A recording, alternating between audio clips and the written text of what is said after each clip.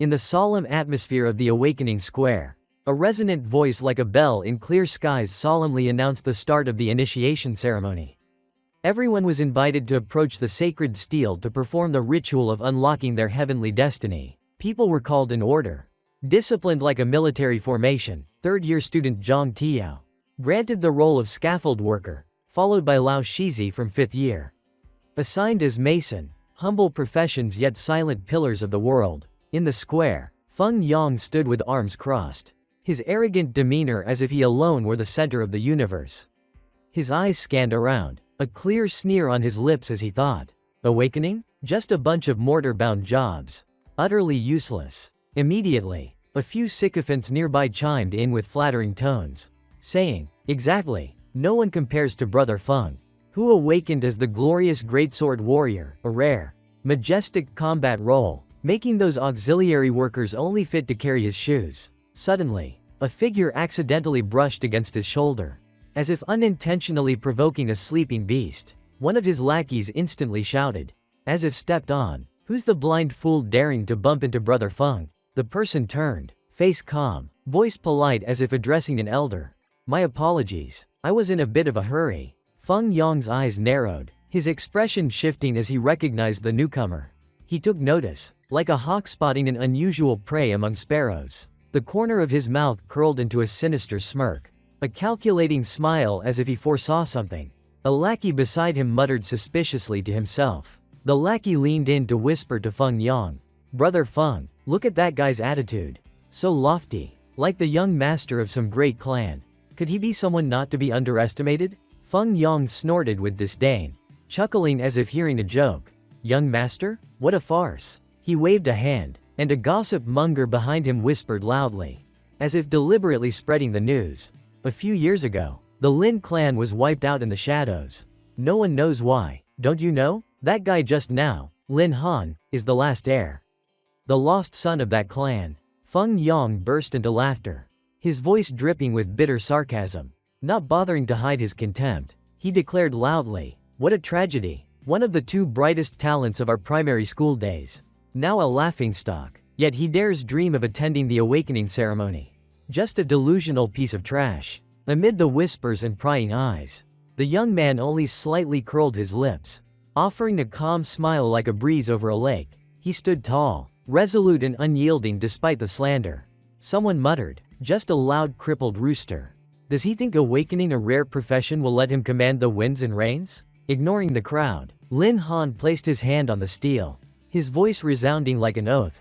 "Let me show you what true talent is." At that moment, a surge of immense energy erupted, like a flood breaking a dam, making the space itself tremble. The nearby crowd was stunned, faces frozen like stone statues, eyes wide, unable to believe what was unfolding. One lackey, mouth agape, stammered to Feng Yang, "Brother Feng, what's happening?" A dazzling light flared, blinding like midday summer sun scorching retinas, leaving the crowd in awe. Never had they witnessed such a scene.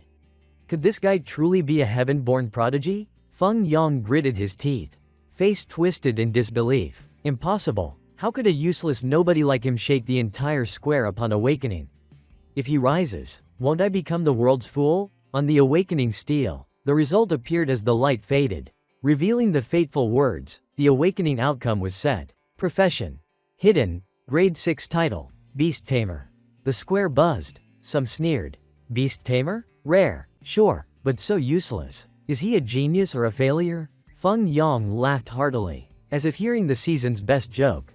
All that for just a beast tamer. He raised an eyebrow, face full of arrogance, voice dripping with scorn. "You really think you can turn the tides with that profession?" His face showed clear mockery as he continued, like passing judgment. "Remember, if your beast isn't strong enough, you're just a cripple with a fancy title." Feng Yang sneered, as if toying with a broken plaything, his tone indifferent yet venomous. "Raising a strong beast requires a mountain of resources. Got the money? Be smart. Crawl over here, and I might toss you some coins to buy a mad dog for your contract. How about it?" Only then did Lin Han speak, his smile half mocking, half teasing. "Oh, isn't this little brother Feng Yang, who's got nothing but his profession? A lake that doesn't roar thinks it's a starving kitten. Can't help but yap if I don't scold you." He gestured theatrically, continuing, No need for a loan. With you standing here, why waste money buying another mad dog? Feng Yong's face flushed red as a setting sun, steaming with rage, muttering, "This useless punk." He roared like a beast, swinging a fist to teach Lin Han a lesson. "Let's see me smash your face now." Suddenly, a series of firm footsteps interrupted his fury. A masterful kick landed squarely on his face.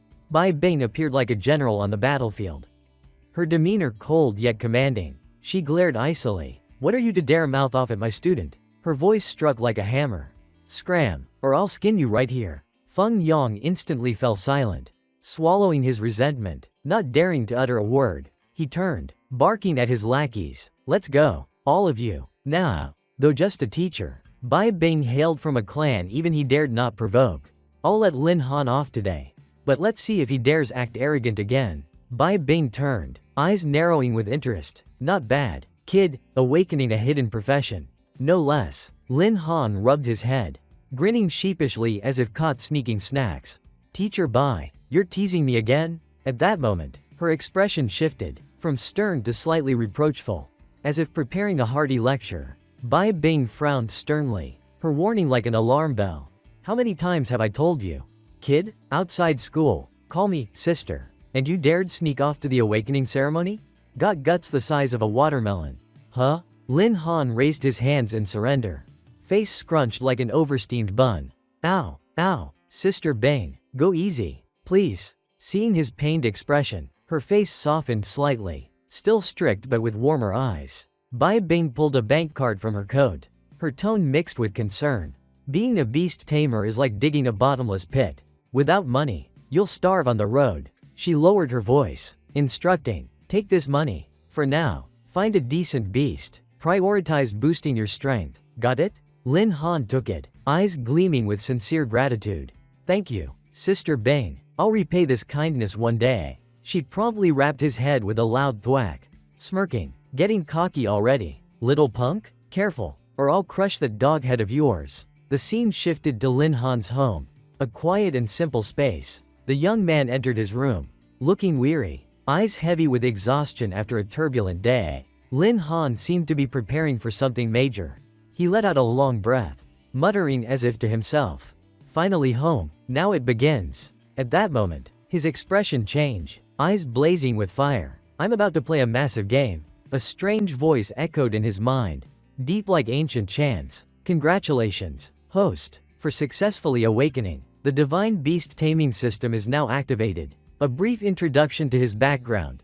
Lin Han was once the eldest son of the Lin clan, a renowned family, famed far and wide. But tragedy struck 3 years ago. The Lin clan was engulfed in a monstrous flood, wiped out in a single horrific night. Lin Han's former self was truly pitiable. The youth had perished amid a sea of tragic flames, unable to resist. Fortunately, at that moment, a soul from another world, Me, entered his body, taking on a new destiny. From then, Lin Han began exploring this world and discovered a mysterious system that could only be activated upon awakening. The system was now running, lines of glowing text appearing before his eyes. He laughed loudly, voice brimming with excitement as if touching fate. 3 years, do you know how I've lived? Waiting day and night to activate this system. Now I've got some muscle. A detailed status panel appeared. Name, Lin Han. Profession, Beast Tamer. First transmission, Hidden Profession. Level, 1. Attributes, Strength 70. Agility 50. Spirit 110. Constitution 60. Equipment, none. Skills, Spirit Contract Level 1. Beast Space Level 1. Beast Summon Level 1. Upon completing the awakening, Lin Han received his first task. The system's voice rang out solemnly, like a royal decree. Host has met basic conditions, profession awakened. Divine Beast Taming System activated. Issuing side quest, Mysterious Salvation. A tempting offer followed, seductive like a market peddler. Host, unlock your potential to change fate, for just 10.000 Heavenly Dragon coins. Activate Extreme Mode. Become taller, stronger, tougher, literally. Lin Han's eyes widened, face full of indignation, nearly pulling his hair as he shouted, "I just got some money from Sister Bing, and you're already eyeing it? Fine, take it, let's see what this system's got next." Suddenly, a brilliant beam shot out, so bright it seemed to swallow the room in divine fire. Lin Han frowned, eyes scanning like a lost wanderer in a dreamscape. The surroundings completely transformed. What the hell? Where am I? He asked. Then the familiar voice answered. Congratulations, host, for completing side quest Mysterious Salvation. Successfully unlocking extreme mode. Now, thrill is part of your cultivation. The system continued, excited as if awarding a prize. Congratulations, host. Extreme cheat mode activated. Unlocking an ultra-rare beast, untouched by anyone. The announcement turned serious. System detects host is currently at first transmission profession level. Number of beasts unlockable. 1. Would the host like to proceed with unlocking the first beast? Lin Han fell silent, eyes flickering with caution and contemplation. Each profession advances every 10 levels. Each advancement, I can only contract one beast. Choosing wrong at the start could ruin my entire combat path. With resources scarce, Lin Han had no choice but to reluctantly pick a single beast. He shrugged, consoling himself. No money for more, so I'll trust the system's goods, they can't be that bad. Without hesitation, Lin Han tapped the control panel, muttering as if cursing fate. Extreme Fendi, my foot, what's this nonsense? Instantly, a tiny creature poked out its small head, eyes glinting with sharp light as if piercing an opponent's heart. Lin Han jumped, shouting, it's here, this is my first beast. In his hand was a creature smaller than a fingertip. The system announced grandly, like an epic proclamation, congratulations, host, you've activated one of the 10 ancient ferocities, Heavenly Horned Ant. Lin Han's face darkened like a storm, yelling, what, 10.000 Heavenly Dragon coins for an ant? What is this? Worse than a 999 /. Is there a refund option? Heavens? The system remained calm, as if deaf to his complaints.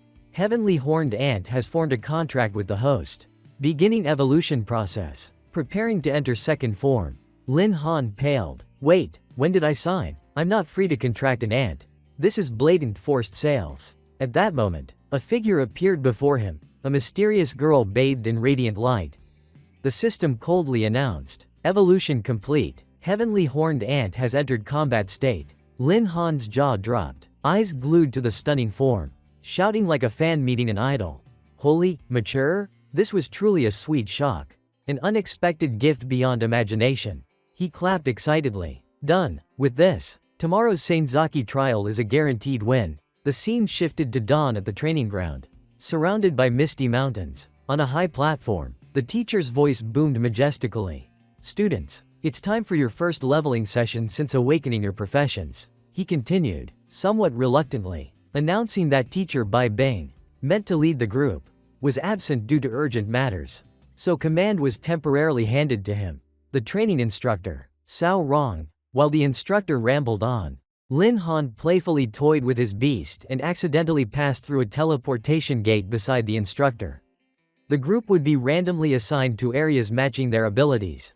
Though this trial wasn't too harsh, he stressed a critical rule, safety first.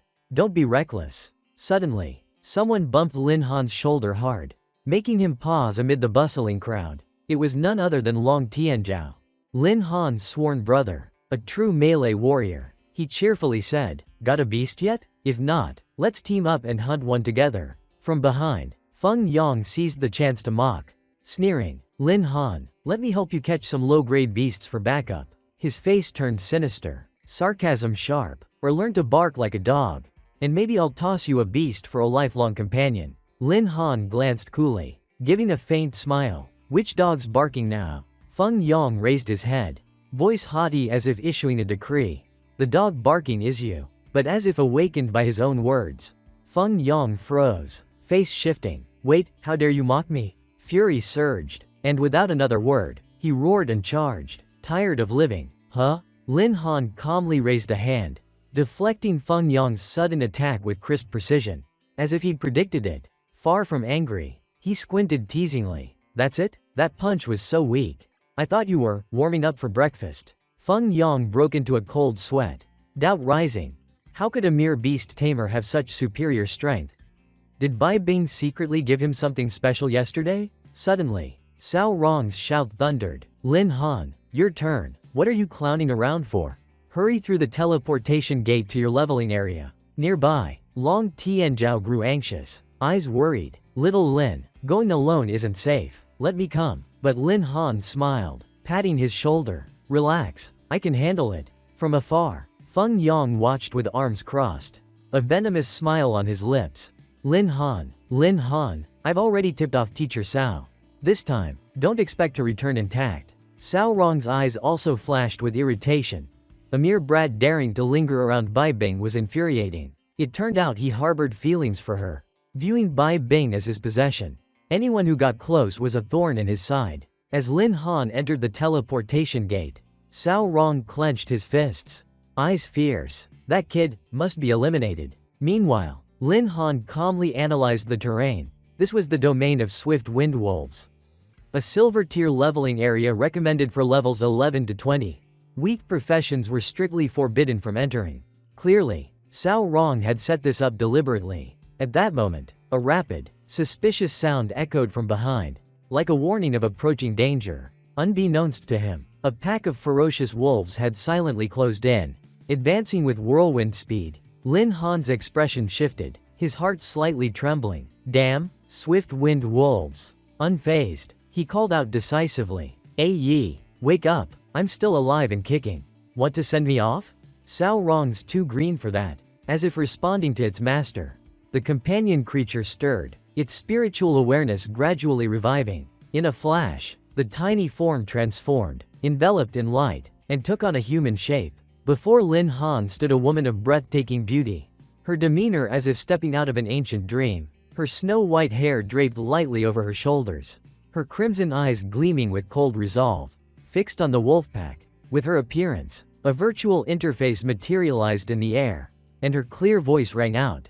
Master, I'm ready. Combat state activated. Race: 10 ancient ferocities. Level: 10. Total combat stats: Strength 800. Agility 700. Spirit 600. Constitution 900. Core skills: Coalescence level 10. Boosts all base stats by 30%. Titanic Force level 10. Increases absolute strength by 50%. Lin Han nodded slightly, his eyes flashing with interest. Alright, let's see if the 10 ancient ferocities live up to their fearsome reputation. His personal profile appeared clearly.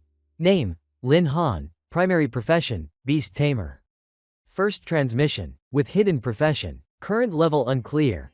Base stats: Strength 70 to 80, plus 10% from Beast. Agility 50 to 70, plus 10%. Spirit 110 to 60, plus 10%. Constitution 60 to 90, plus 10%. Equipment: none. Skills: Spirit Contract level 1. Beast Space level 1. Beast Summon level 1. The system announced. Congratulations, host, for activating the first task. Eliminate 10 ferocious beasts. Completion grants 100 beast taming points. Without waiting for orders, Juyi shot forward like lightning, landing a sky-shattering punch on a growling wolf, sending it tumbling far away. Next came a precise sidekick, then a razor-sharp hand chop. Any wolf daring to charge was thoroughly disciplined by her. Left in tatters, the wolves, famed for hunting in packs, were all felled by Juyi in moments. Not one spared. They lay sprawled, gasping. Lin Han stood with arms crossed, one hand in his pocket, watching the slaughter with a detached gaze, like viewing a performance. As the fury subsided, Juyi landed lightly, feet dust-free, voice even. Master, all have been dealt with. Her exquisite face bore no trace of the battle. Her eyes, cold as morning frost, were impassive yet proud, awaiting her master's next command. Lin Han was thoroughly satisfied, inwardly praising her, both beautiful and powerful. Her debut was terrifying, worthy of the 10 ancient ferocities, wiping out 7 swift wind wolves in under a minute. If Yi fully matured, he might dominate this place. Lin Han's system level jumped from 1 to 6, with strength, agility, spirit, and constitution surging from defeating 7 tense targets. However, 3 beasts remained unaccounted for. Lin Han couldn't predict whether opportunity or danger lay ahead. Yet, with such a strong start, he grew more excited, his blood boiling with surging confidence. Though Lin Han's strategy couldn't yet match Yi's, his combat prowess was nearing that of standard combat professions. Juyi stood still, obedient, her gentle eyes fixed on Lin Han, softly calling, "Master." Lin Han chuckled, half teasing, half sincere. "Only a fool would compare stats with you. You're one of the 10 ancient ferocities among peers. Who dare challenge you?" Zhu Yi was indeed stunning and irresistibly charming. Her petite frame half a head shorter than Lin Han. Unable to resist, he gently patted her soft hair. In her innocent demeanor, it was hard to see the ferocious beast. She seemed more like a pure maiden untouched by the world. A strange emotion stirred in Lin Han, a fleeting urge to kiss her. But before he could fantasize, Zhu Yi bowed, her gentle voice saying, "Master, please rest assured." That single line, paired with her docile look, left Lin Han blushing furiously, wanting to hide in embarrassment. While the two were caught in their interaction, 3 black-clad figures from a special task force watched silently from a dense tree canopy. The buzz-cut leader whispered. "Cao Rong said it was just a kid. Who's that girl?" Another replied softly, "No idea, but taking down swift wind wolves barehanded? She's no pushover." These were Cao Rong's subordinates, their eyes glued to Zhu Yi. From her graceful figure to her saintly beauty, she seemed a dream incarnate, a peerless vision in the mortal world. Evil thoughts sparked in their minds. Their lecherous gazes grew blatant. One licked his lips, whispering, "She's even prettier than Bai Bang. Killing her outright would be a waste." Another nodded. "Right, gotta enjoy her first." The buzz-cut leader, the most level-headed, paused, sensing that beneath the girl's delicate exterior lay an unignorable force. He growled, "Do as you please." But her stance, she's not easily scared. "Wait, if we 3 strike her with a surprise blow, I'll take out the kid first." But behind him, an eerie silence fell. The leader turned, roaring, "You two want to live or not?" He hadn't expected that. In a flash, Zhu Yi had dispatched his 2 lackeys. One lay unconscious, oblivious to the world, while the other was hoisted by the neck like a chicken, legs dangling. A fitting end for vile scum with wicked hearts. Though the leader, the buzz-cut man, was stunned by Zhu Yi's terrifying speed and strength. Stammering, What is this? How did she?" As he faltered, Zhu Yi's defense system auto-escalated to maximum, protective functions triggered by threats to her master. Plotting against Lin Han? That was suicide. The leader's jaw dropped in horror. From such a distance, she'd heard his filthy words and appeared soundlessly. She wasn't human. But he wasn't a novice. Instinctively, he turned to flee, prioritizing survival. His strength had once silently subdued his 2 comrades. But facing this girl, she was at least level 20. Yet, Lin Han and Zhu Yi pursued like shadows. Unwilling to let him escape, Lin Han commanded loudly, Yi, catch him, don't let him get away." While fleeing desperately, the leader grew more curious and doubtful. Who was this kid to have such a terrifyingly powerful guardian? Glancing back to check if they'd caught up, he missed the danger ahead. A massive claw swung down like divine thunder. He screamed, "Damn it, faster, arg!" Before finishing, a fatal strike from the giant beast crushed him like dried twigs. Lin Han shouted a warning, Yi, stop!" as the massive creature swung its claw at them. Zhu Yi halted, stepping forward to shield Lin Han like an impregnable wall against the impending disaster. Lin Han eyed the creature, cursing inwardly. Damn, this must be one of the 3 remaining beasts in the quest. He doubted. A challenge rated for levels 1 to 20? This thing doesn't look low tier. It was the Swift Wind Wolf King, a colossal gray wolf. Level 22. Its body emitted flickering green ghost fire, distorting the air with each breath. Clearly, it was the leader of the pack Zhu Yi had slain. Its grudge now deepened. The giant beast glared at them with eyes full of murderous intent and hatred. Its razor-sharp teeth bared, ready to tear them apart. This was far beyond a normal challenge. Under the Wolf King's claw, the dying buzz-cut man reached toward Lin Han and Zhu Yi, trembling lips begging for help like a drowning man clutching straw. But the wolf gave him no chance to suffer long. It lifted its foot, crushing him coldly, like squashing an insect. It ended with a splat. This giant was Lin Han's boss-level quest. Defeating the Swift Wind Wolf King would complete the trial's most dangerous part. The reward was 200 beast taming points, an undeniably tempting sum. But the challenge wasn't simple. A level 22, ferocious, cunning foe, one misstep could mean death. Assessing the situation, Lin Han thought, of the 36 stratagems, retreat is best. Concerned for their safety, he tugged Jueyi's hand. Yi, this isn't an easy foe. Let's pull back. But Jueyi flashed a chilling smile. Her eyes turned icy, shedding her usual docile air. Perhaps now she was truly entering serious combat mode. It reassured Lin Han, though he felt half nervous, half eager. Lin Han sighed, seeing Jueyi's chilling killing intent.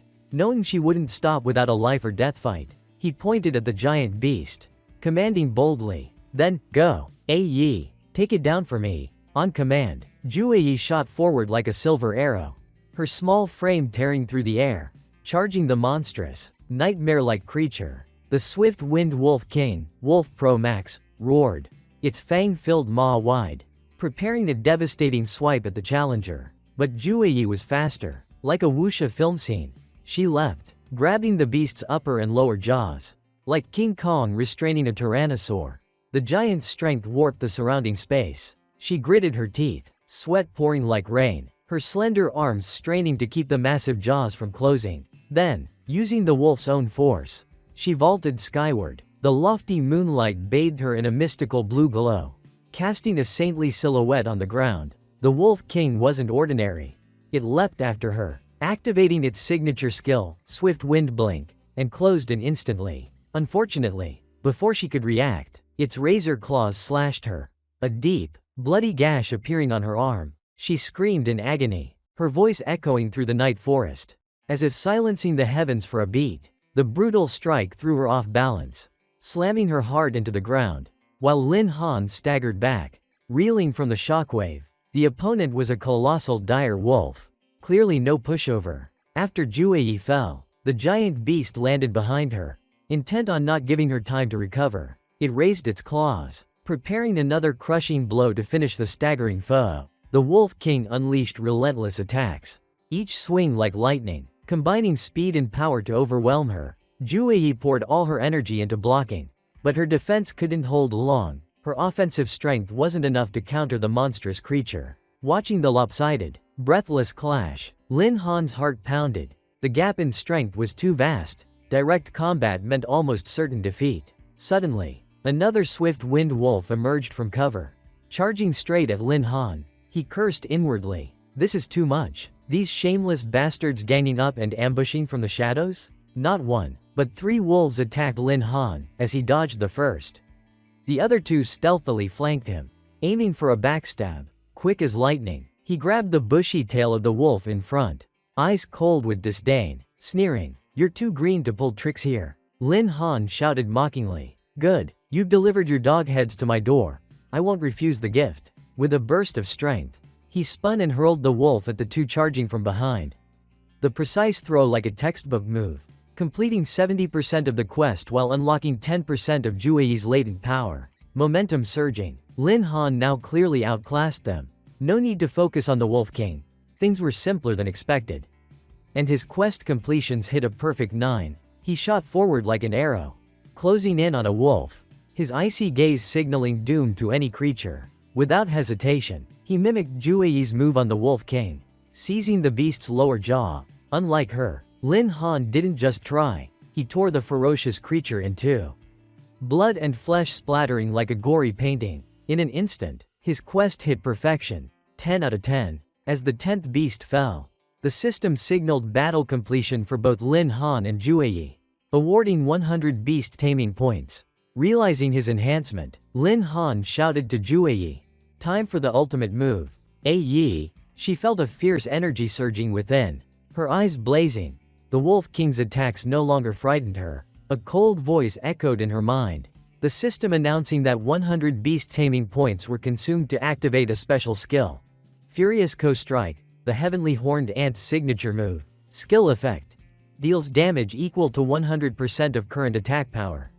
With a 5-minute cooldown, without delay, Jueyi shifted to her battle ant form, silently creeping along the giant beast's leg like a soundless specter. The beast froze, looking around, unable to locate its target, truly as clueless as a naive pup. At that moment, an invisible force slammed into the Wolf King's abdomen. Before it could react, Jueyi channeled the full power of her punch into its core. In a flash, she emerged from her tiny form, morphing into a colossal ant, like Ant-Man mid-strike. But the skill wasn't infinite, it flared only with enough mana.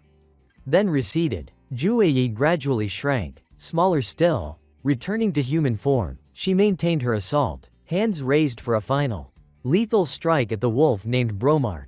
While the skill's energy lingered, she gripped the Wolf King's abdomen, tearing it in two with all her might, blood and flesh scattering. After slaying the super beast, she landed with a thunderous boom, making Lin Han flinch and step back, shielding his face from the shockwave.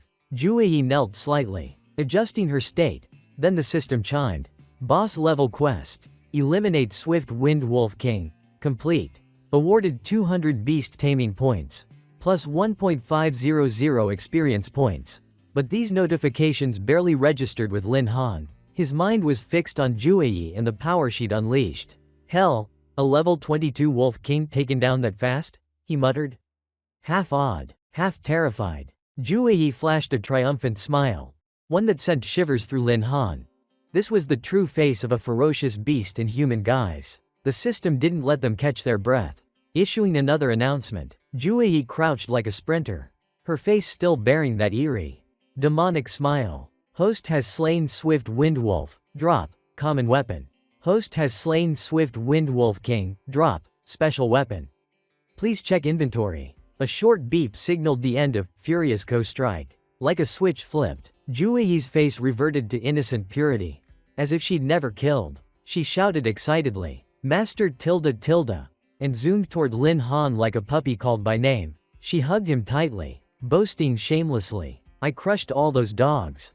Hey, don't dodge. Being hugged by a girl for the first time, with her chest lightly pressing against him. Lin Han jolted.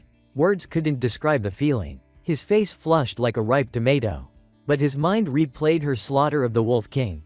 Could Yi really wield such terrifying power? Juyi looked up with sparkling eyes, whispering, Master, I'm so tired. Her eyes fluttered, then closed, sleep crashing like a flood. Without a moment's delay, she fell into a deep sleep, heedless of the dangerous surroundings.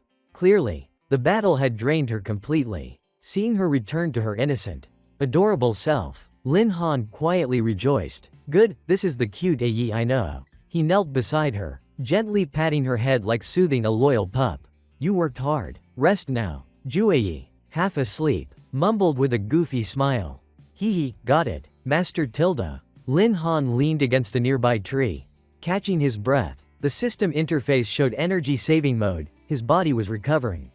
He mused, killing monsters and getting epic drops. Just like an online game from my past life. He tapped the screen eagerly, eyes gleaming. Let's see, any game-changing loot this time? Seeing the drop list, his eyes lit up like headlights. Holy crap, a special weapon. I'm defying the heavens. In his hand was Wolf Fang's Malice, a chilling silver sword exuding killing intent. Requiring level 22 to wield. It added 50 attack and 80 agility, with a Furious Co-Strike effect. When injured, all stats rose by 5%, perfect for prolonged battles. The common weapon wasn't common, either. Far surpassing standard gear. Lin Han calculated it'd fetch a good price on the black market. A staff dropped too, Ice Scepter. Usable at level 10, it boosted magic power by 50. Ideal for spell-based attacks. The staff had a side effect, 30% chance to freeze targets for 1 second per hit. A significant edge in ranged combat. Lin Han eagerly checked his stats, itching for a Yi to recover for the next hunt. Leveled up, got epic gear, and maybe some cash. What level am I now? The interface flashed a warning. Current, level 10, max for first transmission beast tamer. Requirement. Advanced profession to continue leveling. Lin Han marveled. Didn't expect one Wolf King to skyrocket my XP like that. Leveled up like a rocket. Surveying the battlefield littered with wolf corpses. He'd planned to hunt more for XP and loot, but it was no longer necessary. His gaze fell on the two black-clad agents slumped under a tree. Knocked out by Juyi, he schemed. Before leaving, I'll squeeze info on who's pulling their strings. With a sly half-smile, he thought, things won't be boring anymore. Above, the moon cast a cold, crystalline glow, indifferent to the bloody battles below. Time passed, each moment serene yet chilling. Hours later, at the teleportation gate, Cao Rong and medics stood ready. His voice commanded, prepare, trainees are returning. Keeping up appearances, he barked. Ready health scanners. Prioritized treating the severely injured. But behind his fake smile lurked sinister plans. Thinking, not everyone's lucky enough to return, especially Lin Han. Suddenly, a shout startled him. Twisting his expression, Bai Bing appeared, likely to check on her student. Her presence made Cao Rong frown, feigning surprise. "Oh, Teacher Bai? Weren't you busy today? Why are you here?" He forced a friendly grin. Words subtly dismissive. "Just rest. Leave the trainees to me. No need to trouble yourself." But Bai Bing sensed the shady dealings around Lin Han's trial. Her voice hardened. "About Lin Han, you owe me a clear explanation." Cao Rong maintained his confident facade, thinking he could cover his tracks. He said hypocritically, "Teacher Bai, I know you're close to Lin Han, but as teachers, we must treat all students fairly." Not stopping there, he boasted, "On fairness, I've got experience to share. Why not join me somewhere quiet to discuss in detail?" A man preaching virtue while plotting misdeeds in public, deserving a thorough thrashing. As if fated, Bai Bing didn't waste words, instantly striking with a palm like a winter gale, aimed at his despicable face. A razor-thin, frost-sharp blade pressed against Cao Rong's throat. Bai Bing's voice was ice-cold. "Cao Rong, I need a convincing explanation." Only then did he feel a chill down his spine, real fear creeping into every cell. Mouth dry, he played innocent. "Teacher Bai, I don't understand what you mean." But Bai Bing didn't let him dodge, her voice exploding like shattering ice. "Lin Han's a rookie, a beast tamer just awakened. Yet you threw him into a silver tier zone? There, forget defending himself. He couldn't even find a beast to rely on." The silver blade stayed pressed against Cao Rong's throat. One slight push from Bai Bing could sever it. Her voice hissed like wind through a desolate forest. "Think he's an orphan with no backing, so you can torment him however you like?" Cao Rong hurriedly grabbed the blade, gently pushing it aside, forcing a strained smile. "Teacher Bai, you're misunderstanding. I have valid reasons for my decisions." He scrambled to justify. "Lin Han just awakened as a beast tamer. Doesn't he need harsh trials to grow faster? Without pressure, how can he strengthen? Besides, I didn't leave him alone. I carefully assigned 3 assistants to protect him." Bai Bing paused, then retracted the blade, her eyes never leaving him. Her voice was slow but menacing. "You'd better pray Lin Han returns safely, or else." Her eyes sharpened like blades, each word deliberate. "If he has a single scratch, I'll carve the same on your body as repayment." Cao Rong could only rub his head, nodding reluctantly with a forced smile. But his twisted mind was already scheming. He muttered inwardly, "You act high and mighty now. But when you see Lin Han's pathetic state, let's see how long you keep that icy facade." In a flash, his mind dove into fevered fantasies, picturing a fiery scene with Bai Bing, seize the moment, and he might twist fate in his favor. Suddenly, a loud sound interrupted the heated clash between Bai Bing and Cao Rong. The overseers announced the trainees' return. The first to stride out was Lang Lingshui from Class 6, a rare storm mage. One of First High's 2 famed geniuses. She emerged calmly, as if the ordeal was a mere breeze. The crowd gasped. "It's Lang Lingshui." Knew she'd be first, compared to her. Lin Han's not worth mentioning. Following her was Feng Yang, a step behind but quick to flatter. "As expected, you're the school's top student. Even faster than me." Getting no response, he pressed on, boasting, "Lingshui, we're First High's brightest stars. We should stick closer in the future." Lang Lingshui ignored his honeyed words, sidestepping his reaching arm like dodging a faint breeze. She replied coolly, shattering his naive illusions, "If it was the old Lin Han, I might consider. You? Pass." Humiliated to his core, Feng Yang's anger smoldered, his face struggling to maintain a fake smile. Another figure emerged from the trial gate, signaling another trainee's success. Lin Jia rushed forward, face flushed with urgency, panting. "Little Lin, has he returned?" Feng Yang sneered, spitting venom without restraint. "Didn't expect a tub like you to survive. Quite the luck, but your dear friend? Lin Han's probably dead in the secret realm." The insult made Lin Jia grind his teeth, fury blazing in his eyes as if to burn the one who dared slight his brother. He roared, challenging fiercely, "Say that again if you dare." But Feng Yang dismissed him, retorting arrogantly, "Fine, Lin Han's dead.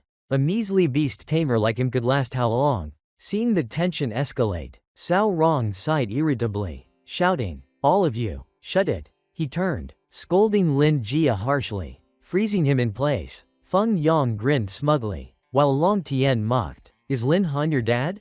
Stop dreaming and focus on improving yourself. Seeing Lin Jia stand firm, Cao Rong barked. Move aside, don't block the returning trainees. Knowing they were all in cahoots, Lin Jia swallowed his anger. Reassuring himself that everything would be fine, Lin Han would return.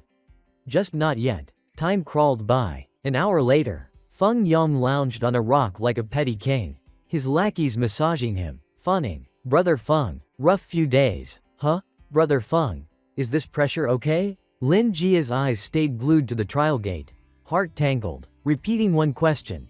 Why's everyone back but no sign of Lin Han? Seeing his worry, Feng Yang's lackeys jeered. Still wondering? He's long gone. A beast tamer? Torn apart by beasts. Died right where he belonged. Suddenly, an unidentified object shot from afar like a tempest, slicing through the air with a shrill whistle. As if karma struck, the rock smashed into Feng Yang's crew, leaving them clutching their heads, wailing like roosters with clipped ears. Lin Jia turned, stunned, searching for the thrower. Before he could react, his eyes lit up, spotting a familiar figure in the fading light. Lin Han finally returned, his stride casual, aura soaring. He flashed a scornful smile, saying coldly, just lingered a bit. Since when did the school get so many barking dogs?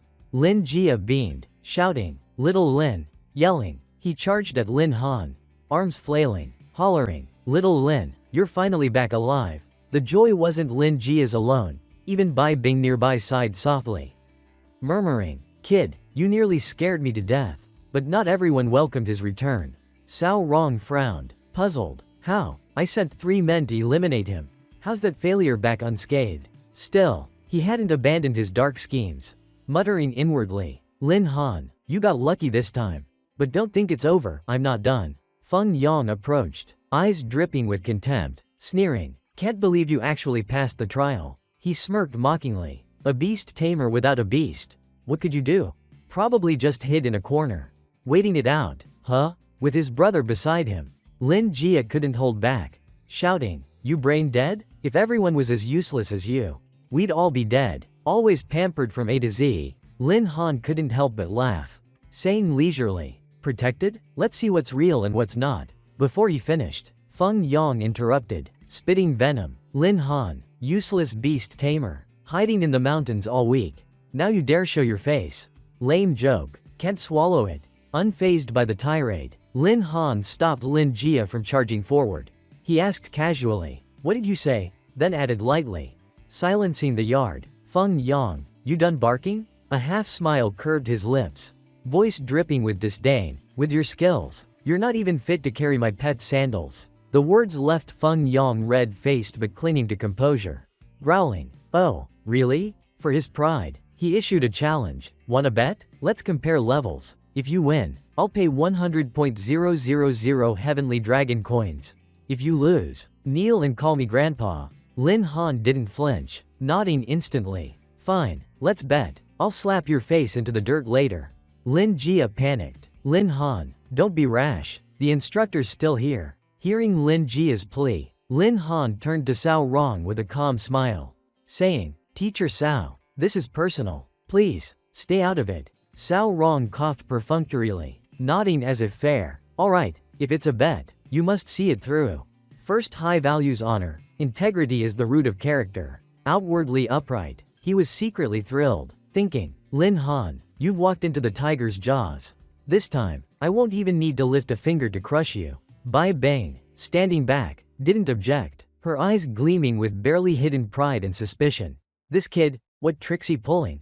That looks too familiar, a seasoned con artist's glint. Eager to move on, Cao Rong stepped forward, announcing loudly, since you're set, the match starts now. Lin Jia, anxious as if on hot coals, stepped up. Teacher Cao, I'm not in the bet, but as Lin Han's brother, I can't stand by. The system displayed, Frenzy Warrior, Level 2. Feng Yang scoffed, Level 2? And you're acting tough? Look up and see clearly. His stats appeared. Great Sword Warrior, Level 3. He puffed his chest, redefining, genius. This is the level of true excellence. His lackeys erupted like they downed stimulants. Level 3. Brother Feng's the best. No surprise for a rare profession. Big bro forever. Lin Jia's face paled, as if doused with ice water. Cursing inwardly. Damn, this bastard's already level 3. This is bad. Riding his momentum, Feng Yang struck, taunting. Lin Han, your turn. Even that frail Long Tianzhao hasn't passed level 2. He raised his voice, as if preaching to the square. A failure like you couldn't possibly outshine him. Could you? In his triumph, he declared, head high, as if he'd won gold. I say you two kneel now. Call me grandpa, and save time. Lin Jia, choking with rage, was about to retort when Lin Han raised a hand, saying calmly, Fatty, hold on. Lin Jia looked confused, but Lin Han reassured, don't worry, his shallow strength? Not worth my glance. To silence the spreading scorn, Lin Han unleashed a powerful aura, sweeping the courtyard like a gale. Shaking the air, he declared arrogantly, just level 3? Even if I reset and started over, I'd leave you 8 streets behind. The system revealed his true level, Beast Tamer, level 10. The crowd lost all composure. Jaws dropping, eyes wide as if witnessing a miracle. Level 10? What the hell is this? From a distance, Cao Rong forced a smile. Eyes burning with resentment, he shouted, trying to drown the praise. Lin Han, your corpse should still be in the mountains. How do you explain this? Facing the slander, Lin Han just shrugged, unfazed. Explain? I just kindly escorted some folks who fell in Shadow Mountain. He stepped forward, voice cold as morning frost. Unlike some who send lackeys to their deaths, then wash their hands of it like they never knew them. Lin Han slowly approached the silent corpse of the youth in the courtyard corner.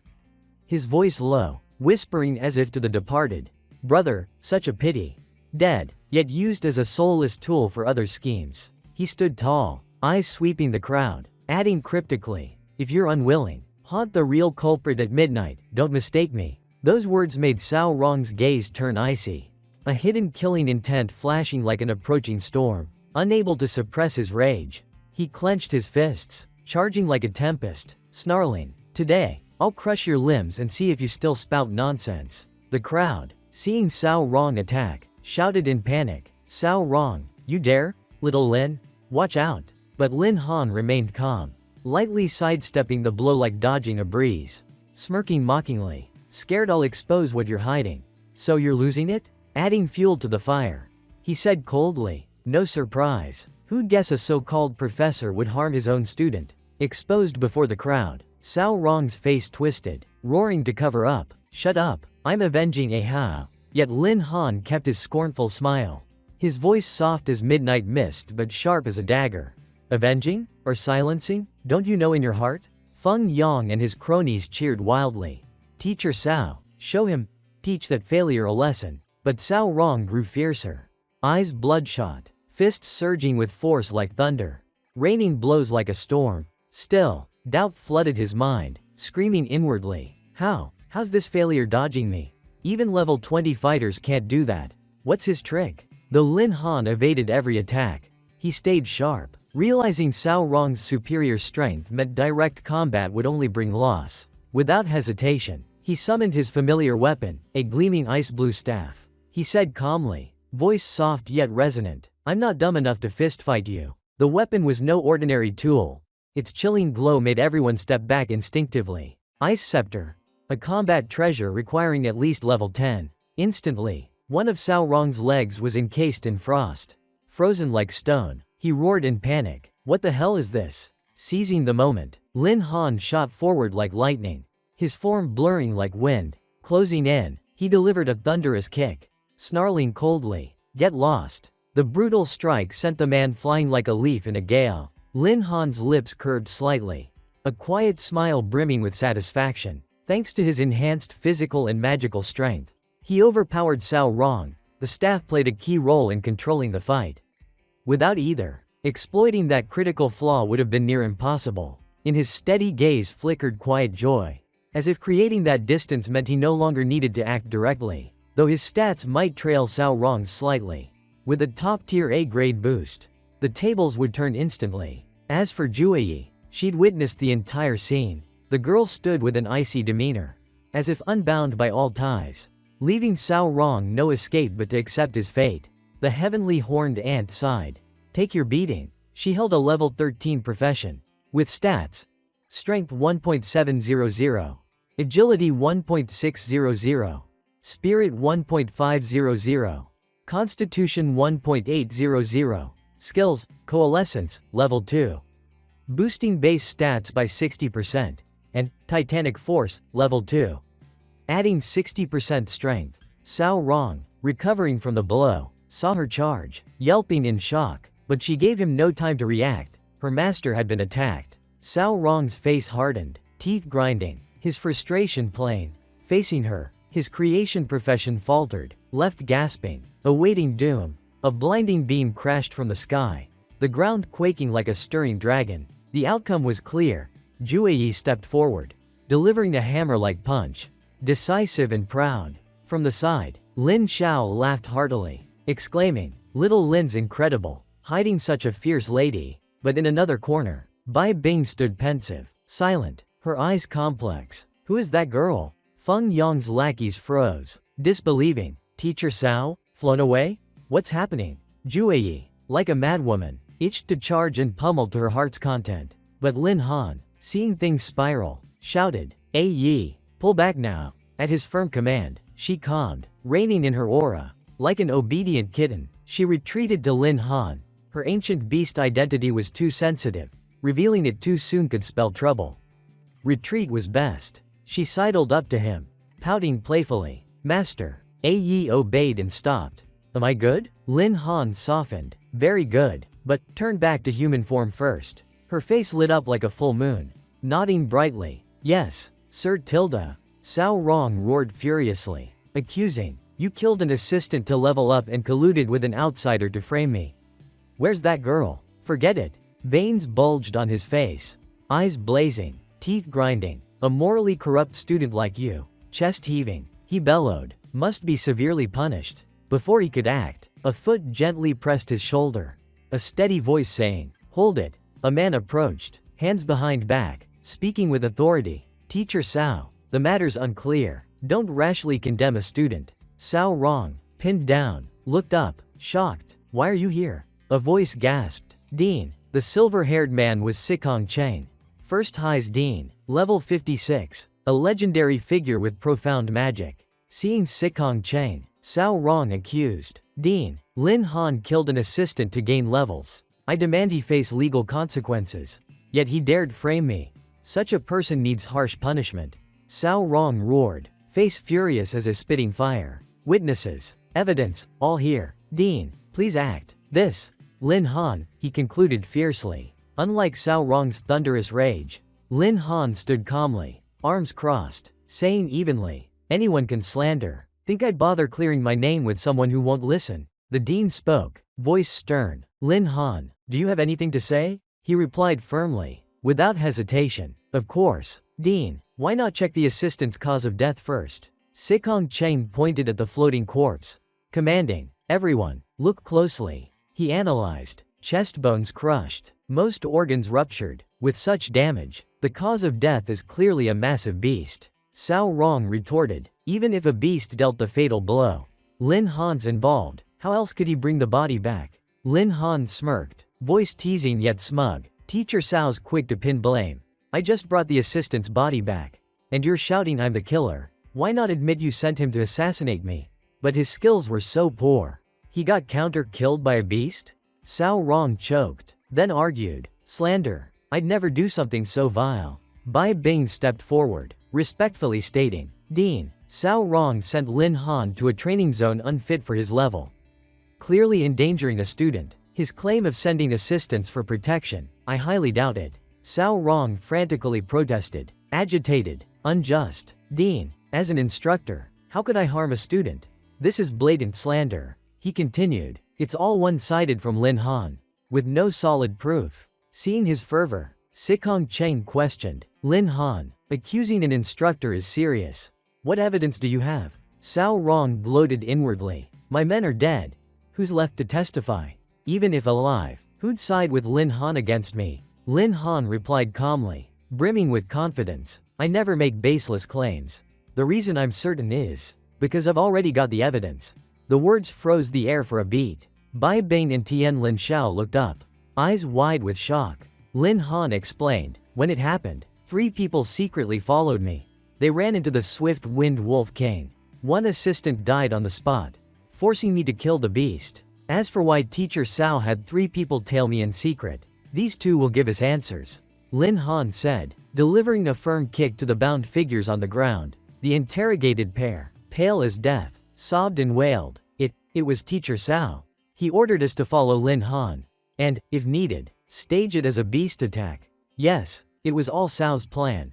Please, no more torture, we can't take it. Outside, war ants swarmed, a rigidly disciplined species, gnawing their feet until blood oozed, drawing tortured screams. Lin Han flashed a sinister smile, thinking, with an ancient ant here, interrogating these fools is like sprinkling salt. He turned to Cao Rong, voice calm but icy. Teacher Cao, care to give me a clear explanation? Cao Rong panicked, face ashen, words stuck, eyes darting, then turned to flee, cursing inwardly. Damn it, those useless idiots spilled so easily? But before he got far, his body froze, as if sealed. A heavenly master's talisman, crackling with lightning, bound him in sharp thunder.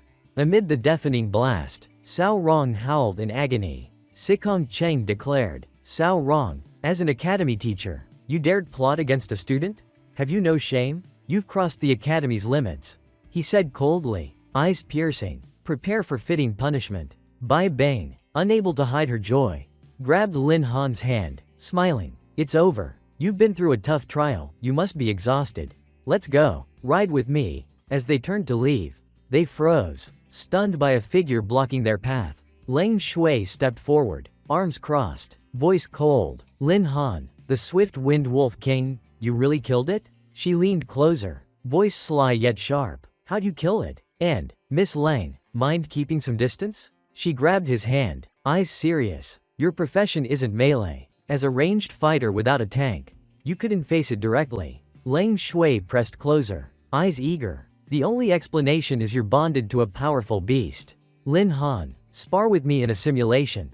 I want to test your strength. Lin Han glanced aside, avoiding her gaze, voice low. Talking about this now seems off. No? He sighed inwardly, looks icy as winter frost, but curious like a kid. Bai Bing tapped Leng Shui's hand, sternly saying, Miss Lang, I get your drive to improve. Arms crossed, her voice calm but firm. But now, reviewing the trial's lessons matters more than challenging strength here. Invisible sparks flew between their gazes.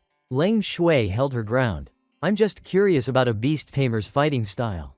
Please understand. Bai Bang, hands on hips, shot back. Sorry, Lin Han just fought, he needs rest. He can't meet your request. Feeling the tension, Lin Han raised a hand to mediate. Well? He stepped between them, gently separating. Teacher Bai, the students worked hard today. How about dismissing early? Glared at by both women. Lin Han forced a smile, eyes skyward. Nice weather today. Bai Bing frowned, pensive. First that mystery girl, now Ling Lingshui. When did this kid become a lady killer? Why do I care? There's nothing special between us. Arms crossed, she turned to leave, saying curtly, if things are settled, I'm off. Get home safely. A dark aura emanated from Leng Shui, her voice pressing. Classmate Lin Han, you haven't answered me. Startled, he replied hastily. Too tired today, let's talk another time. Leng Shui turned away, saying softly, got it, but don't forget your promise. Lin Han sighed in relief, thinking, finally, she's gone. But why does Sister Bing seem mad? Because I sneaked off to train? He shook his head. No use overthinking. There's still a pile of issues ahead. Before him stood an ancient, ornate gate, inscribed, Transaction Hall, Shadow Mountain. Lin Han casually accepted the tea from the serving girl, calculating inwardly, if those 2 items sold smoothly, they'd cover daily expenses and maybe even repay Sister Bing's loan. A well-dressed man with a dignified air approached, polite yet serious. You're young Lin, right? I'm Tien, manager here. I hear you're selling 2 items, may I inspect them? This was Tien Bian, the transaction hall's overseer. Lin Han waved, and 2 weapons, a spear and a sword, hovered midair. Gleaming coldly, Manager Tien, he said leisurely. These were collected from the silver-tiered training zone in Shadow Mountain. Noticing Tien Bian's awkward expression, Lin Han raised an eyebrow, asking softly, something wrong? Manager Tien? The man bowed respectfully. Pardon my abruptness. Are you Lin Han? Lin Han nodded. Yes, that's me. You recognize me? Tien Bian's face lit up. I knew your father, old Lin, for over a decade. By seniority, you can call me Uncle Tien. Patting Lin Han's shoulder, he praised. To enter Shadow Mountain's silver tier zone at your age. With such talent, the Lin family's revival isn't far off. Lin Han smiled politely. Then please assist with these items. Uncle Tien, but inwardly, he schemed. Friend of father? Perfect. Maybe I can nudge the price up. Tien Bian squinted, a sly smile flickering. Of course, rest assured, he thought. This kid's young, probably easy to lowball. Little Lin, these items are decent. For old time's sake, Uncle Tien offers 5 million heavenly dragon coins. Tien Bian extended a hand, speaking thoughtfully. Little Lin, these are fine pieces. Given our past ties, I'll offer 5 million heavenly dragon coins. Lin Han raised a finger. Calm but firm. Uncle Tien, business is business. You knew my father, but fairness matters. These came from the Swift Wind Wolf King. Starting price is 8 million minimum. Tien Bian didn't flinch, his expression nostalgic. Your father was my confidant. 5.5 million. Lin Han smiled evenly. Confident. Father trusted in luck. So, 17.88 million.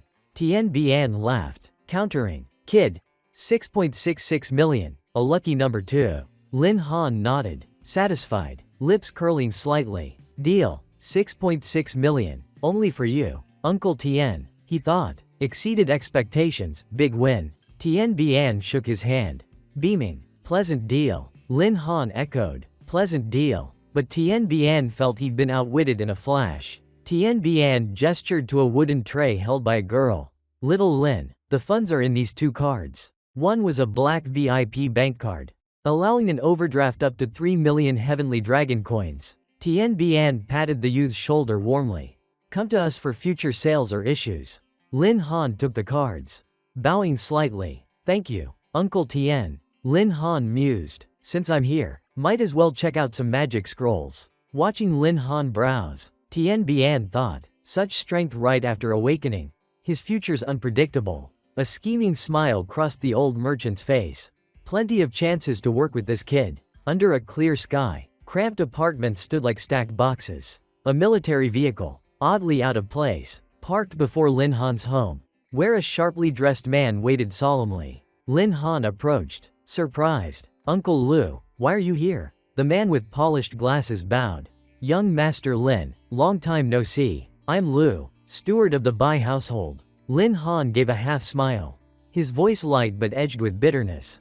Since the Lin family fell, it's been a while. So, what brings such a noble guest today? Steward Lu bowed, gesturing to an item, explaining, Miss Bai Bing led a team into a diamond tier secret realm for you, capturing a void beast. But her unauthorized action angered the patriarch. So she's confined. She entrusted me to deliver this to you. Lin Han approached, eyes fixed on the strange gate.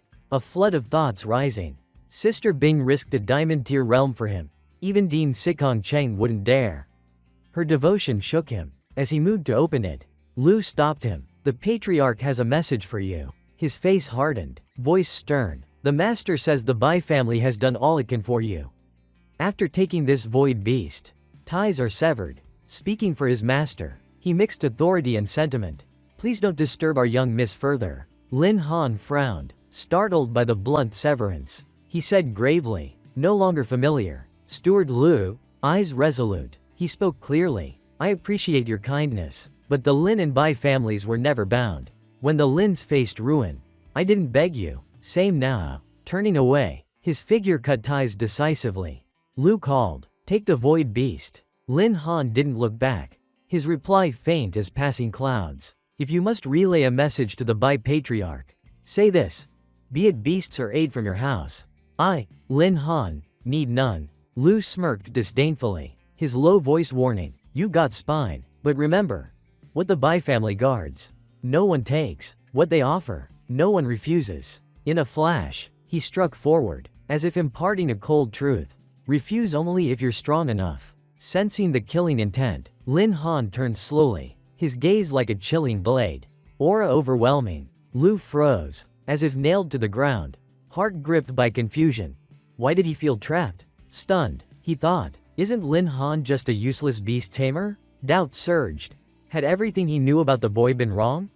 Why did his presence unsettle him so? He forced calm, denying his fear. Impossible. I won't let a kid intimidate me. Lin Han tossed a card casually, saying evenly, "Here, take this." Lu caught it, eyes puzzled, unsure of the boy's intent. Lin Han walked off, leaving a pointed remark. "That's the money Sister Bing lent me. Repaid with interest. Thank her for me. I, Lin Han, never owed anyone.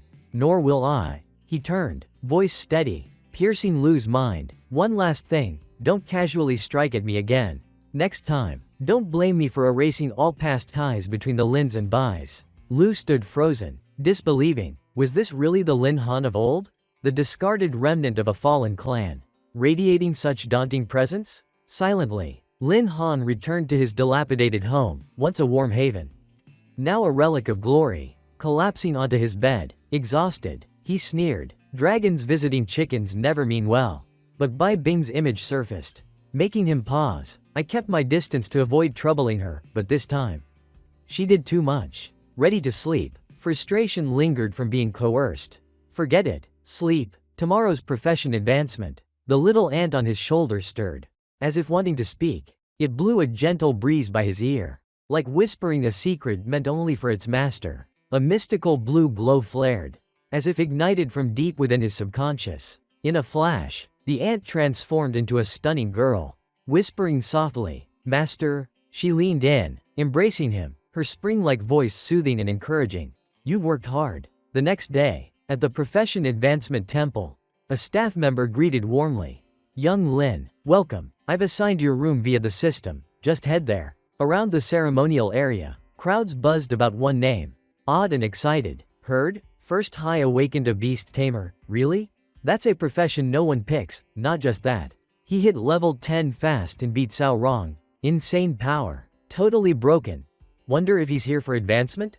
Amid the chatter, Lin Han felt annoyed. Didn't expect fame like this. Rumors spread too fast. Better keep a low profile to avoid trouble. Thinking so, he pushed open the door to his assigned room. At the room's center floated a vibrant green crystal, emitting a mesmerizing, flickering glow like a forgotten crescent moon. Recalling the receptionist's instructions, Lin Han touched the crystal's surface. Just touch it, and the advancement quest appears. He muttered, a human-tier advancement quest shouldn't be too brutal, right? After verifying his identity, the system displayed. Quest name, Thunder of the Fallen Kingdom. Quest level, 5 stars. Objective, slay the Thunder Beast at the ancient ruins. Collect at least 7 energy stones. Location, shattered ruins. Outside the temple, a massive screen lit up, announcing, 5-star advancement quest triggered. The crowd gasped, stunned that someone drew such an extreme quest. Someone hit that level? Wild. Heard its legendary hell difficulty, without a strong mercenary guild. No chance. Inside, Lin Han wanted to bang his head, groaning, what cursed luck did I step on today? 5 stars? What kind of bad karma is this? The announcement screen updated. Notice, 5-star quest issued. Name, Thunder of the Fallen Kingdom. Level, 5 stars. Objective, slay the Thunder Beast at the ancient ruins. Collect at least 7 energy stones. Location, shattered ruins. Lin Han sighed in relief, grateful the system hid his identity, or trouble would flood in. Below, the crowd reeled at the news. Gods, who's unlucky enough to trigger a 5-star quest? What profession master could handle this? Hearing the uproar, Lin Han stretched, relieved. Lucky they only posted the quest. Not my name. Otherwise, I'd be swamped with issues. Gazing at the crystal's ethereal glow, its light cast a serene aura on his handsome face. The quest was set, no time to delay. Far off, at the shattered ruins, remnants of a once thriving civilization, now dust-covered relics. Near a fortified camp, disciplined soldiers in crisp uniforms patrolled, the hub for countless mercenaries. A burly man with a shiny bald head, in a grease-stained black tank top, toothpick in mouth, grumbled, "No one's taking quests. What a cursed month. Living on cold water again." His eyes flicked sideways, catching something odd. Lin Han strolled by, casual but striking, making the bald man jump like he'd been shocked. Not just him, other mercenaries paused. Eyes fixed on Lin Han's back, brimming with suspicion. Some muttered, dressed sharp, some rich young master lost. Here for a quest? TCH. Fat sheep spotted. Big score coming, watch your mouth. That sheep might be a future boss. A deep voice interrupted, stopping Lin Han. Kid, here for a quest? The bald man thumped his chest. I'm the captain of Black Wind Mercenaries. Want to hire us? Top reliability, no doubts. Since you're new, 20% off. Lin Han stayed relaxed, hands in coat pockets, voice lazy. No need. Undeterred, the bald man persisted. Price is negotiable. How's this, free service? Just to make friends. Lin Han grabbed his arm firmly, voice sharp with irritation. I said, no need. His grip made veins bulge on the man's arm. His warning cold as a blade. Keep pestering, and you might lose that hand. With a flick, Lin Han shoved the burly man back effortlessly, like brushing off dust. His eyes narrowed, glaring with disdain. Free service for a stranger? Think I'm a clueless fool? Mercenaries like you either scam or kill for loot. Clutching his aching arm, the bald man gritted his teeth, eyes blazing. Damn it, I'll crush him. As he lunged, a hand raised, holding a small knife, waved lightly. Baldy, hold it. A red-haired girl with a venomous half-smile spoke, stabbing the knife into the table. Boss, letting that kid off? This is a safe zone, not the place to act. She looked up, her deep green eyes radiating malice. No rush, let him leave the safe zone, then the fun begins. Lin Han paused before a crumbling structure, calmly observing. This is the Shattered Ruins? Totally different from Shadow Mountain. In a separate space, Zhu Yi sensed his call and awakened. Lin Han said gravely, come out, Yi, time to move. Zhu Yi hugged his arm, beaming like a morning blossom. Master, I'm ready. Lin Han tapped her forehead, chuckling. Good girl. Today, you'll fight to your heart's content. The system flashed a new alert, making Lin Han grumble. Another system quest? Ding. Congratulations, host, for triggering a Lord tier quest. Name: Heart of Thunder. Objective: hunt the Thunder Envoy. Collect the Heart of Thunder. Reading the quest, Lin Han's excitement showed, a bright smile forming. 300 beast taming points. Not bad. This'll boost Yi's power across the board. He pulled out his phone, eyes glinting, calculating, but the advancement quests ahead. No clue where the Thunder Envoy is. First, I'll contact Uncle Tien for some intel. Lin Han strode forward, glancing at Zhu Yi, his voice calm. Yi, let's finish the profession advancement quest first. Beast taming points for you, we'll farm more later.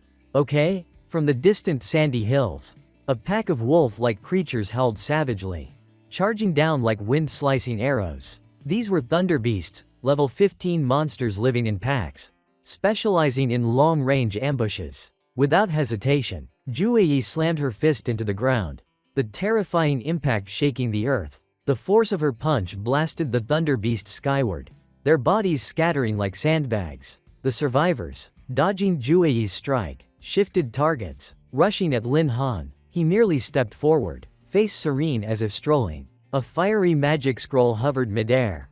Under his control, his voice dripped with scorn. Can't beat Yi, yet dream of facing me? With a snap, a massive fireball shot from the scroll. And he teased, Thunder Beasts, taste this. Tossing the fireball, he mocked, roasted thunder beast meat, smells good already. Before reacting, the beast's eyes widened at the incoming fireball. Thinking, we're done, barbecue time. Fireballs rained like meteors, incinerating the pack. The scroll unleashed relentless magical flames. The few survivors trembled, fleeing in chaos like a shattered hive. The battle ended, thunder beasts annihilated. System notification. Experience gained, 0. Successfully defeated Thunder Beast. Obtained Energy Stone. Next notification. Experience gained, 0. Note: you've reached the first transmission level cap. Warning: must complete profession advancement quest to break the level cap. Until second transmission is completed, no further experience can be gained. 3 magic scrolls hovered around Lin Han. Fireball technique. Heavenly Flame technique. Flaming Missile. He frowned, grumbling. Quest's not done. And you're running? My 3 scrolls disagree. Flames blazed, fireballs chasing the beasts like falling stars. Lin Han controlled the magic. Joking, Yi, Wrap it up quick, got it. Jueyi replied, eyes burning with killing intent. Battle over. The battlefield smoldered behind Lin Han. Jueyi stood on a defeated beast's head. Observing calmly, Lin Han toyed with an energy stone. Smiling, not bad, got enough in no time. These pricey scrolls were worth it. System displayed. Heavenly Horned Ant. Type. 10 Ancient Ferocities, level 15. Seeing the stats, Lin Han shook his head. Slightly regretful. No advancement yet. That experience was wasted, but AE went from level 13 to 15. Some gain, at least. He pulled out his phone. Eyes serious. Staring at the screen, he thought, the exchange should have sent info on the Thunder Envoy. A voice came through. Little Lin, I've located the Thunder Envoy, sending it now. The screen showed a blinking red dot, location set. The voice warned, be careful. The Thunder Envoy's tough. If you're not second transmission or above level 15, don't go alone. Lin Han didn't reply, turning to say, AE, let's go. More beast taming points. She nodded brightly. Yes, master. They walked off, unaware of a red-haired girl watching from behind a rock. Smirking with calculation, he tossed out scrolls worth tens of thousands. Quite the big spender. She sneered, eyes fixed on Lin Han's back. This time, we'll strike it rich. The bald man approached, grinning slyly. Boss, strike now? The red-haired girl raised a hand. No rush, let him collect more energy stones. She calculated confidently. That girl beside him isn't simple. Wait till they're worn down. Then we move. Boss is brilliant, the bald man flattered. Meanwhile, Lin Han and Jueyi strolled arm in arm like lovers, heading toward the coordinates where the Thunder Envoy awaited silently. At the marked spot, a massive creature slumbered amid golden sand, the Thunder Envoy. Level 17. Lin Han eyed it indifferently. Disappointed, he sighed. Only level 17? Compared to the swift-winged wolf Kane. It's far weaker. No challenge at all. He crouched, pointing at the target, voice excited like a kid with a new game. AE, it's time, kill it, and we're home for dinner. Jueyi grinned, charging at the prey. Stirred by the noise, the Thunder Envoy awoke, slowly turning its head. Before it could react, a punch slammed its neck. Jueyi's sudden, devastating strike made the beast spew blood on the spot.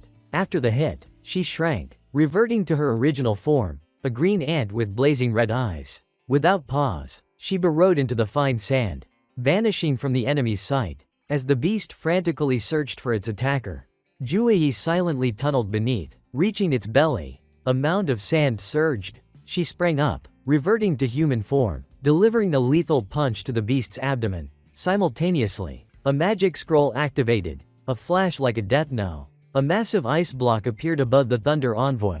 Still airborne, helpless from the surprise attack, Lin Han flicked his hand, ice cold as morning frost, saying curtly, die. Ice spike technique activated. A diamond-shaped ice block shot down like a meteor, pinning the beast to the ground. The Thunder Envoy, utterly defeated, unable to resist. System notification. Successfully defeated Thunder Envoy. Experience gained, 0. Jueyi plopped down, eyes crescent-like, whining to Lin Han. AE's exhausted. Lin Han, less satisfied, stared at the system. Quest completed. Defeat Thunder Envoy, 1/1. Reward. 300 beast taming points, issued. He frowned. Not strong, but tanky, took forever to drop. Still, he smiled, pleased. 300 beast taming points for one envoy. Good profit today, he muttered. Wasting points is a shame. Let's unlock a skill for AE. He allocated all 300 points to awaken a skill for Jueyi. System. Talent skill Iron Bones activated. Increases defense by 20%. Jueyi knelt, absorbing the new energy, her aura surging stronger. New skill activated, defense boosted by 20%. Overjoyed, she leapt into Lin Han's arms, hugging tightly. AE feels stronger. Thank you, master. Flustered, his face reddened, waving. Hey, we're in the wild. Careful of misunderstandings. Before they could break the moment, a boot appeared before them. A mocking voice rang out. Kid, you're something. The red-haired girl stood with a burly mercenary crew, arms crossed, taunting, but fighting alone's useless. Real battlefields need firepower and brains. Lin Han glanced at the nuisance, sneering. Baldy, didn't you promise free help? Changed your mind to massage your grandpa's feet? Juyi frowned behind him, glaring at the ill-timed intruders. The bald man, pride stung, roared, "Kid, rejecting our mercenaries comes at a price. Hand over your treasures, or you won't leave alive." Lin Han stood tall, eyes sharp as blades. "Robbing openly here? Not afraid of the security team catching you?" The red-haired girl laughed. Confident, "Kid, know why Shattered Ruins has safe and unsafe zones? The unsafe ones are too deep, security never patrols." The bald man nodded, grinning like a criminal preaching justice. She continued, voice even but malicious, "Die here, and security'll think it was a beast attack. Blame yourself for crossing the wrong people." Licking her lips, her eyes gleamed wickedly. "Don't worry, kid, I'll take good care of you." Her mercenaries divvied up. "Boss, leave the girl to us?" "Fine." She nodded, smirking like granting a favor. But a mercenary suddenly shouted, "Wait, where's she?" The group echoed, "Juyi's gone." The red-haired girl froze, yelling warnings, but before reacting, a cold figure rose silently behind her. Eyes narrowed like they'd burn everything. Without a word, Juyi grabbed the wrists of the two nearest. Her movements swift and precise, calculated to the inch. With no flourish, she spun them like tops, turning them into living weapons, hurling them into the soldiers, scattering them like tattered puppets. The red-haired girl, dazed, screamed like a broken bell. What kind of deity is she? Terrifying. "Mother, save your child." Without waiting, Juyi flung her like a discarded rag. Tan Ning's mercenaries reacted, firing at Juyi. One shouted, "She's no joke. Take her down before it's too late." Shame. Such talent's rare, but survival comes first. Unfazed, Juyi activated her new skill, Iron Bones, boosting defense by 20%.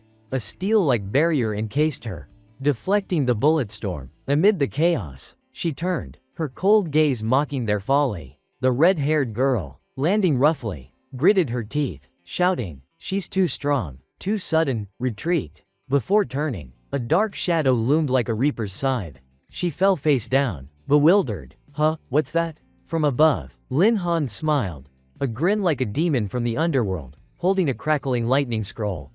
His eyes were friendly yet despair-inducing. Fleeing? Too late. Lightning bolts struck like divine judgment, blue light blinding the oasis. The group screaming endlessly. Tan Ling's mercenaries lay scattered post-barrage, some charred, some unconscious, like a battlefield after a storm. Only the red-haired girl and bald man staggered up, faces horrified and hopeless. One muttered, "Monster, she's a monster." "And that kid? Why's he spamming those scrolls?" The red-haired girl, teeth clenched, whispered to the bald man, "She follows that kid's orders. He's been commanding. He can't have many scrolls left.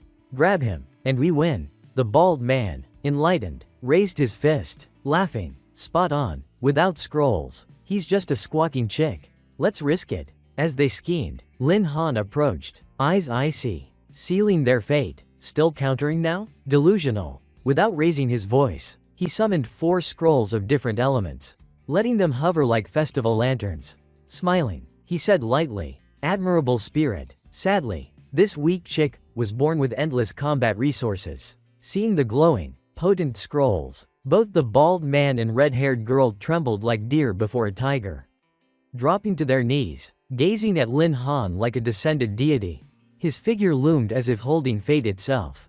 Hands behind back, he spoke like a refined bandit. "Now, hand over all your gear, stones, and manuals. Do so, and I might spare you." His smile turned sly as a fed fox. "Or, I'll show you. Every nightmare in this world stems from insufficient firepower." His words landed like summer thunder. The red-haired girl, nearly spitting blood, stammered bitterly, Who's the real robber here?" The scene shifted to a majestic temple, its soaring dome and gem-encrusted walls gleaming, the awakening hall, where destinies changed. A haughty beauty leaned on her hand, musing boredly yet gossipy. "That guy who triggered the 5-star quest this morning. Lin Han, right? Decent looks, but awful luck. That kind of quest needs half a month's training to succeed." Before finishing, a gentle greeting startled her, eyes widening like headlights. Lin Han stood there, face calm as an autumn lake, saying evenly, "I've completed the advancement quest and am here to submit the report." The receptionist nearly jumped. "Huh, what? That fast?" Sweating, She stammered. Really? Done already? Impossible. A 5-star quest isn't some market cabbage. How could it be finished so quick? Blushing, she fumbled through papers. Flustered. Young Lin, you mean info on the advancement quest, right? One moment. As she found the file, Lin Han confirmed coolly, each word like ice water. No need, I'm done. Here for the advancement procedure. The sky seemed to rain invisible question marks. She froze, unsure whether to believe or faint. Then, she shrieked, her voice shattering the hall like a temple bell. Why you? Really finished? Lin Han shrugged, like swatting a mosquito. Yeah, wasn't too hard. Sweat poured from her forehead like a second rain.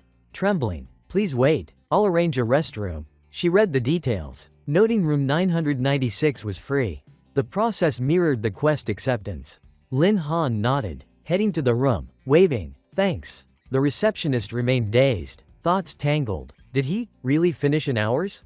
Bragging? But an electronic voice boomed. Congratulations, player has completed the advancement quest. Officially reaching second transmission. Struck by lightning, her eyes stayed wide, whipping around, voice shaky. Really? Real? The news sent the advancement hall buzzing like a broken hive. Eyes locked on the announcement board. Murmurs rising. A 5-star quest cleared?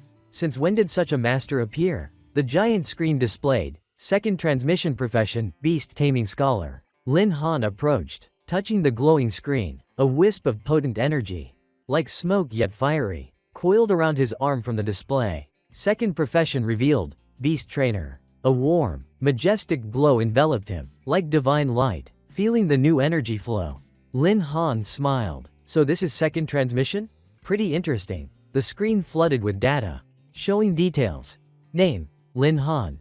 Profession, beast taming scholar, second transmission.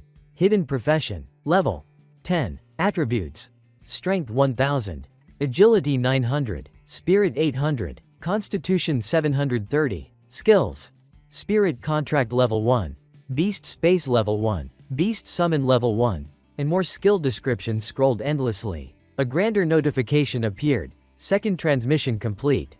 Talent skills unlocked. Lightning wings enables 10-minute flight. 1 hour cooldown. Skill copy mimics all beast skills for 5 minutes. 2 hour cooldown. Ancestral bloodline activates latent beast bloodline.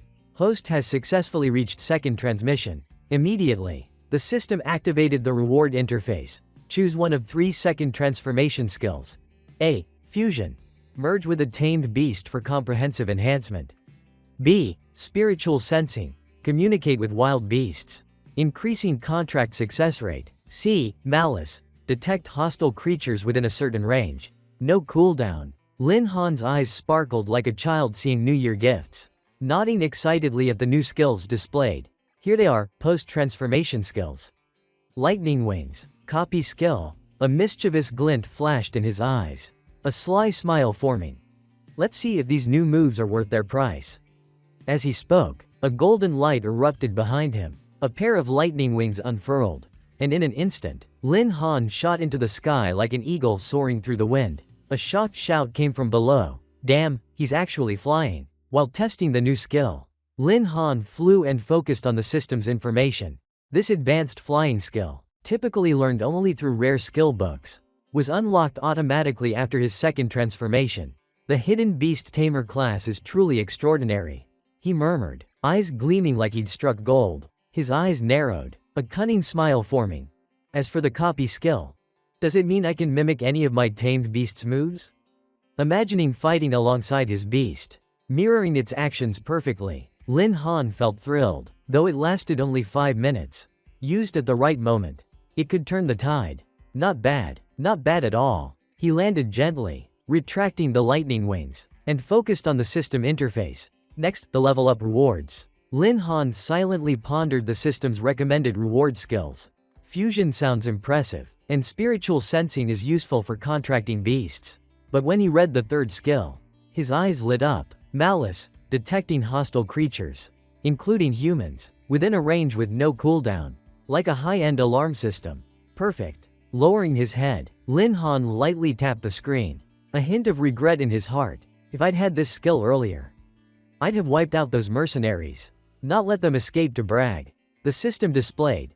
Select active malice? Yes, no. Without hesitation, he pressed yes. This is it. Active malice. I choose you. After choosing, Lin Han exhaled, stretching comfortably. A new energy coursed through him like a stream over stones.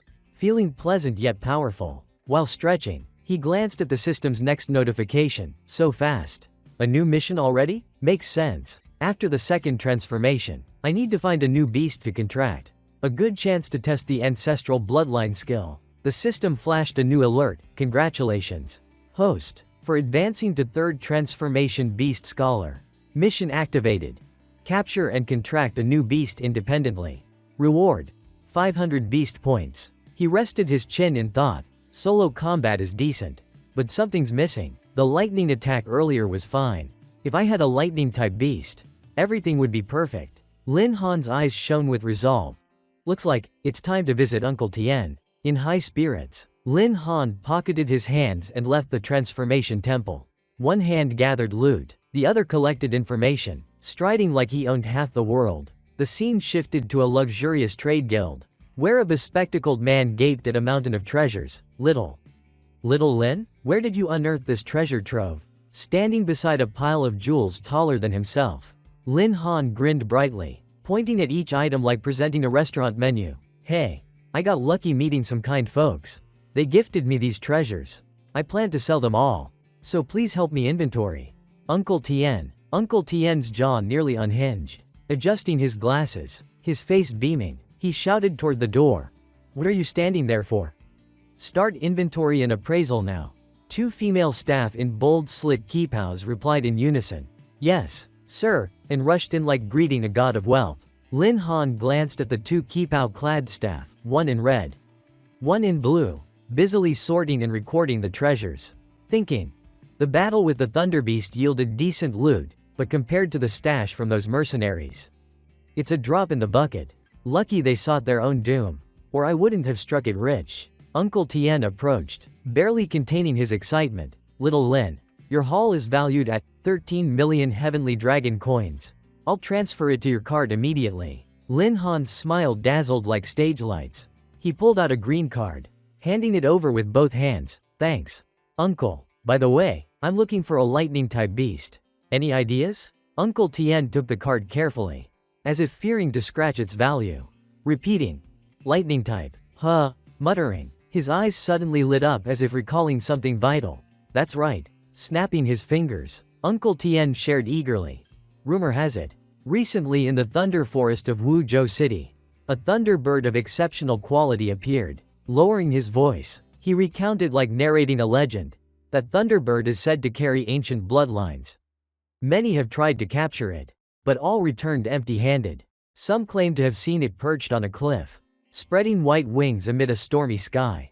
Its divine might like a celestial beast descending. Hearing this, Lin Han couldn't contain his excitement, grabbing Uncle Tien's sleeve, eyes blazing. A thunderbird with ancient lineage? That's exactly what I need.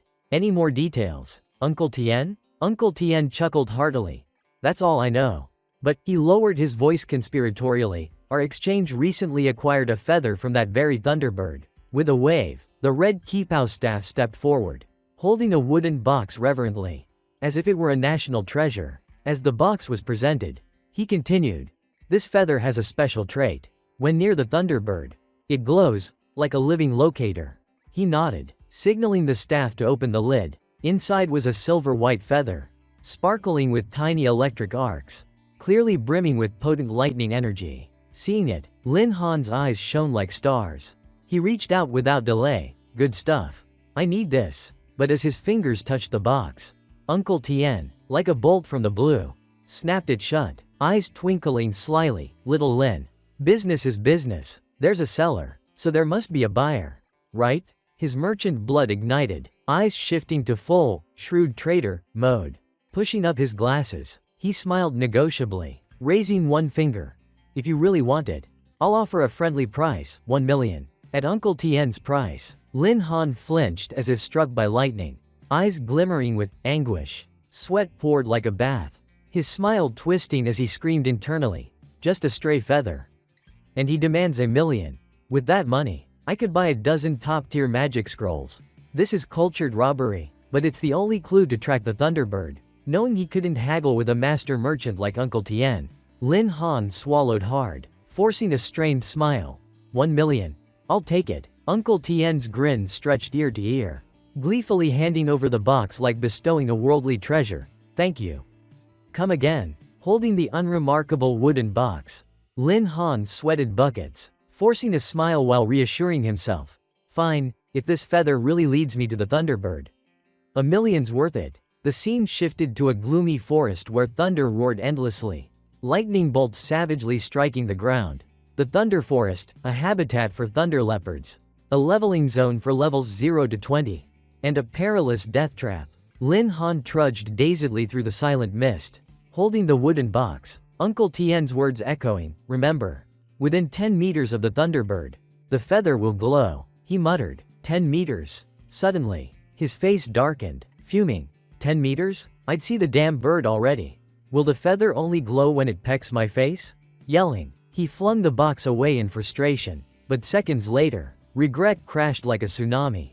He crouched, carefully retrieving the box like handling an egg. Whatever. I already burned 1 million. Call it New Year's luck. Crossing this forest shouldn't be too hard. As he walked, he thought of his horned ant beast and future dreams.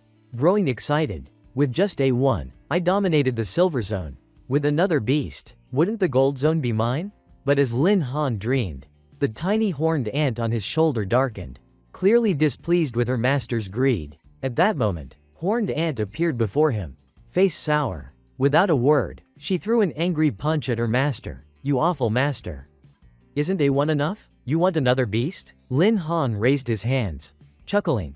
All right, don't be mad, I was kidding. As they bickered like newlyweds, a desperate scream pierced the air. Help. Both froze, turning toward the sound. From deep in the forest, a pink-haired girl fled in panic, a dark shadow hot on her heels. She ran, screaming, help, beast tamer, save me. The system instantly flashed a warning. Beast, Thunder Leopard, level 19. Before them appeared a leopard-like beast, eyes flashing with killing intent, its electrified fur ready to tear apart any obstacle. The pink-haired girl, drenched in sweat, eyes teary, glanced back in panic.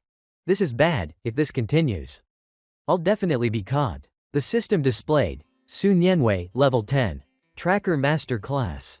Fixated on the Thunder Leopard's stalking movements, Nianwei didn't notice a large root protruding from the ground, like slipping on a banana peel. She lost balance, yelping, and groaning inwardly. Damn. She fell face first, just as the beast lunged. It roared, claws sharp as blades slashing forward to finish her. Nianwei shut her eyes, bracing for the end, thinking only, I'm done, this is it. But the fatal moment passed in silence.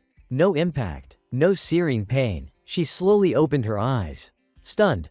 I'm alive? What was that sound? Turning, she saw a heroic figure charging like the wind. Lin Han. Using Horned Ant's skill, Heavenly Horned Ant plus Furious Strike, delivered a critical blow, felling the Thunder Leopard instantly. A perfectly timed rescue. Nianwei stared, mesmerized. What just happened? After dealing with the beast, Lin Han looked down at Nianwei, sprawled on the ground, scratching his head. You okay? She looked up, replying softly, I'm fine. But inwardly, waves surged. One punch took out a Thunder Leopard? Who is this guy? Yet worry clung to her like a shadow. Can't let my guard down. Thunder Leopards aren't that easy, she thought. I should retreat now. Lin Han, hearing this, smirked and asked casually, You mean that big cat? He showed no tension, glancing at the beast, thrown back 10 meters, claws tearing the grass to halt its charge. He spoke confidently, Don't worry. Someone's handling it. As he spoke, Horned Ant transformed into a giant ant, a steel fortress, charging head-on into the Thunder Leopard, shaking the forest with their clash. In the melee, Horned Ant lunged without hesitation, sinking an earth-shattering bite into the leopard's left shoulder, making it scream in agony. The fierce attack left the beast writhing in pain, convulsing as it struggled to escape the razor-sharp jaws. Amid the dust and chaos, the two shadows grappled relentlessly. Lin Han watched calmly, thinking, I didn't expect A1, using Iron Bone skill with Heavenly Horned Ant form, to grow this massive. In this state, it's like a true ferocious beast. Nianwei, still on the grass, stared wide-eyed at the giant creature. Heart trembling. Another ferocious beast. Lost in shock. A polite, warm hand appeared before her with a gentle question. Her face flushed like she'd been steamed. Lin Han, courteous, asked softly, "Not hurt? Can you stand?" Nianwei grabbed his wrist, eyes stunned. That ant suppressed a thunder leopard, it's at least a level 20 ferocious beast. Without hesitation, she pulled Lin Han to run, urging, "Quick, while it hasn't noticed us. We need to get out of here," she said, dragging him through wet trees and thick grass. But after a few steps, thud, the thunder leopard's massive body crashed before them, blocking their escape. Nianwei screamed, halted as if cornered in a dead end. Then, the giant horned ant stepped forward, eyes cold. It stomped on the defeated leopard's corpse, muttering like passing judgment. "Dare to kidnap my master, death is deserved." Seeing this, Nianwei paled, stammering, "This is bad." But before she finished, Lin Han stepped forward. "Come. Good job. A1. He bent down, gently patting the giant creature's head like stroking someone's hair, smiling softly. "I'll reward you when we get home." This simple act made Horned Ant blush, its ant face, while Nianwei froze, unsure what surreal scene she'd just witnessed. Still reeling, soon Nianwei's voice trembled with shock. "What is going on?" As Horned Ant shrank from giant to its tiny original form, Lin Han approached, eyes gentle. "Let me explain." When Horned Ant returned to its tiny size, it hopped onto Lin Han's shoulder. He turned to Nianwei, voice calm.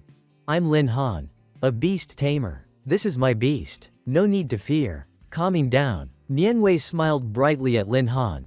"I remember, they say someone in the next city awakened the hidden beast tamer class." "That's you?" He shrugged modestly. "Just rumors.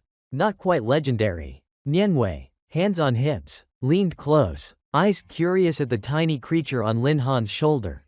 "Beast tamers rely on ferocious beasts. How are you so strong? Fighting a thunder leopard barehanded? What kind of ant can kill a beast like that?" The innocent question hit like a direct attack, right at a sensitive spot.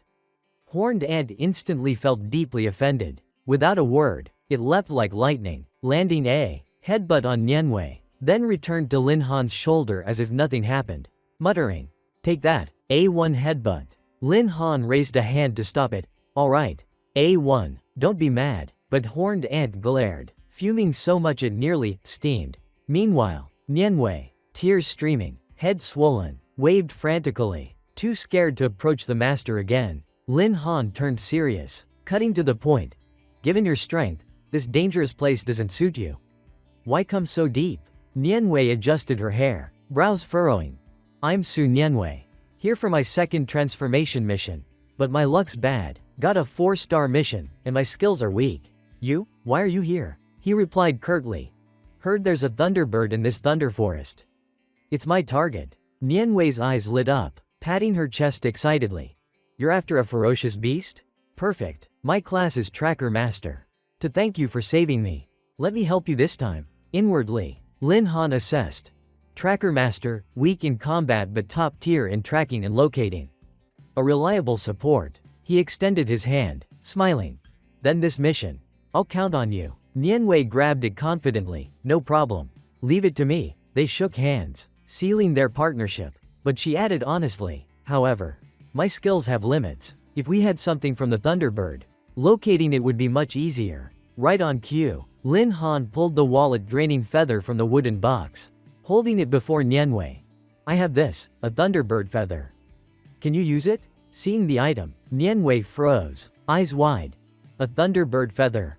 I heard these fetch absurd prices on the black market." She carefully examined the feather. Electric sparks flickering around it. "It's well preserved. Perfect for tracking." But she looked at him. "When I use my skill, the feather might get damaged. If you plan to sell it." Lin Han waved dismissively, laughing. "Don't worry. To me, it's a one-use item. If it breaks, it's mine to lose." Nianwei's eyes sparkled with confidence, then were set. She began chanting, forming hand seals, her tracking skill activated. Object-guided pursuit. Nianwei's eyes gleamed with a strange light, her pupils swirling slowly with a spiritual incantation. The feather's glow seemed alive, forming a long beam pointing in a specific direction. Nianwei cheered. "Found it. Follow this light, and we'll catch the Thunderbird." Lin Han grabbed her hand excitedly. Great, let's go. They began walking, silently venturing deeper into the vast thunder forest. Suddenly, Lin Han raised a hand to stop Nianwei. Voice grave. Wait, ferocious beasts ahead. More than one. Nianwei startled, looking around, face paling. So many? What now? Hesitating, she suggested, should we go around?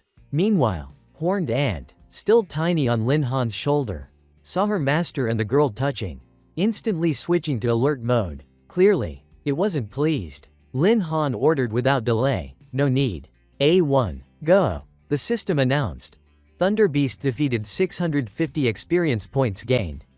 Lin Han smiled, thinking, my little steel's fighting spirit is incredible. Watching Horned Ant fight fiercely from afar, he wondered, no surprise. A1's usually gentle, but today it's so intense. Why does it feel furious? At that moment, she waved, radiant as if lighting up the sky. A1 completed the task, sure to delight her master. Nianwei approached, puzzled, having gathered some info. All those creatures were taken down by that tiny ant? She exclaimed, shocked. The youth nodded lightly, voice breezy. Told you. Weaklings like that are handled single-handedly. Inwardly, joy exploded like fireworks. He'd reached level 11, a thrill hard to contain. The system chimed with a familiar notification. Reached level 11. All attributes increased by 160 points. Gained 120 flexible attribute points. Freely assignable. As his mind settled, she swiftly pushed the other aside, acting as if it were second nature. Seeing this, Lin Han chuckled, eyes indulgent. A1. Being naughty again? Back to your original form for easier handling. Yes, master, came the crisp reply. From afar, Nianwei's face was pitifully confused. Clueless about what was happening. What's going on? Is a beast about to ambush us? Her eyes saw only a massive ant chattering with the youth like old friends. Nianwei stood, sighing with relief. Good heavens. Just an ant. I thought the apocalypse was here. Lin Han smiled faintly, eyes reassuring his companion. A1. Return to your original size for easier movement, he said, serious yet gentle. But the tiny girl felt something off. As if the ant was targeting her. Was her mind playing tricks? For some reason, she pictured the tiny ant glaring, ready to devour her, emotions vivid. Dare use beauty to charm my master? I'll bite you, or I'm not me, the ant's eyes seemed to say. Come here, I swear I won't hit you, just a little pain. Yet the creature's cuteness was an irresistible charm. Nianwei cast aside doubts, eyes heart-shaped, rushing forward. I must have misjudged. How could such a cute ant have bad intentions? Her hands swiftly touched the tiny body, smiling like autumn sunlight. Let big sister pet you more. Little one, though small, the creature was sharp-witted, panicking at the soft touch, desperate to escape the annoying woman's contact. So troublesome. I want to slap her manners into place, but she might not survive it. Master, help, A1's about to explode. As if reading its mind, Lin Han turned, smiling awkwardly. All right, A1's really getting mad now. Without delay, he signaled the creature off his shoulder, ordering, more beasts ahead. A1, clear the path for us. In the eerily quiet night, the system's alerts rang like a relentless battle symphony. Defeated thunder-armored insect, plus 9.841 experience. Defeated electric pattern bee, plus 12.841 points. Defeated electric pattern bee, plus 12.841 points. Defeated thunder steel scorpion, plus 1.284 points. Defeated thunder steel scorpion, plus 12.841 points. Reached level 12. All attributes increased. Gained 120 flexible attribute points. Reached level 13. Attributes further increased. Gained 120 flexible attribute points. Reached level 14. Attributes increased. Gained 120 assignable points. Reached level 15. All attributes boosted. Gained 140 optional attribute points. The young man couldn't hide his excitement, exclaiming joyfully, the thrill of leveling up intoxicating. Before him, a detailed panel displayed clearly. Name, Lin Han. Class, Beast Scholar. Second transformation. Class type, Hidden. Current level, 15. Attributes, Strength 1820. Agility 1720. Spirit 1620. Constitution 1550. Equipment, none. Skills, Spirit Contract level 1. Beast Space Level 1. Beast Summon Level 1. Malice Aura Level 1. Thunder Wings Level 1. Skill Mimicry Level 1. Attribute points awaiting allocation. Glancing at the panel, he paused. Level 15 already. At this rate, the third transformation mission loomed soon. On his shoulder, the tiny ant, Heavenly Horn, of the ancient 10 beasts, slumbered. Exhausted. Current level, 18. Strength 2700. Speed 2300. Spirit 2200. Constitution 3000. After the grueling journey, A1 was utterly spent. Nianwei chimed in from ahead, not just tired, but completely wiped out. Nearly the entire Thunder Forest had been cleared by the duo, leaving no trace of the beast's remains. All handled meticulously by the girl. Nianwei cheered ahead. No need to dodge beasts anymore. At our pace, we can find that Thunderbird. I can sense it's that way. But before they could move, a once sharp voice questioned, "Is something happening ahead?" A flicker of doubt stirred in the youth. Glancing at the vast sky, pondering, A1, an ancient beast. Could something ahead make it so wary? At that moment, a graceful figure appeared. A bird beast with shimmering blue feathers. Stunningly beautiful. Undoubtedly, their target, the Thunderbird. Seeing it, Lin Han couldn't contain his joy, exclaiming, "That's the level 13 Thunderbird. If I can contract it today, it's a huge win." The Thunderbird, resting calmly above, opened its luminous eyes at the noise. Refusing passivity, it spread its wings, soaring skyward to escape. "Oh no, it's getting away!" A panicked shout rang out instantly. Nianwei, beside him, sighed regretfully. "Our classes lack flight skills, we can't catch it. All this effort, and it slips away right before us." But Lin Han smirked, unfazed. "Who said I can't fly?" He activated his unique skill, Thunder Wings. Instantly, golden wings sprouted behind him, leaving the girl wide-eyed. "What is that?" The Thunderbird above hadn't anticipated a flying pursuer. Its expression shaken. A1, on Lin Han's shoulder, watched silently, eyes fixed on the Thunderbird. Surrounded by swirling lightning midair, Lin Han shouted, "Hey, Thunderbird!" Face full of cunning yet beaming. He called loudly, "Consider being my beast. Food and lodging included, great benefits." But the bird, unhesitating, poured all its strength into its wings, soaring higher to shake the pursuer. Lin Han spread his thunder wings, chasing relentlessly, seeing it flee like it was possessed. His face grew stern, exclaiming, "Reacting that strongly?" His wings beat fiercely, propelling him skyward, closing the gap with the Thunderbird, wind roaring in his ears. He laughed heartily. "This beast's got pride, fine. Let's have a real fight." Nianwei, "Wait for me below." Nianwei, below, could only stare, nodding helplessly, muttering, "Sure, go ahead. I'll wait here." As Lin Han's hand reached out, the creature panicked, flapping wildly to evade the grasping hand. He shouted amid the windy sky, "Really don't want to be my beast? You won't lose out with me." He lunged for the fleeting figure, grabbing only a few feathers, missing by inches. The Thunderbird surged upward, escaping the frustrated pursuer below. Lin Han clenched his fist. Annoyed, "Damn it, it got away again." Unexpectedly, the creature turned, unleashing a barrage of furious lightning from above. Thunderclaps booming, striking Lin Han unprepared. Yet he clenched his fist. Cloaked in swirling winds, lips curling into a provocative smile. "Can't escape. So you're fighting back? That spirit, I like it." Without hesitation, he charged, shouting, "Then I'll beat you into submission." His fist, brimming with crushing force, struck repeatedly, a devastating blow landing squarely, stunning the creature momentarily. Lin Han roared.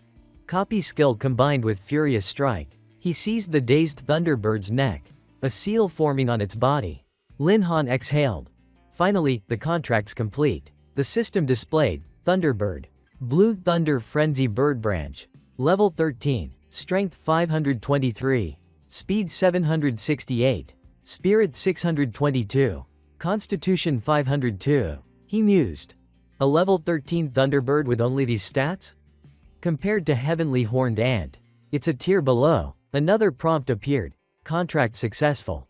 Proceed with ancestral regression on the contracted target? Lin Han snapped his fingers. Select yes, almost forgot. With the system, powering up is like eating candy. The Thunderbird gradually reverted, transforming into a stunning young woman. Pale from exhaustion. The system confirmed. Ancestral regression complete. Thunderbird evolved to second form. Thunder Empress. Ancient 10 Palaces bloodline. Level 18. New attributes. Strength 1900. Agility 3000. Spirit 2400. Constitution 2600. Skills. Thunderstorm Level 1. Lightning strikes chaotically within a 1 km range. Swift travel level 1 to 40% movement speed boost. Lin Han observed from afar, inwardly marveling. As expected of a lightning beast, one evolution jumped 5 levels. That thunderstorm skill, a true wide-range destroyer. As her delicate white feet touched the ground, her ethereal aura grew even more transcendent. The young woman, with a refined face and innocent yet alluring eyes, looked up, her gentle voice tinged with respect. Greetings, Master. The youth's eyes were glued to the high-damage weapon before him. Well done, he thought. Truly a beast, even fiercer than A1. On his shoulder, A1 tightened its grip on Lin Han's shirt, eyes clearly displeased after the display. Anger flared. The tiny eyes glared at the Thunderbird, startling Lin Han with surprise. A1 jumped down, confronting directly. What smelly bird dares compete for my master? No way. The Thunderbird, half smirking, half scoffing, retorted. A mere ant dreams of claiming the master? One bite, and I'd swallow you whole. Seeing the tension rise, Lin Han stepped in to mediate. Come on.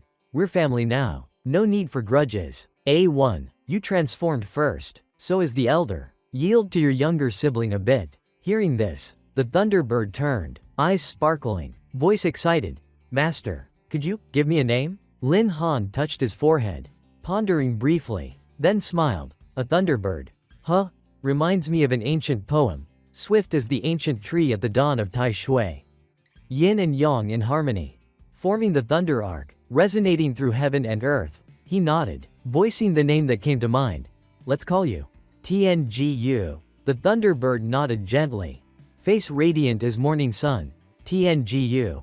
I love this name. Thank you, Master. Lin Han gazed at her, stirred inwardly. Such a gentle, lovely girl wielding the ferocious thunderstorm skill. Seeing her full power would be thrilling. A flash of inspiration hit, and he sank into thought. Now is the perfect time for TNGU to unleash her full potential. Elsewhere, Nianwei sat quietly, expression tinged with sadness, eyes gazing at the distant sky. Lin Han, where are you?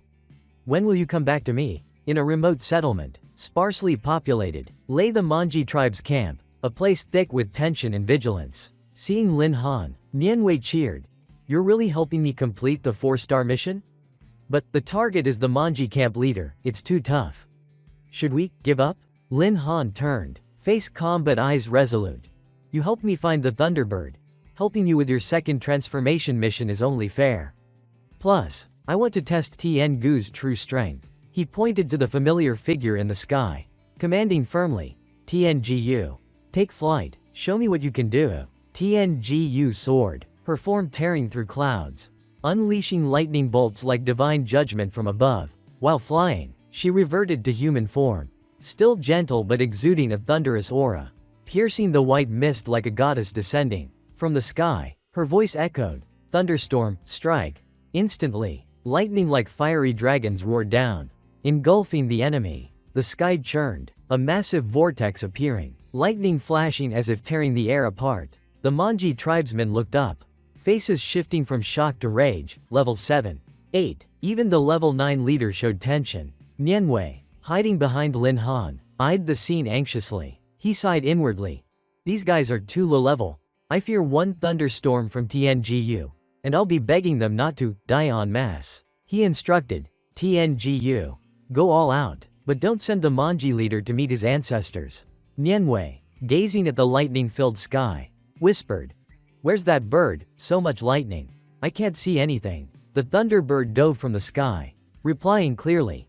TNGU obeys. A massive electric surge crashed from above, light slicing the sky. Her landing, like a meteor, shook the ground, knocking back everyone nearby. Savage lightning swept through, enveloping the area, including the tribe leader. He grabbed his bow in panic, hands trembling, aiming forward, screaming desperately. She darted like lightning, one hand gripping the leader's throat, her demeanor calm as if crushing a mere insect. A fierce bolt from the sky struck him.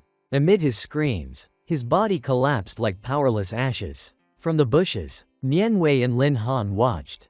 She frowned. The Thunderbirds already acting? With so many enemies, how long will it take? Should I join? Before deciding, a heavy object crashed to the ground. Nianwei jumped, shrieking in panic. Before them, the Thunderbird stood casually atop the charred corpse of the Manji leader. Nianwei gasped. It's the barbarian leader. Lin Han squinted, lips curving slightly. Caught him already? Well done, TNGU. He drew a dagger from his bag, handing it to Nianwei. To complete your mission. One last step, finish him. Trembling, she took the weapon, voice faint. I understand. A sharp slash cut the air. Blood spraying, the system announced. Soon Nianwei has defeated the Manji leader. Mission complete. Head bowed, avoiding his gaze, she whispered. Lin Han. Thank you. Without you, I couldn't have done this. Hand on her chest, she beamed. My home's nearby. And with the mission done? Want to stroll Wuzhou with me? Lin Han glanced back, steps steady, voice calm.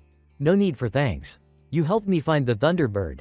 If fate allows, we'll meet again. Nianwei smiled softly, whispering inwardly. Lin Han. I hope we meet again someday. Lin Han walked ahead, the two girls trailing silently. Eyes fixed on his back. His only thought. Contracted a second beast in half a day. My luck's insane. Now, plan the next leveling route. A phone's ring interrupted his thoughts. Lin Han glanced down at his faintly vibrating hand. The screen showed a familiar note, making him frown. Fatty Long? Calling now? Something serious? Pressing the phone to his ear. Half joking. Fatty Long. What's up? If it's for food, I'm there in a heartbeat. Lin Xiao laughed loudly. No. No food now. I've got something bigger to tell you. His tone turned serious, recounting a girl's fierce battles among savage beasts. Little Lin. Ever heard of the illusory realm? A vague image flashed. Lone female warrior standing boldly amid roaring alien beasts. The illusory realm, a simulated world by the Imperial military, recreates hyper-realistic battlefields. In that scene, the woman felled beasts fearlessly. The system could even generate diverse beasts for awakened ones to train. As a beast fell, she knelt by its corpse, lips curving calmly. Lin Xiao continued uninterrupted. No experience points, he said, but it's a perfect forge for skills and techniques. In a private room, Lin Han's eyes flicked to an untouched meal. Lin Xiao added, slots are fought over. I had my dad pull strings for you. Lin Han pondered. TNGU and A1 have stellar solo combat. Their teamwork's rough, but the illusory realm's ideal for group training. He imagined the two girls, A1 and TNGU, hugging warmly. Chiming, little sister. We must serve Master well, big sister. We'll devote ourselves to Master. Lin Han's face bloomed. Once they synced perfectly, won't I get to relax? Lin Xiao continued. Little Lin. I sent the address via text. Check it out when you're free. Lin Han smiled, phone in hand. Troubling you again. Your family's helped me too much. Lin Xiao laughed heartily. We're brothers. Family. Don't forget your big bro when you make it big. Lin Han replied. Deal. Don't worry. The scene shifted to Lin Han's bedroom. On his soft bed, he slept deeply. Suddenly, an alarm blared, jolting him awake for a turbulent day. Somehow, A1 lay sprawled atop him, grinning like a full moon. Morning. Master, sleep well? Lin Han leapt up, yelling. Heavens, a psychological attack first thing? Before recovering, TNGU gently hugged his face, pressing it into her secret weapon. Voice honey sweet. It's early. Master, sleep more. Trapped in a soft ambush. Lin Han wailed. Can't breathe. This is a honey trap. A1, red with rage, jumped up, pointing and scolding. Stinky bird. You'll suffocate Master. TNGU shrugged, retorting. If it were you. Master could breathe fine. You're so tiny. The air heated as they bickered fiercely. A1 shouted. Who's small? Master said I'm the elder. TNGU sneered. Misheard that? Your brain's small enough to fit in a pocket. Lin Han clutched his forehead, sighing. Such regal auras, but childish hearts. Teamwork training needs to be urgent. At the illusory realm facility, a female staff greeted with a standard smile. Mr. Lin, your identity's verified. Please enter the stasis pod to begin. She continued sweetly. Based on your level. Choose a matching difficulty dungeon. Break a record. And rewards are generous. Lin Han thought. Military rewards, they won't be stingy. Right? The staff bowed slightly. Smile intact. Enjoy your experience. The interface showed. Name. Lin Han, class. Beast Scholar, second transformation. Level. 1-5, system recommends. Silver tier dungeon. A prompt appeared.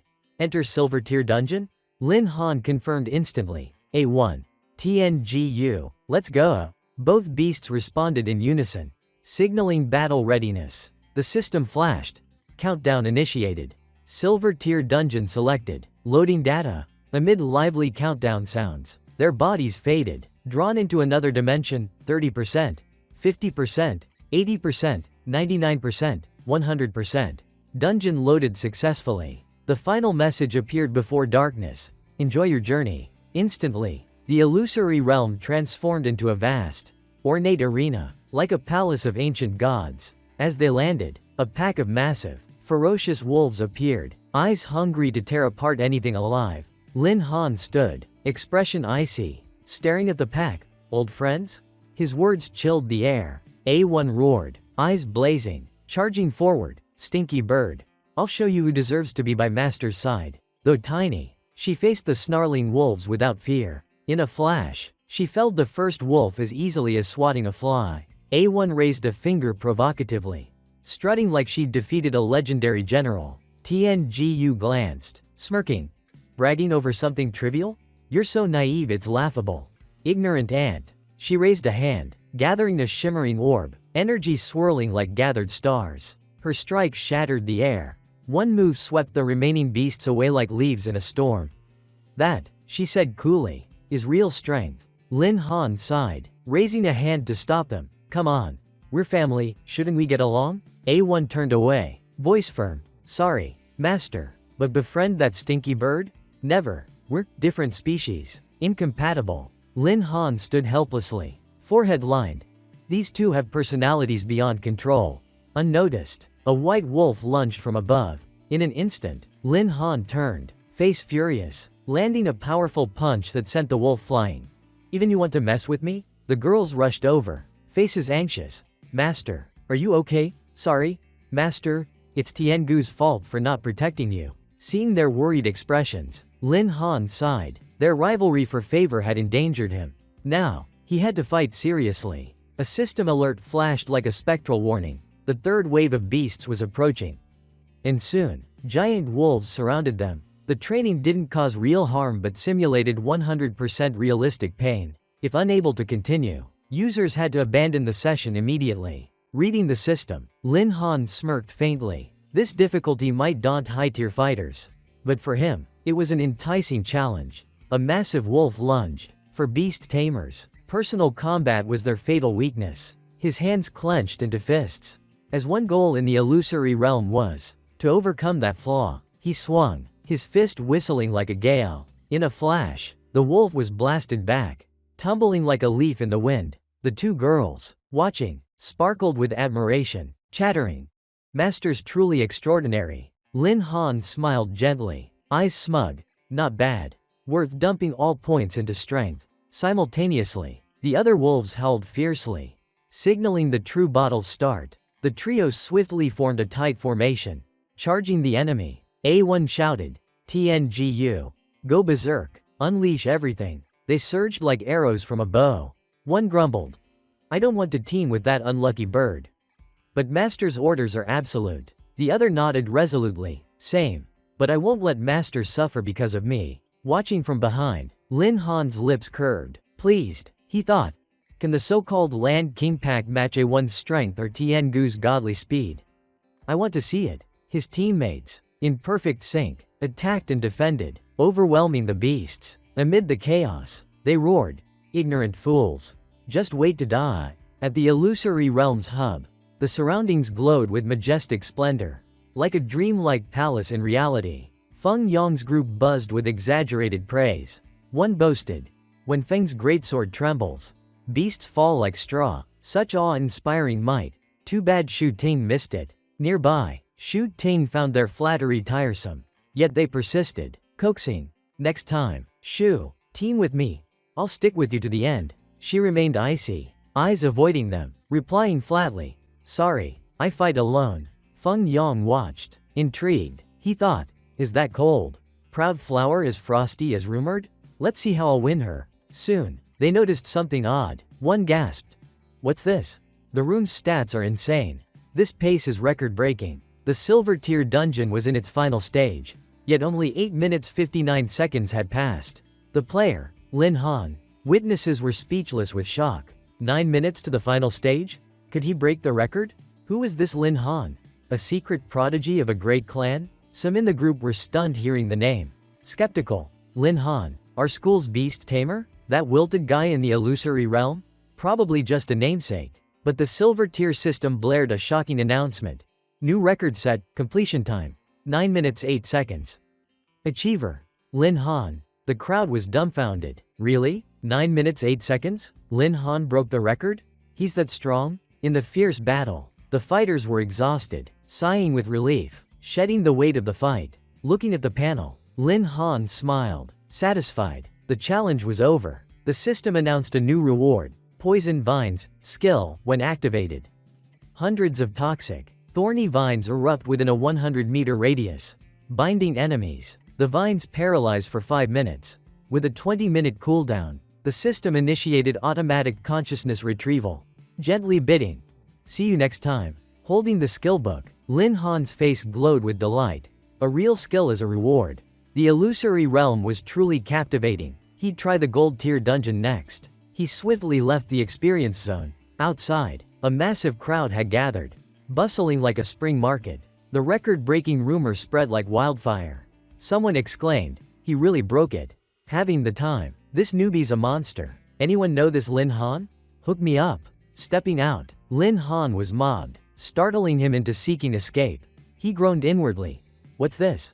My name's public? Isn't that a privacy violation? Nearby, Shu Ting cheered excitedly. It's really him. Meanwhile, a blonde youth behind gritted his teeth, seething. That punk stole my spotlight again. Damn it. At the Illusory Realms Control Center, military headquarters, a staff member quickly noticed something unusual. The staff hurriedly reported to the superior, Commander. Abnormal data detected. A second transformation beast scholar broke the silver tier dungeon record in an unimaginable time. All beasts were wiped out within 3 minutes per wave. Even third transformation classes would struggle to match this speed. Truly unbelievable. The commander, eyes stern as forged steel, mused. No matter how strong his beasts are, achieving this at second transformation marks him a rare genius. He must be recruited into the military. He turned, voice low. Investigate him thoroughly. By dawn, I want his full profile. Yes, sir. The next morning, the classroom buzzed with chatter. Amid it, Swift-Wind Wolf King saw a terrifying sight. A mountain of white bones at Lin Han's feet. Petrified, it knelt, kowtowing like a drum, trembling inwardly. Lin Han, truly terrifying. Feng Yang stormed in, face dark, radiating fury like an unannounced storm. He bellowed arrogantly, Lin Han, come face this young master now. The class erupted in teasing. One smirked. Feng Yang, what are you doing here? Not afraid little Lin will school you again? Blushing, he snapped, shut up. Get Lin Han out here. In his mind, Shu Ting's adoring gaze at Lin Han fueled his rage. Yesterday was just luck, he roared inwardly. My family poured resources for my second transformation. Yet he steals my spotlight. Unforgivable. I'll show him. In a corner, Lin Xiao, feet propped on a chair, waved dismissively. Buzz off. Little Lin's training at Shadow Mountains. About to break through to third transformation. No time to play with you. Feng Yang's 2 lackeys were stunned. Third transformation? What kind of training speed is that? Did he really break the record? Not just luck? But the blonde leader, livid, shouted. You believe that nonsense? Where's your brain? Lin Xiao seized the chance to taunt. Grinning.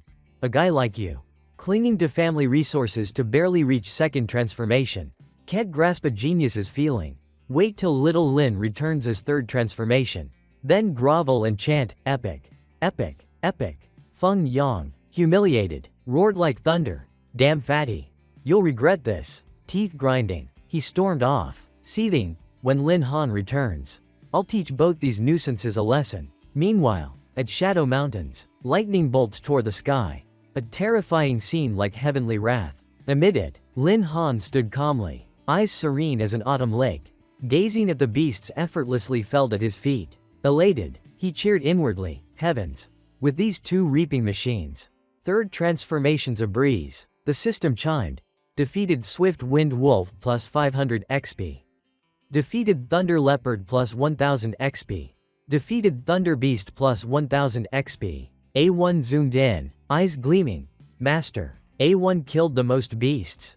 Am I awesome? Good job? A1, he replied casually. But the other girl cut in. Competitive. Master, TNGU checked. She killed 2 more than A1. I'm outstanding too. Thus began their endless bickering. Stinky bird. I counted multiple times. No mistake. You're cheating, with that potato brain. You count? Hilarious. Caught in their squabble, Lin Han sighed. Enough. Stop the noise. Eyes forward. He calculated. A1 and Tiangu's strength keeps rising. Silver tier beasts combined can't even warm them up, let alone enhance their skills. He spoke, eyes serious. How about we try the gold tier training zone? The words sparked their eyes like they'd found a new toy. Wasting no time, the trio headed straight for the gold tier zone. From nearby bushes, hidden onlookers watched, seeing Lin Han's group clash with a pack of venomous striped lizards. They paled. Truly a rare, tough nut. For Lin Han, it was a perfect chance to hone their strength, a timely test. He issued clear orders. A1. Draw the main firepower. TNGU. Activate swift travel. Strike from above. A1. Thrilled. Swung her fist. Grinning. This time, I'll outdo TNGU. But before she could act, a lizard spewed a massive cloud of green toxic gas. The poison hit the first girl, making her cry out in pain. Her body swayed, retreating, face pale as if drained of blood. Trembling, she said weakly, Master? A1 feels numb. This poison drains health, lasts a full minute. Seeing the severity, Lin Han acted fast. This poison could bleed A1 dry quickly, no time to waste. He turned, ordering TNGU. TNGU. Use Thunderstorm now. Instantly, she unleashed her skill, raining a dazzling thunderstrike from above. Fierce bolts slashed the sky.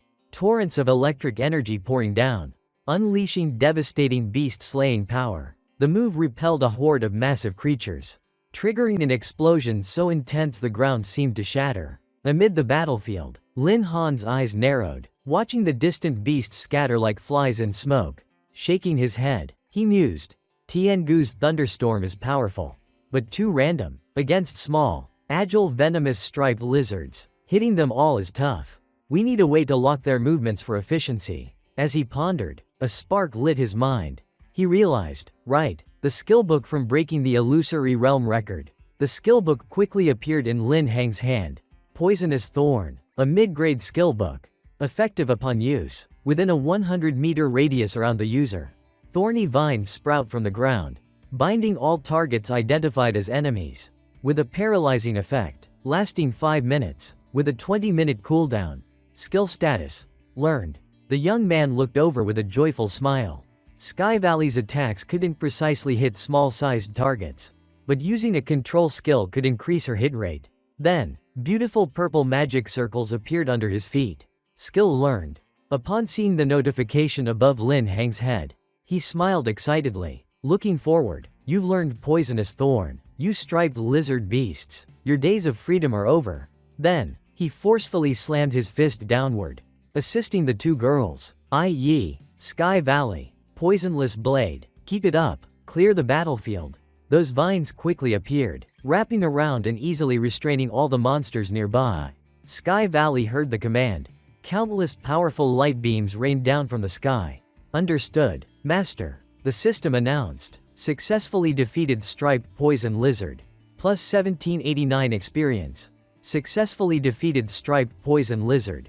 Plus 1789 experience. Successfully defeated striped poison lizard. Plus 1789 experience. Naturally, IE didn't lag behind, helping the master fight monsters. The system sounded again. Successfully defeated striped poison lizard. Plus 1789 experience. Successfully defeated striped poison lizard. Plus 1789 experience. Successfully defeated striped poison lizard. Plus 1789 experience. Lin Hang stood there, observing their battle. Very satisfied. Not bad, not bad. Leveled up 4 times in a short while. And the earlier noise attracted 2 level 22 saber-tooth tigers. The system displayed, you've reached level 16. All attributes increased. Plus 140 free attribute points. Assignable at will. You've reached level 17. All attributes increased. Plus 140 free attribute points. Assignable at will. You've reached level 18. All attributes increased. Plus 140 free attribute points. Assignable at will. You've reached level 19. All attributes increased. Plus 140 free attribute points.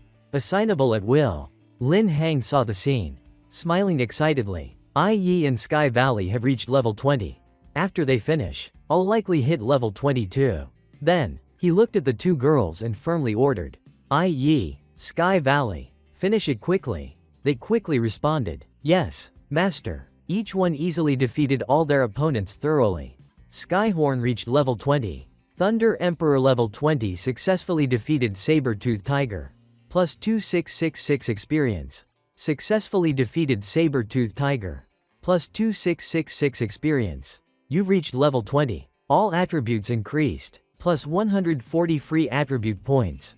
Note, you've reached the maximum limit for second job advancement. You need to accept a job change quest.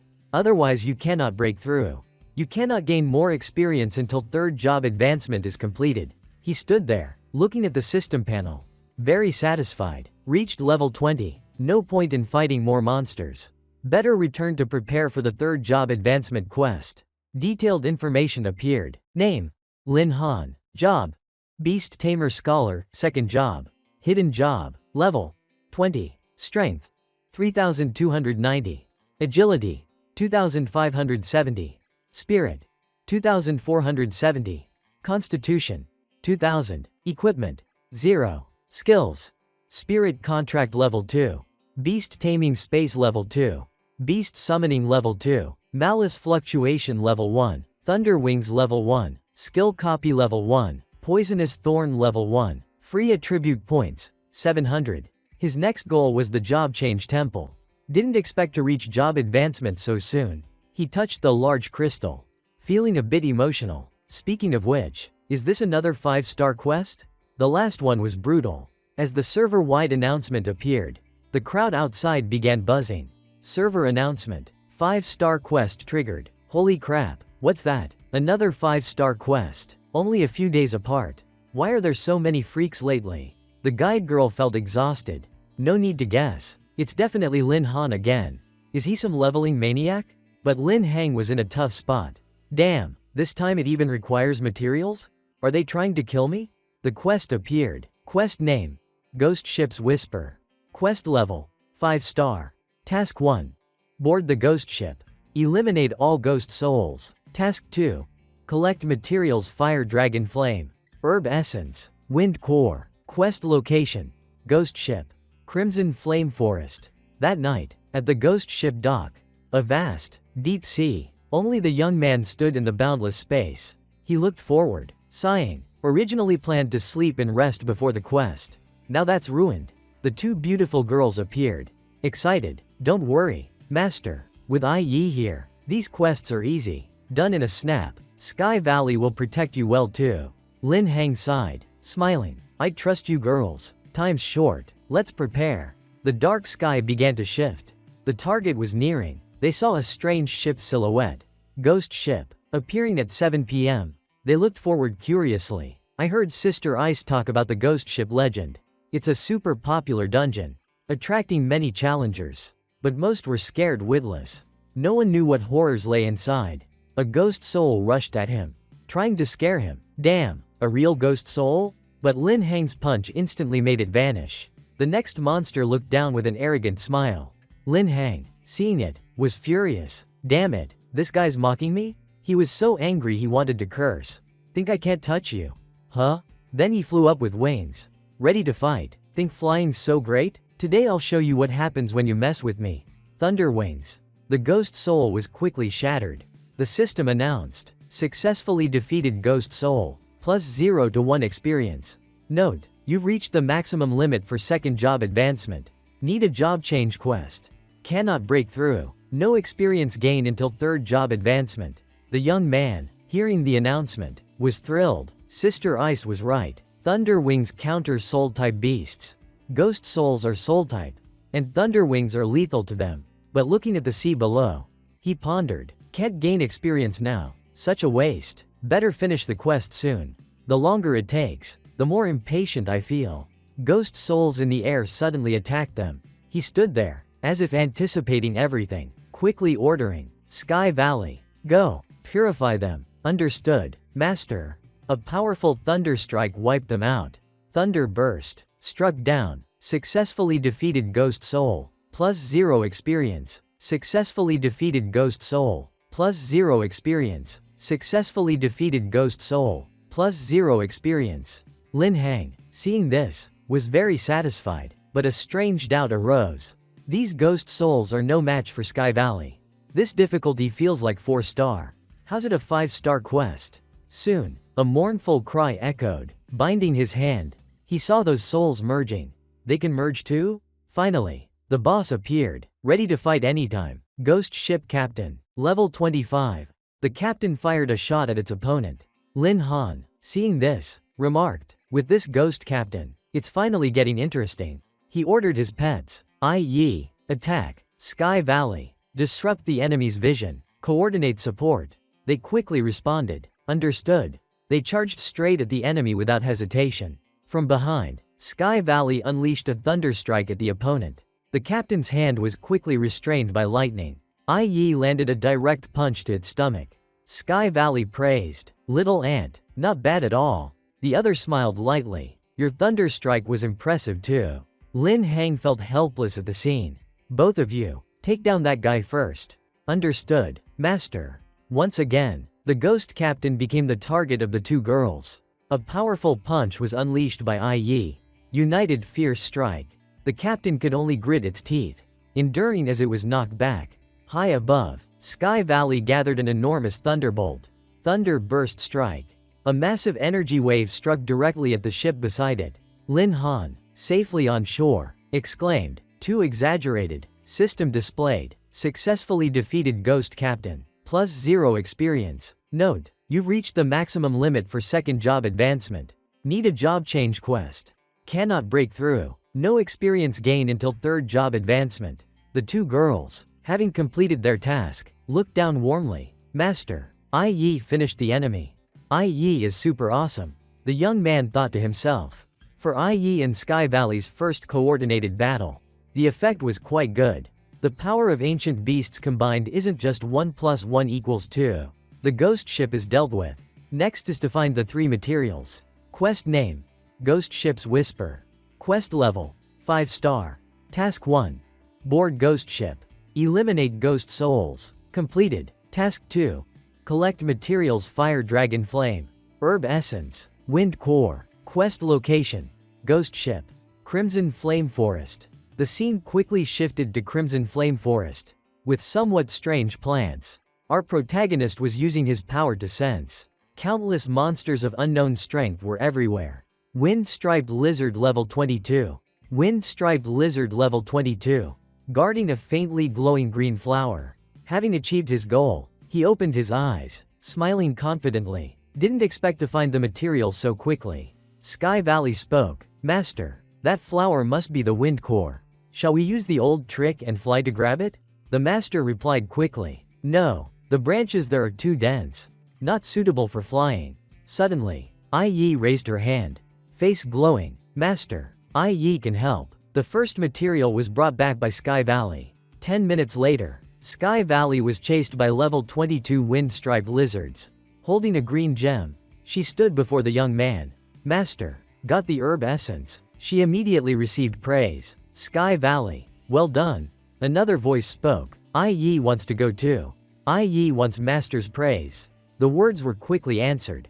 IE, go ahead. IE, cheerfully. Yes. She dove straight into the ground. The others were speechless at the scene. IE's true form is an ant. After all, she was burrowing swiftly underground.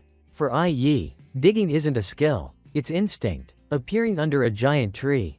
Exhilarated, someone exclaimed, "Little ant's quite something. Looks like the wind core is ours." The flower kept glowing brightly. "Don't be too optimistic. Stay vigilant until it's done." Yi quickly plucked it. But a sudden change occurred. Lin Han shouted from outside. "Trouble's coming." A terrifying gust swept Yi and the flower upward. The wind-striped lizards noticed and turned their gaze toward them, safely landing with the flower. Yi said, "That wind was annoying." Yi got spotted, instantly surrounded by countless monsters. "Come on." Yi's not afraid. Lin Han ordered. Too many wind-striped lizards. Fighting would disadvantage Yi. Sky Valley. Bring her back. Yes. The girl rushed forward, confronting a few lizards. With her skill, she easily knocked them away. Swift strike. In a flash, she grabbed Yi and flew up. Yi grumbled. "Stinky bird." Sky Valley explained. Yi, "Master ordered your return." Safely landed, she reported. "Master, I brought Yi back." "Well done." The man grinned menacingly, saying, "Next. Hurry. Retreat." Countless wind-striped lizards are charging at high speed. Yes. The vast crimson flame forest echoed with their panicked shouts. They ran frantically forward. Damn, all this for a flower. Chasing us this far? At this speed, escaping these reptiles is tough. The system appeared. Name: Lin Han. Job: Beast Tamer Scholar, second job. Level: 20. Strength: 3290. Agility: 2570. Spirit: 2470. Constitution: 2000. Free attribute points: 700. He began manipulating the system panel. Dump all free attribute points into agility, instantly transferring them. Name: Lin Han. Job: Beast Tamer Scholar, second job.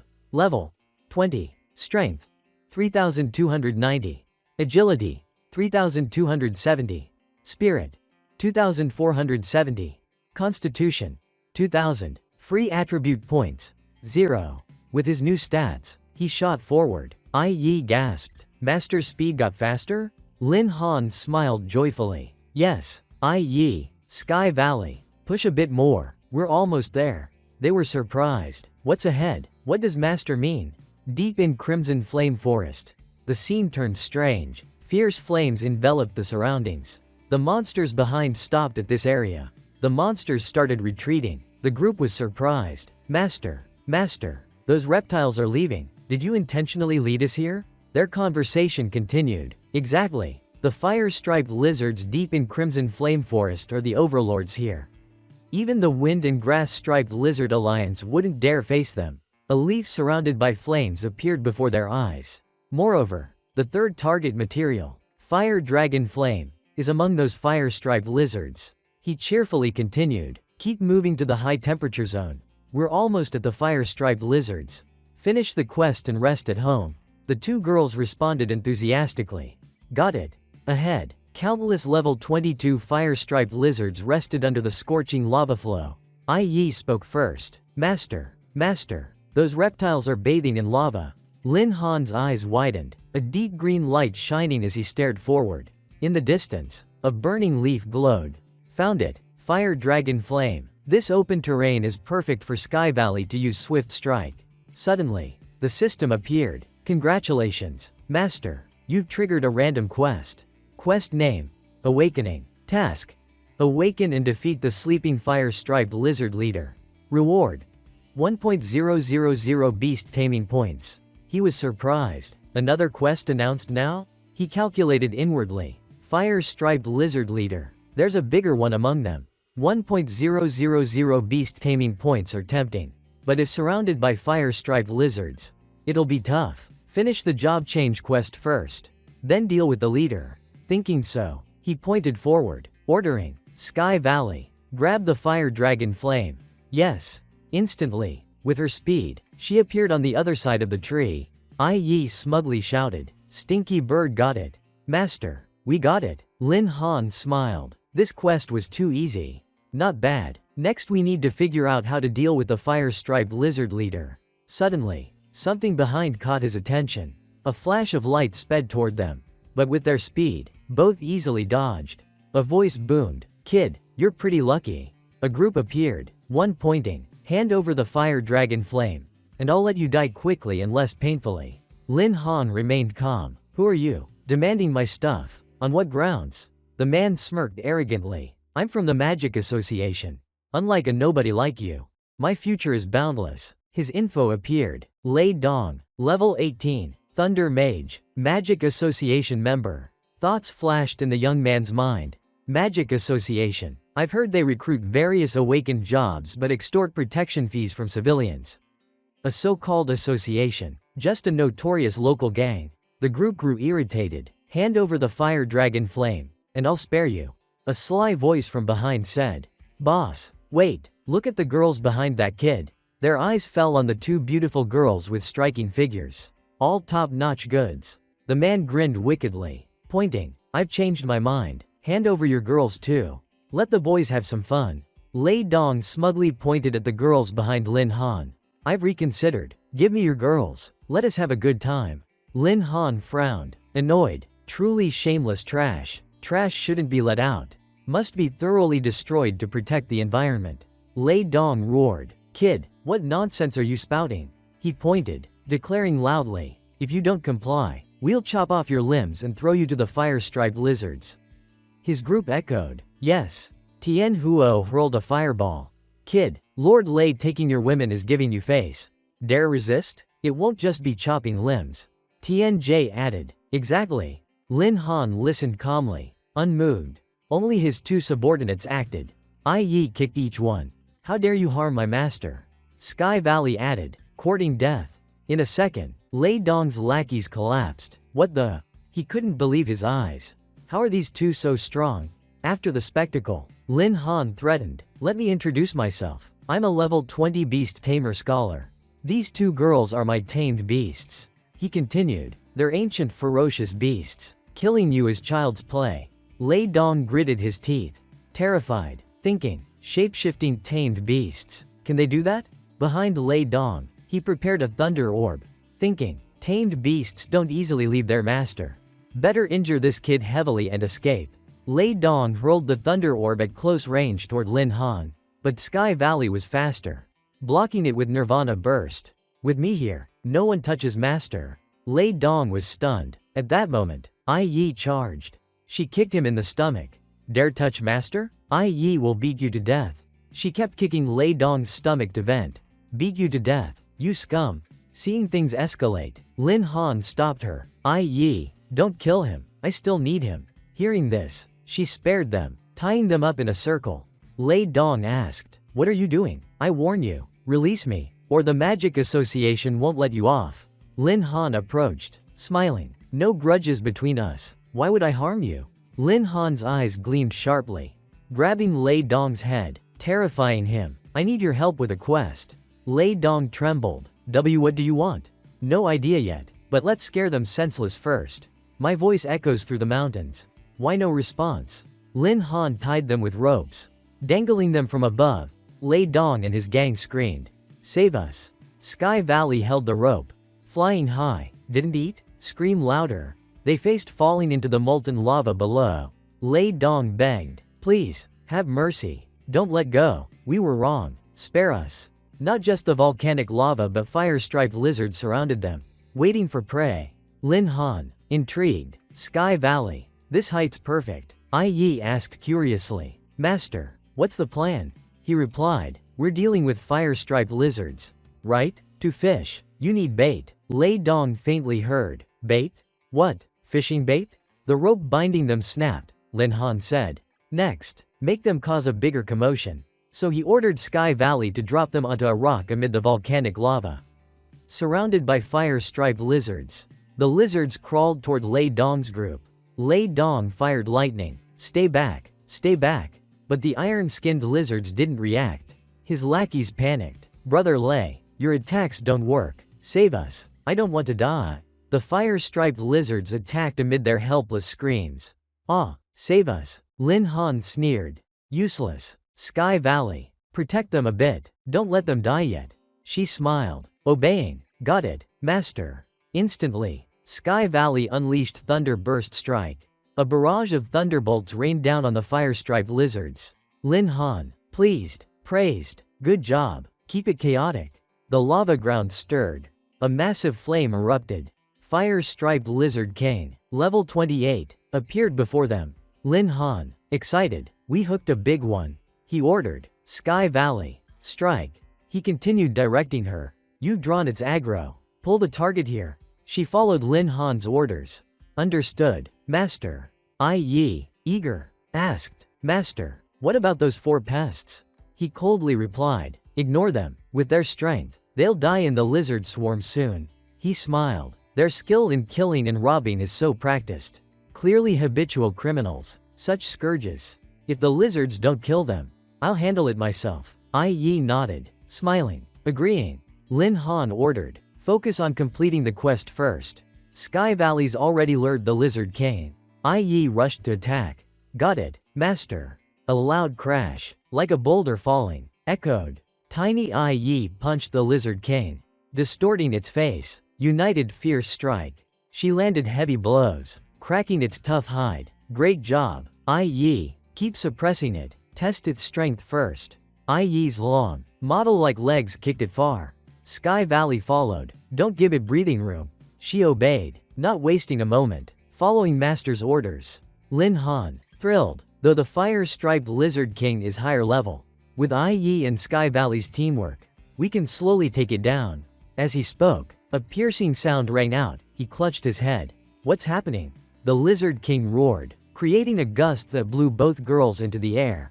It formed a massive fireball, making Lin Han panic. Trouble. Yi, Sky Valley, dodge. Sky Valley shielded Yi with her body. The fireball hit a nearby mountain, causing a huge explosion. Sky Valley, in pain, tried to land gently. Seeing her state, Lin Han and Yi worried. Sky Valley, are you okay? He checked her injuries. Sky Valley and Yi are only level 20.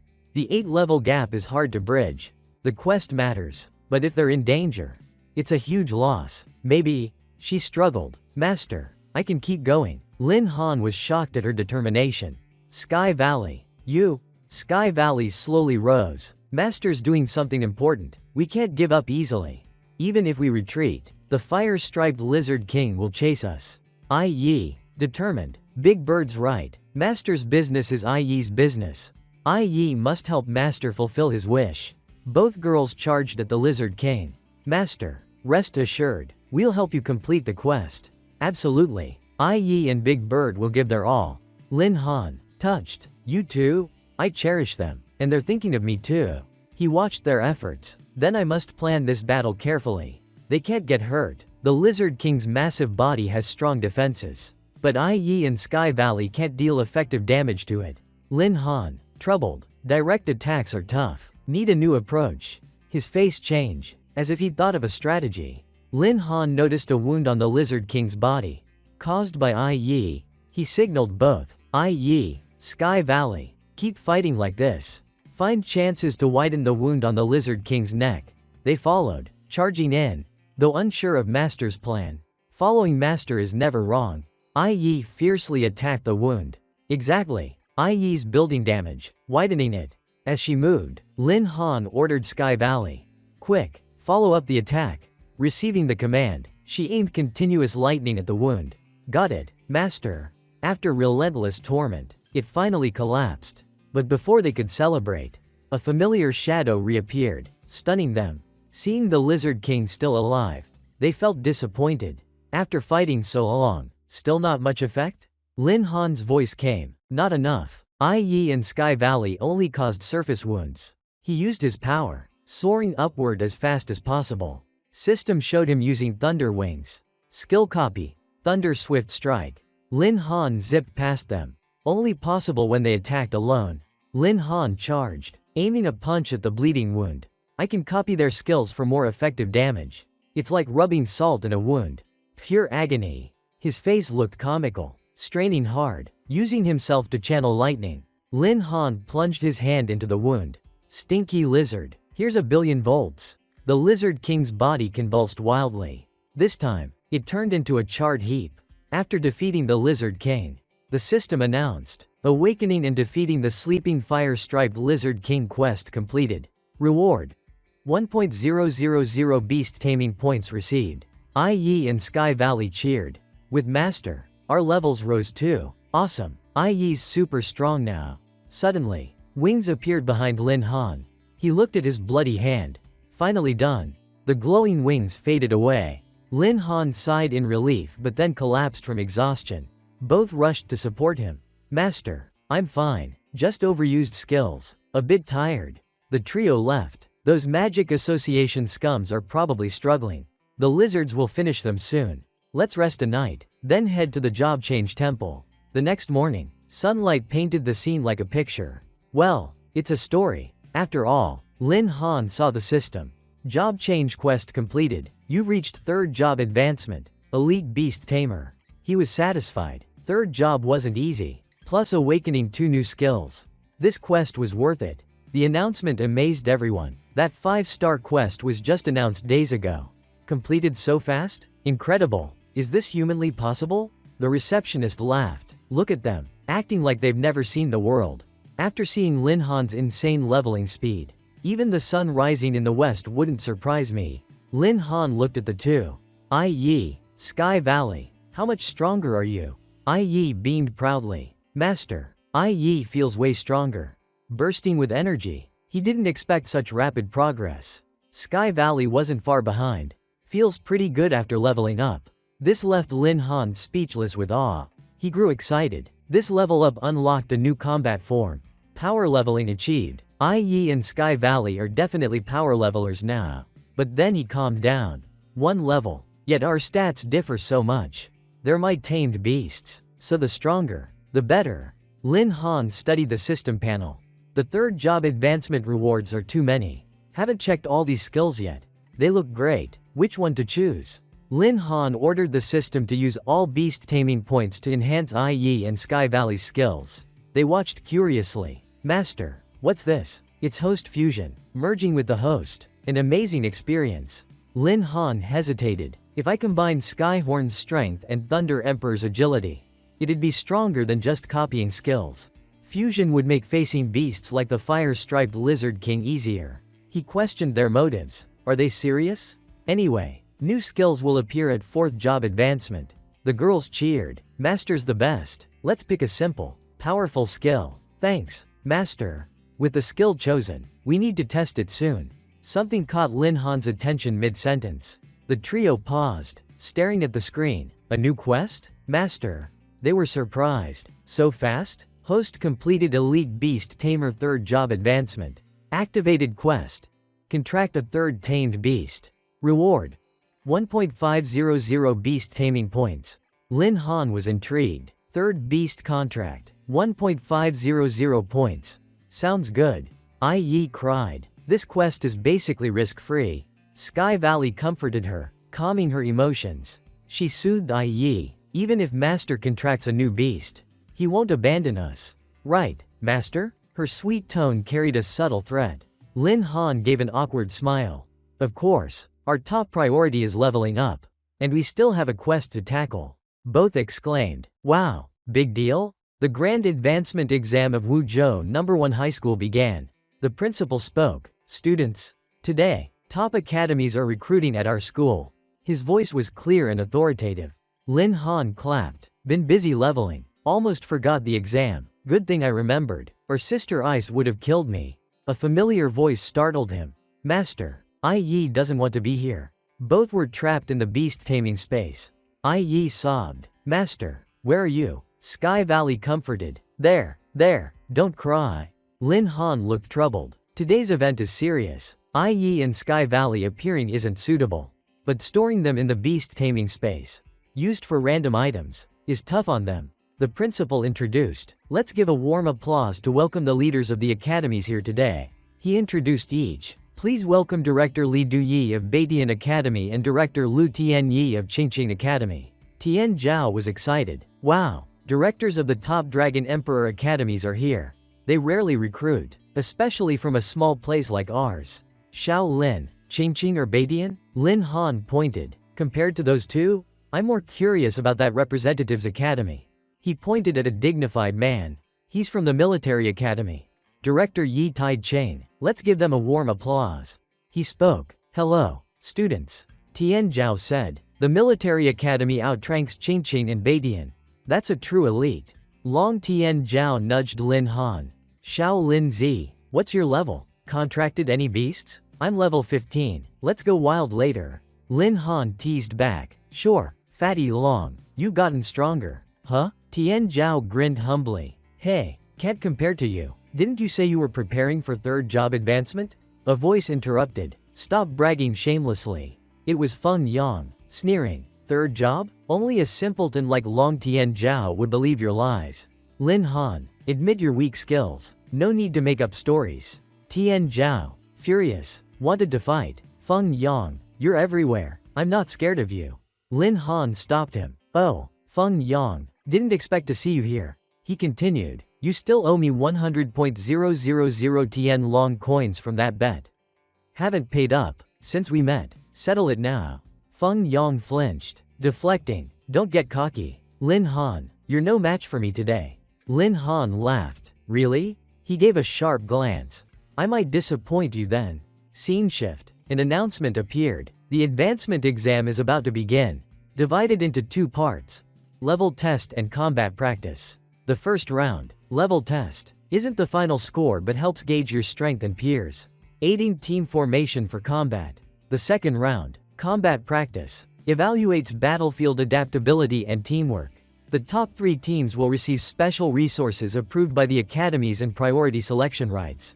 To prevent freeloading, academies will evaluate based on individual combat performance and overall scores. I now declare the advancement exam officially begun. I hope you all perform your best and enter your desired academy. The level test began. Students lined up by class. The testing orb detects levels 10 to 20.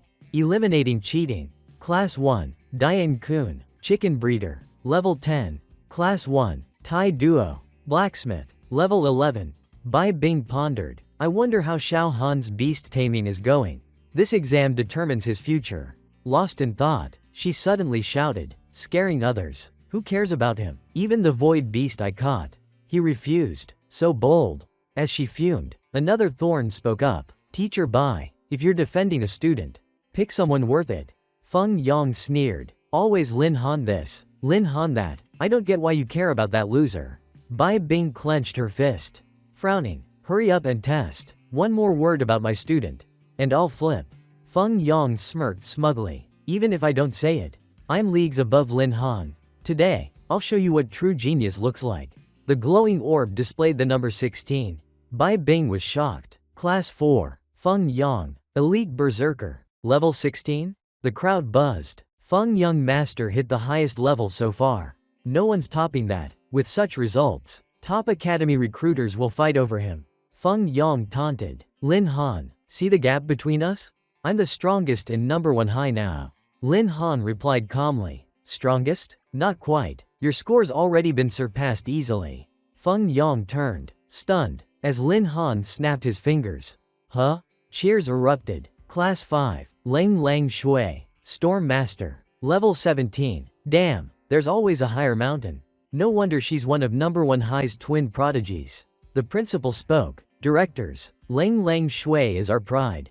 Not just for her grades but her exceptional talent. The recruiters whispered. Great level and job. If her combat sense matches. Beidian welcomes her. Qingqing added. She's a rare talent. Exactly what we need. The Shenhue Control Center commander spoke. Principal Si Kong, I heard your school has a beast tamer. Lin Han, one of the twin prodigies with Lang. Is he here? Si Kong nodded. He's. Before he finished, a voice announced. Next, Class 6, Lin Han. The commander smiled. Lin Han, the kid who broke the Shenhue realm record before. What surprise will he bring now? Feng Yang scoffed. With the testing device, all frauds will be exposed. Lin Han, I'm waiting to see you make a fool of yourself. Bai Bing snapped. This brat needs a beating. Lin Han reassured her. Teacher Bai, the only way to deal with a clown is to slap him hard. He added confidently. I'm eager to start. Bai Bing, seeing his demeanor, trusted him. Go for it. Per the principal, the orb only tests strength up to level 20. Lin Han, already at third job advancement, wondered what result would show. He touched the orb. Lin Han worried. Is this shaking normal? Bai Bing, anxious. I've never seen this before. The orb couldn't handle the strain and cracked. It shattered before the teacher and student. Damn, why'd it explode? Long Tian Zhao gasped. Holy crap, what just happened? Bai Bing rushed over. Worried. Lin Han, are you hurt? He sighed. Phew, I'm fine. Bai Bing puzzled. Why'd the device break? It was checked before the exam. Lin Han sweated. Nervous. It's not because my level's too high. Right? No way, right? Feng Yang laughed gleefully. Haha, your strength's so pathetic the device couldn't handle it. If I were you, I'd quit the exam. At that moment, Cao Shang appeared, chiming in. Exactly. Not only failing the test but ruining the only device. Acting like he's above the rules. Lin Han thought. The principal said he'd deal with Cao Song. Yet he's still here. Such strong backing. Bai Bing whispered. That's Cao Shang, Cao Song's twin, an exam proctor. He holds a grudge over you reporting Cao Song. Be careful. Cao Shang greeted the higher-ups. Principal, directors. Lin Han damaged public property and failed the level test. I propose disqualifying him from the combat test. Lin Han, startled, rushed to warn. Proctors shouldn't bring personal grudges into the exam. He grabbed Cao Zhang's nameplate. But Cao let him, saying, Lin Han, stop trying to salvage this. The directors agreed. A level too weak to test. And a beast tamer at that. Even in combat, without strong resources, training a beast tamer is too hard. The principal appeared. Lin Han, you heard the directors. He looked tense. Lin Han exclaimed, Principal. Feng Yang smirked triumphantly. Cao Shang thought similarly. Can't advance. Lin Han's career ends here. But Principal Si Kong said, shouldn't strength be judged by combat performance? The Shenhue commander added, the level test is just for data. The combat test is what matters. Doing this backward, can you really pick out true talents? The two directors softened. Ahem. Commander Yi's words woke us up. We should watch this student's second round performance. Maybe he'll surprise us. Haha. Commander Yi asked. Principal, any issues with this arrangement?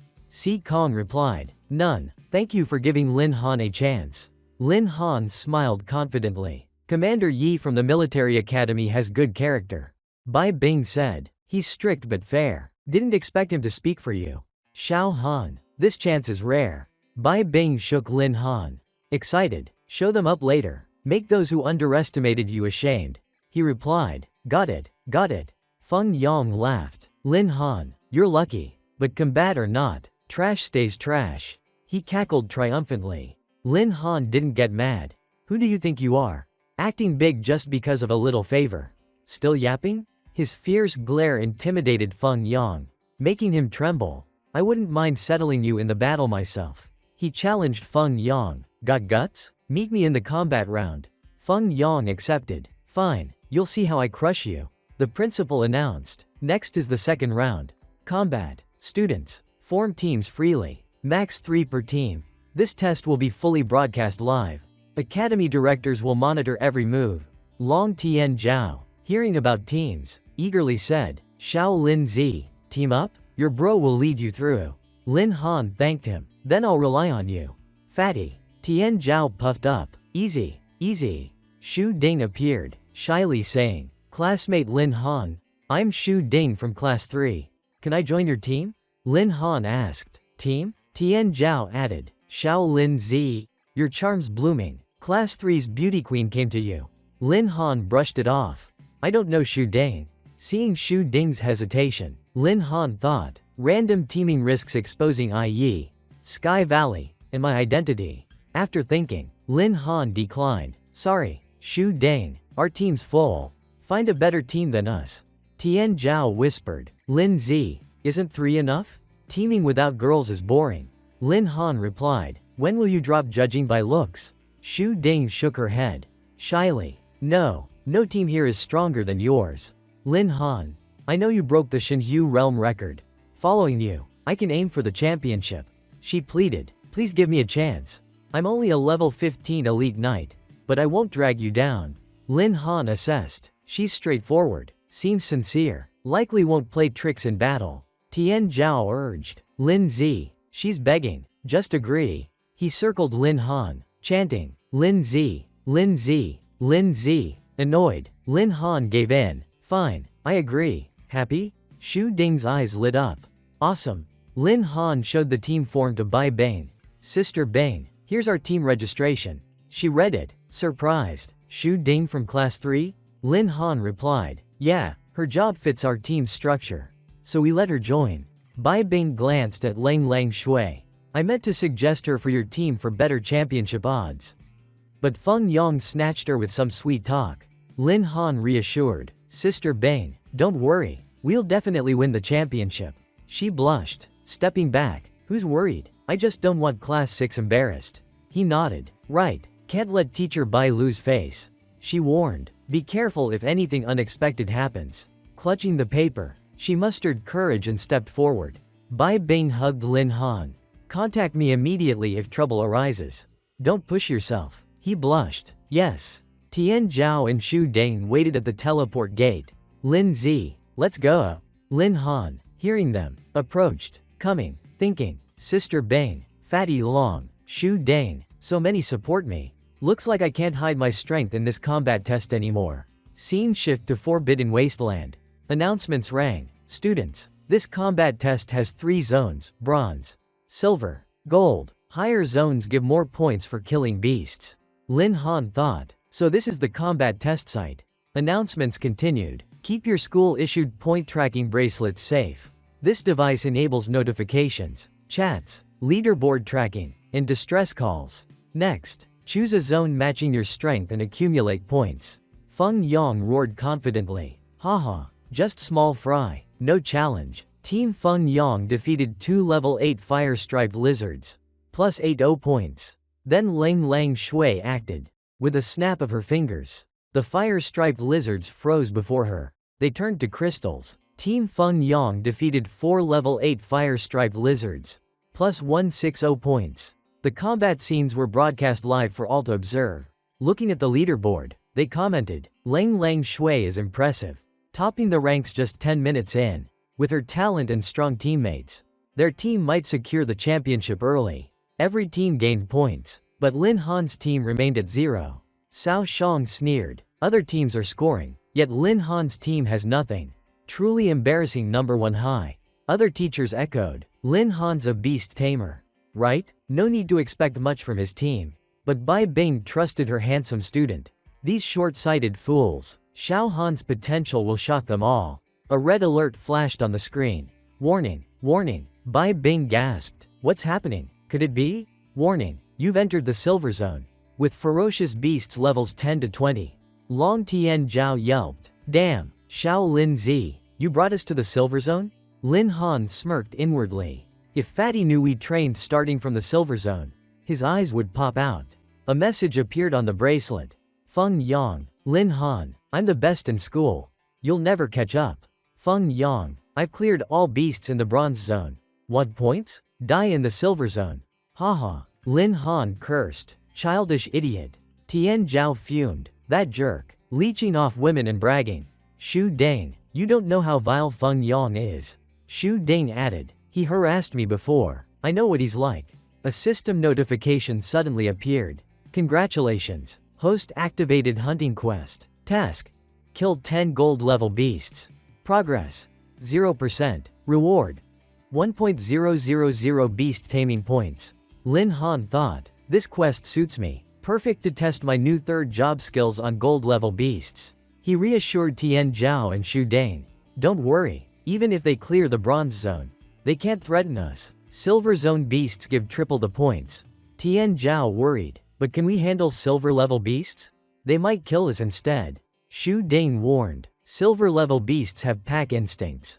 Most move in groups. Facing them is intense pressure. Lin Han calmed them, assigning tasks. Just run when you see beasts. I'll handle them. Once we rack up points, we'll head to the gold zone. Tian Zhao and Shu Ding gasped. The gold zone? Lin Han confirmed. Yup. Gold zone beasts give the highest points. Want the championship? How can you not know this? Scene shift to gold zone. A level 18 silver stink hyena appeared. Tian Zhao said, logically, yes, but I'm not scared of this. As Tian Zhao spoke, Lin Han clenched his fist. He punched the hyena, sending it flying. To Tian Zhao's shock, yelp yelp. More hyenas appeared behind. Tian Zhao warned, Lin Zi, watch out. Lin Han swiftly attacked. Sweeping strike. Notification. Team Lin Han killed 5 level 18 stink hyenas. Plus 450 team points. Tian Zhao marveled. Level 18 beasts. Just taken down by Lin Zi? Shu Ding was stunned. I really hugged a big thigh. Lin Han urged. What are you thinking? Want to follow me to the gold zone? As they pondered, Lin Han racked up more. Successfully killed stink hyena. Plus 900 points. Successfully killed stink hyena. Plus 900 points. Successfully killed stink hyena. Plus 900 points. Tian Zhao and Shu Ding, convinced, said, let's go. Of course we're going. Outside, a red alert flashed on the livestream. Warning. Team Lin Han. Long Tian Zhao. Shu Ding entered the silver zone. Another teacher scolded Bai Bing. Teacher Bai, is your Lin Han crazy? Taking Shu Ding to the silver zone? If anything happens to my student, I won't let him off. Bai Bing calmed her. Teacher Li, relax. Lin Han doesn't act without confidence. Cao Shang gloated. Haha, he knows he can't win, so he's dragging his team to their deaths. Lin Han's shamelessness is unreal. Bai Bing retorted. Proctor Cao, why keep badmouthing our students? Where's your professional ethics? Cao Shang snorted. I'm just worried bad apples will ruin the school's reputation. The silver zone isn't for rookies. Trouble there is a big issue. Other teachers also scorned Lin Han. Pity his teammates. High-class jobs. Dragged down by him. But then, wait, what? Team Lin Han's points shot up in a flash? Team Lin Han killed 5 level 18 silver stink hyenas. Plus 450 points. The crowd gasped. No way. Really? Commander Yi was surprised. Oh, Lin Han? The leaderboard kept climbing. Up 120 points. Teacher Li, who criticized Bai Bing, was shocked. My gosh, their points rose again. Bai Bing called. Tech team, switch to Team Lin Han's camera. Tech replied. Got it. Yi was demolishing hyenas. Above, Sky Valley shot lightning at them. Take that. Teacher Li gaped, amazed. So cool. Are those really Lin Han's tamed beasts? The directors were stunned. Those beasts aren't simple. Likely Lin Han's trump card. Not as Proctor Cao claimed. Cao Shang frowned, unconvinced. Rare beasts don't mean he can dominate the silver zone. It's full of beasts. 2 tamed beasts can't handle them all. Notifications kept coming. Team Lin Han killed 3 level 15 snow beasts. Plus 225 points. Killed 6 level 12 swift wind wolves. Plus 360 points. Killed 4 level 17 snow leopards. Plus 340 points. Teacher Li cheered. Lin Han's beasts are mobile point machines. Sweeping the silver zone. Unlike Cao Shang, who refused to accept Lin Han's victory. At this rate, their team might take first place. Bai Bing, proud, asked Teacher Li, so, still think Lin Han's leading your Shu Ding to death? Teacher Li backtracked. No, I was joking, don't take it seriously. Bai Bing, thrilled, looked at the screen. No wonder he rejected the Void Beast. He had better options. Outside, cheers rose. 10th place, now 7th. In the battlefield, Lin Han and his team fought fiercely for points. Impressive, points soaring. Team Lin Han killed a level 19 Thunder Beast. Plus 95 team points. Tian Zhao and Shu Ding cheered.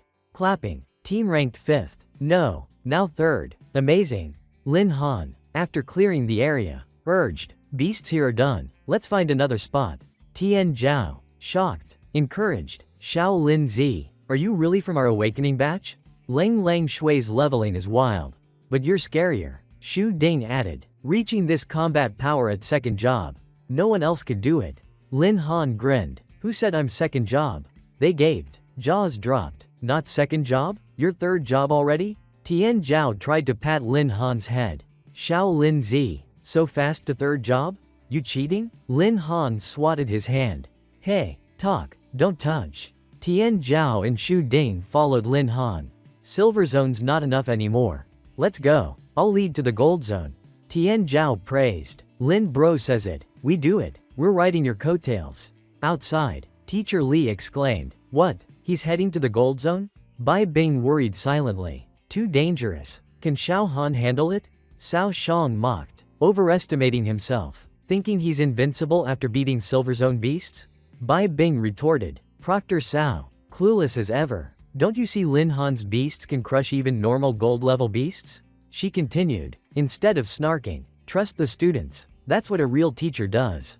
Cao Shang stammered. You? He thought. If not for Lin Han, my brother Cao Song wouldn't be in jail. This time, I'll deal with him. Cao Shang pulled something out. Time to team up with Feng Yang. Scene shift to the bronze-silver zone border. Feng Yang and Lang Shui were killing beasts. At this rate, our points will skyrocket. That loser Lin Han can't catch up. Even with a divine beast. A notification pinged. Feng Yang checked his phone. Cao Song reported, Lin Han's second in points.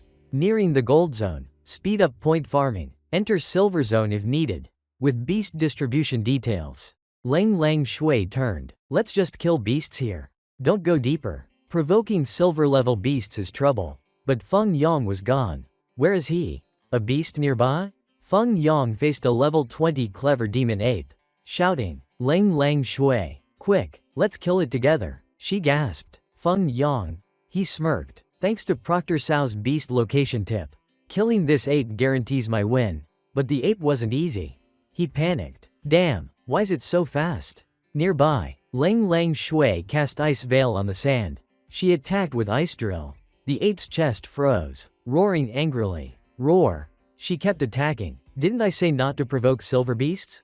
Stop complaining. Help kill it first. Feng Yang shouted. Team up with me, and the Storm Master weapon Cao and I promised will match its effect. Lang Shui realized. I've been screwed by Feng Yang.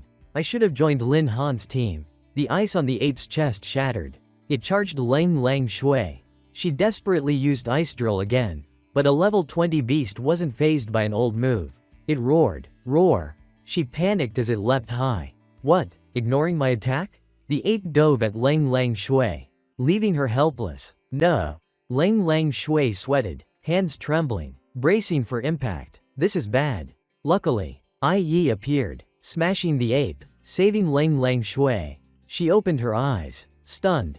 Lin Han approached. Lang Shui exclaimed. Lin Han? He asked, surprised. Why you guys? In ant form, Skyhorn tore at the enemy.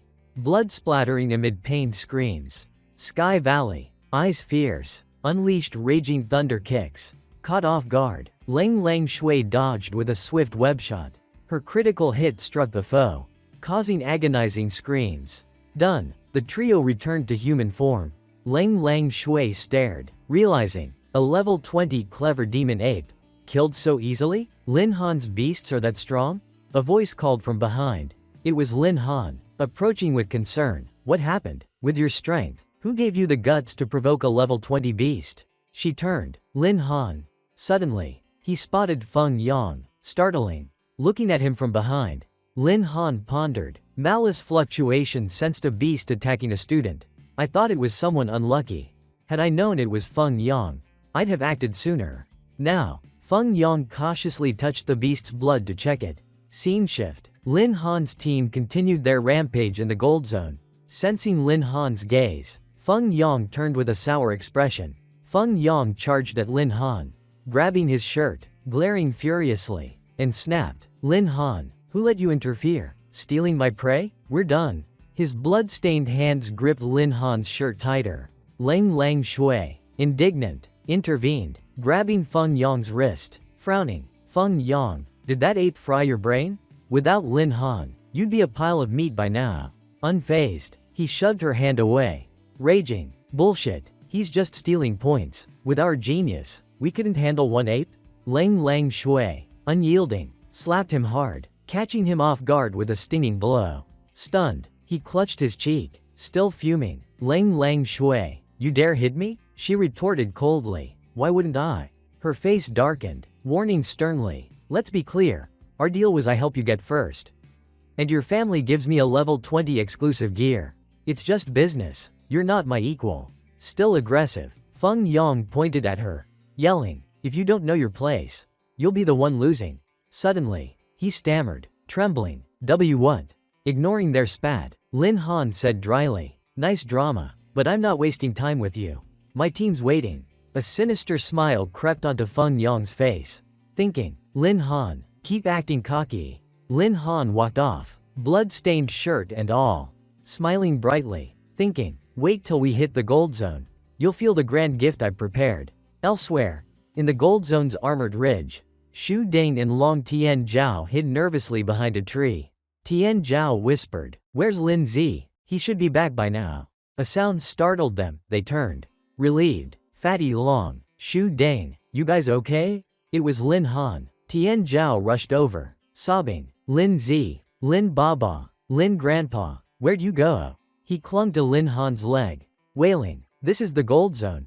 A beast could eat us any second. Suddenly, the swift sound of a wild beast echoed behind them. As they hugged and cried, Lin Han soothed, all right, I'm back, aren't I? A level 20 shadow wolf lunged close. His keen senses kicked in. Lin Han spotted it instantly. As it pounced, Lin Han landed a lightning-fast punch to its stomach. Unable to resist, it crashed hard into a tree, knocked out in one blow. The system announced, successfully killed Shadow Wolf, plus 2.136 points. Quest progress updated. Shu Dane and Tian Zhao were stunned. She stammered, Shadow Wolves are pack beasts. Tian Zhao added, level 20 Shadow Wolves? Staring at it, Lin Han calmly confirmed, you're right, we're surrounded by the pack. Tian Zhao panicked, a pack of level 20 beasts? We're doomed. Unfazed, Lin Han smirked, thinking, good thing we killed tons of beasts earlier. Yi and Sky Valley leveled up, so these are just a warm-up for them. As he spoke, the system displayed images and howls. Smiling, Lin Han ordered, Yi, Sky Valley, no mercy. Turn them into points in 10 minutes. Lang Lang Shui's excited voice echoed. Yi, activate fusion, crush them, got it. Yi will smash them for master. The battle footage appeared, with countless point notifications, introducing Skyhorn Ant's fusion skill, immense strength, and iron bones. Next, the system analyzed the second target, Thunder Emperor, with skills Thunder Burst and Swift Strike, points piling up rapidly. After intense effort, the trio cleared out many shadow wolves. 2 notifications followed, updating quest progress and rewards. Lin Han thought, killing so many beasts and leveling up is great, but entering the gold zone and hitting shadow wolves so soon? Something's off. Hesitating, he tapped the system panel, thinking, who knows what's next? Better boost our strength just in case. Suddenly, a Skyhorn Ant leapt out, charging toward Lin Han. Quick as lightning, it jumped into his arms. Lin Han caught it joyfully as it chirped, Master. In a moment of excitement, Yi climbed onto Lin Han's body, beaming like a cat catching a fish, exclaiming, Master, that big beast has been slain by me. Lin Han laughed heartily, gently replying, good job, Yi, but please, get off me first. Giggling, she sniffed the scent lingering on the young man's body, her eyes flashing with mischief. This fragrance is so captivating. It makes one want to overpower Master right now. Lin Han sensed something amiss. Frowning slightly, wait, those red marks are blood? But Yi could no longer maintain her calm demeanor. Bursting out emotionally, Master, Heaven Valley is no less impressive. The Heaven Valley girl immediately flared up with jealousy, glaring and shouting, you tiny insect. Like 2 competing whirlwinds, Lin Han could only raise his hands to mediate, soothingly saying, all right, both of you calm down, it's not time for rivalry. The task of slaying demons is still unfinished. Meanwhile, Shu Ting trembled like a frightened dog, face pale as a leaf, stammering to Long Tianzhao. Brother Han is not only insanely strong but can also tame ferocious beasts as pets. My image of a beast tamer, completely shattered. Long Tianzhao nearly lost composure. Mouth twitching, just get used to it. Lin Han then spoke politely, suggesting, you two have followed us from the start, you can't return empty-handed. These 2 shadow wolves, take them down yourselves, treat it as practice and earning experience points. Shu Ting and Tianzhao instantly grinned with excitement, eyes gleaming, yes, thank you, Papa Lin. Lin Han replied unhurriedly, alright, clean up quickly, there's still much to do. Moments later, Tianzhao's gaze fell on the data recording bracelet, piled with defeated beasts, blurting out, I wonder what our ranking is now. His eyes widened in shock. Mouth agape, my gosh, since when did we climb to first place? The scoreboard clearly displayed, rank 1. Lin Han, Long Tianzhao, Shu Ding scored 7.200 points.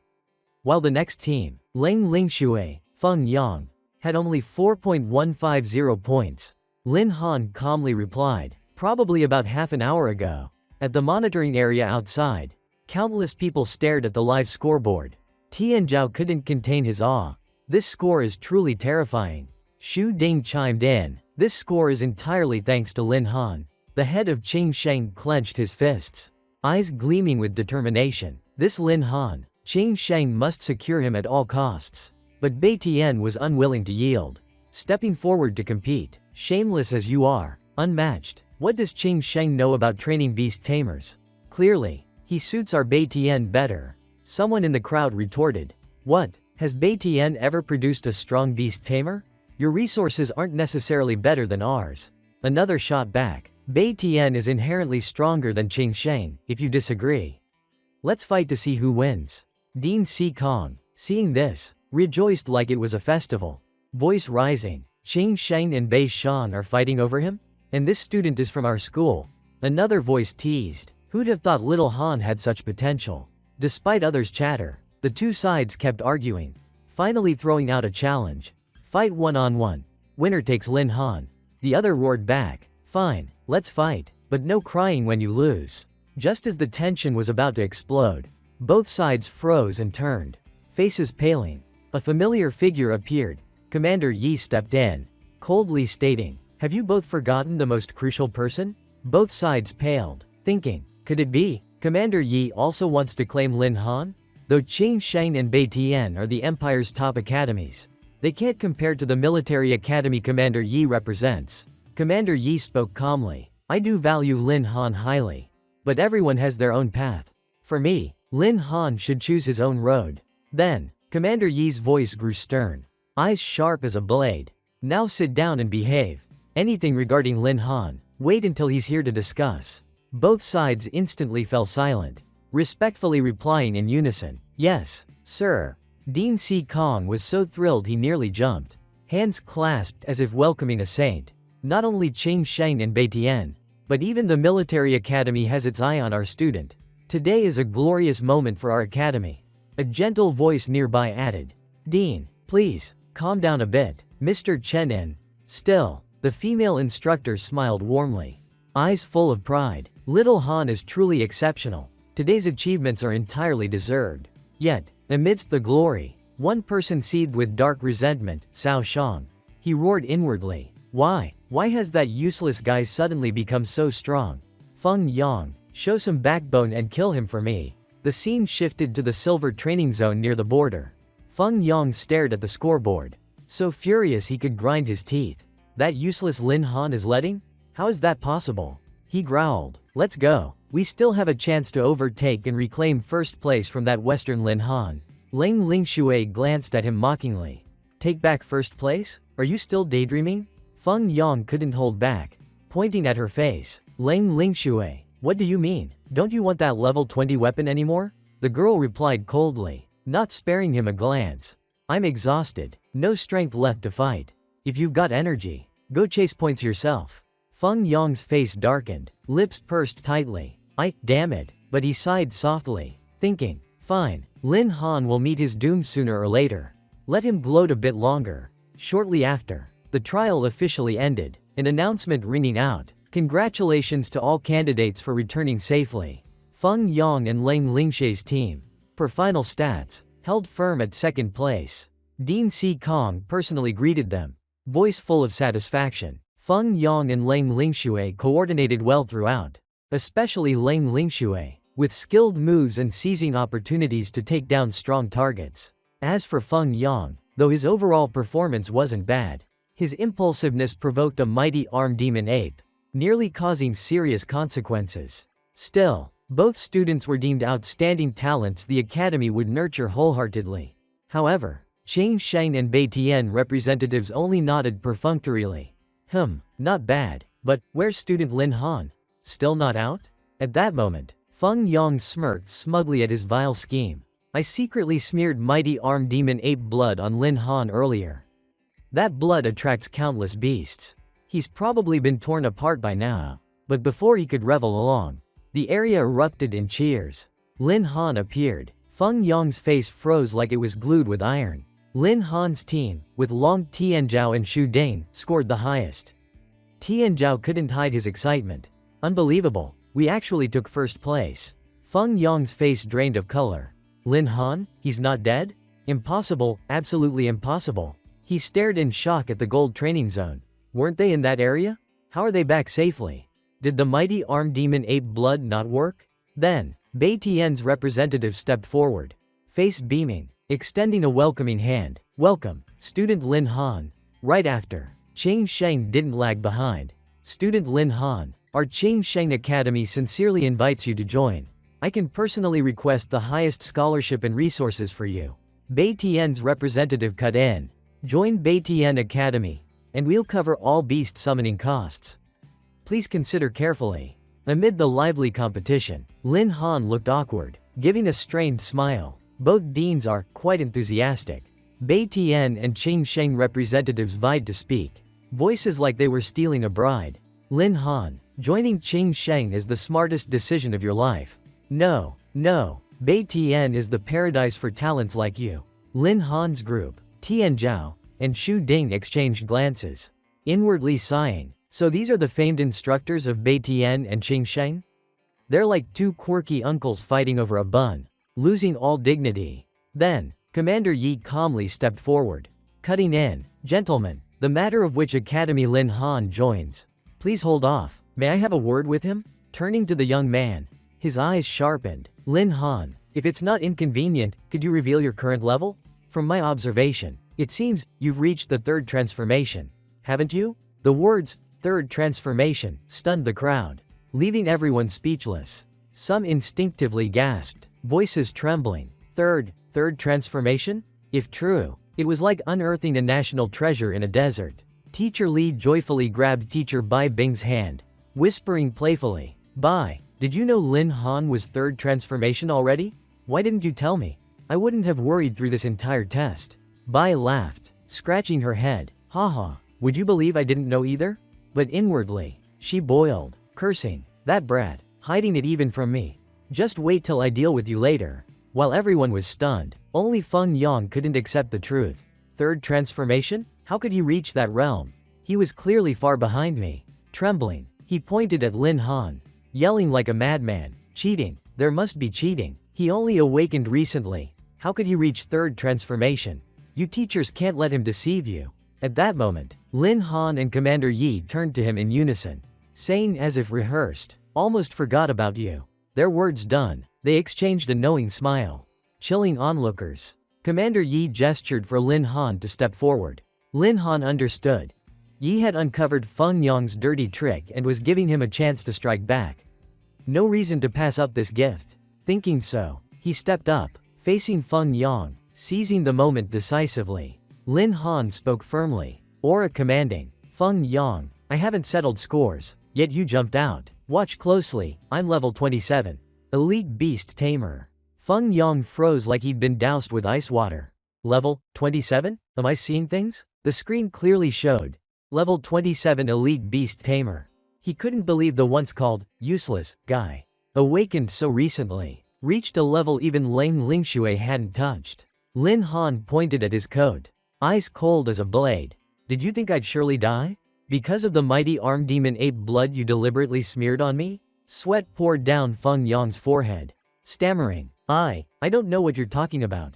At that moment, a familiar figure approached. It was Teacher Bang. Her face stern, voice firm, pretending is useless. All your actions during the combat drill were fully recorded. I believe playing it back will reveal the truth. As Teacher Bing finished, Feng Yang suddenly burst into a smug laugh. Ha! Lin Han instantly sensed something wrong, eyes flashing with alertness. Something's off, very strange. Feng Yang smirked, turning to Judge Cao, confidently saying, Teacher Cao, please show my surveillance device so everyone can see clearly. Lin Han frowned. Since when did he give his device to Cao Shang? This is trouble. Cao Shang didn't hesitate, presenting a damaged device, calmly stating, when Feng Yang entered the field, he gave me his surveillance device. Unfortunately, it was damaged during combat, so no footage can be played. Teacher Bai Bang, furious, snatched the camera from him, snapping, impossible, let me see. Cao Shang gloated inwardly, thinking, these fools think I'd leave evidence? Right after the drill, I cleaned up everything. With the camera broken, even if they know we targeted Lin Han. Where's the proof? But he didn't expect Commander Yi to speak up. Like a savior descending, that surveillance device is broken? No matter. We still have our cameras. Let's take a look. This made Cao Shang pale. Blurting out, what? Commander Yi pulled out his phone, calmly saying, to ensure fair evaluation, the military set up cameras in each combat zone, recording the entire process. Initially meant for assessment, these clips now became the most solid evidence. The screen lit up, images crystal clear. Feng Yang stealthily bending down, smearing something from a blood puddle onto Lin Han's coat. Everyone held their breath. A voice cried out, my gosh, he's really smearing demon ape blood. Commander Yi's voice thundered, the mighty armed demon ape is a silver-grade beast. Its blood can trigger the frenzy of gold-grade beasts. Your act was clearly meant to lure high-level beasts, forcing Lin Han's team into a death trap. He continued, voice growing colder, you should be thankful you're not my soldier and haven't caused real harm. Otherwise, I'd make you regret living. Down to your bones. Feng Yang could only stammer meaningless words. Then, Dean C. Kong stepped forward, voice full of rage. Feng Yang, I never thought you'd do something so despicable. Tarnishing our school's reputation. You're no longer fit to be our student. Prepare for expulsion. Lin Han stepped forward, bowing to the dean. Dean, don't rush. Feng Yang is just a pawn. He continued, eyes sharply scanning the crowd. A student like him, how could he know the exact effect of demon ape blood? And the camera just happened to break? Turning to face Cao Shang directly. Judge Cao, your brother Cao Song has repeatedly provoked me. And now the camera, conveniently, broke in your hands. Isn't that too coincidental? I suspect in this game, you're the one truly playing the board. Cao Shang frantically waved his hands. Face pale. No, it's not related to me. I'm a judge. How could I be involved? But then he said something that stunned even Feng Yang. Besides, a despicable person like Feng Yang, I'm ashamed to even associate with. Feng Yang, enraged, roared, Uncle Shang, how could you treat me like this? Initially, I just wanted to earn points from the demon ape. No longer holding back, he shouted, pointing, it was you who messaged me, explaining the demon ape blood's use, and told me to smear it on Lin Han no matter what. To silence the accusation, Cao Shang suddenly lashed out, kicking Feng Yang down, yelling, shut up, when did I do that? Feng Yang fell, his phone tumbling out of his pocket, rolling across the ground like a silent witness. Instantly, someone quick-witted snatched the phone. The device was unlocked. Teacher Bai Bing opened it easily. Finding the message log, after a few taps, she frowned, letting out a meaningful, oh. Without hesitation, she turned the screen toward Cao Shang. Voice sharp. Feng Yang wasn't lying. Your messages are still fully stored here. Cao Zhang's face flushed with anger and fear. Shouting, you're slandering me. Give me that phone, and lunged to grab it. But Dean C. Kong, prepared, swiftly restrained him. Cao Shang, you're as vile as your brother. With superior strength, he subdued him, voice commanding, people like you must face fitting punishment. Commander Yi stepped up, calmly decreeing, hand Cao Shang to the military for handling. His face cold as frost.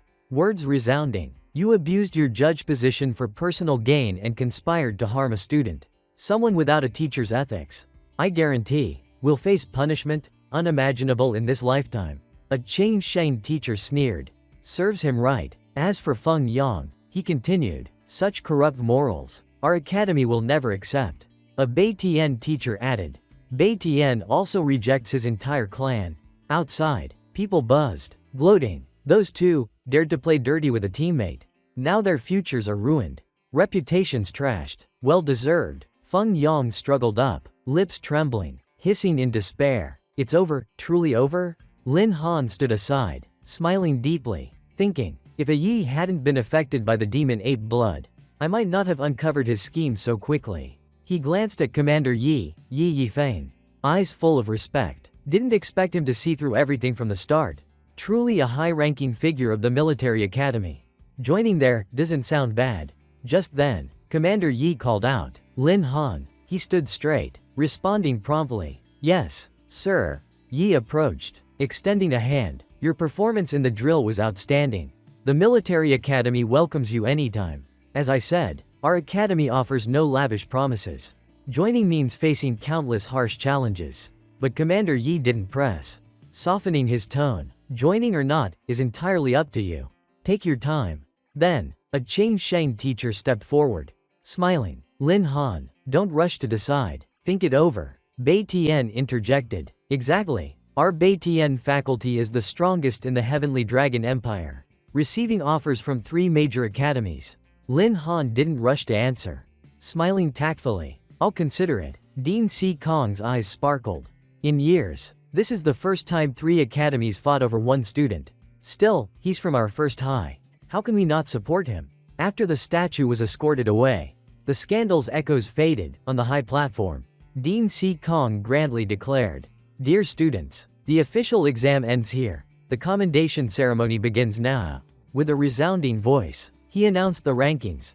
3rd place went to 3 students, Du Haonan, Dian Kun, and Yuan Bo. 2nd place honorably belonged to Feng Yang and Leng Lingxue, names that drew much admiration. Finally, the ultimate glory, 1st place, named the top 3, Lin Han, Long Tianzhao, and Xu Dane. In that solemn moment, Dean Si Kong joyfully announced Lin Han's exclusive reward for outstanding performance, a downtown villa and a high-level skill manual. Heaven-piercing fist. Plus, a golden necklace amplifying all attributes by 20% for 3 minutes. Limited to 3 uses. With head held high, Lin Han stepped onto the stage, gratefully declaring, "Receiving this honor, I'm filled with gratitude for the principal's guidance, the school's care, and our beloved Wuzhou city." Inwardly, he shouted, "A villa, oh my gosh." His thoughts soared, imagining nightly bliss with a Yi in Heaven Valley. Truly a young man's radiant dream. Si Kong, unaware of Lin Han's winding thoughts, smiled generously. "Save thanks for when you're renowned. Now, let teacher Bai Bing take you to see your new home." Soon, in the upscale urban area, a black car quietly entered a gated compound, wheels gliding like on velvet. Inside, Bai Bing turned with a relaxed smile. "Next, which academy will you pursue?" Lin Han replied honestly, "I haven't decided. I'd like your advice." Bai Bing calmly analyzed. For stability, considered Ching Sheng or Bai Tian. But for intense training to go far, the military academy is ideal. Thinking of a Yi in Heaven Valley, he envisioned that without system support, Bai Tian or Ching Sheng would be best for resources. However, stroking his chin calculatedly, Lin Han concluded, "With the system and my atavism ability, no resource is as valuable as beast taming points, earned only through real combat." After swift deliberation, he decided, "I choose the military academy." Bai Bing smiled. "Bold choice. If you need help later, come to me." Lin Han nodded sincerely. Despite the Bai family's influence, even they couldn't easily sway the military academy. Bai Bing likely just wished him safety. But Lin Han felt no burden. Picturing a Yi in one arm, Heaven Valley in the other, he grinned like he was eating cotton candy in a dream. Yet, at that moment, the spirited voices of his beast companions echoed. "Master, we'll serve you fully." Lin Han shivered as if hit by a cold breeze, snapping out of his rosy dream. The pressure wasn't small after all. While he was tangled in chaotic thoughts, the car suddenly swerved sharply. The wheel twisted like ringing noodles, the car lurching from the abrupt maneuver. Lin Han's body swayed with centrifugal force, tilting like a rice cracker caught in the wind. Losing balance, he tumbled headfirst into a pair of smooth, soft legs, cool as silk in summer. Bai Bing didn't pull away, gently letting him rest in her lap, softly asking, "You're short one beast tamer. Got any candidates in mind?" Big sister's ready to help catch one. Lying in her lap, under a vast sky, he blushed, mumbling, "I've got a target already." Tilting his head, eyes gleaming, "Sister Bing, know any place with fierce fire beasts?" Bai Bing pondered briefly, then replied, "Shan Chi City nearby has Flame Forest, home to a platinum-grade blazing ferret. Perfect for your level. It'll aid you at the military academy." Lin Han repeated, savoring the name. "Blazing ferret?" Bai Bing eyed him calculatingly. "Planning. At your level, you're close to 4th transformation. This dungeon could help you break through." Seeing him still casually resting on her lap despite the car stabilizing, Bai Bing frowned, sternly saying, "Hey, kid, Had enough lounging? Lin Han sprang up, scratching his head with an awkward grin. Yes, enough. Enough. She brushed a stray lock from her cheek, nodding slightly. Then let's head to Flame Forest. Flame Forest, true to its name, burned endlessly. Its flora uniquely adapted to extreme heat. Bai Bing led, eyes focused. Hope the intel's right. If no blazing ferret, I'll find you another. Focus on leveling up. Lin Han summoned his beasts. Thanks, Sister Bing. Suddenly, a furious beast roar shook the forest. Fire lions prowled in a pack, silently hunting. Seeing them approach, Lin Han took a deep breath. Battle spirit rising. Alright, come on. Bai Bing chuckled, teasing. If you're scared, hide behind Big Sister. But the beasts didn't let them talk long, their fiery eyes locking onto their targets. After a moment's probing, the fire lion pack charged like a storm. Bai Bing didn't summon her beasts. Merely raising a hand, icy energy spread from her palm. Frost crystals forming. Chilling ice energy swept over the beasts. Dousing their flames, the fire lions dodged in fear. Lin Han marveled inwardly. Sister Bing can suppress fire beasts with just ice? Too strong. Standing behind her, he observed the beast states, keeping them at low health, one strike from defeat. 3 fire lions were now frozen, like fire statues in ice. Lin Han held back, asking, Sister Bing, just how strong are you? She didn't answer, only urging, you'll find out later. Finish them off, aren't you close to 4th transformation? This packs enough experience. Without further questions, Lin Han commanded sharply, go! A Yi in Heaven Valley shot forward like blazing arrows. Seeing his experience bar soar, Lin Han exclaimed, leveling up so easily. System notifications flashed. Defeated Fire Lion, experience plus 2.258. Level up to 28. All attributes plus 210. Gained 240 free attribute points. Experience kept flowing. Plus 2.258. Lin Han reached level 29. All stats up by 210. Gaining 250 free attribute points. Moments later, the system announced, defeated Fire Lion. Experience plus 2.258. Level up to 30. All attributes plus 300. Gained 300 free attribute points. A flood of notifications poured in relentlessly. But then, the system coldly warned, experience plus 0. You've reached the 3rd transformation cap. To break through, accept a class advancement quest. Otherwise, no further experience can be gained. Bai Bing glanced at Lin Han, calculating briefly, then asked, hit the cap, huh? He nodded, grinning. Yes, exactly. Reached the level limit. Hearing this, she grabbed his hand, eyes resolute. Bai Bing led him deeper into the forest. Let's go. The blazing ferret's last sighting is ahead. At Flame Forest Center, a massive blazing ferret perched on a giant tree. Flames flickering around its crimson fur like glowing embers. Bai Bing nodded, pleased. Intel was spot on. It's here. Lin Han clenched his fists. Ready. Alright, watch me shine. With that, he crouched low, translucent energy wings sprouting from his back. With a light flap, he soared into the air. Bai Bing watched, marveling. When did this kid learn flight skills? High above, Lin Han smiled confidently, thinking, time to show Sister Bing my true strength. Nearing the blazing ferret, he summoned a Yi. Caught off guard, the beast couldn't react as a tiny black shadow shot toward it like an arrow.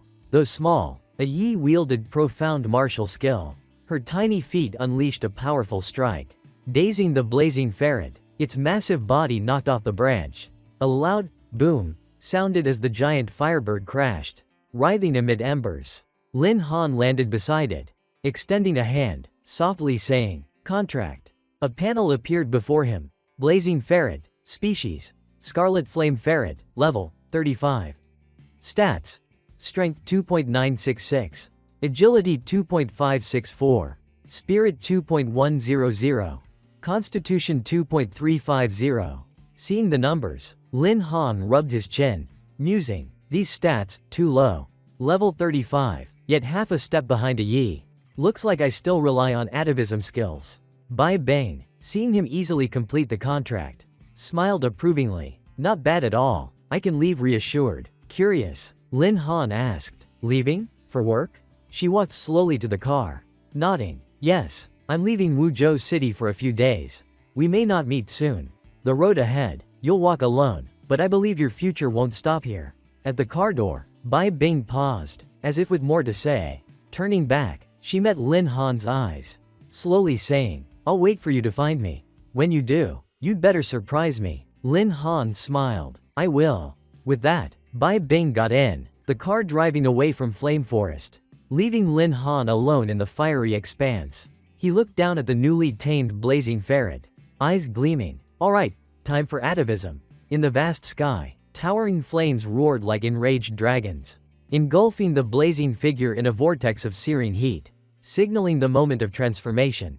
Bit by bit, as ancient beasts once did, an ancient bloodline awakened, reshaping the fiery form into a human one. The system's clear voice announced the blazing ferret's transformation was a complete success. As the flames faded, a woman appeared with golden hair like dawn sunlight, clad in crimson robes like fine wine, her beauty so striking it could spark proposals on the spot.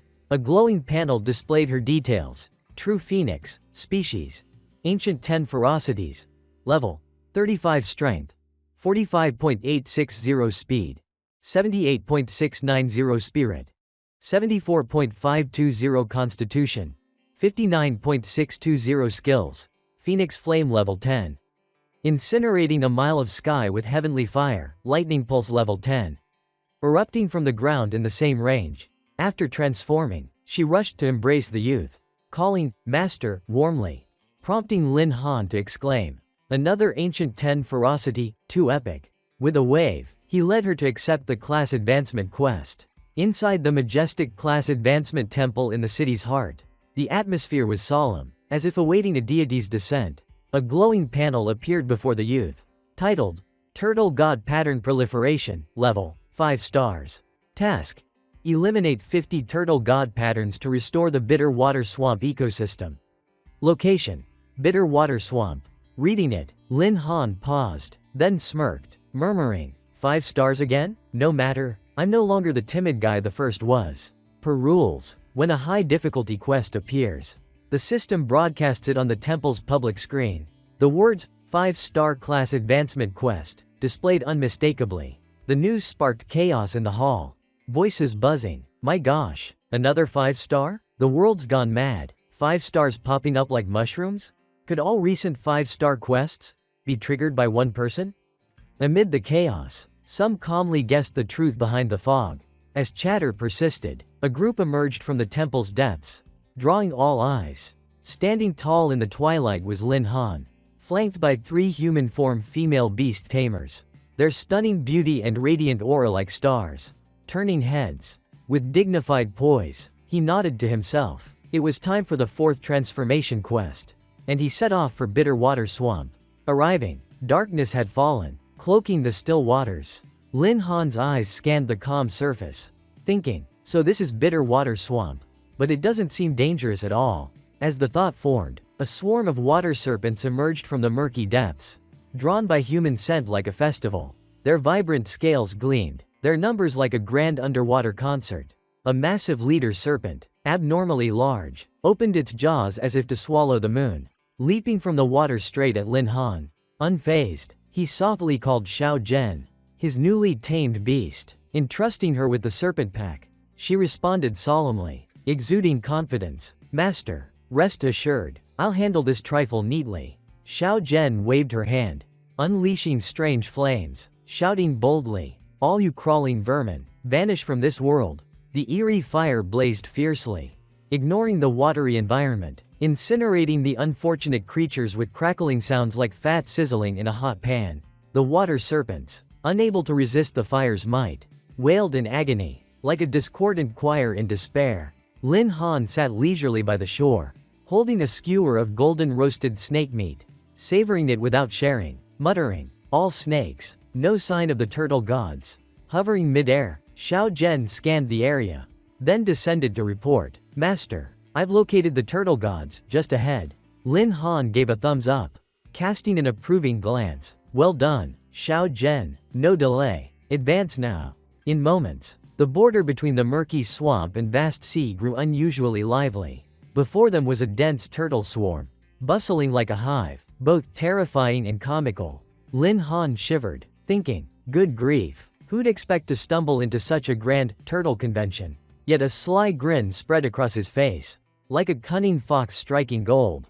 For if the enemy gathered in one spot, why bother hunting them down individually? Without hesitation, he let Xiao Zhen rest, summoning his other aides, a Yi in Heaven Valley, entrusting the turtle battlefield to them. A Yi, beaming, replied swiftly, Master, leave it to us with confidence. Heaven Valley smiled gently, nodding calmly. We'll handle this. Xiao Zhen glanced around, then timidly asked, Master, what about me? Lin Han chuckled, waving casually. You stay by my side. Let the others level up and stretch their legs. A Yi, a melee war god in the form of a mighty ant, punched and kicked like a tempest amidst the turtles. Soon, the air rang with the crushing sounds of hapless turtle gods being pulverized. Heaven Valley, in contrast, acted with elegant precision, casting lightning bolts like brushstrokes across the sky, striking turtles that convulsed and collapsed instantly. Meanwhile, Lin Han lounged on the shore, attended by Xiao Zhen, reveling in indescribable joy, sighing, oh, the life of reaping rewards without fighting is pure bliss. The system chimed like a victory anthem. Defeated 20 turtle gods, 25 turtle gods. Defeated 30. Task progress at 60%. Just when things seemed smooth, a water column shot skyward, drawing Lin Han's gaze instantly. From the frothing water, a colossal turtle beast, dozens of times larger than the others, emerged, roaring to shake the heavens. The system relayed, creature ahead is Turtle God Pattern King. Level 49.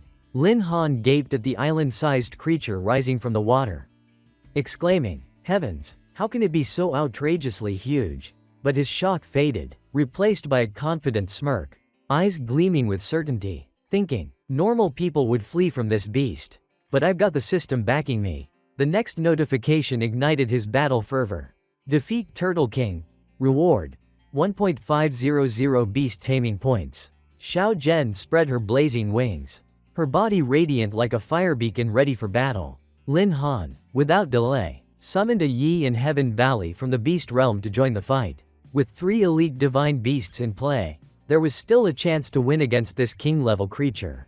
Lin Han commanded boldly, A Yi, unleash your full force for a critical strike. The powerhouse charged, landing an earth-shaking punch, shattering the Turtle King's iron-like shell. He followed up, Heaven Valley, used Thunder Burst. A massive lightning bolt struck from the heavens, hitting the Turtle God Pattern King's bulky form, splashing water everywhere. Next, he assigned the new beast, Xiao Zhen, to deliver the finishing blow. Give it a fiery strike to remember. From the void, a searing flame stream shot forth, burning the Turtle King's remaining shell. After the relentless barrage, the level 49 creature couldn't react, now barely floating, awaiting Lin Han's final strike. Yet he held back, eyes sternly assessing, marveling inwardly. 3 fierce beasts attacking relentlessly.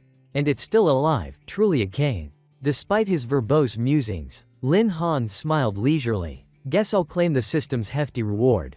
But then, an unseen creature stalked the battered Turtle King. As Lin Han prepared to finish the Turtle King, a massive warship-like figure charged, a black python bit down, severing the Turtle King's head. Lin Han roared in fury. Damn it, my 1.500 points are gone. Since the killing blow wasn't his or his beast's, the system coldly announced, task failed. New target generated, Black Water Python King. Reward. 2.000 points. Lin Han's forehead pulsed with veins, grinding his teeth. Steal my kill? Fine, let's see who swallows who. He muttered, eyes glinting. Let's try the new skill, Fusion Level 1. His beasts' bodies were enveloped in strange data streams, his voice echoing to each. Celestial Ant, a Yi. Next, Heaven Valley, Thunder Bird. And finally, Xiao Zhen. Blazing Ferret. 3 mystical energy streams merged into Lin Han's body. As per his command, a dazzling aura enveloped him, layering like silken threads taking form. In a fleeting moment, Lin Han donned majestic fusion armor, with a Yi's mighty form as its core. Behind him, hybrid wings. One side Xiao Zhen's blazing flames, the other Heaven Valley's chilling lightning. A sleek helmet crowned him, adding mysterious grandeur. Checking his status, Lin Han gaped. Lin Han, fused state. Species: human. Level: 30. Strength: 91.364. Agility: 85.350. Spirit: 90.800. Constitution: 83.000.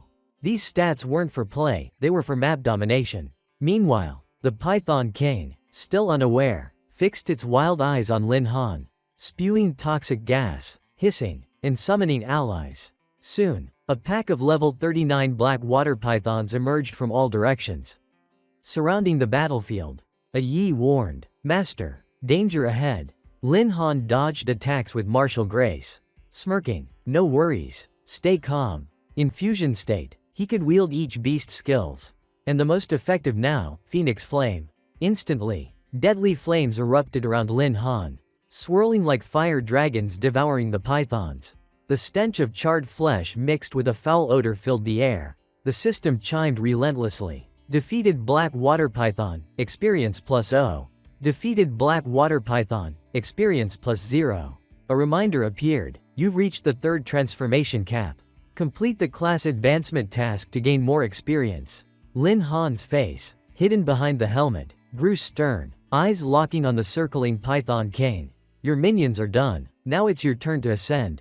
The Python King hissed furiously, bearing bayonet-like fangs, charging with the force to swallow the sky. Lin Han fluidly unleashed 3 skills: Giant Strength, Frenzy, Phoenix Flame. Enhanced by the skill set, he threw a thunderous punch, striking the enemy's head, making the Python King wail in pain. Relentless, his next blow tore the Python King's massive body into fragments amid a deafening explosion. Lin Han landed lightly on the water, calm as an autumn stroll, indifferent to the Python King's writhing, exploding remains behind him. His 3 fierce beasts cheered in unison, like fire dancers celebrating victory. "Master is truly majestic." Yet, awaiting system congratulations or rewards. Lin Han tilted his head, naively asking, "Huh? Still not dead?" As thick smoke cleared, 2 heads loomed behind him. No, closer inspection revealed one wasn't a snake head but a massive turtle head. Even more shocking, the snake head sprouted from the turtle's tail. The system warned, detected rare mutated beast, Black Water Swamp King has appeared. Its name, Black Water Xuanwu. Level 49. Simultaneously, in the distant city center, the security system blared red alerts like thunder in a clear sky. A flurry of warnings. Alert: Black Water Swamp Dungeon Anomaly. Rare legendary Xuanwu beast detected. At the temple's class advancement desk, the receptionist, sipping hot tea, panicked, dropping her cup. "My gosh, isn't Black Water Swamp where Master Lin's quest is? A rare beast? A Xuanwu?" Back at the swamp, Lin Han stared at the turtle-snake hybrid, face like he'd been woken at 3 a.m. "What the? Where did this Xuanwu come from?" A beast within him replied, "Master, it's not a true Xuanwu but an artificial hybrid, formed from multiple beasts." Realizing this, Lin Han nodded. "I see, but how could it fuse into such a monster?" Xiao Zhen, usually quick, lowered her head, wings drooping. "Sorry, Master, I don't know, but please be careful." Before her warning finished, the fake Xuanwu struck first, its terrifying force making Lin Han brace with all his strength. Staggering back, blurting bitterly, "What?" He struggled to block one strike, retreating far back, his voice choked, intending to keep the opponent for study. But the foe ignored martial honor and launched a sneak attack. Lin Han stopped holding back, gathering lightning in his palm, thinking that with the system inside him, losing a few beasts meant nothing, as he could contract up to 10. Instantly, he unleashed a devastating move, shouting each word, "Huang Yan." Thunder Rampage. A lightning bolt like a heavenly pillar struck directly upon the mutated Xuanwu creature. A thunderous explosion followed, shaking the waters of Kuoshui Marsh in violent surges. When the smoke and flames cleared, the scene became visible again. Lin Han stood cold and proud, declaring victory. As the system announced, "You have subdued Kuoshui Xuanwu." Obtaining a platinum item, Xuanwu Shield. He quickly collected the item and checked its effects. Reduce critical suppression damage by half, up to 80% against absolute criticals, while also granting fortune and lifespan to its owner. Lin Han then released fusion with his spirit beast, sighing, "The final quest is complete. The reward is extraordinary." Now I should return to the Divine Temple to change class. Yet sudden pain and fatigue overwhelmed him, leaving him dizzy and nearly collapsing. The system warned, due to side effects of fusion skill, he had entered a weakened state, needing 3 hours to recover. His 3 loyal beasts hurried to support him, while Lin Han held his head and thought, sighing, fusion skill truly has limits. Better kept only as a trump card.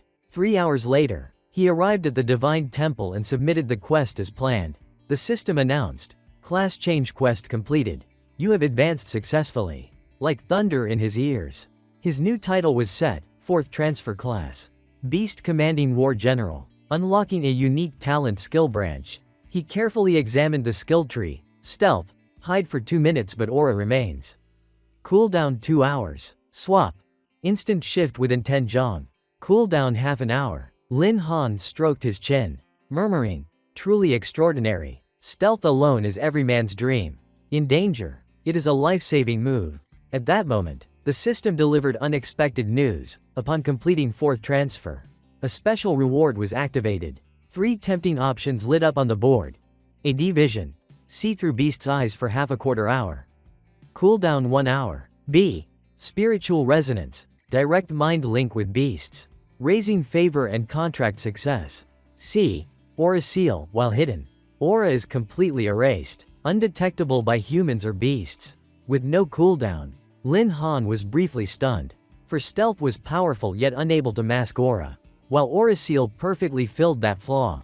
So he decisively declared, I choose Aura Seal. The system instantly synchronized, announcing neatly, the new skill had been learned successfully. The info panel displayed, name, Lin Han, class, 4th transfer beast commanding war general, hidden class, unknown, level, 30, attributes, strength 6.880, agility 5.980, spirit 4.660, constitution 4.460, equipment, Xuanwu shield, blessing necklace, skills, beast contract LV.4, beast space LV.4, beast summon LV.4, malice pulse LV.3, thunder wing LV.3, skill copy LV.3, Hawkeye LV.2, Keen Hearing LV.2, Fusion LV.2, Venom Spikes LV.1, Stealth LV.1, Swap LV.1,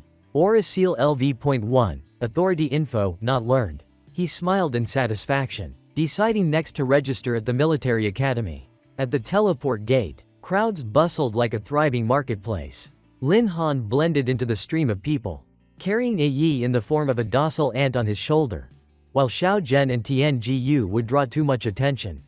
So in crowded places, a Yi was handier. As he walked, he suddenly heard a familiar call, Lin Zi. Turning back, he saw old acquaintances, Tian Chao and Shu Ting. Surprised, he asked, why are you two here as well? Tian Chao laughed broadly, Lin Zi. We promised to enter an academy together. Shu Ting gently added, I said back then I wanted to follow you. Tian Chao slung an arm over Lin Han's shoulder, grinning. We planned to surprise you at the academy. Shu Ting beamed with delight. Didn't expect to meet here. Such fate indeed. Lin Han nodded calmly, replying, all right, from now on we journey together. That night, the three stayed at an inn in the city. Hugging his pillow, Lin Han covered his ears in misery. As someone's thunderous snoring roared, inwardly he cursed, travel together my foot. Who knew this fatty snores like war drums? Watching Tian Chao snore away, he wished to stuff cloth in his mouth, thinking they had to cross the eternal shadow forest tomorrow to register. He worried, if I can't sleep, what then? Just then, a voice sounded within the beast space. Master, don't worry, we have a way. A Yi, Tian Jiyu, and Xiao Zhen joined forces, creating a pale golden glow. They appeared by their master, erecting a soundproof space, silencing the snores. Lin Han rejoiced that beast energy could block noise, smiling and praising. You're very thoughtful. Inside the soundproof barrier, Xiao Zhen boldly said, Tian Jiyu, move aside, I want to hug master. A Yi immediately cut in, no, I want to as well. Lin Han chuckled, hugging one side and soothing, don't rush. Everyone gets a turn. Tian Jiyu, come on, climb up. Xiao Zhen clung tightly, refusing to let go, muttering, "Master is mine alone." A Yi grew jealous, snapping, "What did you just say?" She grew angry but restrained herself for Master's sake, saying, "I already let you earlier. Don't push it." Xiao Zhen retorted stubbornly, "Then this time you give way. Because I'll never give up, Master." None of the three would yield, so they burst into a quarrel, attacking and shouting, "Today I'll teach you a lesson on Master's behalf." Lin Han helplessly stepped forward, embracing all three and coaxing, "Come now. Come now. You're all comrades. Why quarrel like this?" He mediated gently, suggesting, "How about this? Each of you hugs me in turn for 3 hours. All right?" His sincere words calmed them, and they nestled obediently in his arms, replying together, "Whatever Master says, we obey." The next morning, at the edge of the military academy, beneath the dark canopy of the eternal shadow forest, Lin Han's group began their advance. Tian Chao noticed Shu Ting's pale look and asked, "What's wrong? Didn't sleep well last night?" She wearily answered, "Someone's snoring was too loud. I couldn't close my eyes." Hearing this, Tian Chao blushed and scratched his head, awkwardly changing topic. "Forget it. Never mind. Now we must cross the eternal shadow forest to register at the academy." "Let's go." Shu Ting nodded lightly, smiling. "All right." The three continued their journey. Unbeknownst to them, a youth quietly observed from a high branch. It was Yan Dong, who immediately sent a message. 3 freshmen entering eternal shadow forest spotted. Blade-wielding squad nearby, prepared to strike anytime. The system triggered a prompt. Malice fluctuation has been activated. Lin Han sensed danger and quickly pulled his 2 companions back. Just as firepower was about to pour forth, he warned softly, "Careful." The ground shook with heavy footsteps. Before them appeared a level 40 flame Black Panther. Lin Han calmly commanded, "Prepare for battle." Tian Chao exclaimed warily, "A level 40 beast? But this is the academy's outskirts." Shu Ting recalled, "I heard all freshmen must undergo an entrance trial, so it's true." While they still hesitated, Lin Han charged alone, instructing, "Protect yourselves. Leave the rest to me." Flames surged fiercely across the panther's body as it hungrily leapt at prey. Suddenly, it teleported, vaulting past him in an instant. Lin Han was shocked, exclaiming inwardly, "Instant teleportation?" Tian Chao shouted in panic, "Shu Ting, watch out." Just as the panther prepared to strike, Lin Han swiftly activated the swap skill. Moving like lightning, he raised his head proudly, "You're not the only one who can teleport." He instantly summoned a Yi and gave rapid commands. "Use full power for me." His order rang out firmly. A thick cloud of dust erupted where the panther stood, and Lin Han sneered, "This is supposed to be an entrance trial? Far too weak." Shu Ting looked up in admiration, as expected of Brother Han.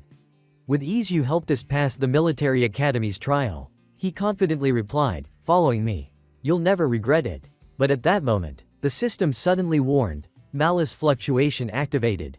Large numbers of enemies detected near host. Lin Han was shocked. Could the trial not be over yet? As danger descended, he pushed Tian Chao back, warning gravely, "Careful." A needle shot forth like the wind, yet could not escape Lin Han's eyes. He snatched the hidden weapon midair. The near victim trembled, exclaiming, "Heavens, what kind of needle is this long?" The three instantly shifted into defensive stance. Lin Han warned sternly, "This trial is suspicious. You two must be careful." Tian Chao worried. Could there be enemies nearby? A thought flashed in Lin Han's mind. Malice fluctuation gave no position. Could the enemy have the power to conceal aura? From a distant tree, Yan Dong observed, thinking, "He caught that weapon barehanded, must be luck. Otherwise this freshman's strength is too frightening." He snorted coldly, "I still have countless methods. Compared to me, he's still green." With that, Yan Dong left his hiding place. His body leapt high, unleashing a rain of glittering needles. "Taste this." Lin Han immediately signaled, "Careful." The Xuanwu shield was summoned in time, blocking all hidden weapons, but he knew well, open attacks are easy to guard. Hidden strikes are the true danger. Tian Chao cursed while running. "We can't keep this up. Is this really just a trial?" The rain of hidden weapons continued endlessly. Yan Dong darted swiftly among branches, seeking the best angle, muttering with thrill. Targeting fixed prey, how delightful. Yet every needle was stopped by the sturdy shield. Lin Han calculated inwardly, With this shield, defense is secure for now. What's needed is a counterattack. He ordered firmly. You two stay here and draw attention. I'll circle from the flank. The two nodded at once. All right, Brother Han, be careful. At that moment, Yan Dong was forced to change tactics. That cursed turtle shell shield was absurdly strong. Even his sharpest needles couldn't pierce. Someone nearby suggested, how about trying to burn it instead? Yet he firmly rejected that plan, fearing it might accidentally take a life. Suddenly from behind, Lin Han appeared like a wraith, smirking. Didn't expect you'd actually care for others. Yan Dong was terrified at his sudden appearance, heart nearly leaping from his chest. He tried to unleash a fist hiding needles, but his wrist was caught midair. Lin Han's cold voice pressed, still want to strike? Without delay, he answered with a powerful punch. Then his hand hooked behind the foe's neck, yanking him back with a mocking grin, fond of playing dirty. Are you? Without mercy, he slammed Yan Dong down from above like tossing out trash, not giving him a chance to recover. Lin Han stomped firmly on his chest, pinning him hard. He spoke coldly, each word heavy as a hammer. Spit out your purpose. Stay silent and I'll gladly send you to the underworld right now. Understood? Yan Dong panicked, raising his hands in plea. Junior, calm down, we're all family here. At the words, family, Lin Han frowned in doubt. Family? What nonsense are you spouting? Explain clearly. The man feigned honesty, replying, I'm also a military academy student. 3rd year already, so technically you're senior. My name's Yan Dong. Talking like this feels awkward. Mind letting me sit up? Released. Yan Dong sat up gratefully. Still pale-faced, Lin Han refused to relent, pressing sharply. If you really belong to the academy, then why ambush and attack us? He hastily defended. Junior, you've misunderstood. The needles I used were only mild tranquilizers. He added cautiously. They just make you sleep a bit. No harm at all. It's actually a traditional academy rite. By rules, seniors can test freshmen through combat. Each new student gets 100 contribution points upon entry. If caught, we're allowed to take 80. Lin Han frowned. Contribution points? Yan Dong explained. Exactly. Contribution points are the academy's currency.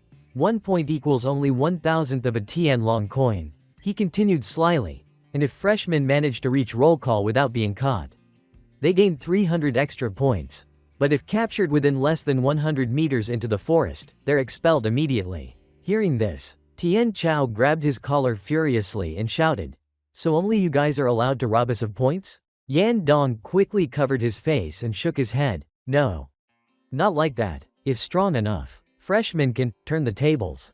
Snatching a senior's identity card gives 500 points. At that moment, Lin Han realized the strange killing intent earlier came from the academy's bizarre rules. A bold plan formed in his mind, if freshmen could also hunt down seniors. He raised an eyebrow at Pang and Shu Ding. Shall we try being hunters once? Their hungry wolf stares made the senior collapse in fear. Lin Han declared triumphantly, now you're caught. The rules say you lose 500 points. Yan Dong paled. What are you trying to do? Lin Han sneered. Those 500 points equal 500.000 Tianlong coins. Not a small sum for you. Right? Yan Dong turned pale. 500,000 was nearly all his savings. But if he allied with these freshmen to ambush others, could he still live in peace later? Lin Han coaxed. Don't worry. I won't shortchange you. Help me take down a senior. And I'll give you 50 points commission. Fair enough? Yan Dong gaped. 50 points? Just calling someone over? No need to fight? Lin Han nodded. Exactly. If you want to fight, fine, but the pay won't increase. Then he pulled the senior up as if lifting a promising partner. Shu Ding still hesitated. But, after we beat them, how do we prove it to the school? Yan Dong smirked. Easy. Everyone has an identity card. You exchange points with that. Lin Han's eyes lit up. Ah. So it's the identity card. Shu Ding reached out to take the card from Yan Dong, while Lin Han urged, Senior, time to work. Yan Dong immediately took out his phone. Sorry old Wang. I've no choice. Please forgive this tragic fate. About 50 meters away, the first target, Li Chong, was approaching. He was a 3rd year and a student council officer with scholarship nomination rights, just as noteworthy as Yan Dong had described. Seeing Shu Ding and Tian Chao lying under a tree, Li Chong sneered. Typical clueless freshman. In his mind he gloated. Resting in the forest? I'll show you the cruelty of real combat. These 160 points are mine first. But just as he was about to strike, his foot stepped on a hidden trap. His expression shifted from arrogance to shock as he realized he'd been tricked. The senior toppled helplessly, crashing down by the tree like a sack of rice. Lin Han laughed. Striking. Well done, senior. Keep it up. Yan Dong forced a smile. No, it's still you. Junior. So brilliant, one move finished it all. Falling into a pit, scratched by thorns, Li Chong roared angrily. So bold. Daring to trick me? Forget about scholarships this year. Old grudges surged as he shouted. Draining my scholarship wasn't enough? Every year you blow it on girls, shameless. Lin Han impatiently peered down. What's this? Your drug didn't work? Yan Dong scratched his head, grimacing. He has a body strengthening skill, so the anesthetic is slow. I'll raise the dose for the next ones. Lin Han nodded. Fine.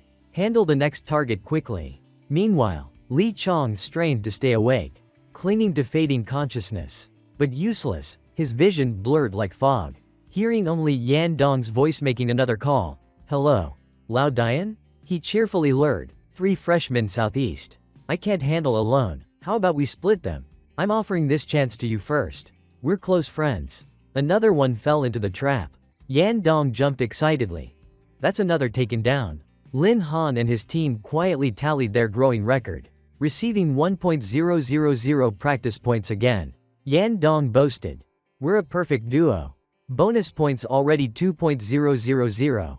Wait, let me call more in. Meanwhile, in the dark forest depths, the seniors sensed something wrong. Many teams reported lost contact. Some vanished completely. The captain instantly grasped the problem. Narrowing his eyes, he said gravely, looks like this year's freshmen include a monster. In the heavy fog like a shroud of death, the atmosphere grew even colder and more chilling. At that moment Yan Dong eagerly lured the next target, Lao Chen.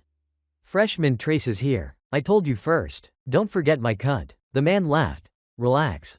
If we succeed I'll split half the points with you. He pointed at the 2 actors lying on the ground pretending to be dead.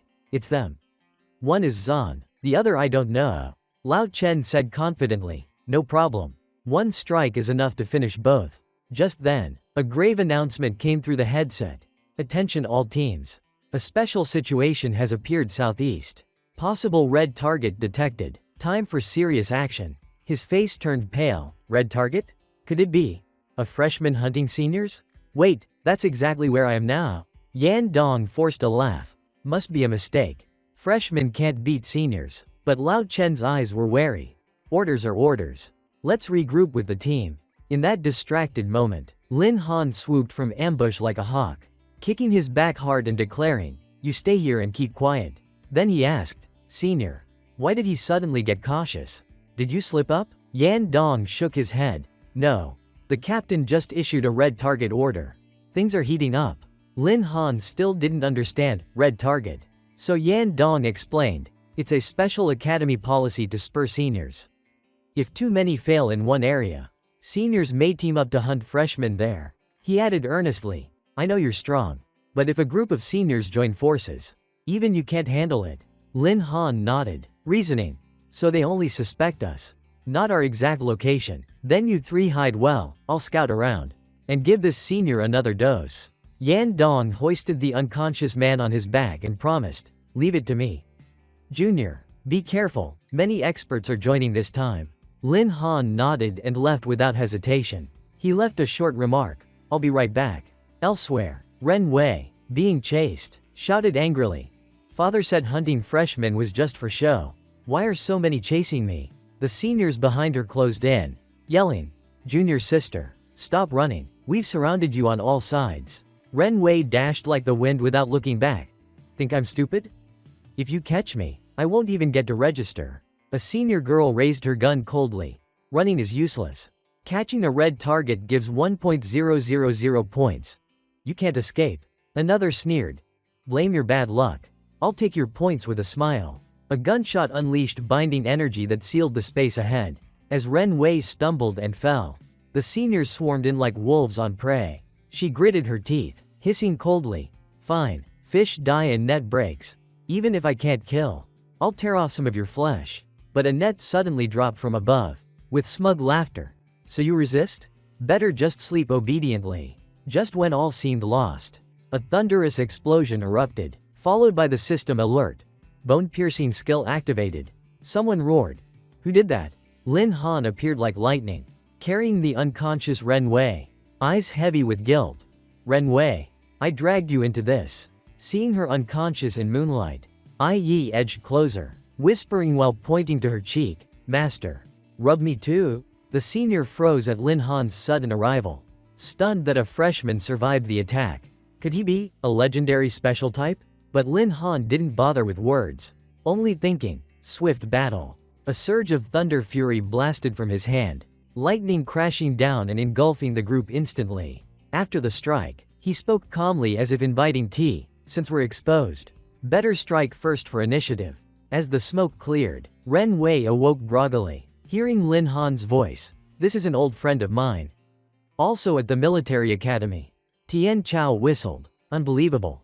Lin Han, you're truly a goddess slayer. Sitting up, Ren Wei asked. Lin Han? Why are you here? You saved me? He replied coolly. We're freshmen at the military academy too. Just passing by, lending a hand. Ren Wei puzzled. But I was trapped by old students. And you? Last time you were only at second stage. How are you this strong now? Lin Han smiled lightly. Oh, that? I've reached fourth stage now. What? The shocked scream thundered. Tian Chao instantly raised a thumb. No need to say more. My brother indeed. Shu Ding stared at him like seeing a giant chicken leg, thinking, here's a true god to cling to. Yan Dong shuddered inwardly. So this is the real genius. Lin Han pulled out a stack of student cards he had seized, declaring boldly, instead of running, let's hunt back. That way we stay safe and trade old students' cards for points. He turned to Ren Wei. So? Interested in joining the hunter team? She nearly choked. You mean, hunting third years? Inside, she trembled. Since entering Yan Ying Forest, I've only relied on tracking skills to escape. And now we're hunting third years? But then her eyes blazed with fire. Great. I've hated them long enough. Count me in. Lin Han quickly laid out the plan. Good. Team intro. This is Zan, combat fighter. This girl is Knight, Shu Ding. With your tracking, we can lock targets easily. You all act as bait. The ambush is mine. He also gave Yan Dong a special task. I need you to keep infiltrating and dividing their ranks as before. Yan Dong nodded eagerly. No problem. Leave it to me. Once the formation was set, Lin Han solemnly declared the real battle had begun. Meanwhile, news reached the senior group 53, where their captain received signals from missing members' devices, ordering scouts to trace them. Reports poured in, revealing someone found in a deep pit, one of the vanished members. He seemed only sedated with mild electric shock, unharmed physically, but strangely his ID card was gone. The captain frowned, wondering if freshmen of the lightning system were seizing points. But how did they know seniors' exact positions? After receiving antidote, Li Chong woke and was told to recount everything. He reported being ambushed by an alliance of new and old students. The traitor among the seniors was Yan Dong. The captain calmly instructed him to return to the academy and rest, saying he'd handle the rest. Another member asked if they should announce the betrayal on the public channel. He shook his head, saying no, since the freshmen's aim was to block reinforcements. As seniors they could turn that trick back on them. He ordered secret contact maintained with Yan Dong, and called other teams to converge, declaring this the chance to discipline the freshmen. Tian Nan eagerly accepted the order. In Tai Ching's office, knocking sounded, and a deep voice inside allowed entry. A subordinate rushed in to report, Manager Yi. The hunt has met a serious incident. Tai Ching initially misunderstood, thinking the senior students had been too harsh and isolated the freshmen hundreds of meters away. But his subordinate denied it, saying seniors were the prey instead, which made Tai Ching excited, praising the bold pioneer. However, the messenger anxiously added that the freshman was brutally hunting seniors, with at least 20 defeated and one whole team wiped out. Tai Ching jumped up in shock and asked who it was. And the reply came. The Beast Master Lin Han from Wuzhou. Personally chosen by Supervisor Yi. By his calculation, just today's points harvested by Lin Han could be worth a fortune in Tianlong currency. The number must already be in the millions. Tai Ching was still stunned, unable to believe Lin Han had grown so much in such a short time. Someone asked, "Supervisor Yi, should we intervene in this situation?" He replied, slapping the special recruitment plan. "What is there to fear? Don't forget who the captain is. Lin Han isn't the only genius." He emphasized that the key was to build a stage for talents to shine and then fuel them with the right resources.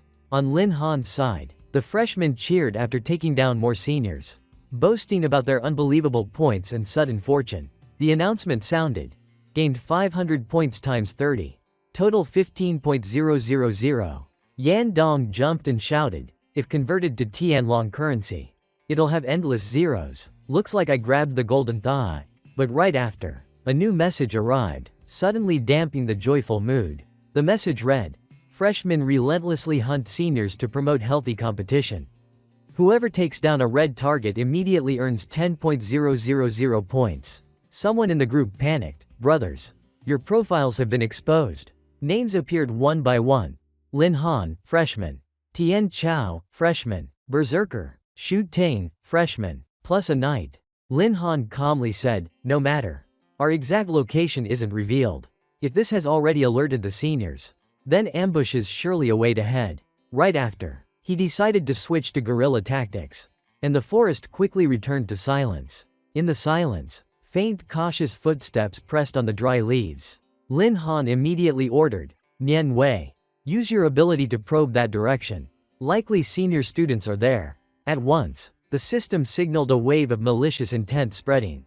Nian Wei used her tracking skill to lock onto prey. In moments, she counted 1, 2, 10, 15, 26, 30, nearly 50 ambushers ahead. Lin Han carefully asked, "Any of them ones I defeated yesterday?" Nian Wei sensed and shook her head. All 50 had different auras. From that, Lin Han easily deduced that once seniors lost their ID cards, they lost the right to join the freshman hunt. Then Lin Han asked Yan Dong, "If the commander of the hunt loses qualification, will the action continue?" Yan Dong replied, "By rules it should end. But in the academy's history this has never happened." He nodded with a sly smile. "Got it. Then let's make this a big gamble." Amid the quiet, rustling sounds suddenly rose. A senior hidden above reported, "Spotted a freshman. Not a red target." The other side ordered, "Fine. Take him out." Without hesitation, the senior swooped down like a hawk. Facing the freshman, the senior said, "Friend, just sleep for a while. When you wake you'll be back at the military academy." The freshman trembled, stammering, Don't come near me." But before the senior's hand touched him, Lin Han struck from behind in ambush. Right after, the whole group of ambushers gathered together. The rescued freshman exclaimed, "Who are you guys?" Lin Han extended a hand kindly. "Just a group of freshmen passing by." Then he explained the whole situation clearly to the newcomer. Hearing it, the freshman gasped, "What? You guys want to hunt seniors?"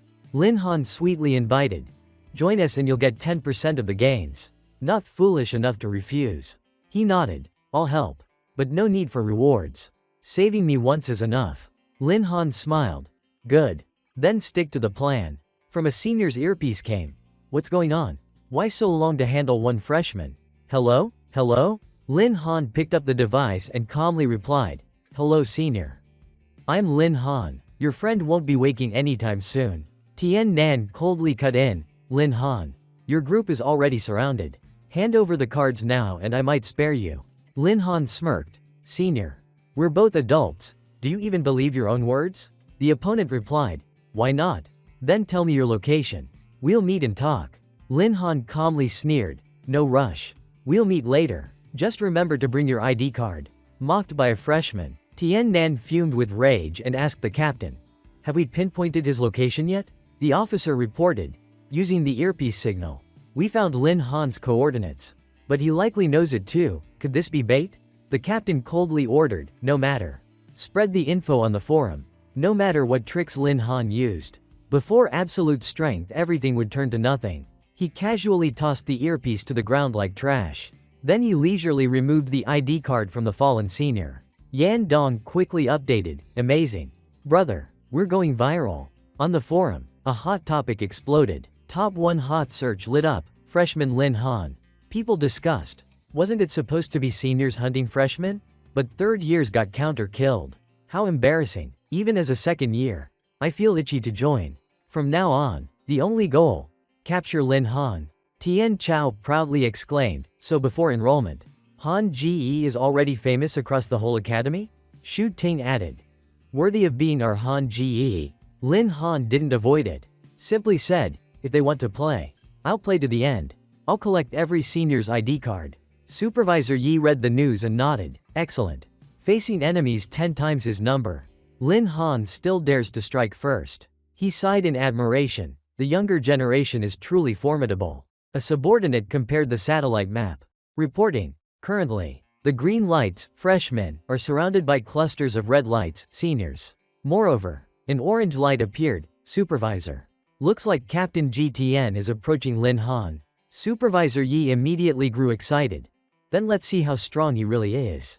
On the other side, Nian Wei stood high on a branch, watching and reporting. Many seniors are closing in. The system warned. Malice waves spreading fiercely. The host's area saturated with malice. Lin Han chuckled. The fish has bitten. Next, it depends on Shu Ting and the others. Nian Wei nervously asked. What if the trap can't hold them? Lin Han calmly reassured. Relax. As long as you delay long enough, I'll subdue the third-year commander. And this hunt will end. The system prompted again. The injection mission has been launched. As expected, not long after, Lin Han detected someone approaching. Tian Chao on the ground smiled and greeted. Seniors. Are your ID cards ready? The orange-haired freshman they saved earlier was disguised as Lin Han. Thinking. Didn't expect Senior Lee had a magic tool for altering appearance. Entrusted with this key mission of impersonating Lin Han, I must not fail. The seniors, full of momentum, shouted. Exactly, according to Li Chang's description. The one on the right is Lin Han. Let's teach him proper respect for his seniors. Yan Dong discreetly pointed to two in the back and whispered, Brother. Those are the commander and the intel officer of this campaign. Lin Han immediately focused, nodding. Good, just a bit longer. Then he suddenly unleashed immense force. At that moment, the ground beneath three seniors cracked and collapsed into a huge pit. Seeing them fall, Zhu Yi reminded. Leave the rest to Tiangu. Don't forget Master's command.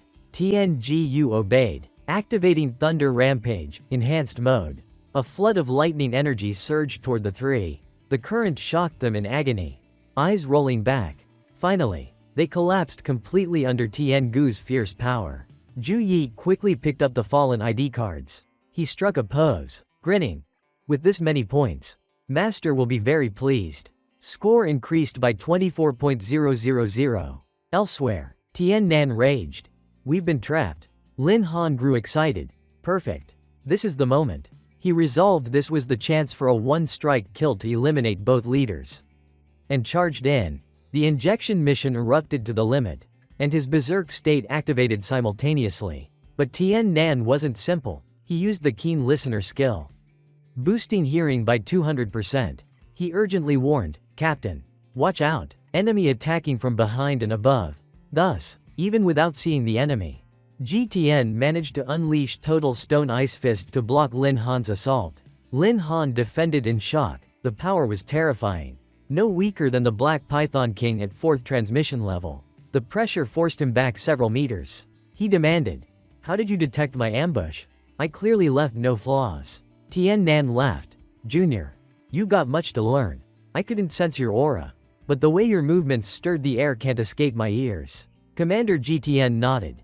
Didn't expect you'd dare ambush a 5th transformation like me. Impressive strength, but still immature. Your plan is ruined. Hand over the ID card. Lin Han of course refused. What nonsense. The battle isn't over yet. But GTN coldly cut in. Look at your teammates. Turning back, Lin Han was stunned to see thick ice unleashed. What? His close companions were each frozen solid. Shu Ting didn't even have time to react. They were all trapped inside the frigid ice. Even those hiding, including Nian Wei, couldn't escape. Lin Han was horrified, finally realizing they had all fallen into the net. GTN folded his arms, calmly setting terms. Only you remain. Choose, abandon your comrades and flee. Or, he smirked coldly, face me in a fair duel. At that moment, The mysterious system announced.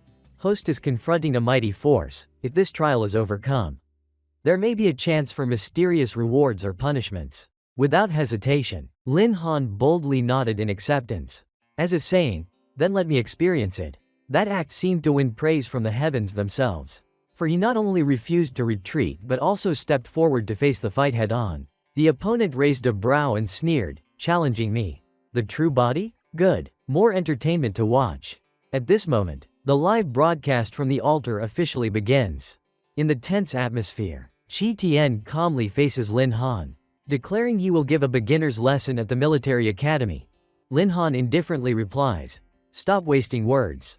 Without hesitation, Shi Tian unleashes the palm technique Ice Explosion Divine Palm, threatening to end the fight in one strike.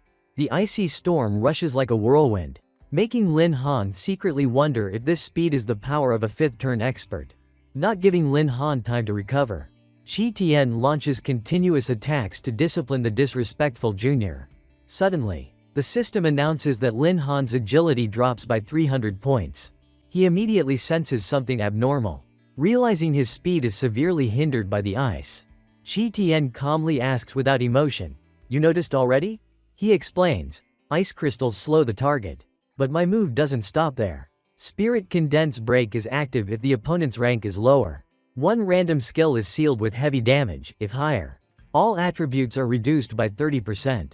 These words shock Lin Han, who exclaims in horror, what? My spirit contract skill is frozen? Beneath his feet, thick ice forms, inch by inch swallowing his hope of resistance. With his body frozen, Lin Han can only grit his teeth and curse, damn it. Behind them, Tian Nan frowns and asks, Captain, using Spirit Condense Break on a rookie, if he ends up in the hospital for half a month, isn't that too much? Shi Tian calmly explains, this time he represents the whole young generation, without strict discipline. New students will follow and disrespect their seniors. Then he shrugs with a tolerant air, as long as he apologizes publicly and promises to clean the lecture hall for a year. I'll consider lifting the skill. Patting Lin Han's shoulder, Shi Tian solemnly advises, bow and apologize on camera. Without summoning beasts, what is a beast tamer worth? Watching the broadcast, the audience concludes, looks like the game is over. Shi Tian has played his trump card. Yet Tai Ching remains calm, softly asking, are you certain? The other person is surprised, Chief Yi. Could there still be a twist? Shi Tian is already 5th turn, while Lin Han at most 3rd turn. If Shi Tian truly strikes, he could end him instantly. However, after reviewing the file, he frowns. According to admission records, Lin Han recently broke through to 4th turn. His 3rd spirit beast is fire type, the natural counter to Shi Tian. A subordinate exclaims in shock, what? He's that young and already 4th turn? At this moment, Tai Ching's eyes show interest, as if a play has only just begun. On the other side, Shi Tian is stunned as the ice-binding Lin Han shatters from a fiery punch. What is this? In that instant, as the fiery fist approaches, Shi Tian swiftly leaps aside. In his mind he silently screams, impossible. Landing cautiously to one side, Shi Tian keeps his distance. Seeing Lin Han unharmed, his expression changes, doubtful. How can this be? My Spirit Condense Break was undone? Behind Lin Han, a blazing fire phoenix appears as the system announces, skill replication activated. He calmly says, Senior, I have many things you'd think impossible. He then steps forward slowly and declares, now it's my turn to strike. He unleashes the skill replication, Imperial Flame, with overwhelming power. Shi Tian hastily raises an ice wall to block the attack, but cracks begin to spread silently across the wall. Horror flashes in Shi Tian's eyes, not good. The ice wall is breaking. A thunderous explosion rips through the arena. Even so, Shi Tian refuses to retreat, charging forward again with determination. He throws a punch diamond ice fist straight at Lin Han. After a fierce chase, everyone is stunned. Why didn't it land? Lin Han's fist has gathered all his firepower, flames blazing with fury.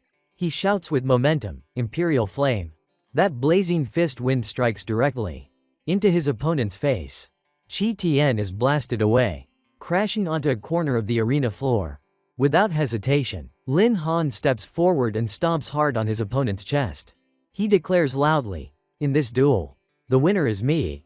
The crowd is dumbfounded, unable to believe Qi Tian's miserable defeat. Lin Han turns, sweeping his gaze around, and asks loudly, "Who else wants to challenge me?" As soon as the words fall, everyone shakes their heads, not even with 10 lives. "No more, no way, Junior. This hunt you've won." Tian Nan retrieves the members' ID cards and tosses them to Lin Han. "These are yours. Release our captain." He gently bends down, grabs Qi Tian's collar, and lifts him up. Then without hesitation, he throws him straight toward the group. "Catch him." One man rushes forward to support the unconscious Qi Tian and says, "Junior, we'll meet again." Retreat. Lin Han smiles brightly. As the drama finally comes to an end, Tai Ching's subordinate murmurs in shock, "Unbelievable. Lin Han alone could dominate like this." Since a beast tamer's strength mainly depends on spirit beasts, his beast bloodline must be extraordinary. In particular, that spirit beast, its form is almost identical to the mythical phoenix. Tai Ching nods calmly. It must be admitted, Lin Han possesses extremely powerful ability. In the whole academy, few can duel him one-on-one. He concludes, "You truly had foresight. With such talent, he might become the academy's top trump card in the future." Tai Ching remains silent, calculating inwardly. It's been years since the Tianlong Empire had a beast tamer capable of shaking the world. Could that boy be the successor to that legend? A subordinate cautiously asks, "Do you plan to include Lin Han in that selection list?" Without hesitation, Tai Ching orders, "Place him with the other candidates. From now on, monitor him closely." At the freshman reception area by the military academy's main gate, the atmosphere remains lively as usual. Suddenly the system activates, announcing, "Cognition intervention in progress." At this moment, Lin Han is surrounded by beautiful girls. Some touch him, others hug lightly, and one teases, "Master, it'll be my turn later." Inwardly, Lin Han is delighted. Looks like this skill is truly useful. Outsiders can neither see their real forms nor hear their voices at all. That day, Lin Han curiously opens the system to check for new gifts. Instantly, a notice appears. Host has completed the current mission. Granted one choice between 2 rewards. The first reward, cognition interference, once activated, it creates a field that disrupts perception, fully concealing conversations with spirit beasts even in berserk state, while granting daily growth plus 1 experience point per day. He strokes his chin, thinking, "Seems decent. 1 point daily adds up. Even mosquito meat is still meat." Moreover, with this interference ability, he and his spirit beasts no longer need to hide in secret. He asks the system, "Brother, what is the range of this skill's effect?" The system instantly replies, "Radius 100 meters from the host. Nullifies all enemy scouting skills and levels." Without hesitation, Lin Han nods. Decision made. I choose cognition interference. At that moment, Yan Dong approaches. "Junior, registration is done. If you face trouble later, come find me." Lin Han politely responds, "Thank you, Senior. Once the points transfer, I'll send your share." His appearance immediately draws attention. One whispers, "That's Lin Han, the one who beat a 3rd year." Another grits teeth. "If 3rd years failed, it's our 2nd year's turn. He must learn senior authority." Yan Dong's face shifts as he urges, "Junior, hurry back to the dorm. Once the crowd gathers, it won't be easy." Lin Han agrees. Of 36 stratagems, retreat is best. I'll follow your lead. He turns to call his teammate, Tian Chu. "Let's go." The other responds cheerfully, "Coming." Xiao Linzi. As night falls, dorm lights flicker on, closing a turbulent day at the military academy.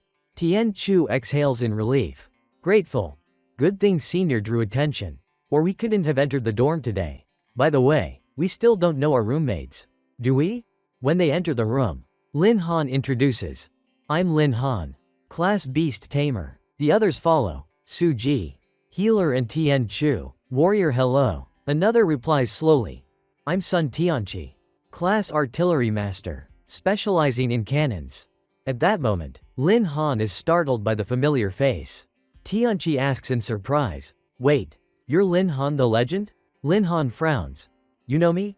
The other shows his phone. "Of course. You're trending #1 on the military academy forum." Lin Han shakes his head helplessly. This behind him. Tian Chu grins. "Xiao Linzi, You're super hot now. Lin Han frowns, muttering. Fame feared like pigs fear fat. Future academy events will surely put me under scrutiny. That worry lingers in his mind as the group settles into the room.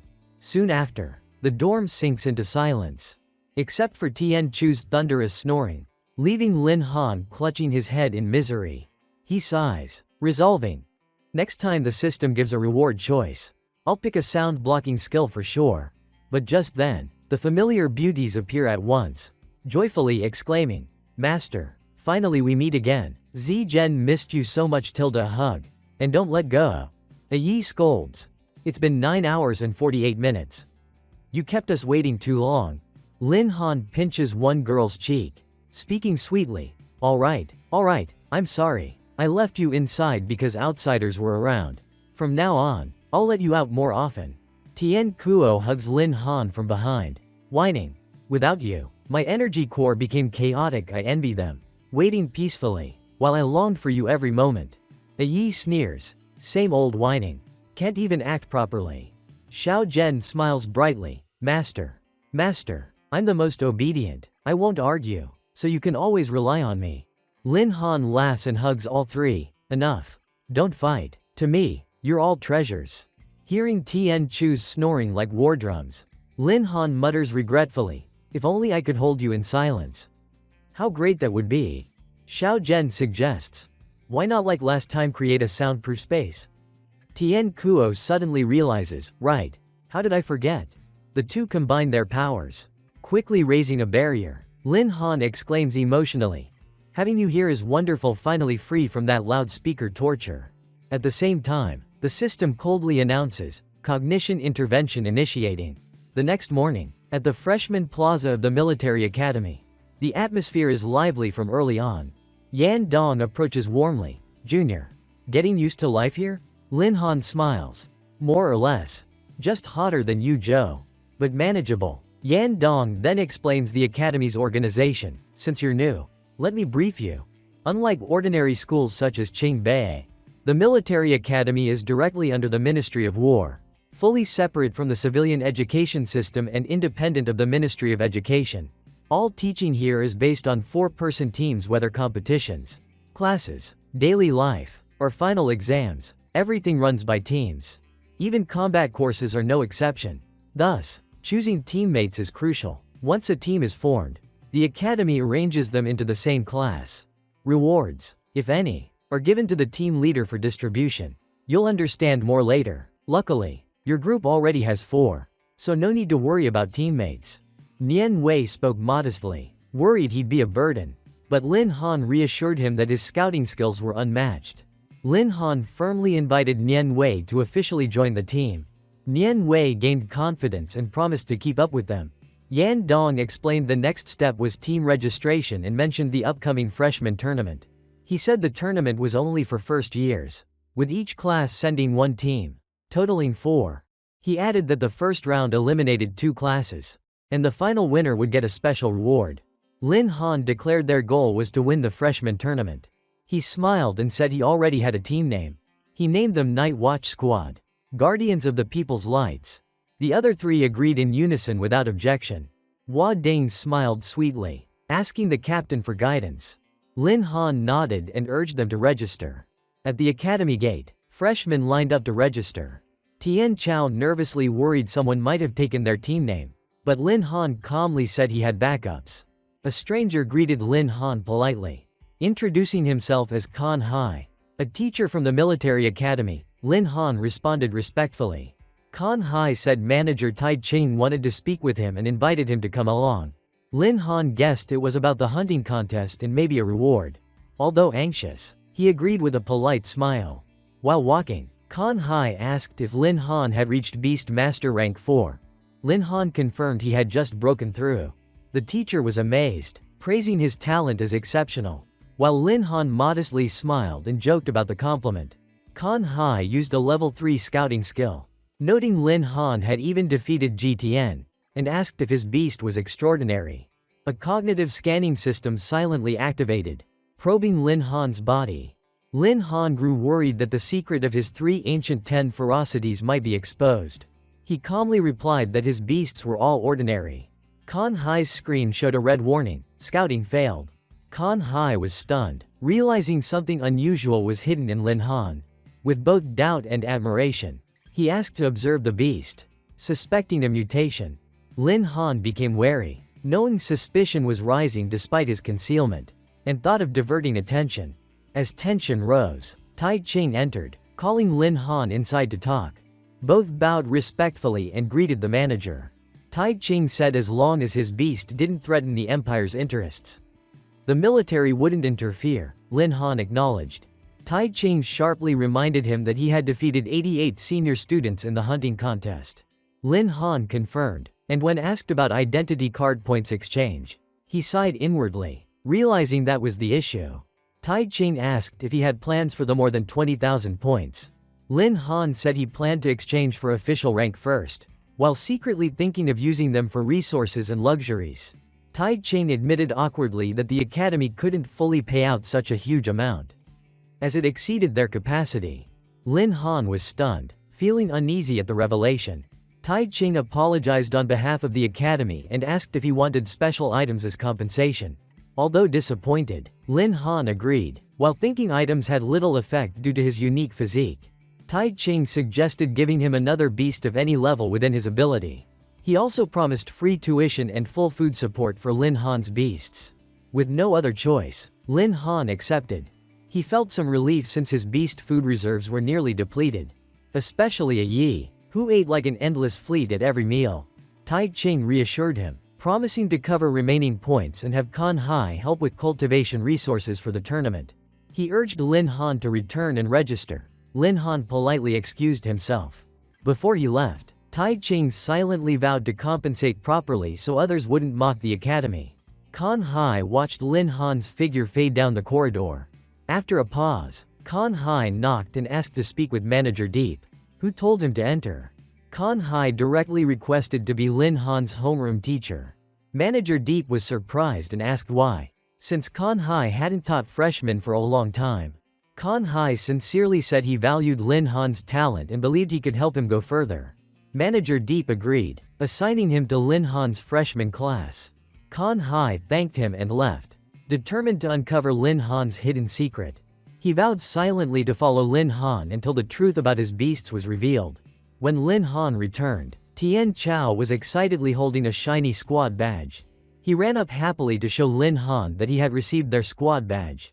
Still thrilled, he said he had just joined the class group but didn't know who the instructor was. Nian Wei reminded Lin Han to introduce himself in the class channel, and he agreed. Lin Han introduced himself in the group as captain of the Night Watch squad and a beast master. Messages of excitement poured in, while Tian Chao envied his popularity. The chat exploded with admiration and playful comments about being in the same class as him. A Yi grew furious at others approaching his master, but Tian Guo calmed him down. A message from Kan Hai appeared, announcing himself as homeroom teacher and ordering everyone to gather at Merit Square in 10 minutes for the class leader contest. Lin Han was shocked to learn Kan Hai was his teacher. At Merit Square, students gathered in high spirits. Lin Han became cautious, realizing he had to be more careful under Kan Hai's supervision. Kan Hai loudly ordered them to line up in squares within 5 seconds or run 10 kilometers. The students were stunned at the demand. Quickly, they organized correctly, and Kan Hai praised them before announcing the class leader selection. He explained the class leader would handle all affairs and be chosen through strength. Whoever finished first would take the role. Tian Chao teased Lin Han that he could easily win, but Lin Han only smiled, saying he wasn't interested and others might be hiding great strength. Kan Hai ordered them to start, warning that if time ran out without a leader, each would jump 500 times. He emphasized that the class leader would earn 100 points per month. Hearing this reward, many students grew eager, seeing it as a fortune to spend. Some declared they would fight for the role, but others muttered that beating Lin Han in solo combat was impossible. Noticing hostile gazes aimed at him, Lin Han sighed inwardly, regretting his early fame. A group of students quietly closed in, clearly teaming up against him. Soon after, countless weapons flew toward Lin Han's group. Explosions shook the field, smoke and dust filling the air, as someone shouted that Lin Han had to be eliminated first.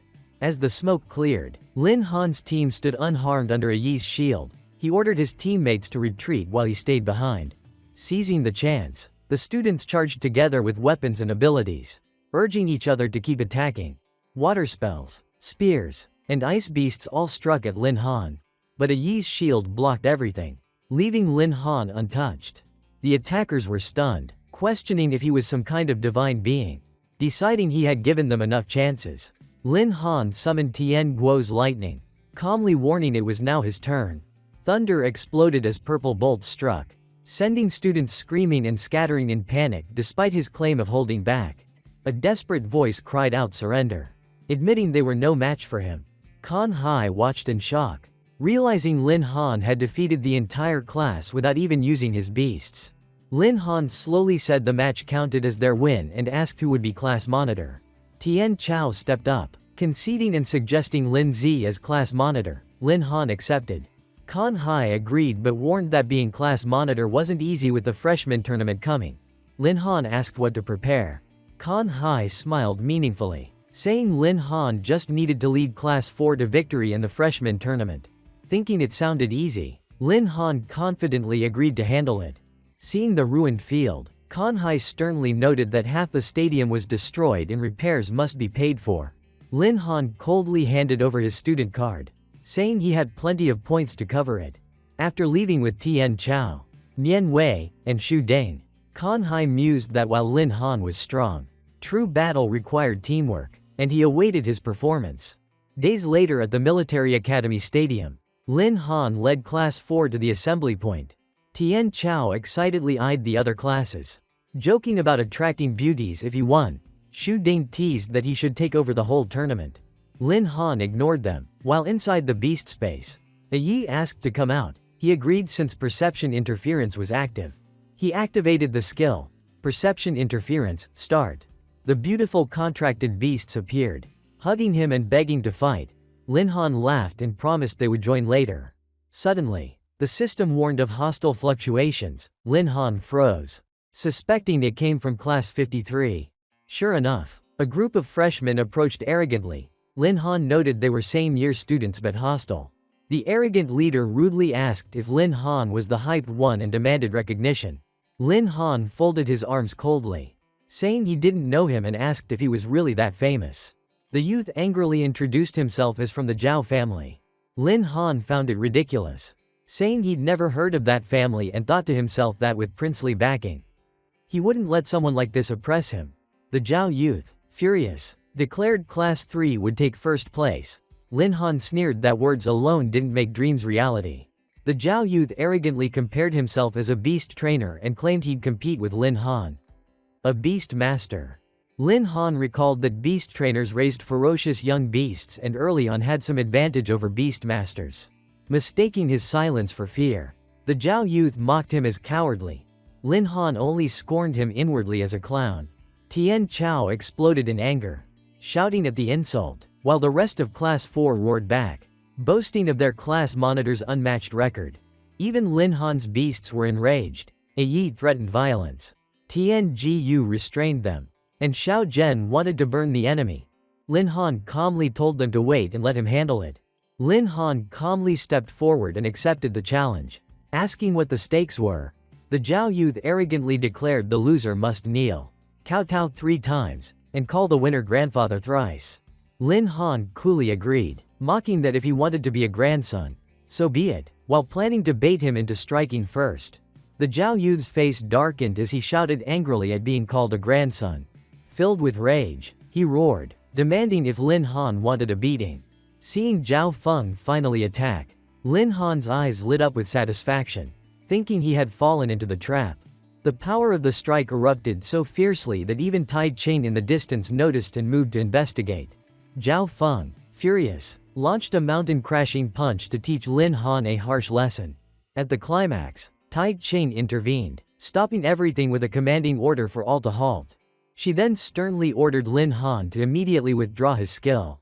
Lin Han scratched his head with an innocent smile, complying outwardly but sighing inwardly at the missed chance to act. Zhao Feng, realizing the flash had been from Lin Han's skill, trembled in shock. while Tai Ching warned teachers to restrain reckless challenges. Kan Hai stepped forward, firm yet gentle, ordering Class 4 to return to their position. Zhao Feng backed down for now but vowed to crush Lin Han utterly at the tournament. The system warned Lin Han of intense malice, confirming Zhao Feng bore a deadly grudge. Kan Hai silently judged that without Director Yi's intervention, Lin Han's hidden power could have caused severe consequences. An announcement echoed, stating the freshman tournament would begin in half an hour, with this year's theme being a realistic simulated combat obstacle challenge.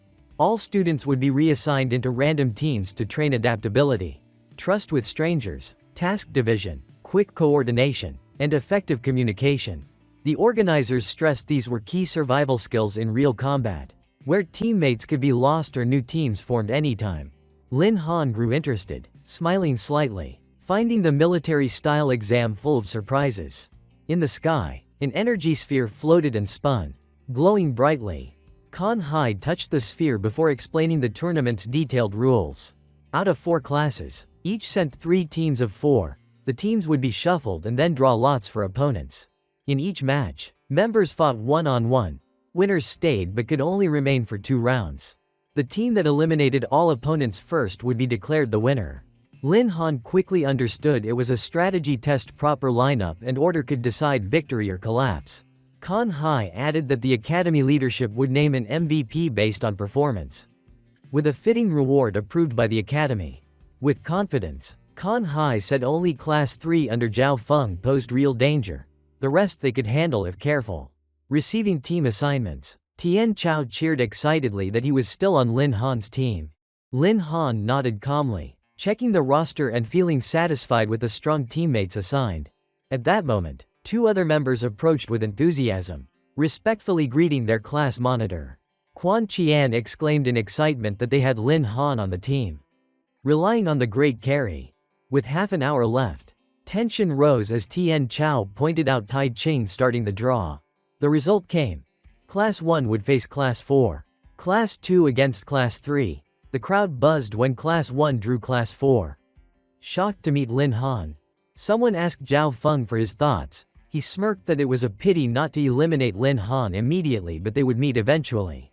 Zhao Feng had planned ahead, knowing Lin Han could only fight twice by rule, while Class 3 had combat-heavy roles, with his family's forced contract artifact. He aimed to seize Lin Han's beast.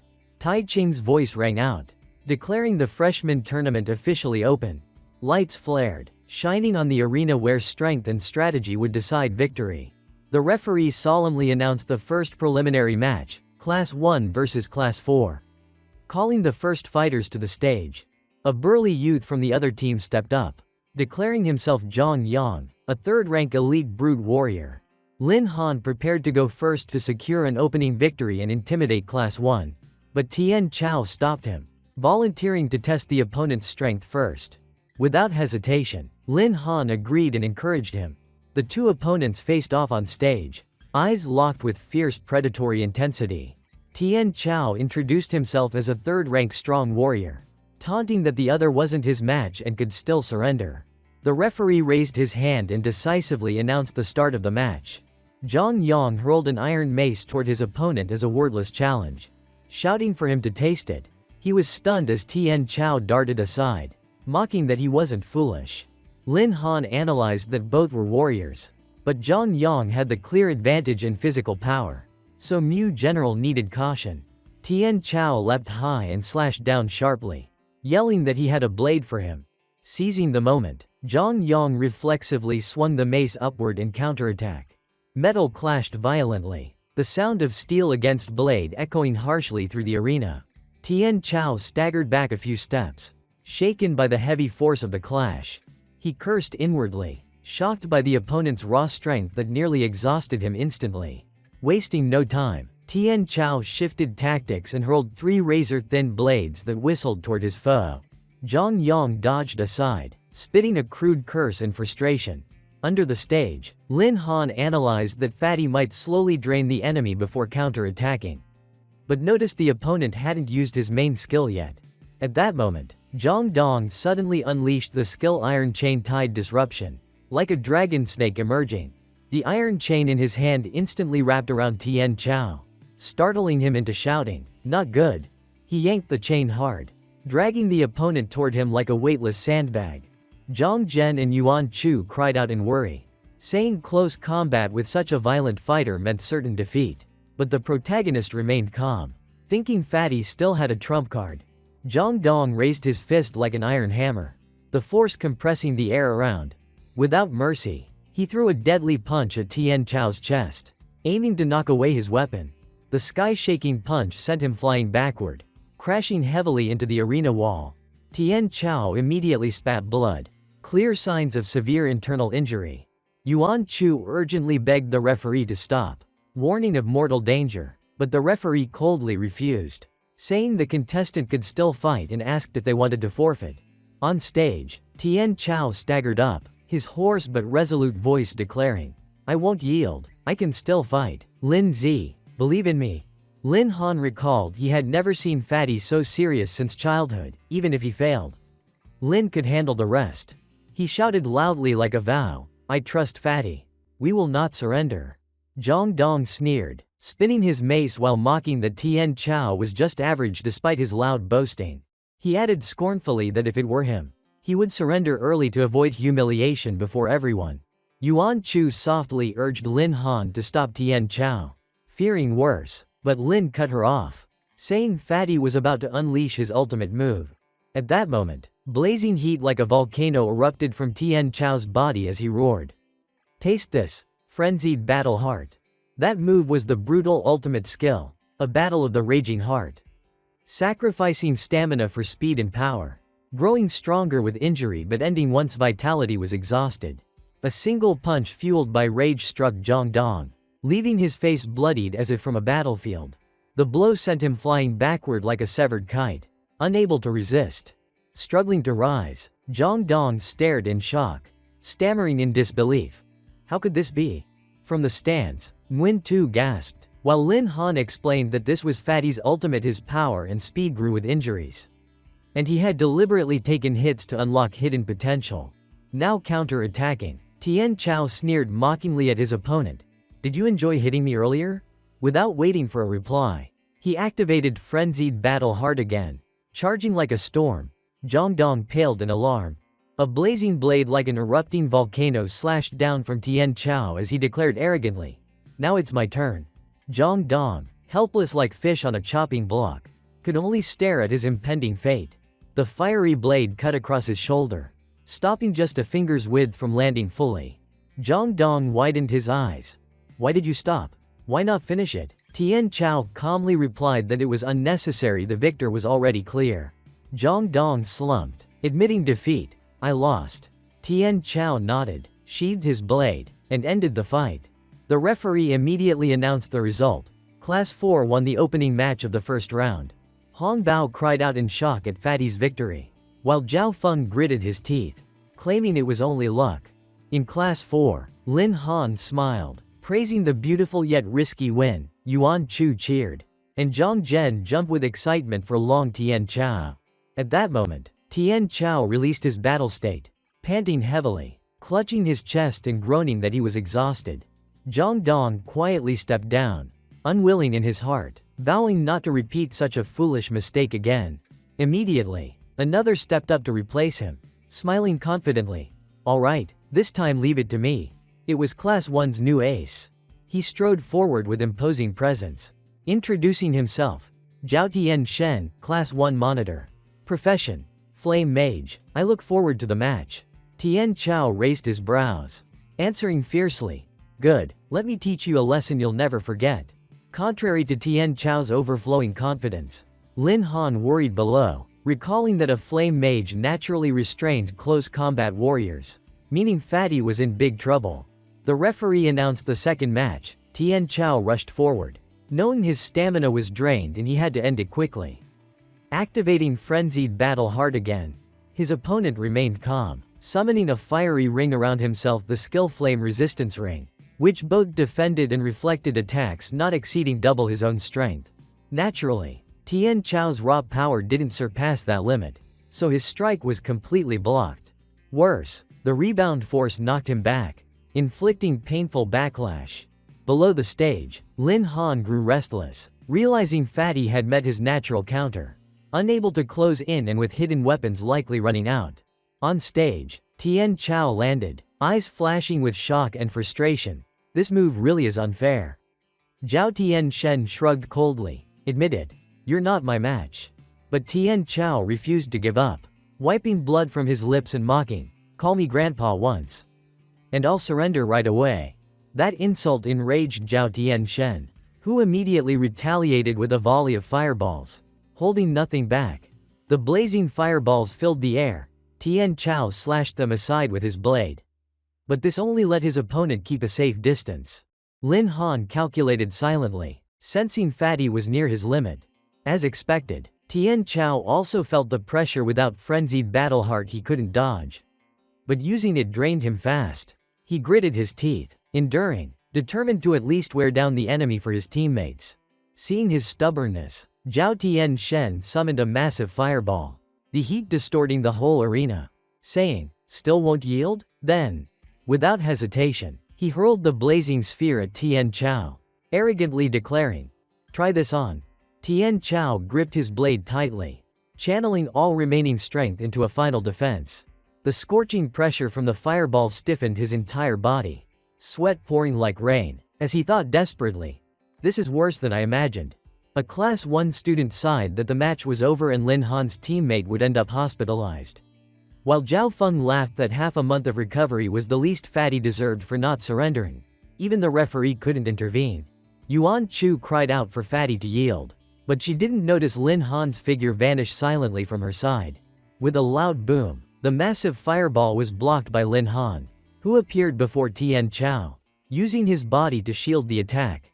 Tian Chao, exhausted and battered, asked if he had only dragged Lin down, but Lin Han smiled gently, saying Fatty had done well and should leave the rest to him. Nguyen Tu helped Tian Chao off the stage, while Lin Han put away his shield and calmly introduced himself as Class 4 Monitor. A 4th-rank Beastmaster warlord, asking for guidance. Zhao Tianchen exclaimed in surprise, saying he had studied Lin Han's freshman hunt footage and knew his moves thoroughly. But Lin Han dismissed him coldly, telling him to attack quickly. Seeing Lin Han even put away his shield, Zhao Tianchen summoned his staff, snarling that such arrogance would cost him. His weapon was the phoenix feather. That staff was said to be made from the feathers of a phoenix beast, boosting all stats by 30% and fire skill power by 20%. Lin Han only sneered at the sight of it, beckoning with a finger to provoke him.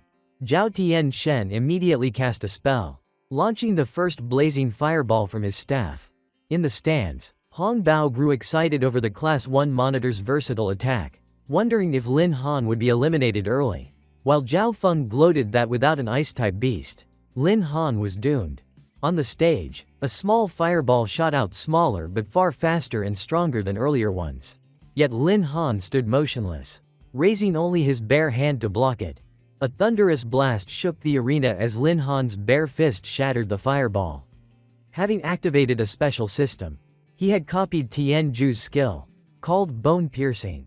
When the smoke cleared, Lin Han's cold voice cut through, his eyes like ice. "Is that all?" Zhao Tianchen gaped in horror, never expecting his fire arts to be stopped by sheer physical power. The audience erupted in shock, questioning how a Beastmaster could be even stronger than a warrior and wondering if it was fake. Zhao Feng's face darkened as he cursed inwardly, vowing to crush Lin Han's arrogance once he seized his beasts. Zhao Tianchen refused to give up, hurling fireballs like a storm, shouting that Lin couldn't withstand them all. Yuan Chu worried aloud about the overwhelming skill, but Tian Chao reassured her to trust Lin Zi. Amid the fireball barrage, Lin Han suddenly activated Eagle Eye, moving like the wind and weaving ghost-like through the flames. Dodging with ease, he mocked that the attacks were too slow, unable to hit even a mosquito.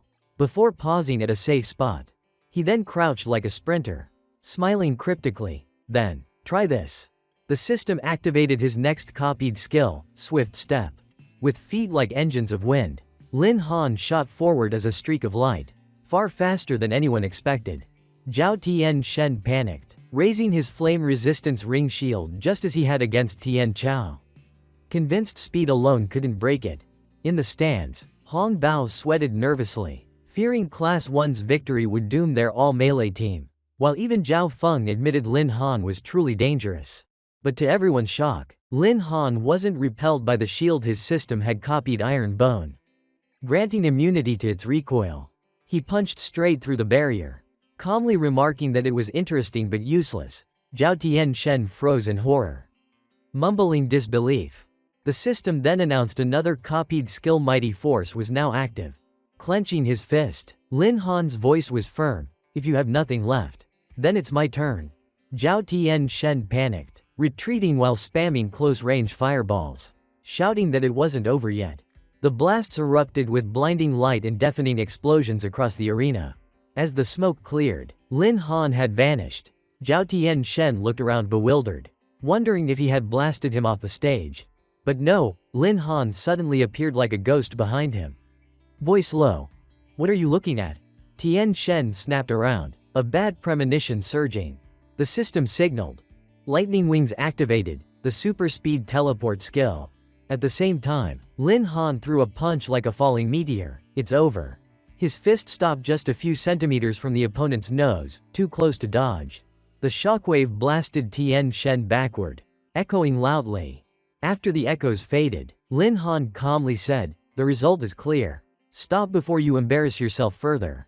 Tianchen's body trembled, his staff slipping from his hands and hitting the ground with a heavy clack. Behind him, a massive hole appeared in the stands, the aftermath of that punch. Sweat poured off Tianchen as he whispered.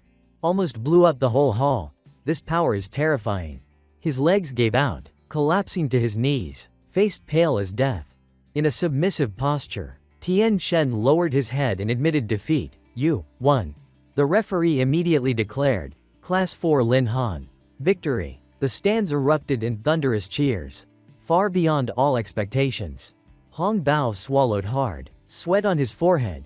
This is really his power? Can we truly win? Zhao Feng stayed silent, eyes glinting with sinister calculation. Lin Han, clearly a beast master. Yet his strength is monstrous. It must come from his beast. No matter the cost, I must seize it. Sensing the hidden killing intent aimed at him, Lin Han shot a cold glance and gave a warning snort. Then he scanned the arena and declared loudly, "Anyone else want to come up?" The hall fell silent. No one dared step onto the stage. Only Zhao Feng's sinister gaze stayed locked on Lin Han, scheming deeply. Lin Han frowned slightly, thinking, that Zhao Feng, what is he plotting again? As he pondered, someone suddenly stepped onto the arena, cutting off his thoughts. It was a Class 1 student, weapon pointed at him, shouting, "Lin Han, don't be arrogant. So what if my captain lost? I'll defeat you." Faced with the provocation, Lin Han didn't bother replying, just waved his hand. "Don't waste my time.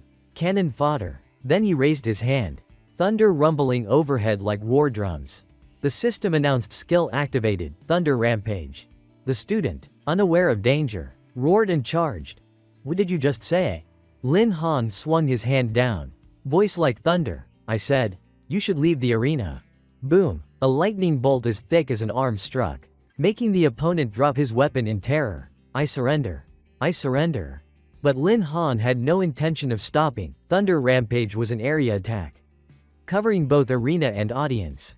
Realizing the danger, nearby spectators panicked and fled. Run. Real lightning. Only Zhao Feng and Hong Bao froze in shock. What? Boom! A second bolt hit, their hair standing like nests.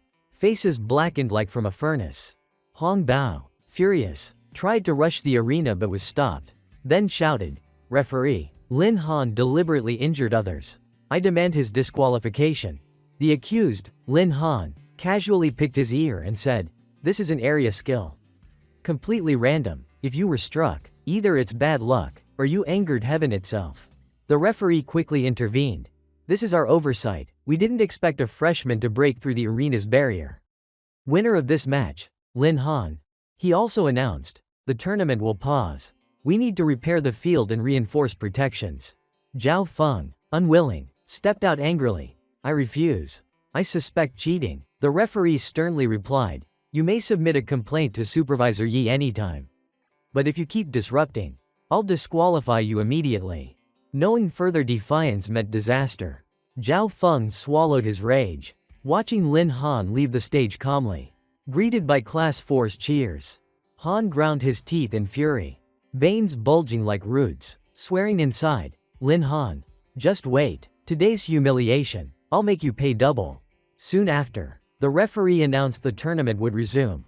Contestants from each class must head to Class 4's arena. Lin Han reflected, regrettably. Each person could fight only twice. Who would go next? Yuan Chu quickly analyzed. Class 1 only had Lin Yueyue left, the girl identical to her. Also a support type, so she volunteered.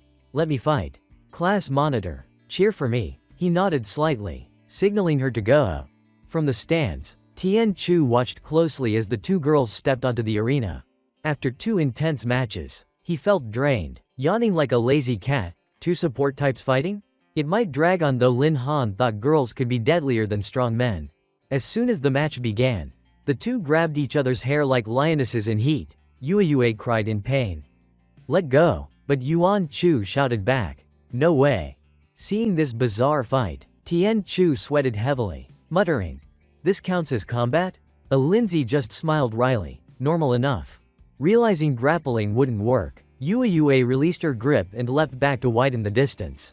She crouched like a bow drawn, casting support buffs in sequence. Swift Wind Boots, Speed plus 30%, Blue Demon Wrath, Attack plus 30%, Hawk Eyes, Senses sharpened. She swore, "Class 1 only has me left. I must win this match." Before finishing her words, Yueyue charged, gathering all power into her fist and shouting, "Take this punch." Their figures clashed with a dull explosion. Yuan Chu defended but was still blasted backward. The buffed punch left a terrible impact, giving Yuan Chu internal injury. Blood spilling from her lips. Tian Chu gaped. Is this really a fight between 2 supports? Looks like defeat is certain. But Lin Han reassured, "No. Yueyue spent everything. Lu Yuan Chu still has her final move." On stage, Yueyue was panting, hands on knees, while Yuan Chu, though knocked back, steadied herself firmly. Seeing her decisive strike fail, Yueyue frowned anxiously. "If that didn't end it, I've got nothing left." Refusing to give up advantage, she charged again just as a green circle appeared under Yuan Chu's feet, a healing spell scaling with spirit. Yuan Chu calmly said, "The one who should surrender is you." As Yueyu's fist neared, Yuan Chu swiftly dodged, movements graceful like dancing in battle. Not only evading, she easily caught Yueyu's arm, smiling as if nothing happened, and mockingly asked, "That punch consumed so many skills, are you exhausted now?" As she spoke, she struck hard at Yueyu's neck, caught off guard. The girl only whispered, "What?" Then her body collapsed like a falling leaf. Unconscious on the arena, the referee declared loudly, "Winner, Lu Yuan Chu of Class 4. In the stands, Tian Chu stared blankly as if waking from a dream, muttering in confusion, "That counts too?" At that moment, Xu Deng, Nian Wei, and Tuo Ji excitedly ran over, chirping, "Class monitor, Han Zhe, our group just won too." Nian Wei added cheerfully, "Thanks to Han Zhe. Class 1 focused all strategy on your arena. The rest nothing worth mentioning." Lin Han smiled and praised, "You all did very well." On stage, the referee summarized, "Thus ends the first round of the freshman tournament. Congratulations Class 4 for defeating Class 1 to enter the finals. Meanwhile, Class 2 has withdrawn, so Class 3 will face Class 4. The final will be held tomorrow. Prepare well." Hearing this, Class 4 cheered joyfully like at a festival. Lin Han too quietly anticipated tomorrow's decisive battle. The group followed Lin Han out. Behind them, Hong Bao, enraged, muttered, "They're leaving just like that? Zhao Xiao, are we letting this go?" Zhao Feng, furious, rolled up his sleeves and shouted, "Let go of nothing. They won't just walk away." The two charged forward. From afar, Tian Chu pointed and mocked, "That blockhead again? Coming for revenge over his hair?" Lin Han calmly said, "Whatever he wants. Let him be." Zhao Feng stepped up, blocking the group, shouting, "Lin Han, you ruined my hair. That can't just be forgotten." Tian Chu snickered, while Lin Han replied coldly, "I told you. It was an accident. The referee ruled already. If you're not convinced, argue with them." Suddenly, a massive beast appeared, An Icebone Wolf. Level 49, tearing through all rules. Zhao Feng threw rules aside and roared. I don't care what the referee said. You humiliated me before everyone. And today you'll give me an explanation. Icebone Wolf, come forth. A huge silver wolf covered in frost stood before them, growling fiercely, eyes sharp like blades, ready to strike at any moment. Zhang Zhen exclaimed in shock, it's really an Icebone Wolf? And level 49 too. Lin Han's eyes turned cold as night frost, so this is his trump card. Seeing Lin Han silent, Zhao Feng assumed fear, growing more arrogant. Lin Han, don't say I didn't give you a way out. Kneel and kowtow, then shave that ugly head bald for me. Hong Bao quickly chimed in. Apologize to young Master Zhao now. Or else don't blame us for being ruthless. Tian Chu could no longer stand by, stepping forward and shouting. The academy rules clearly forbid private fights. Aren't you afraid of punishment for this? Zhao Feng sneered arrogantly. Punishment? What do I care about this academy? Let me tell you, behind me is the Zhao clan. Who dares touch me? Tian Chu immediately drew his blade, its steel gleaming like cold moonlight. His voice as sharp as the edge. Zhao clan. Li clan. Whoever, if you want to touch Lin Zi, you'll step over my corpse first. Seeing Tian's agitation, Lin Han quickly stopped him and calmly said, Fatty, don't be rash. Zhao Feng laughed arrogantly and mocked. Haha, a mere 3rd level like you dares fight my 49th level beast? Lin Han comforted Tian Chao with a pat on the shoulder and said, Fatty, that clown isn't worthy of me. Just watch. Tian Chao nodded but warned. Lin Zi, be careful. His eyes are sinister. Achieving his aim, Lin Han stepped forward while Zhao Feng ordered his beast, declaring, Today I'll show you who rules the freshmen. As tension peaked, the system announced, listening mode.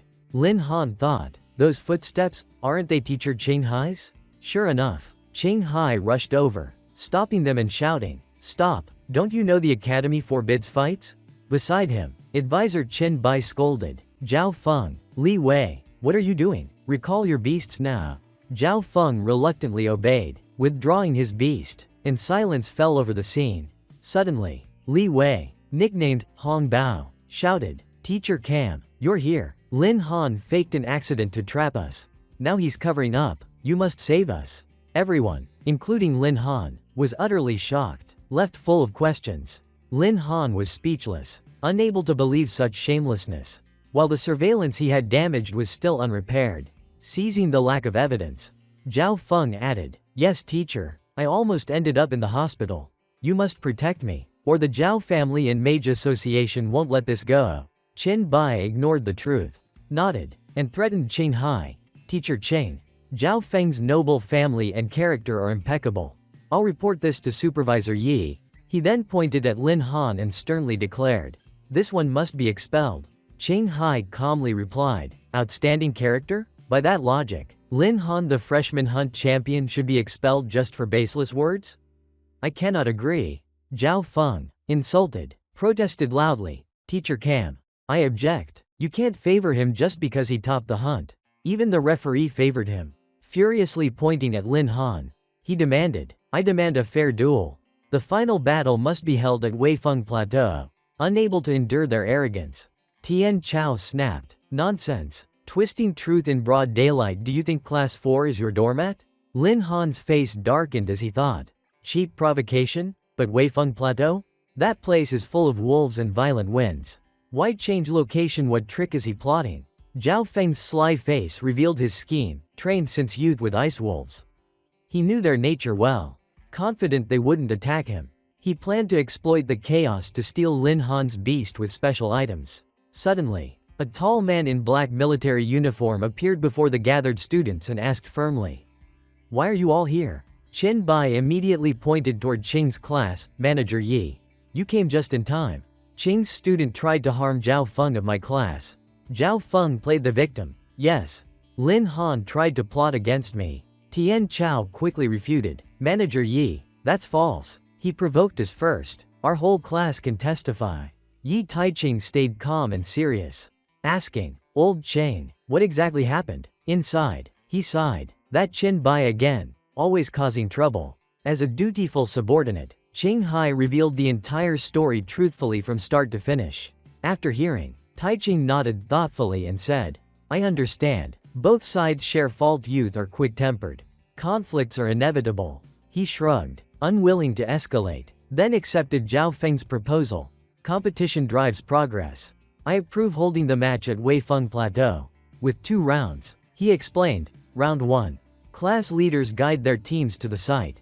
Anyone absent within half a day is disqualified from round 2. Hearing this, Zhao Feng smiled cunningly, already plotting an ambush on Lin Han in round 1. Taiching continued. Round 2 remains the arena duel to decide the winning class. Meanwhile, Lin Han carefully observed Zhao Feng and Li Wei. Wary of their scheming faces, Zhao Feng is clearly plotting again. I must stay alert, Taiching then firmly declared. The contest begins tomorrow. As everyone dispersed, Lin Han gathered Class 4 at the training field.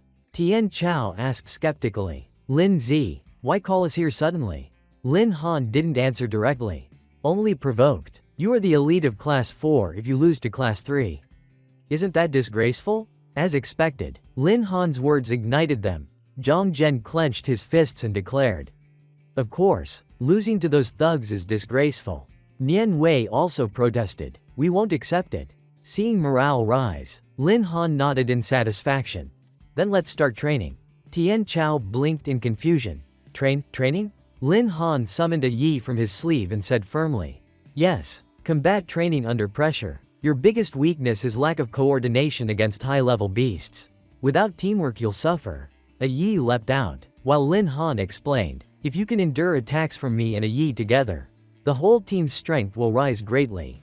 With a thunderous crash, tiny a yi transformed into a massive prehistoric-like beast, shaking the ground and stunning everyone. Tian Chao and Nian Wei pointed at themselves, foreheads full of question marks.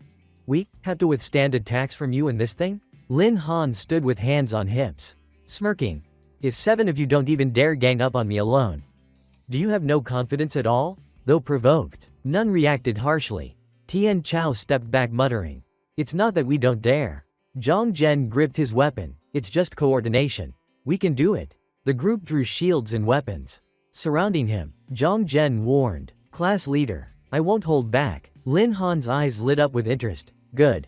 Then, let's begin. With that, he instantly activated his copy skill. 2 abilities activated. Giant Strength and Iron Bone. His figure shot skyward, charging at Zhang Zhen like a living cannonball. His powerful punch slammed into the shield, shaking the air. Zhang Zhen braced himself, inwardly shocked. This strength, terrifying. Even straining, he was blasted backward, sliding across the ground. Seeing the shield knight repelled, Tian Chao, Nian Wei, and Shu Ting rushed forward, shouting, Class leader, take this. Lin Han leapt back, moving like mist, dodging every strike. He smirked, eyes flashing. Good reactions. But remember, victory requires hitting me. Tian Chao growled, only because your speed is absurd. Without replying, Lin Han clenched his fist, gathering force into it. In an instant, he struck the ground, creating a minor quake. Shockwaves hurled the 3 away like dry leaves. Struggling up, Tian Chao thought, so this is what it feels like to face Lin Zi's enemies. Behind them, Yuan Shu cast healing magic. Seeing Zhang Zhen staggering, she softly chanted, and he gratefully said, thanks, I feel much better now. Out of nowhere, Tianji rolled out a homemade cannon cart, driving it forward like a heavy war machine. He shouted, cover me, I'll give the class leader a giant super shell. But they forgot a yi was also in battle. The giant girl stepped heavily, blocking the cart. Zhang Zhen rushed in alarm. Careful. He instantly cast Blessing Light, forming a sturdy shield that boosted his defense by 50%. Trying to stop a yi. Leave blocking to me. You handle the rest. At the same time, he signaled his teammates with his eyes. Now's the chance, go. However, a yi hadn't used full power. Remembering her master's words, don't hit seriously. So she responded lightly. But light for a yi was different. A casual kick sent Zhang Zhen flying. Panicked, she thought, oh no, I was already being gentle. Tianji kept driving the cannon cart, but the range no longer allowed him to aim properly. Frustrated, he shouted, damn it, I can't hit the leader from here. The giant ant form a yi stomped forward, towering to block his way. Tianji clutched his head and groaned. I'm doomed, totally stuck? At that moment, the seventh member, Tu Jia, acted, holding a staff with a glowing golden talisman. He chanted, "Teleportation Gate." TNG, slumped in frustration, suddenly saw golden light under his feet. He turned his head. Old Lu? In an instant, TNG and the cannon cart vanished before Yi's eyes. A golden portal opened behind Lin Han.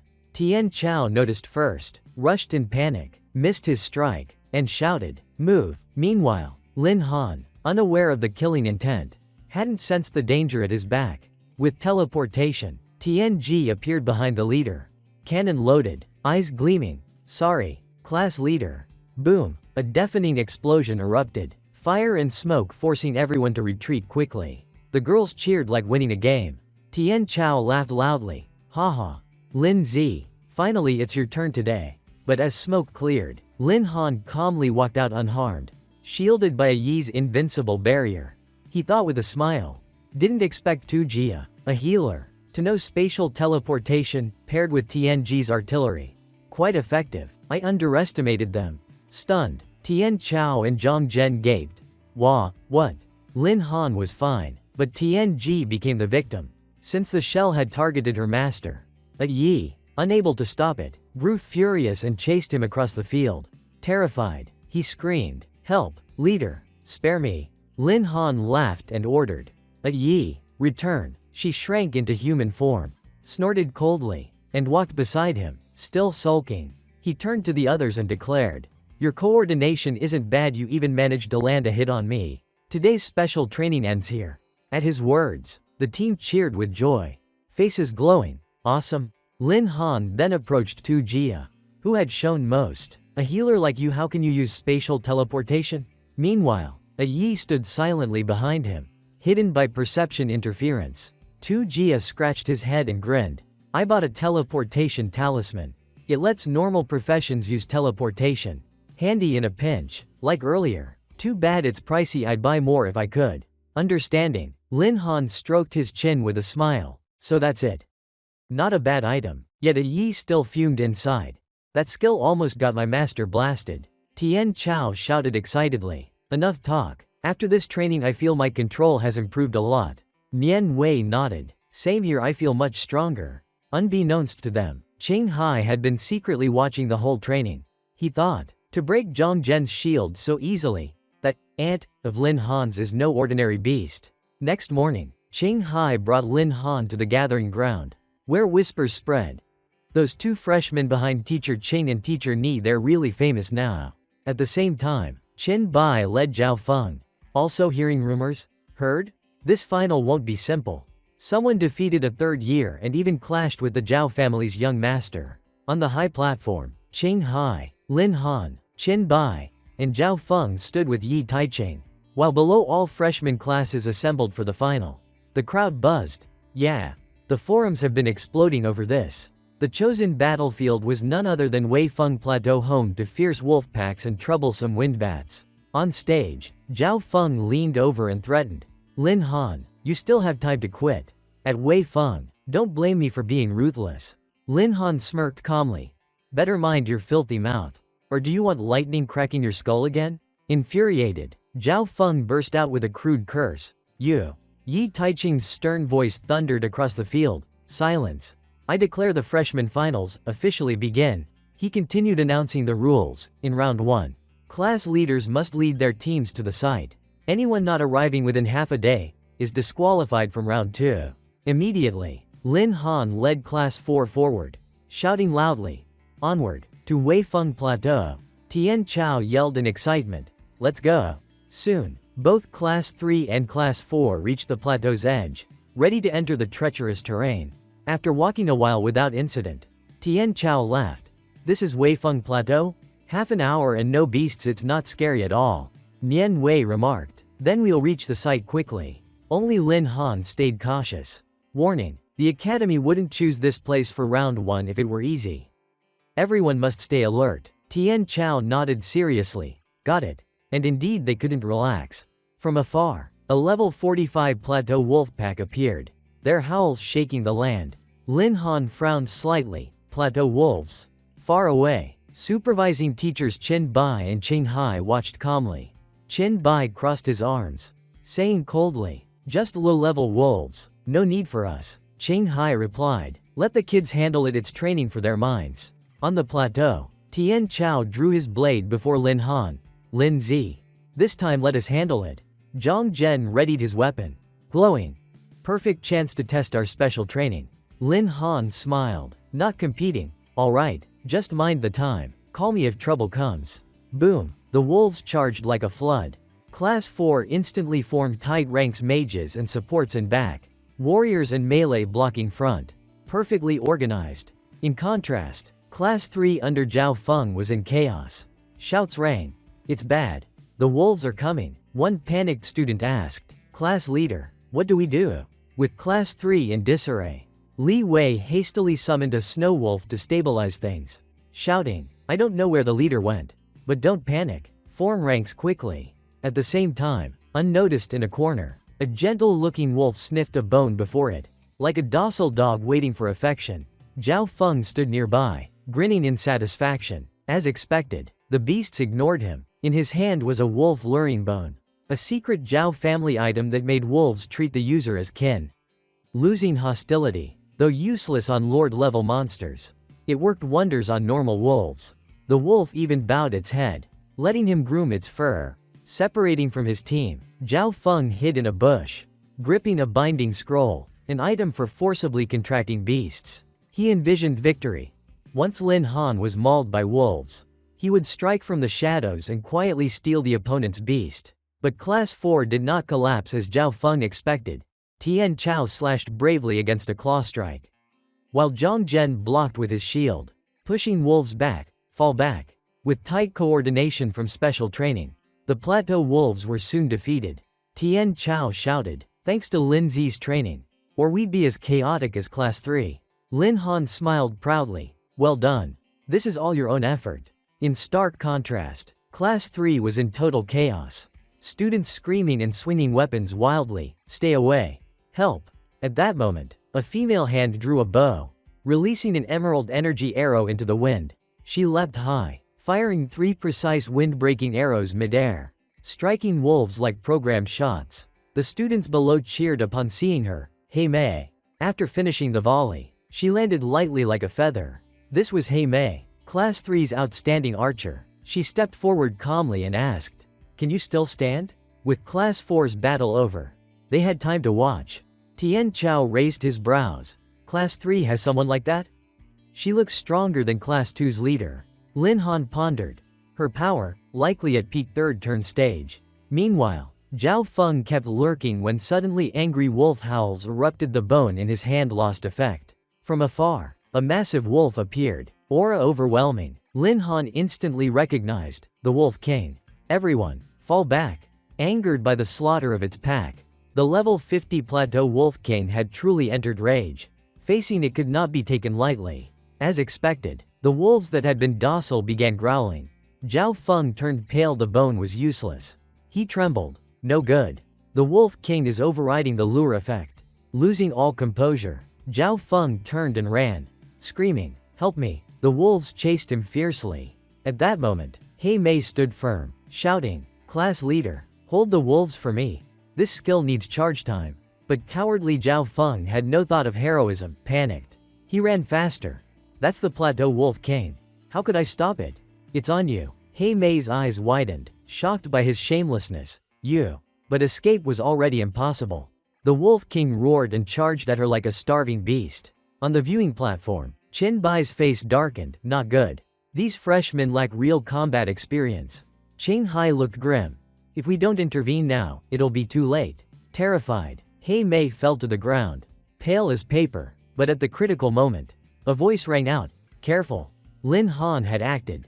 He immediately activates the skill copy system, triggering both Thunder Burst and Giant Strength. A thunder-charged punch smashes into the Wolf King's face with crackling electricity. "Get out of my way!" Lin Han shouts. Aura like an army. Boom! The Wolf King crashes down, convulsing under violent lightning. Hei Mei, just saved, stares in shock. Class 3 and Class 4 are hostile. Why save me? Lin Han smiles gently. My grudge with your class leader won't involve the innocent. We're all students. Saving lives needs no reason. The wolves panic seeing their leader bleeding and twitching on the ground. Howls of fear rise, and the pack scatters like straw in fire. Lin Han pockets his hands. Calmly. With the Wolf King dead, the pack dissolves. He Mei chokes up. Sincerely. Thank you, Lin Han. Afterward, Lin Han returns to class 4, reminding, no worries. After this, have the school doctor check you carefully. He Mei nods. Thanks. Not far. Zhao Feng is safe but furious. Again needing Lin Han to save her? Damn He Mei. Jin Bai, though seeing clearly, stubbornly denies. That Lin Han tried to kill Zhao Feng before. Now acting like a savior? I'll never be fooled. On the way back, Lin Han's system alerts. Detected silver item. Wolf Scatterbone. Makes wolf-type creatures see the user as kin. Nullifying aggression. Useless against boss monsters. He murmurs in surprise. Oh? Memories flash he recalls. Isn't this Zhao Feng's? No wonder he insisted on joining the Wei Feng Plateau match. Lin Han bends. Picks up the bone. Eyes thoughtful. From afar, Tian Chao rushes over. Worried. Lin Zi, are you okay? Lin Han smiles. Storing the item. I'm fine. We've cleared the wolf zone. Now, move forward. Tian Chao nods. Got it. As they walk, Lin Han's gaze darkens with anger. For personal gain, he risks comrades' lives. Such vile cowardice is unforgivable. Time to teach Zhao Feng a real lesson. Soon after, Class 4's team reaches the match site, the deepest area of Wei Feng Plateau. There, Yi Taichung awaits. Voice proud. Excellent. Both Class 3 and Class 4 cleared the first round safely. Well done. Under Lin Han's lead, Class 4 feels like a joyful chorus. Their atmosphere light and harmonious. In stark contrast, Class 3 under Zhao Feng is a pot of unrest. Each with private grudges, heavy and gloomy. Despite students' tangled emotions, Taichung remains calm, slowly announcing the next round's rules. Still 4-person groups. Solo duels, each allowed on stage only twice. If an entire group loses, they're eliminated. Each class forms 3 teams, and the class with 2 wins is the final victor. As Tai Cheng finishes, the second round begins. Who will lead first? Tian Chao eagerly raises his hand. Lin Zi. Let me go first. Lin Han smiles like a teacher encouraging a student. Go. Don't push too hard. Losing is fine, I've planned ahead. With blade in hand, chubby Tian Chao leaps to the stage lightly. Grinning. Don't underestimate me. I'll get class 4 the first point. On the other side, He Mei volunteers, but Zhao Feng coldly orders, no. Let Tang Ming go first. She argues firmly, saying losing the opener puts them at a disadvantage, and she is fully capable of securing victory for class 3. Zhao Feng snaps without thinking, accusing He Mei. You just want to throw the match to repay Lin Han. Don't think I didn't see your shady ties with him during the Land Plateau fight. Furious, He Mei shouts. It was you who lured the Wolf King. Lin Han only helped. This concerns the whole class. I'd never mix personal feelings. But Zhao Feng, deaf to reason, commands. I'm the leader. My word is final. Tang Ming, go. A boy with a great sword steps onto the stage solemnly. Nodding. Understood. He introduces himself confidently as Class 3's sword warrior. Tang Ming. Tian Chao politely bows. Class 4's warrior. Long Tian Chao, pleased to exchange moves. Without chatter, both clash like twin storms. Tian Chao draws blade and strikes. Take this. Tang Ming blocks with heavy sword. Ringing metal. After one exchange, Tang Ming secretly curses. This chubby body moves like a squirrel. Far beyond his expectations. Tian Chao suddenly leaps high, slashing down like a falling meteor. I've got plenty more moves. Feeling mocked, Tang Ming sneers with killing intent, seeking death. He spins like a broken wheel. Great sword sweeping in circles. This is his ultimate skill. Blade Storm, a spinning greatsword that generates a deadly whirlwind of sword chi. The sweep covers a huge range, moving too fast to follow. As Tian Chao lands, he's struck by the blade wind, crying out, "What is this?" He loses balance, crashing backward and rolling across the stage before stopping. Spread on the floor, Tian Chao gasps painfully, coughing. Below, classmates cry out in panic. Long Tian Chao. Zhao Feng folds his arms, lips curling in a cold smirk. boasting like after a life-or-death victory. You lot only dare bully weaklings from Class 1. Wan Chu anxiously asks Lin Han, voice trembling. Leader, what now? Lin Han calmly reassures. Don't worry. Fatty has far more experience than Tang Ming. I believe he'll win. On stage, Tang Ming approaches proudly with greatsword, sneering. Against absolute power, skill and speed are useless. Just surrender. Tian Chao still coughs, struggling to breathe. Yet he quietly picks up his blade and sits cross-legged, brows furrowed in pain but showing no sign of yielding. Has Tang Ming never learned not to be careless before victory is certain? Suddenly, Tian Chao strikes from behind his back, hurling poison, throwing knives. Taste my blades. Tang Ming panics. What? He frantically swings his greatsword to block the rain of knives, metal clashing non-stop. But one blade slips through, piercing his thigh. Clang! The greatsword falls heavily to the ground like a final verdict. Two more knives sink into him, and Tang Ming collapses powerless. Referee Tai Cheng steps onto the stage, declaring, Tang Ming has lost combat ability. Wei Jin Bai, take your student for treatment. Next Class 4 fighter, prepare. On stage, Tian Chao beams like hitting the jackpot. I won. How's that, Lin Zi? Lin Han lifts a thumb with a relaxed smile. Well done. Tang Ming's defeat feels like a slap to Zhao Feng, who glares at He Mei, cursing inwardly. Damn it. Only He Mei can win now. I must make her obey completely.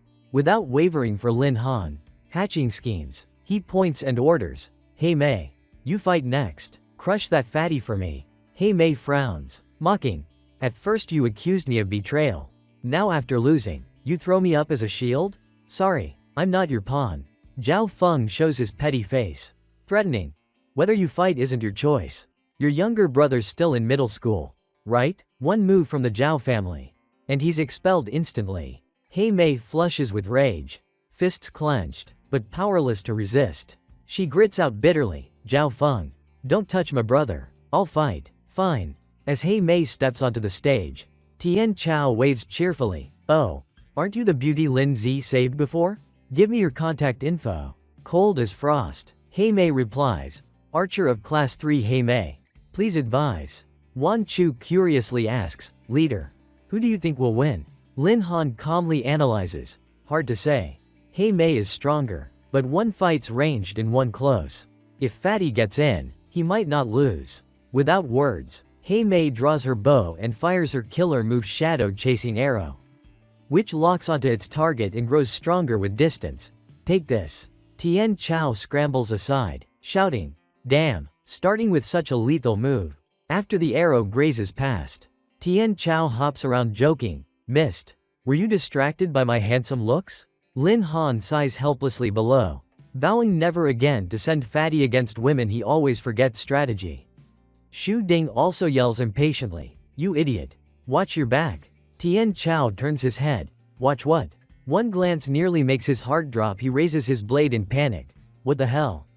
This arrow can change direction. The arrow strikes with terrifying force, numbing his arm and knocking the blade from his hand. His whole body shakes like shocked. Face pale. What power? My joints feel like they'll snap. Seizing the chance, He Mei coldly fires another volley. Arrows slicing the air. Tian Chao, powerless to counter, is slashed by deep cuts across his body. She holds her bow across her chest. Voice icy. It ends here.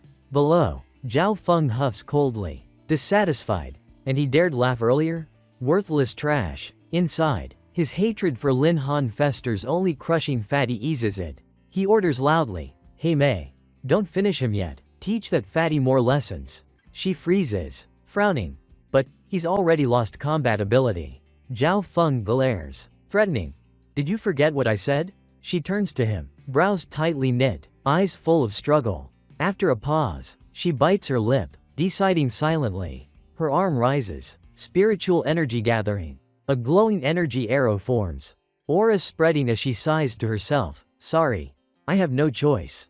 Opposite, Tian Chao forces himself up, trembling as he picks his weapon. Battle will surge. His heart of berserk war activates. With eyes of resolve, he roars. Shaolin Zi once saved my life, yet you made her suffer. For such injustice, I'll hold nothing back. With a roar, Tian Chao charges at Hei Mei with full force, ready for a life or death fight. He swings his blade down like a thunderhammer. Take this. Hei Mei startles and swiftly retreats. Wan Chu cheers. Leader. Fatty activated his skill. He broke through and closed, and he'll win this time. But Lin Han frowns. No, if he had 50% chance before. Now it's less than 30. Wan Chu doesn't understand, but Lin Han explains. Fatty's skill boosts his attributes. But, even up close, Hei Mei keeps full control. This proves Hei Mei hasn't revealed her true strength. On stage, Tian Chao slashes left and right, but Hei Mei easily dodges as if strolling. She suddenly crouches and draws her bow, wind howling like a death knell. At point-blank range, the arrow shoots with terrifying speed. Tian Chao leans aside, not good. Yet it grazes his cheek, leaving a bloody streak. The arrow is poisoned.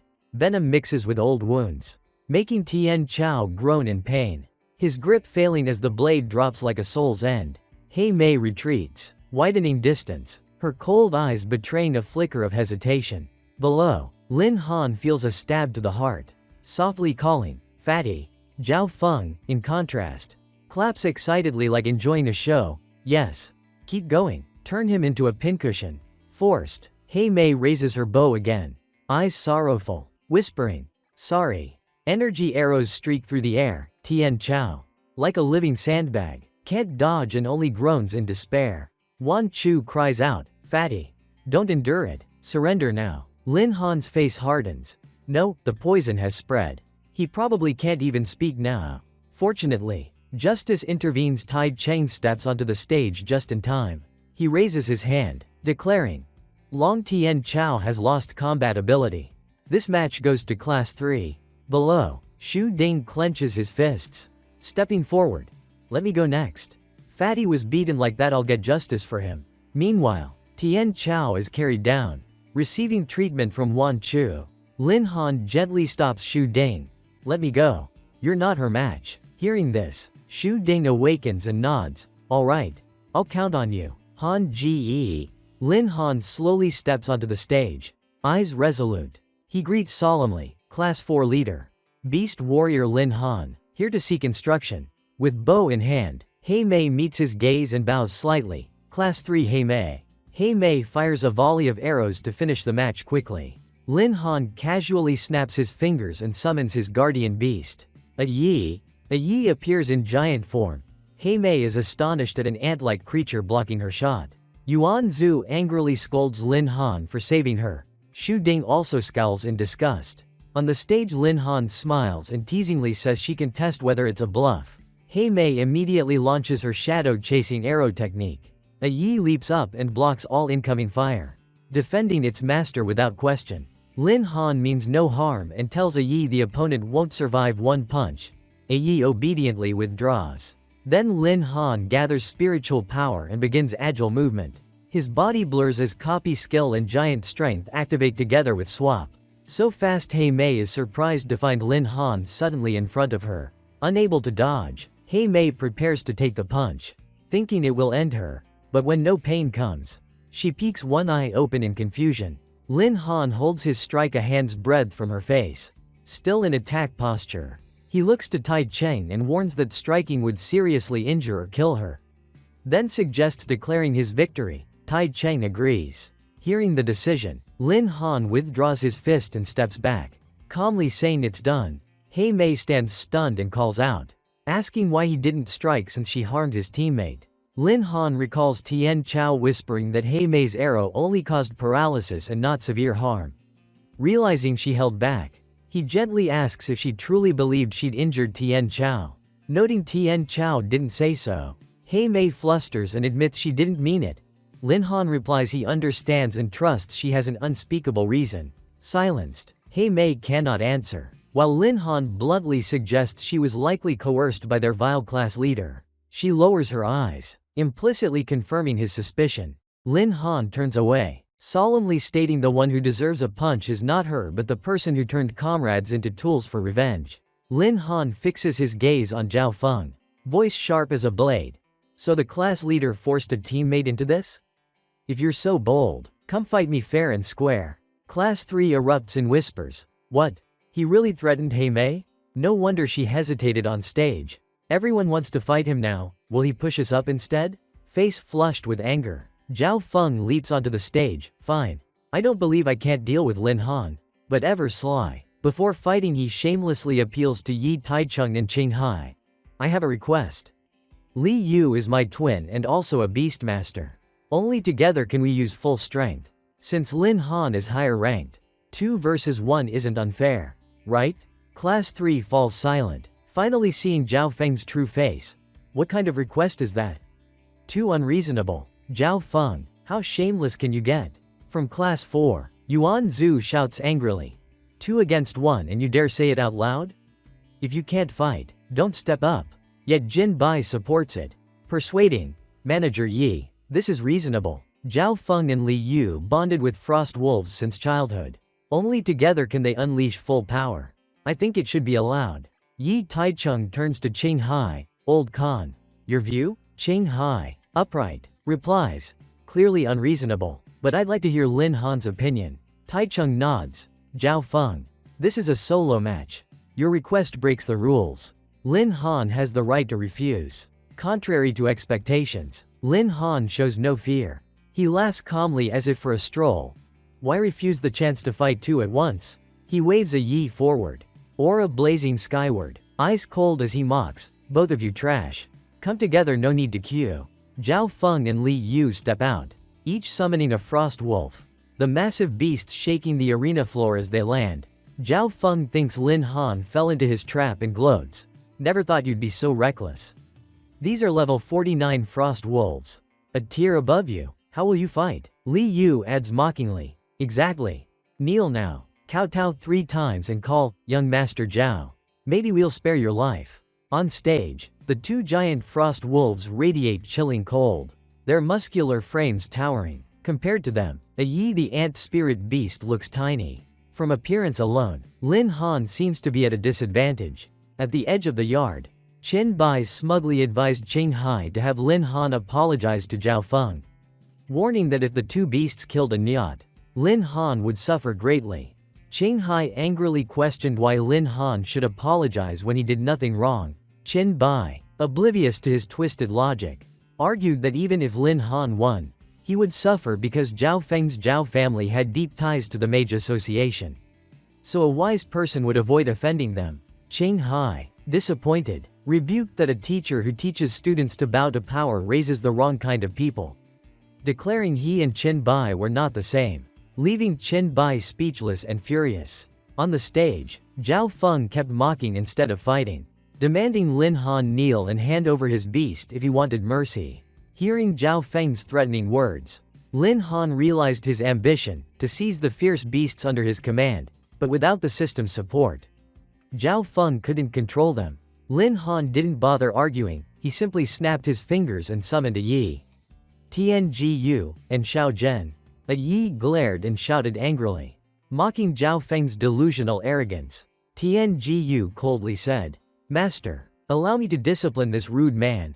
Xiao Zhen added icily, I'll burn him to ashes with phoenix flame. Seeing his beasts enraged, Lin Han calmly patted their heads, soothing, don't waste anger on such trash, and they obediently replied, Yes, Master. After calming them, Lin Han folded his arms and looked at his arrogant opponents, 2 against 1 yet acting superior. Furious, Zhao Feng ordered the attack, joined by Li Wei shouting, Charge! The duo, long used to teamwork, commanded their icebone wolves to strike. Despite the fierce assault, Lin Han stood still, arms crossed, without a hint of defense. Zhao Feng sneered, thinking Lin Han was frozen with fear. But he couldn't be more wrong. Beside Lin Han stood 3 ancient beasts. Why would he need to act himself? The aura of a Yi Tiangu and Xiao Zhen alone crushed the icebone wolves' spirits. The bloodline pressure made the wolves panic and retreat. They completely lost the courage to fight. Seeing danger, Li Wei shouted, Not good, Zhao Xiao. My beasts are suppressed, recall them quickly. Zhao Feng, too proud, snapped, Why, you want me to bow to Lin Han? Li Wei urged, Now's not the time for pride. If they're hurt, we'll be crippled. Since his foes wouldn't retreat or recall their beasts, Lin Han coldly ordered, Attack. Instantly, A Yi shot into the air like an arrow. She struck the ground with a powerful palm. The thunderous blow sent both icebone wolves flying.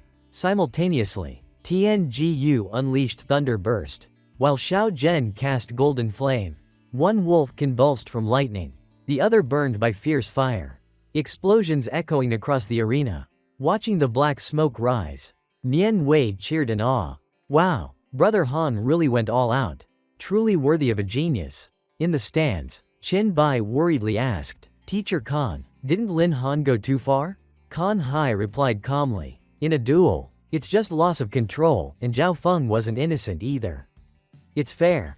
Qin Bai still hinted that the Zhao family will not forgive Lin Han for destroying their prized icebone wolves. Khan Hai snapped his glasses off and warned them not to threaten in the Zhao family's name. Any retaliation would mean open confrontation with the academy. Amid the smoke on the arena, Zhao Feng and Li Wei felt their spiritual link to the icebone wolves severed. Zhao Feng raged while Li Wei despaired. Lin Han stood calmly among his three majestic beasts, looking relaxed and almost arrogantly content. Zhao Feng lost his mind and roared like a beast. He swore vengeance on Lin Han. He then barked orders for Class 3 to swarm and kill Lin Han. The classmates refused and mocked him. Nobody would join his reckless plan. Zhao Feng went pale and stunned. Realizing everyone had turned away from him, Lin Han laughed thunderously, taunting him as a clown. Humiliated, Zhao Feng produced a strange relic and shouted that he had a device and would kill Lin Han. An ancient forbidden binding reel, an ominous dark magic relic, appeared in his hand. Lin Han was surprised, realizing this was Zhao Feng's trump card to seize beasts. Khan Hai paled and exclaimed, The forbidden binding reel? From the Magic Association? What does Zhao Feng plan? Before Zhao Feng could activate it, Lin Han flashed forward like lightning. He activated his system, used the skill, swap, and triggered, copy great strength. Boom! A mighty punch crashed into Zhao Feng, smashing out several of his front teeth. The reel dropped and Lin Han casually picked it up. The system immediately announced, Detected, forbidden binding reel. He examined it and smirked. Interesting toy, store in space for later study. Zhao Feng, missing 2 front teeth and bloodied, still raged, vowing to kill Lin Han. Even Yi Taicheng, the appointed referee, stepped between them and sternly ordered, Enough, Zhao Feng, you started this. Stop abusing your position. Suddenly, a rumbling sound echoed. Lin Han narrowed his eyes warily and scanned around, wondering what was happening. Near the arena, the ground of the Weifeng Plateau shook violently as dust rose, as if something terrifying was emerging from below. From deep underground came a dark voice, Insignificant mortal. Welcome to the Shura Arena, the Palace of Death. Right after the chilling greeting, a strange force swept through, forcing Lin Han to raise his hand to shield his face. However, he showed no fear, blinking once before staring straight ahead. He thought to himself, already transported to the arena's center? This ruin is truly mysterious. Where did the others go? On the stands, the prodigies cheered. Lin Zi shouted, Go for it, while Xu Ding joined in. Han Ji, do your best. A small spirit-like being appeared, smiling slyly. Challenger, this place overflows with chances and treasures, but you must survive to claim them. Try not to become a wandering soul in the Palace of Death. It smirked and continued, Prepare to face your first opponent. As soon as it finished, countless sharp iron stakes suddenly burst from the ground. From among the spikes, a colossal creature emerged, a one-eyed giant of level 50. Belonging to the diamond race, ferocious enough to swallow the entire arena. Yi Taicheng murmured, The first trial is a one-eyed giant, truly as fearsome as the legends say. This ruin's difficulty is no joke. Khan Hai beside him nodded. Among feral races, humanoid forms often possess great intellect and power. The one-eyed giant is elite class, unlucky for Lin Han to face it right from the start. Someone sneered inwardly. Better if someone just lands a killing punch on Lin Han.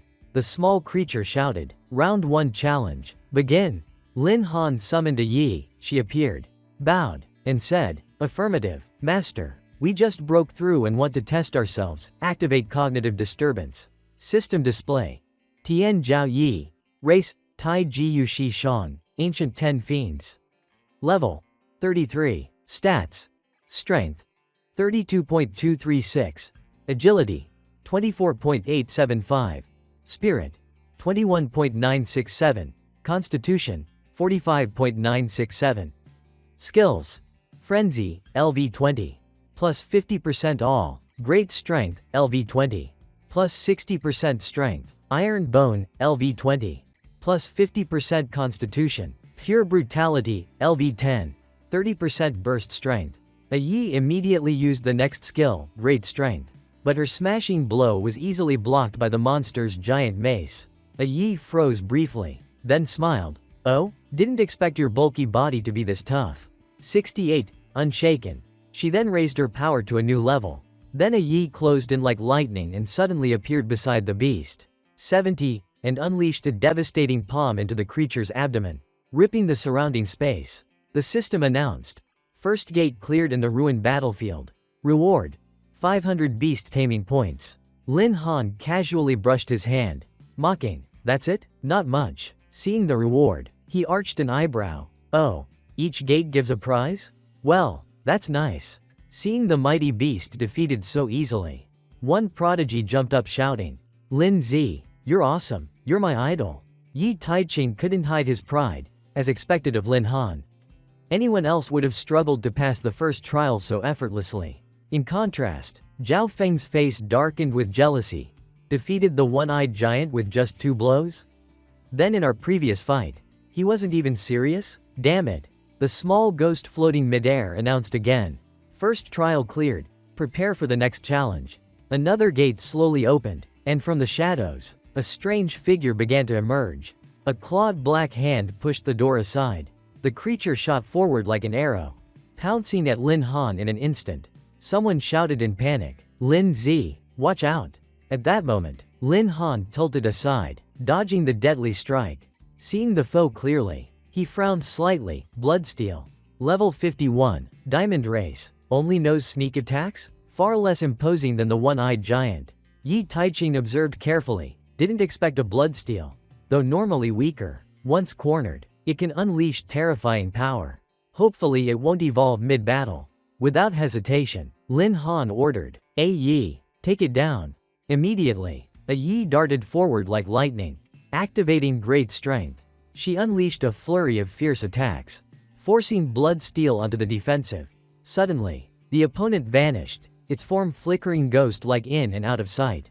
A Yi gritted her teeth. Damn, it's really fast. Refusing to stay passive, she switched tactics. Let's see you handle this.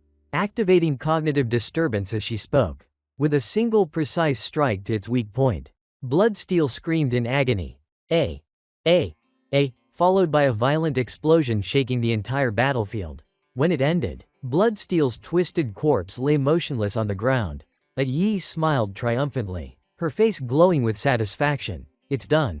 Lin Han approached, gently patting her head. Well done. A Yi beamed happily. Hee hee. Thank you, Master. Seeing A Yi being praised, Tian Ji and Xiao Zhen pouted jealously. Master, we want to fight too. Just then, Yi Taiching turned pale and shouted. Not good. Bloodsteel has evolved. Lin Han, be careful. Hearing the warning, Lin Han instantly focused, eyes sharp and alert. What trick now? Lin Han narrows his eyes, casting a cold, meaningful glance at his opponent. Before he could react, Shui Gang suddenly bursts with eerie energy. An evil armor, Soul Reaper armor, appears, boosting his power to level 53. Watching from outside, Dai Tai Tan and Teacher Kan Hai Sai. Fusion with Soul Reaper armor? Troubling. Beast fusion is rare. Lin Han may face real danger. Meanwhile, Lin Han stays calm, analyzing. Beast fusion. Like the situation at Bitterwater Marsh. I must study its principle later. For now, he focuses on the enemy and orders calmly, A Yi. Attack. Obeying instantly, A Yi charges forward with overwhelming force. As she closes in, she launches her signature punch, channeling all her power toward Shui Gang. The sky-shaking blow explodes the space in a violent shockwave. After the blast, A Yi stands proudly amid the smoke, sneering. That's all? Master will praise me again. Her punch had smashed Shui Gang's head. Just as they thought it over, Shui Gang suddenly revives like a demon. Gripping his weapon and lunging from behind A Yi, Lin Han widens his eyes and warns sharply, A Yi. Behind you. Hearing in time, a Yi turns back, startled but dodges quickly. Huh? Still alive? Without hesitation, she strikes again, pouring all her killing intent into her fist. The blow shakes Shui Gang's body badly. Yet he doesn't fall, he even laughs in pleasure like one immune to pain. A Yi grits her teeth. Why won't you die? Enraged, she roars thunderously, aura flaring. You picked the wrong person. Watch me destroy you. Observing carefully, Lin Han concludes, physical attacks don't work. Maybe Xiao Zhen's fire attack will. He orders, Xiao Zhen, assist a Yi and finish him. Xiao Zhen eagerly replies, yes, master, finally my turn. She glares at Shui Gang, shouting angrily, it's your fault I can't get closer to master. Take this, she screams, activating the Huang Flame skill. A massive fireball swirls in the air before Xiao Zhen hurls it at Shui Gang. The blazing flames make a Yi jump. You wicked phoenix. Warn me before using big moves. Shui Gang is engulfed in fire, his screams shaking the air. Seeing this, Lin Han exhales in relief. Phew, it's done. After the fight, the two beast companions rush to claim credit. Xiao Zhen chirps, Master, we won again. A Yi interrupts. I'm the MVP. Xiao Zhen just cleaned up. Lin Han laughs. Alright, you're both MVPs in my heart. Suddenly, a thunderous roar shakes the entire space, stunning Lin Han to his core. The sound not only startles him but also drives all his spirit beasts into panic. Outside, Director Deep and his attendants pale in shock. What kind of sound could shake the heavens like that? Before they can recover, a Yi shouts trembling, Master, that monster, it's rising again. Lin Han's face hardens, eyes sharp as blades. This battle isn't over. What kind of creature stands before him? Shui Gang has now transformed into a level 55 Ghostfire King. Bearing refined insectoid blood, his body engulfed in ghostly flames. Director Deep freezes, stammering. A ghost soul beast? A Ghostfire King? Impossible. That species was wiped out ages ago. He shouts from outside, Lin Han, be careful. The Ghostfire King is immune to physical attacks and uses mental chaos. Use your psychic power to strengthen defense immediately. Hearing that, Lin Han orders decisively, physical immunity? Then a Yi, Xiao Zhen, test its true power. Both beasts roar in unison, Master, leave it to us. They unleash their ultimate moves. Casting Huang Flame and Giant Force strikes straight at the monster. But in that instant, Shui Gang's body turns misty, silently entering an unpredictable ethereal state. His form fades into the void, becoming intangible, making the beast's attacks hit nothing but air. Lin Han and his beasts are stunned, realizing they can't touch this untouchable creature. As the ethereal state ends, Shui Gang roars, shaking the land, releasing a surge of sinister energy. It's his Chaos Mind technique, a power that drives one's sanity insane. Director Deep yells, Chaos Mind? No good. Lin Han has no mental defense. One hit and he'll collapse instantly. Indeed, Lin Han is pulled into an illusionary space, his body racked with pain, limbs bound by invisible chains. He grits his teeth. Damn mental skill, making me lose control of my own body. While a Yi's group struggles to resist, Lin Han realizes time is short and calls to the system. System, is there a way to break free? The system responds. Detected that spirit beast TNGU, after breakthrough, has learned the advanced skill, Thunder Cry, a mental attack that can dispel the Ghostfire King's influence. Proceed with breakthrough? A spark of hope ignites. Lin Han immediately decides, do it now. Transfer all remaining beast points to TNGU. Confirmed. Transferring beast points and initiating breakthrough process. Meanwhile, in the real world, Teacher Kan Hai paces anxiously. Director Deep. Lin Han can't hold on. We must do something. But Director Deep only shakes his head heavily. The relics rule power, none of us can intervene. All we can do now is trust Lin Han himself. In contrast to their worry, Zhao Feng is overjoyed, seeing fortune in others' peril. If Lin Han dies, the ownership of his spirit beasts will fall to him. On the battlefield, a Yi and Xiao Zhen are desperate, their attacks do nothing. Both cry inwardly, damn it, our moves can't hurt him, what now? Unable to endure, a Yi explodes in fury, shouting, you vile monster, you dared harm my master, you'll pay with your life today. At that dire moment, A figure emerges through the smoke, Tiangu, carrying Lin Han in her arms. Xiao Zhen gasps. Tiangu? Why are you here? Tiangu quickly explains. Master empowered me, letting me break free from the Ghostfire King's mental control. Tiangu says gratefully. Though weak, Lin Han smiles softly. Tiangu, you've worked hard. At once, Tiangu leads the assault, using her new skill to dispel the Ghostfire King's ethereal form. Yi and Xiao Zhen give their all in support. Their last hope rests on the three of them. A radiant light bursts from Tiangu's palm like lightning tearing through darkness, striking Shui Gang and forcing a pained scream. Without giving him a chance to recover, Tiangu unleashes her secret art, Thunder Cry.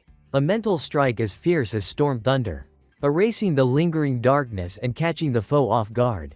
Then comes Thundercloud, summoning stormy lightning around the target, paralyzing all within range. With her newfound strength, Tiangu glares fiercely. You dared assault my master's mind? Let this lady teach you your place. As Tiangu's fierce lightning surges forth, Shui Gang attempts to evade using his familiar ethereal skill, but unexpectedly, it fails this time. The illusion shatters, and he takes the full brunt of Thunder Cry, his face twisted in agony. Beside her, Yi stares in awe, blurting with crude admiration, "Wow, Stinky Bird, you're amazing." With calm modesty, Tiangu replies softly, "It's all thanks to Master's help that I could reach this level of power." Now review Tiangu's new stats after the breakthrough. Title, Thunder Emperor. Lineage, Primeval 10 Fiends. Level 33. Blast Power 18.869. Reaction Speed 45.685. Mental Force 30.655. Physique 25.687. Skills. Lei Bao, Thunder Rampage, LV10. Chaotic Lightning Field 2 km radius. Ti Han, Swift Gate, LV10. Plus 50% speed. Lei Yun, Thundercloud, LV10. Summons Paralyzing Storm. Lei Ming, Thunder Cry, LV10. Direct Mental Strike. At the same time, Lin Han counterattacks in time, fully nullifying the Ghostfire King's ethereal state, and Xiao Zhen immediately follows up. Without hesitation, she unleashes a full power strike at the enemy. Yi refuses to be outdone and charges with blazing spirit, shouting a heroic and childish battle cry, "Ugly demon, taste my punch." As a result, Shui Gang, unable to hide, is forced to endure the combined onslaught from the three primeval 10 fiends, his body nearly torn apart by overwhelming force. When Yi's final blow lands, the blood-crust armor shatters and dissipates into the air like smoke scattered by wind. At that moment, the relic's guardian spirit manifests, signaling the second trial on the ancient battlefield is complete and opening the way to the next stage. With Shui Gang destroyed, the beasts swarm Lin Han, beaming, "Master, we defeated the foe. Are you safe?" "Yes, you were excellent," Lin Han replies, fondly stroking them. Outside, Teacher Kan Hai and Director Yi both exhale in relief. Without such skilled beast control, Lin Han would have long since failed. Suddenly a taunting voice echoes, "Kid, this relic is the pinnacle of ancient ruins. With your meager power you've come this far, surprising indeed." Xiao Zhen immediately signals alarm, "Master, beware, something bad is coming." Sure enough, a majestic figure appears. "You're bold." The powerful female voice booms, "I am the shrine's guardian. Just beating a one-eyed giant and the blood crust and you think you can claim the prize?" Naive. Director Yi freezes on sight. It's her, the Nightshade Queen. "This is bad. Lin Han isn't a match. I must go help." But no matter how hard he tries, Director Yi cannot enter the arena. An invisible wall blocks him. The Nightshade Queen calmly raises a hand and warns coldly, "Don't be foolish. Rules stand. Only challengers may step onto this stage. Outsiders, keep away." She snorts with contempt, fixing her gaze on Lin Han. "No one has ever passed this final gate. The treasure here is mine alone." Unmoved, Lin Han stands firm and answers resolutely, "Then defeat you and I take the prize. Is that not so?" Hearing this, the queen laughs arrogantly, "Ha ha ha. You think you can? Even a mere clone of mine is enough to crush you." It turns out his opponent is the Dark Knight Queen's clone, level 55. A king-tier beast not to be underestimated. Without hesitation, the queen rushes forward like a shadow. her voice commanding. Pitiful human. Die. Seeing danger near, a Yi springs up like a spring. Master. I'll fight this iron-faced hag for you. But Lin Han warns sharply. A Yi. Be careful. Yet to everyone's shock, a Yi's attack has no effect. It cannot touch the queen's clone at all. Lin Han watches in disbelief. Impossible. A Yi's strike didn't hit her? Suspicion flashes in his mind. Could she also have an ethereal skill like the Ghost Fire King? Just then, a notice appears, Malice Wave skill activated. As the notice flashes, the Dark Knight Queen's figure suddenly materializes behind Lin Han like a chilling ghost. She laughs coldly. Foolish boy. Don't you know king-tier beasts can perfectly conceal killing intent? Lin Han startles, eyes darting. When did you get behind me? Lethal intent spreads silently. Outside, both Teacher Kan Hai and Director Yi are tense and alarmed. This is bad. Lin Han, be careful. But just when all seems lost, Lin Han smiles mysteriously. Xiao Zhen, TNGU, now. He had secretly activated a position swap skill. In an instant, Lin Han's form turns illusory and vanishes before the queen's stunned eyes. The two loyal beasts, Xiao Zhen and TNGU. Upon arrival, unleash Thunder Rampage and Phoenix Flame without hesitation. A combined strike of immense power tears through the space, surging straight toward the Dark Knight Queen. From afar, Lin Han taunts. Looks like you slipped up. Yet even after taking the joint attack, the queen remains unscathed. Her eyes flash with fury. Boy, I underestimated you, but this alone cannot defeat me. Then she coldly unleashes her next move, Dark Knight Chain Lotus. From the void, black chains burst forth, binding Xiao Zhen and TNGU tightly within a shroud of gloom. Lin Han's eyes widen in horror. What's this? What kind of cursed skill is that? I can't summon them back to the beast space. Before he can react, the queen casts another move, Shadow Assault. Like a blinding phantom, she dashes toward Lin Han like a descending nightmare. In that instant, Lin Han swiftly raises the Mystic Martial Shield, the ultimate defense. The violent impact collides with the shield, triggering an explosion that shakes the space. As the dust settles, the queen's clone has vanished, and Lin Han manages to rescue his two trusted beasts. He mutters, "What a formidable foe, truly troublesome." The queen's clone reappears, sneering that he's lucky and that his weapon isn't true divine gear, it can only defend once. Lin Han admits aloud that if a mere clone is this terrifying, he no longer needs to hold back. He immediately activates the fusion skill. Strange energies converge rapidly, forming a magnificent fused state. Outside, Long Tien can't help exclaiming in awe, "Damn, Lin's going all out." Kan Hai is stunned at Lin Han's power, while Dai Zhu Guan remains cautious. A clone reaching 6th turn is still an unknown. As Lin Han's intense aura radiates, the queen pales and growls that she senses his strength but reminds him he is still mortal and doomed. She bellows like thunder. Die, devouring soul technique. From the darkness behind her, countless demonic bats surge forth like a spectral swarm toward Lin Han. Lin Han casually flicks his wrist and the small creatures are blown away like dry grass. He mocks the king-tier beast's weakness. He takes a step back, eyes flashing. Then take this. He combines attacks, Phoenix Flame and Thunder Rampage. The blend of Golden Flame and Sky-Rending Lightning creates a dual strike that the queen cannot react to in time. The queen takes the bombardment, her form vanishing amid raging smoke and fire. A hoarse cough escapes her, soft but filled with resentment. Then her voice rings out, half stunned and angry. "You possess such magic?" Lin Han turns, voice cold as frost. "Still alive? Then I'll grant you a quick death," and immediately activates Copy with fire to finish her. Cornered, the queen howls madly. "So you force me here. Taste my ultimate art, 10,000 Evils Calamity." She transforms into a dark shade and hurtles at Lin Han with hellish momentum and overwhelming killing intent. Despite the tense atmosphere, Lin Han calmly activated Berserk mode, boosting his power by 50% and gathering immense energy to test his ultimate fusion skill. He tilted his head slightly and shouted, "Taste this move, Thunderstorm Emperor Flame." With amused eyes, he continued casually, "Let's see how a mighty royal like you handles this attack." As his words ended, screams erupted and a deafening explosion shook the entire arena. The crowd staggered, some shouting, "Lin Han? Was that really necessary?" When the dust cleared, The lower body of the Dark Knight Queen had completely vanished. Trembling with rage, she pointed at Lin Han and screamed, "You dare destroy my clone? I won't forget this." "Oh really? In honor. I've noted your name too," he replied mockingly as her clone dissipated. After his glorious victory, Lin Han withdrew his energy, ending the fusion. His 3 female beast companions smiled brightly. One saying joyfully, "Merging with Master was truly an unmatched experience." With teary emotion, one whispered, "Master, that was exhausting?" Lin Han smiled gently and nodded. "I know, you all did well. Rest and recover now."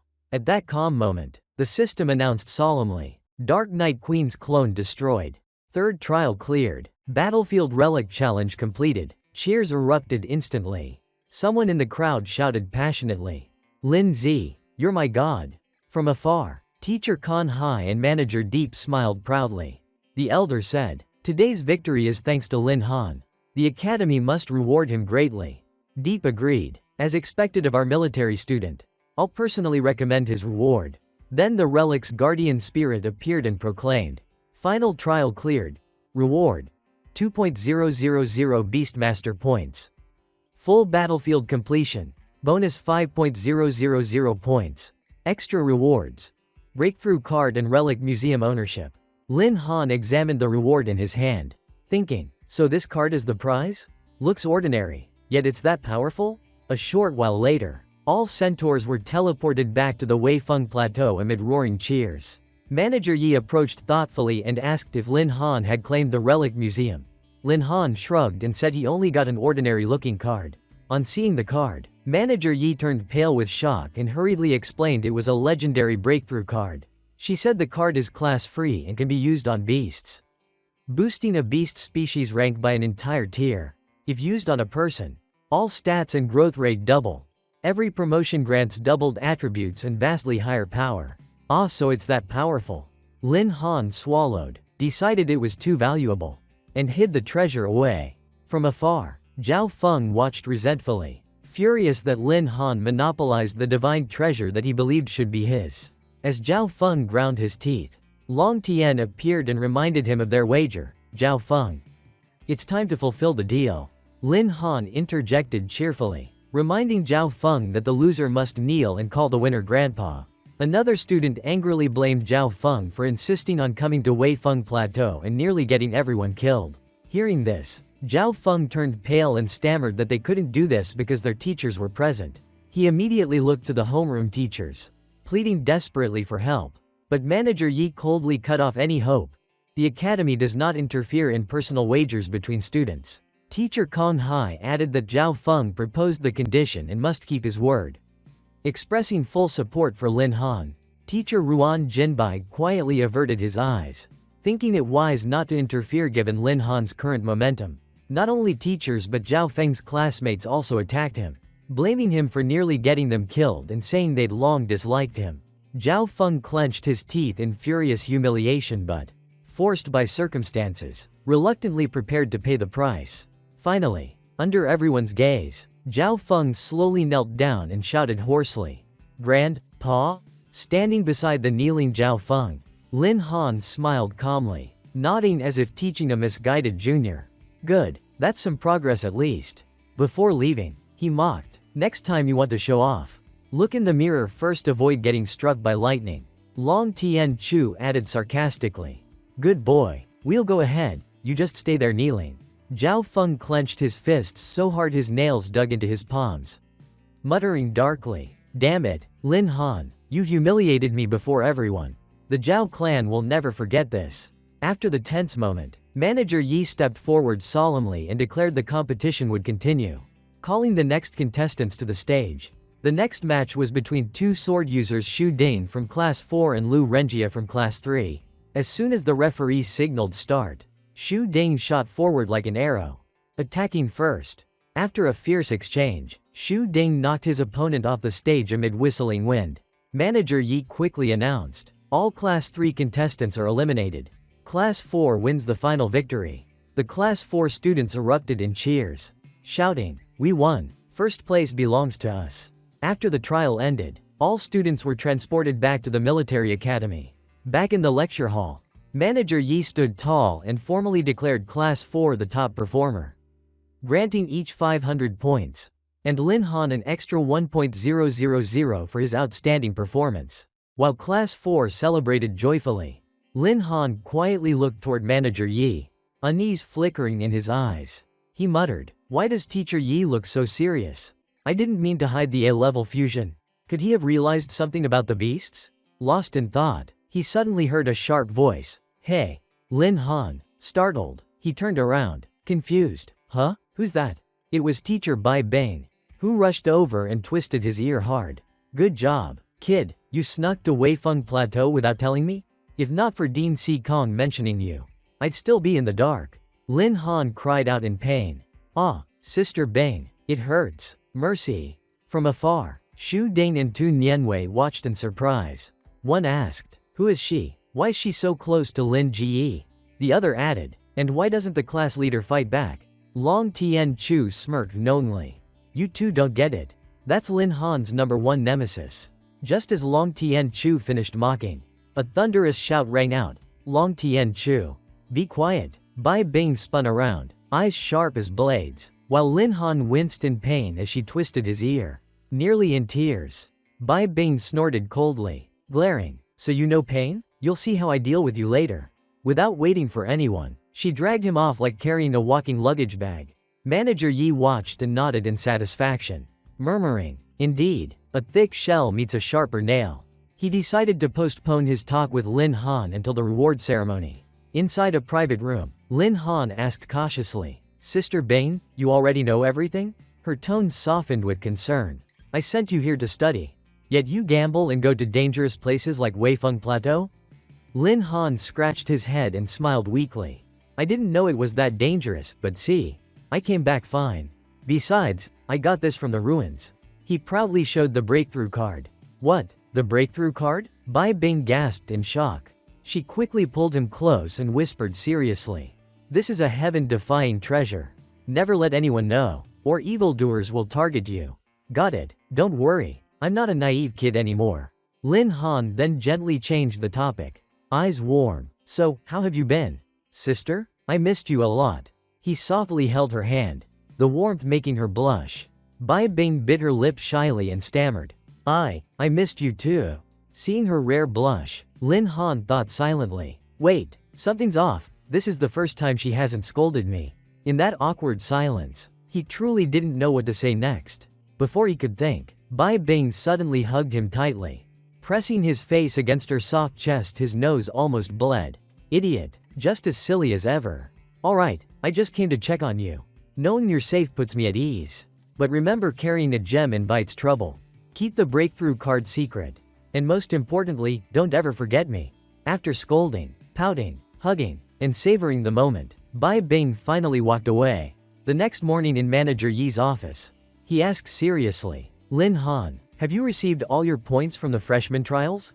"Yes, I got them this morning." Manager Yi nodded approvingly and announced, "You performed exceptionally in the Relic Challenge. After discussing with the Academy Board, we've decided to reward you with a level 40 beast." As he spoke, he opened a wooden box glowing softly from within. Hearing the Academy's reward was a level 40 beast, Lin Han was overjoyed, thanking the Academy non-stop while Teacher Kan Hai beamed proudly, praising their generosity. But when Lin Han opened the box, he found only a shriveled ginseng root that looked roasted 3 times over. Both froze in disbelief, eyes full of disappointment. "What is this? A withered radish as a reward?" They nearly cried. Yet amid the dismay, Lin Han wondered if Manager Yi, not known for stinginess, had hidden something extraordinary within the dried root. Sure enough, within seconds, the ginseng began writhing like a worm underfoot. Teacher Kan Hai gaped, exclaiming, "It looks like a herb but gives off beastly aura. Could it be the twin-leaf insect herb?" It was indeed so. Though frail in form, this ancient extinct plant was extremely rare. However, with low attack power, it offered little direct combat aid, prompting Kan Hai to protest. "Manager Yi, isn't this reward a bit stingy? Could we exchange it?" Manager Yi remained calm, replying, "Not stingy at all. The twin-leaf insect herb suits Lin Han perfectly after all. His beasts are all ancient types." At this, Lin Han tried to speak about his beasts. But before he finished, Manager Yi gently raised a hand. Remember what I said? As long as your power doesn't threaten the Empire's interests, the Academy won't interfere with what beasts you use. Realizing the meaning, Lin Han nodded gratefully, thinking, so he already knew but chose not to expose me. Teacher Kan Hai stood puzzled, unable to grasp their cryptic exchange. Afterward, Lin Han returned to his dorm deep in the Academy's back mountain. There, he examined the gift closely and discovered it was indeed a rare treasure. Using his ancestral bloodline, he linked with his fourth beast, the twin-leaf insect herb, of the ancient giant wood race. Level 39, with power 1986, speed 1564, spirit 1100, and physique 3350. Then Lin Han activated his bloodline to trigger ancestral reversion. But after a while, nothing happened. Suddenly, immense energy burst from the wooden box like a cascading waterfall.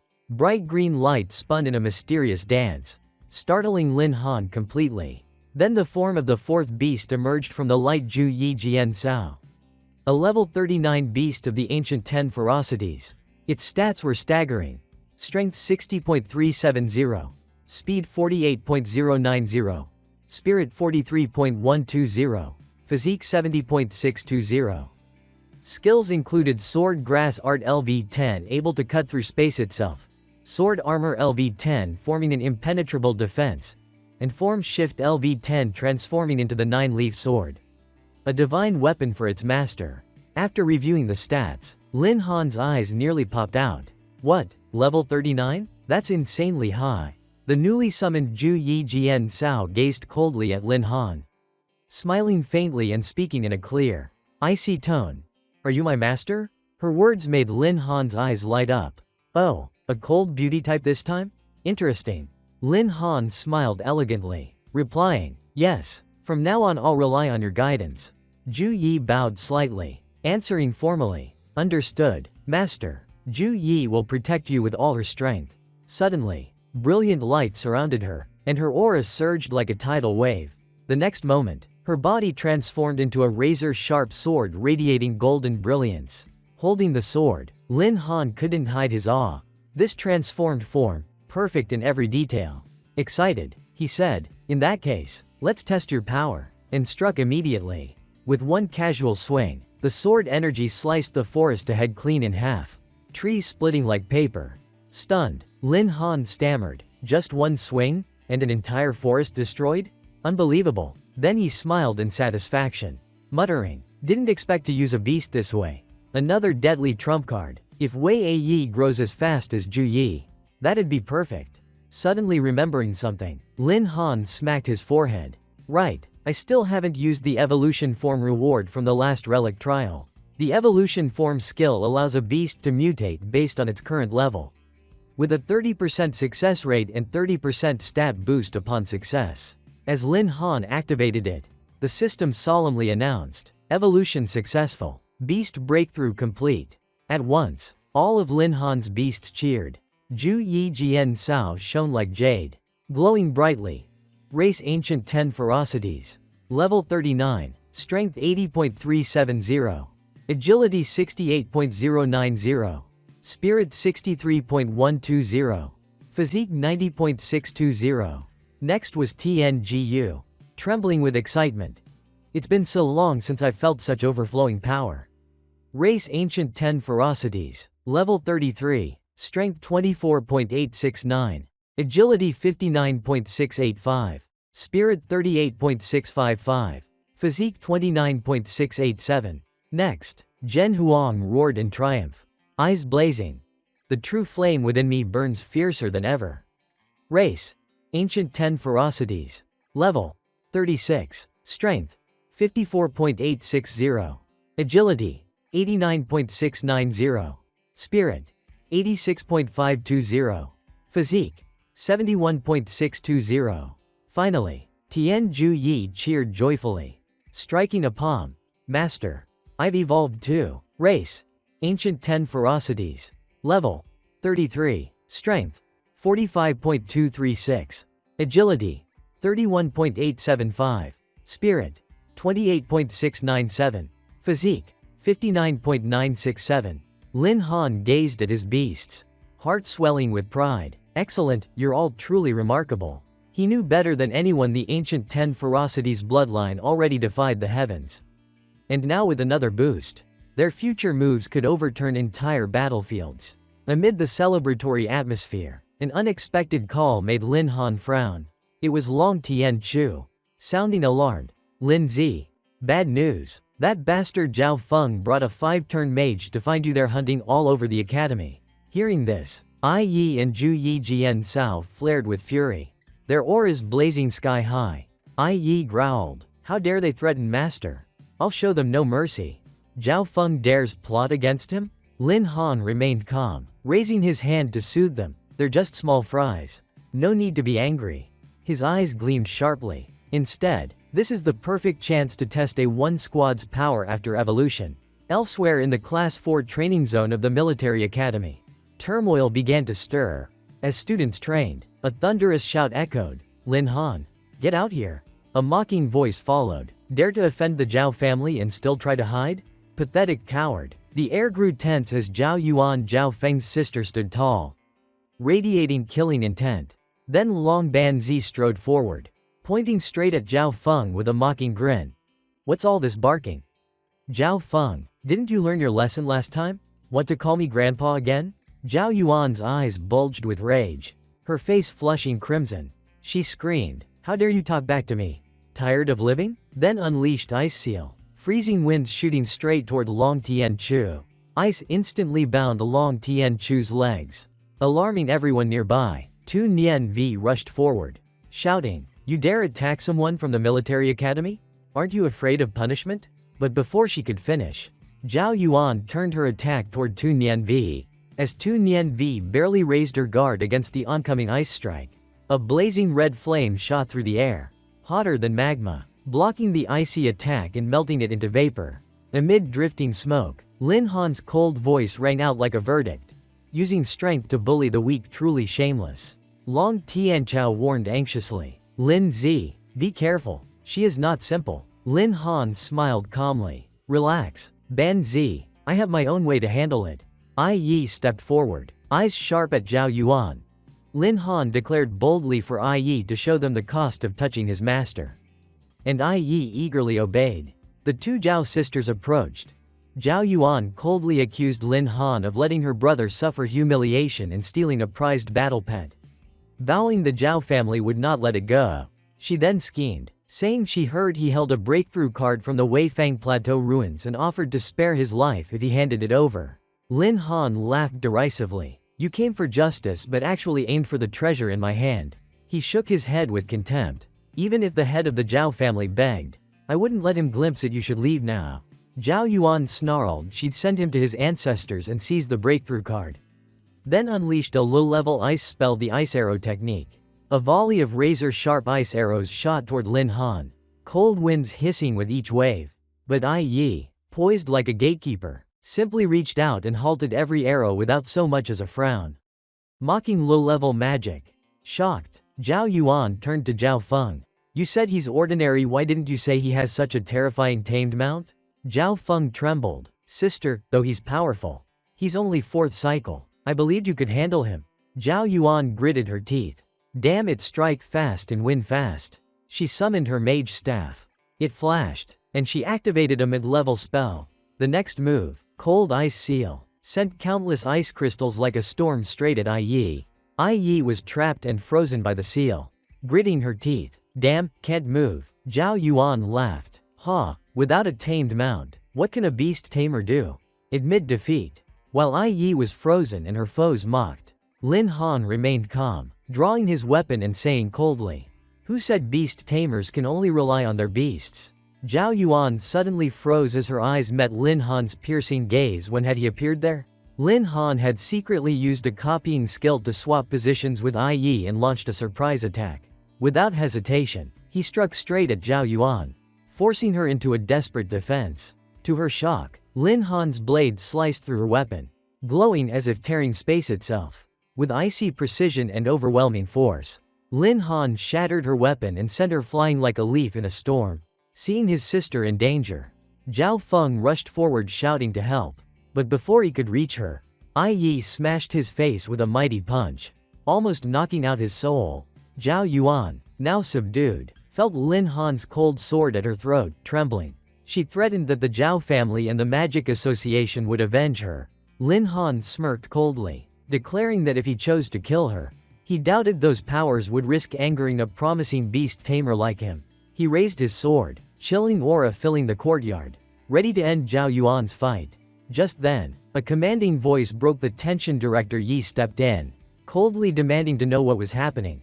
Lin Han sighed inwardly in relief. Seeing the Zhao sisters crying on the ground, Director Yi sternly demanded an explanation. Zhao Feng rushed to him for help, crying that Lin Han was trying to kill them. Long Tianchao stepped up bravely, explaining Zhao Feng started the trouble and brought outsiders to attack Lin Han. With many witnesses, the surrounding students immediately agreed, saying Lin Han was innocent and only acted in self-defense. Hearing that, Zhao Yuan furiously pointed at the crowd, shouting they were slandering her and claiming Lin Han had attacked her ruthlessly and shattered her weapon. She then turned to Director Yi, feigning weakness and sorrow, pretending to be a helpless girl who barely survived thanks to his timely arrival. Lin Han and Long Tianchao were stunned. Long Tianchao angrily retorted that she would have been frozen if Lin Han hadn't arrived. Calling the Zhao siblings masters of deceit, Director Yi fixed a stern gaze on Lin Han, demanding a full explanation of what had happened.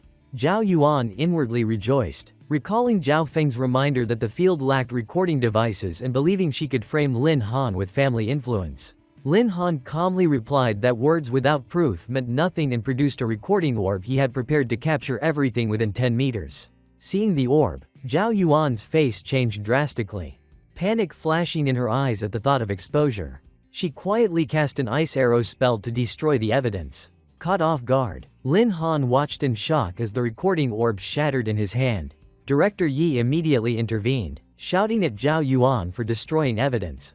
But she quickly feigned innocence, claiming she suspected Lin Han of trickery. Before she could gloat, Lin Han smirked and calmly revealed a second orb, saying he had prepared more than one. Director Yi nodded in approval at Lin Han's foresight, while Zhao Yuan turned pale and began to sweat. Lin Han declared that all events had been recorded in this orb and tossed it into the air for all to witness. And the entire earlier scene replayed vividly and in perfect detail. At this point the Zhao sisters fell silent. Clear evidence could not be denied. Teacher Kong Hai also sneered. It's obvious you two came to cause trouble. Then smeared others. What more is there to say? Despite the truth, Zhao Yuan still refused to admit guilt, loudly demanding Lin Han compensate her for her shattered diamond-class magic artifact. She then threatened Director Yi, insisting Lin Han be expelled or the Zhao family and the Magic Association would make trouble. Director Yi frowned at Zhao Yuan's arrogance and coldly asked when the military academy became the Zhao family's backyard. He continued icily that even her patriarch would not be allowed to act so recklessly here. Firm as a mountain, Director Yi declared Lin Han innocent and said anyone who could not defend themselves did not deserve to enter the academy. Zhao Yuan tried to intimidate him with the Magic Association, but he only smiled coldly, saying he was old friends with the association head. He warned Zhao Yuan that abusing the association's name to trample academy rules would lead him to contact the association head to discipline her. Hearing that, Zhao Yuan turned pale. If the association learned of her misconduct, she would likely be expelled.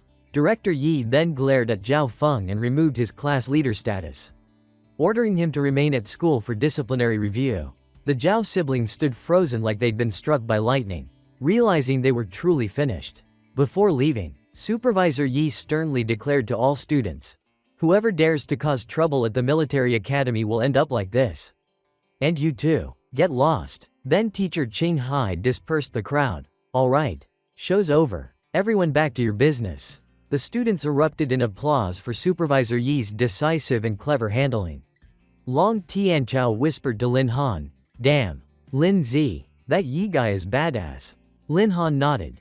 "Yeah, a rare elder indeed." The scene shifted to the academy cafeteria. Lin Han and his chubby friend Long Peng rushed in, shouting, "I'm starving. Lin Zi, let's eat. I heard they've got the famous braised pork today." Lin Han smiled and quickened his pace. All right, I'm coming." As they passed the cafeteria area, Lin Han and Long Tianchao were drawn by noisy commotion ahead. Long Tianchao muttered. Wait. A fight? No way, are guys bullying a girl? Lin Han's eyes fixed on the chaos. What's happening over there? Long Peng instantly recognized a few familiar faces. Hey. Lin Zi. Look, Xu Dane and Nian Wei. Why are they with that black-lipped girl from our class? Meanwhile, the girl called He Wei pointed at the boys angrily. Xiao Ba Wang. Why are you so overbearing? This recruitment area was assigned by the academy to our Kan Guo Shi, who gave you the right to seize it? The boy named Xiao Ba Wang sneered with contempt. Because our Hao Jia Shi has hundreds of members. Of course the recruitment spot belongs to us. He Wei replied calmly but cuttingly. The military academy always measures by strength. Your Hao Jia Shi only recruits weak students from shoddy departments, many but useless.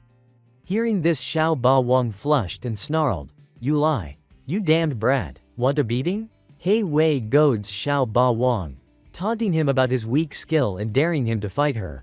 Long Tianchao, boiling with rage, tries to defend the girls. A man hits a female student? But Lin Han stops him.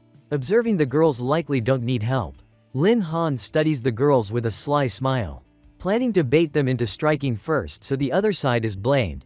He admires He Wei's strength and wonders when Xu Ting and Nian Wei became close to her.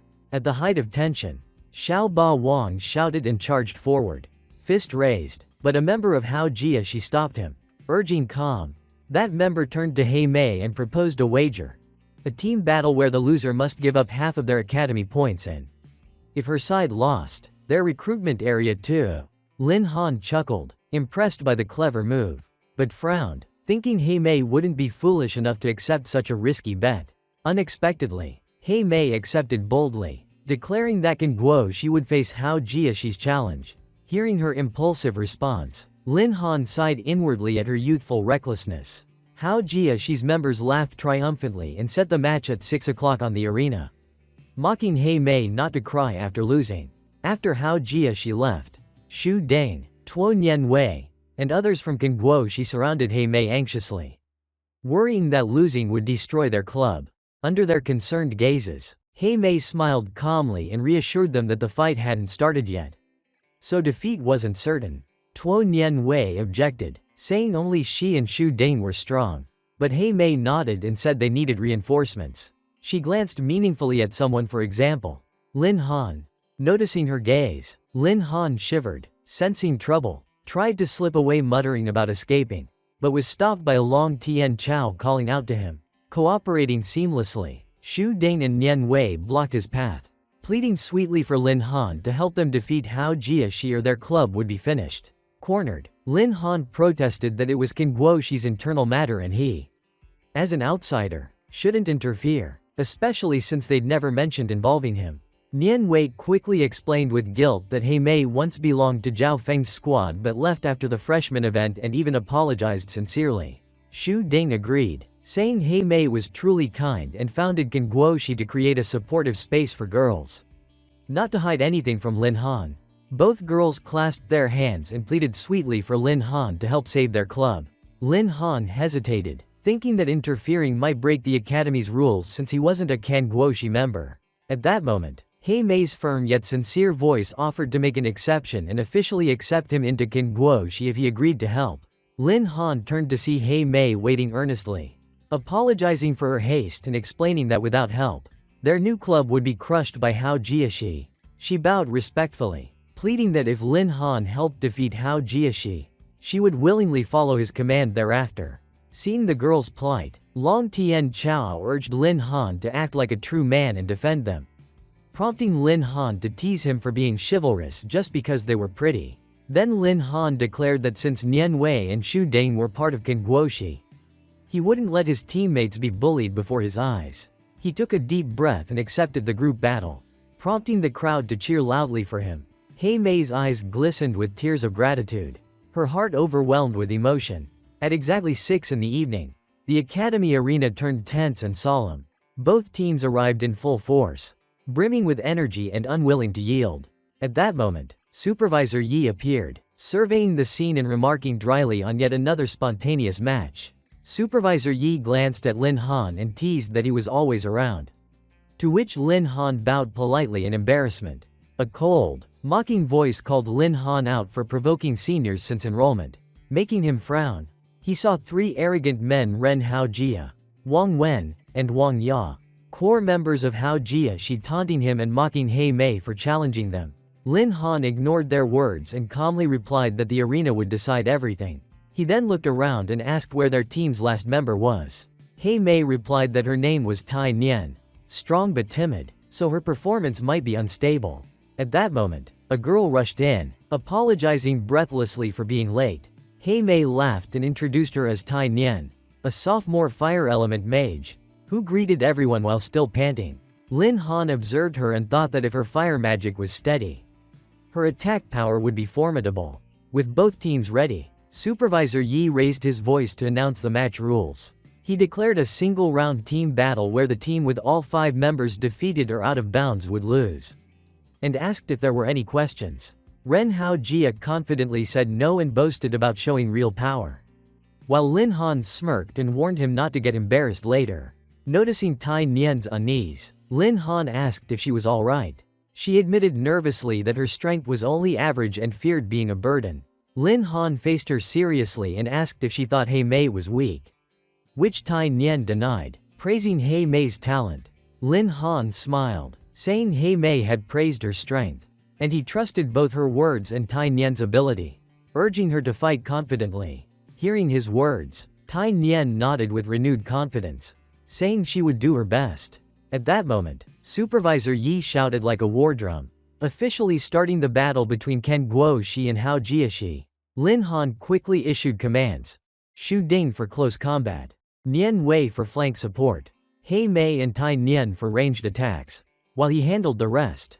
Hao Jiashi's leader ordered his team to suppress the girls completely, leaving Lin Han to him. One Hao Jiashi member charged straight at He Mei, yelling for her not to fire any arrows, but she smirked and dared him to try.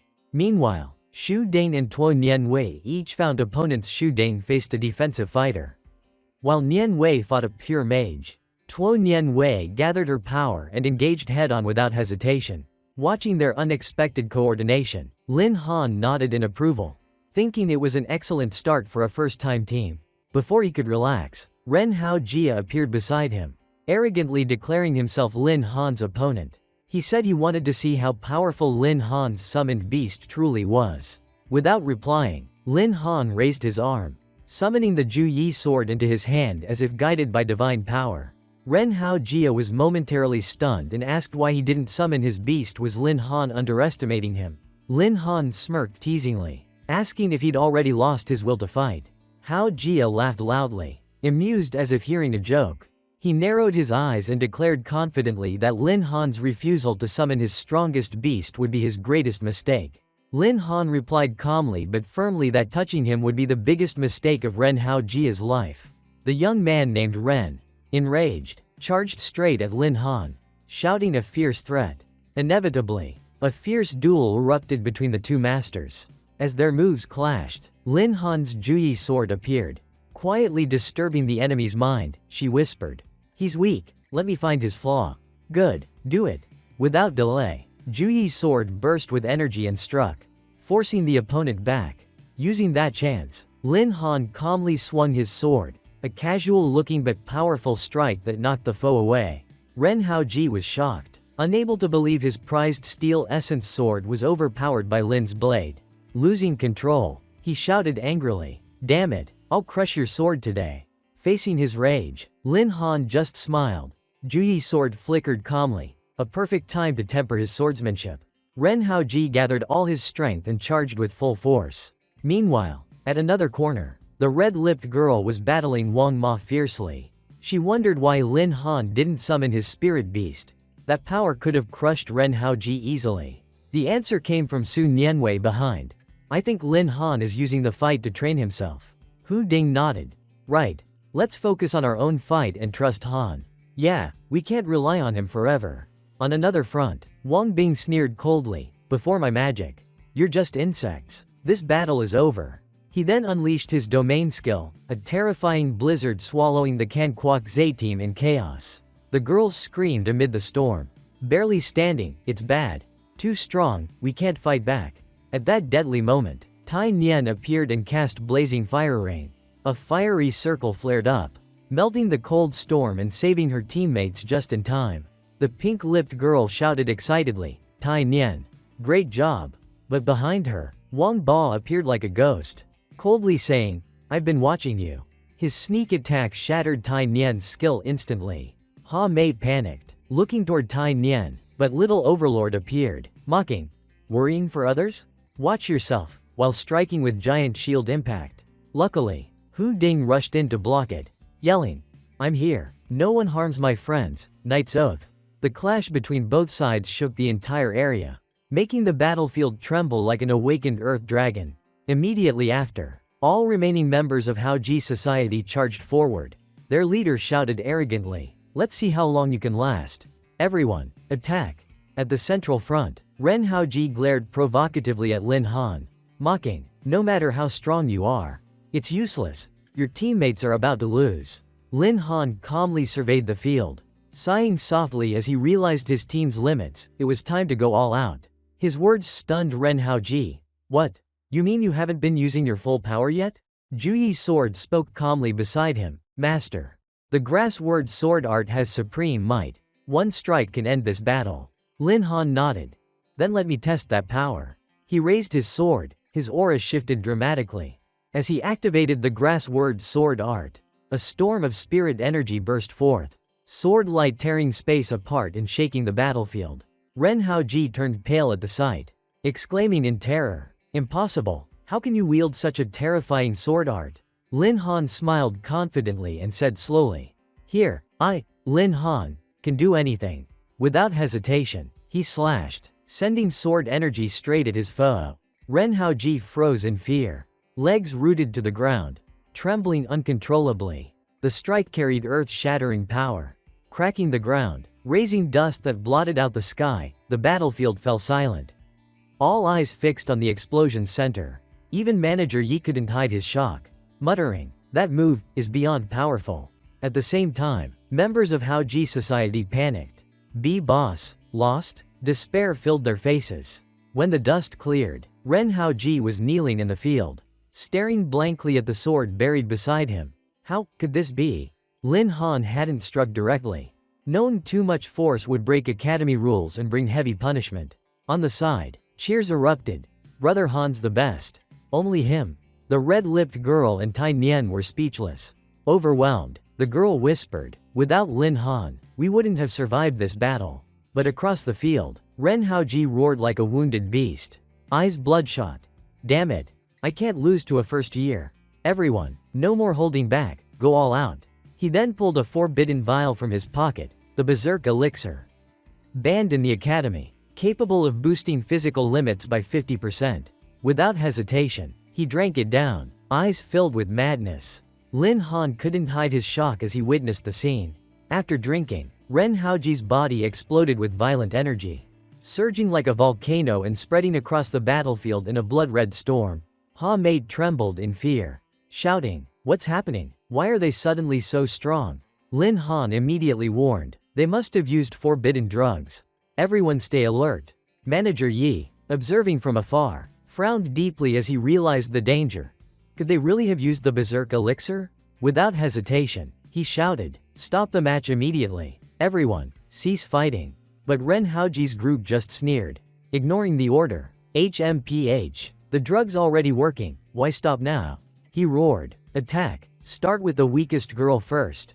Hao Ji society members charged at Tai Nian like wild beasts. Tai Nian panicked, screaming, stay back. Blazing fire rain, she cast her defensive skill to survive. But Wang Bing quickly responded, launching Frozen 3 feet to clash head-on. The collision of fire and ice created a thick white mist covering the entire battlefield. Under Berserk's effect, Tai Nian's defense was pierced, ice arrows shooting straight at her. She was in grave danger, just one step away from serious injury. At that moment, Lin Han acted instantly. A Yi, save her. The spirit beast A Yi replied, yes, master, I'm coming. She activated her instant explosion ability. With one punch, all the ice crystals shattered like glass underfoot. A Yi sneered, that's it? Pathetic. I can handle this easily. Then she leapt forward, charging straight into the enemy ranks. With a thunderous punch, she sent Wang Ba flying. Coward who bullies women. Get lost. After being rescued, Tai Nian exhaled in relief. Sweat dripping down. That was close. Thank you, Lin Han. Lin Han nodded calmly. It's fine. He then turned to his team, commanding firmly. They've broken the rules using banned drugs. From now on, no mercy. Use everything you've got. Ha Mei grinned excitedly. Finally. Full power. Armor-piercing arrow. Caught off guard, Little Overlord hastily raised his shield to defend. But Ha Mei's power was overwhelming. Her arrow tearing through his shield like paper. At the same time, Su Nianwei and Hu Ding appeared from behind. We've found your weak spot. Hao Ji Society members panicked. What? When did they get there? In a flash, most of Hao Ji Society were knocked dizzy, unable to tell up from down. Seeing his squad fall apart, Ren Hao Ji turned pale, stammering, Little Overlord, Xiao Guangtu. Ren Hao Ji's eyes burned with hatred as he glared at Lin Han. Growling, damn you, without you, those women could never defeat my Hao Ji Society. He roared furiously, Lin Han, you'll pay for this. Despite the outburst, Lin Han remained calm as still water. Smirking. You lose and blame me instead of reflecting on yourself? He shook his head coldly. Looks like I must teach you a lesson you'll never forget. With that, he summoned Juyi's sword and activated the grass word sword art. With a gentle swing, as light as wind through bamboo, an overwhelming surge of power erupted. In an instant, Ren Hao Ji and his sword were blown away like leaves in a storm. The sword aura didn't stop, it expanded, reaching the stands, shaking them violently and cracking the walls. The crowd gasped, some shouting, just one swing? Lin Han's power is truly defying heaven. Cheers erupted like crashing waves. Lin Han. Lin Han. Lin Han. Thunderous applause filled the arena, closing the grand battle. Amid the uproar, Manager Yi stood up, his voice echoing, I declare, the victor is Can Kwok Zhe. As agreed, half of Hao Ji Society's points and grounds are now theirs. The audience erupted in celebration. Members of Can Kwok Zhe beamed with joy. Some shouting, we finally won. A voice from within the group cried. This victory is all thanks to Lin Han. As for Ren Hao Ji, he muttered darkly. Because of Lin Han, all because of him. Sinister intent flickered in his eyes. Plotting vengeance. But the deadly gazes of Lin Han's spirit beasts instantly crushed his schemes. Panicking, Ren Hao Ji bolted like a man chased by demons. Screaming, run, those beasts look terrifying. His followers scrambled after him. Boss. Wait. But before they got far, Manager Yi blocked their path, sternly declaring, Hao Ji Society, you used banned drugs and nearly caused disaster. The Academy will punish you severely. He looked straight at Ren Hao Ji and announced firmly, Hao Ji Society is hereby disbanded. For 1 year, no member may join any club. As for leader Ren Hao Ji, due to arrogance and deceit, you are expelled from the Academy. His words struck like a blade to Hao Ji Society's pride, leaving its members stunned, their efforts turned to ashes. Lin Han quietly scanned the scene, smiling faintly. This battle has made Can Kwok Zhe's name soar. Our path to becoming a top club isn't far. Yet deep down, he knew, this was only the beginning. Greater trials awaited within the Jun Mu Academy. Ha Mei stepped forward, eyes sincere. Lin Han. Thank you. Thanks to you Can Guo Club won this complete victory. She then cheerfully proposed, to celebrate. Let's have a huge feast. Someone chimed. Great idea. I love food. Another teased. Ha Mei's craving alcohol again. Right?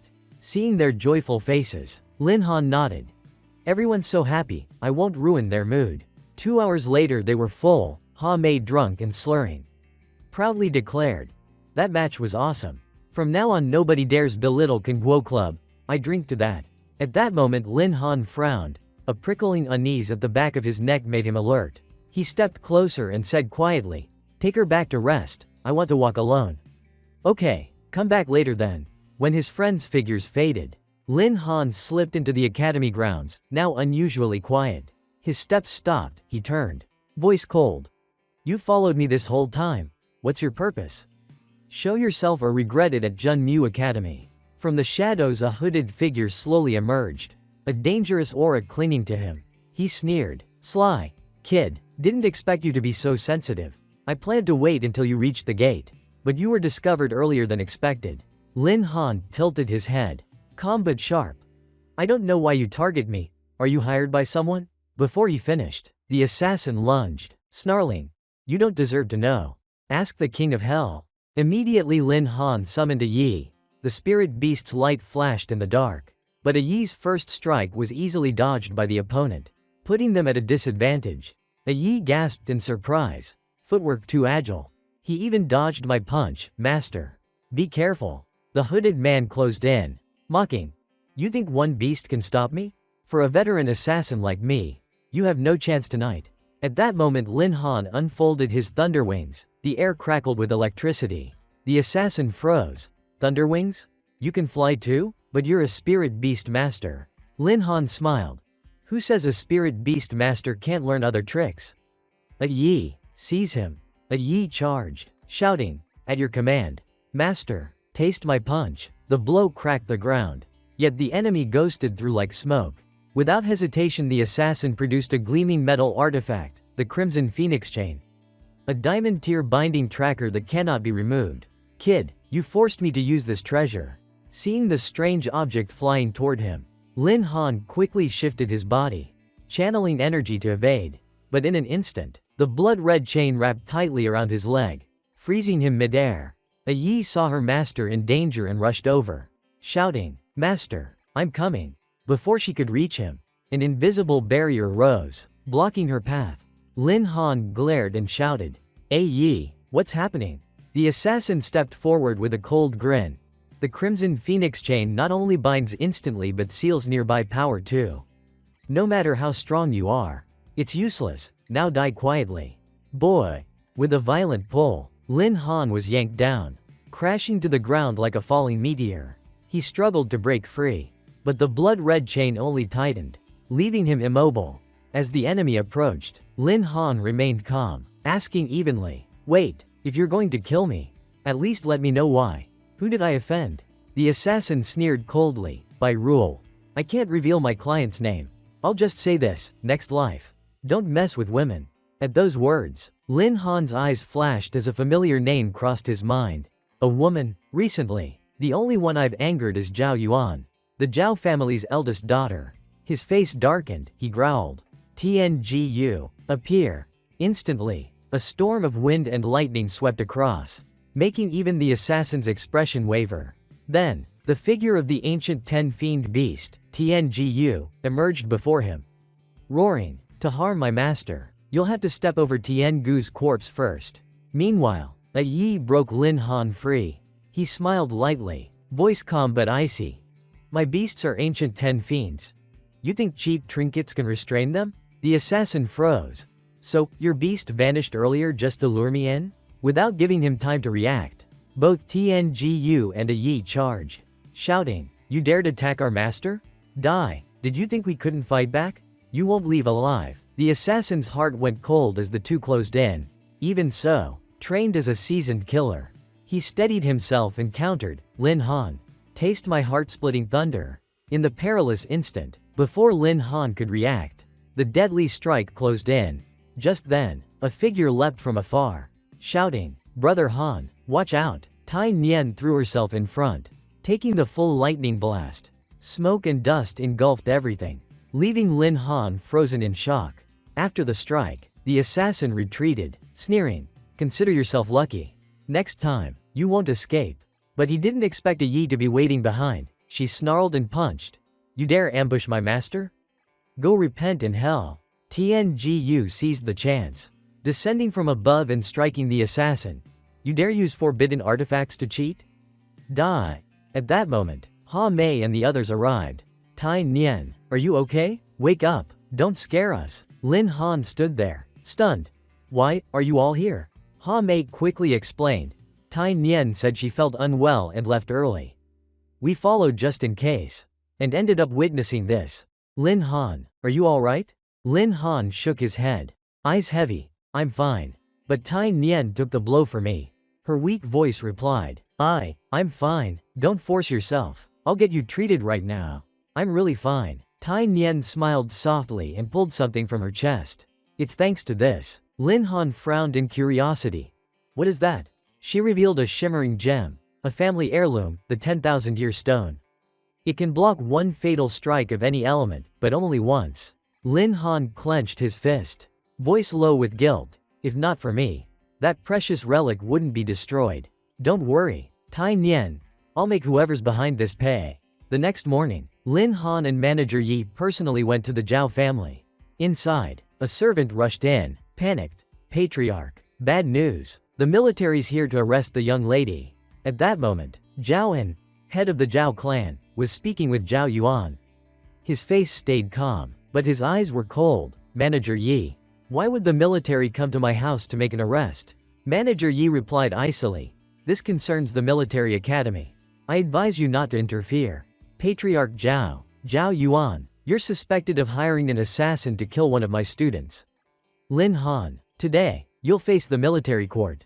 Exposed. Zhao Yuan panicked and stammered. I didn't. You're framing me. Zhao En stepped forward smoothly. My niece may be impulsive, but the Zhao family is honorable. We wouldn't resort to filthy tricks against a nobody. Lin Han narrowed his eyes, clenching his hand in anger. I thought the Zhao clan was noble, turns out. From old to young, you're all shameless. Hearing that, Zhao En slammed the table, shouting, Who do you think you are to speak that way here? The Zhao family isn't a place for your insolence. He waved his hand. I won't argue with a brat. Guards, escort them out. But Manager Yi stepped forward, gaze sharp as ice. Zhao En, are you defying the military's authority? Zhao En stayed calm, voice deep. The army has power. But the Zhao family isn't easily oppressed. Without solid proof, you can't arrest my niece, even before the court. I won't yield. At that moment, Lin Han stepped up coldly. You want proof? Then let the witness speak. The tension thickened as the captured assassin was brought forward under everyone's gaze. Lin Han stared coldly at the bound man and said, I'll give you one chance to live. Speak. Who hired you to assassinate me? His voice dropped, chilling to the bone. If you don't talk, you'll be my beast's training subject for life. The assassin paled and trembled. Don't. I'll talk. Trembling, he pointed at Zhao Yuan and shouted. It was her. She hired my organization and paid to kill Lin Han. She ruined me too. The hall fell silent. Every gaze turned sharp as knives toward Zhao Yuan, whose face turned pale and lips quivered, unable to speak. Then, Manager Yi spoke slowly, each word cutting the silence. Now, does anyone still want to argue? Zhao Yuan, prepare to face the military court. Zhao Yuan collapsed, crying, Grandfather, please save me. I can't face the court. Zhao En's aged face twisted with anger and shame. Lin Han's eyes flickered thoughtfully, seeing Zhao En's defense. He realized the old man would do anything to protect his granddaughter. Suddenly, Patriarch Zhao roared like thunder. Unfilial girl. How dare you bring shame to our family? Kneel and beg Lin Han's forgiveness. She stammered but was shouted down. No excuses, kneel now. Under her grandfather's burning gaze, Zhao Yuan knelt trembling and choked out. Yes, hiring the assassin was my fault. Lin Han, please forgive me? The room fell silent again. Zhao En sighed and pleaded softly. Brother Yi, the child knows her mistake. Please show some mercy for this old man's sake. He continued cunningly. If she's taken to court, the clan will feel humiliated, and all their anger will turn toward young Lin Han. Things will only worsen. Lin Han sneered inwardly. The old fox was using both threat and persuasion. If he pressed charges, the Zhao clan would blame him entirely. And if it went to court, it'd waste time and cause trouble. Better to seize the chance to profit instead. He spoke slowly. Actually, I don't wish to make this bigger. It's just that my friend, Tai Nian, used his family's ancestral treasure to save me. So, no matter what, I must repay that debt of gratitude. Patriarch Zhao smiled slightly. Compensation is easy. If you forgive her, our Zhao clan will cover all costs. But Lin Han shook his head. That treasure was a clan's ultimate heirloom. Can the Zhao family afford it? His mocking words made Zhao Yuan jump up angrily. Don't joke. The Zhao family's vault is full of treasures. We can afford it. Hearing that, Patriarch Zhao glared at his granddaughter, fuming inside. If Lin Han enters the vault, it won't stop at just one or two treasures. How could my clan have such a fool? Meanwhile, Lin Han secretly grinned. He was about to strike gold. Alright then, let me take a look inside Zhao clan's vault. Manager Yi added. I'll join you. Patriarch Zhao, You're not planning to go back on your word, right? The patriarch forced a stiff smile. Of course not. Haha, please. This way. As the vault doors opened, dazzling light flooded out, gems, ancient weapons, and glowing jade cards filled the room like a sea of treasure. Lin Han's eyes sparkled. He felt like he'd found a living diamond mine. After a bountiful harvest, Lin Han and manager Yi finally left the vault. On the way, Yi glanced at the boy loaded with loot and asked softly, "What do you need all that gold and silver for?" Lin Han laughed heartily, playfully replying, "Who says I'm a poor student? Food, drink, or shopping, everything costs money." In truth, he didn't mention that his 4 spirit beasts were massive money pits. Helping them advance required vast sums of Tianlong currency and rare materials. That was his real motive for looting. Manager Yi smiled and patted his shoulder. "If you're short on cash, why not try the mercenary guild? The rewards are generous." Lin Han's eyes lit up with interest. The next morning, the mercenary plaza came into view. A vast space packed with people and mission boards full of tempting rewards. Lin Han gazed up at the grand sign, Mercenary Guild. "Wow, so lively, so this is the place?" he murmured. In his hand was a recommendation letter. And Yi's voice echoed in his mind. "The guild posts reward missions. Register as a member and complete them to earn prizes." Truly, a gold mine for money seekers. But before he could celebrate, a harsh voice from the reception desk snapped. "What right do freshmen have to register as mercenaries? You trying to die?" The female clerk sighed, explaining formally, "Guild rules forbid first-year students from joining, too weak and likely to die on missions. Wait until your second year." Hearing that, a male freshman shouted angrily, "What kind of stupid guild makes such rules? I'm out." The clerk's face darkened, fury flashing in her eyes. As tension thickened, Lin Han calmly stepped forward. "I'm Lin Han, first-year student at the military academy.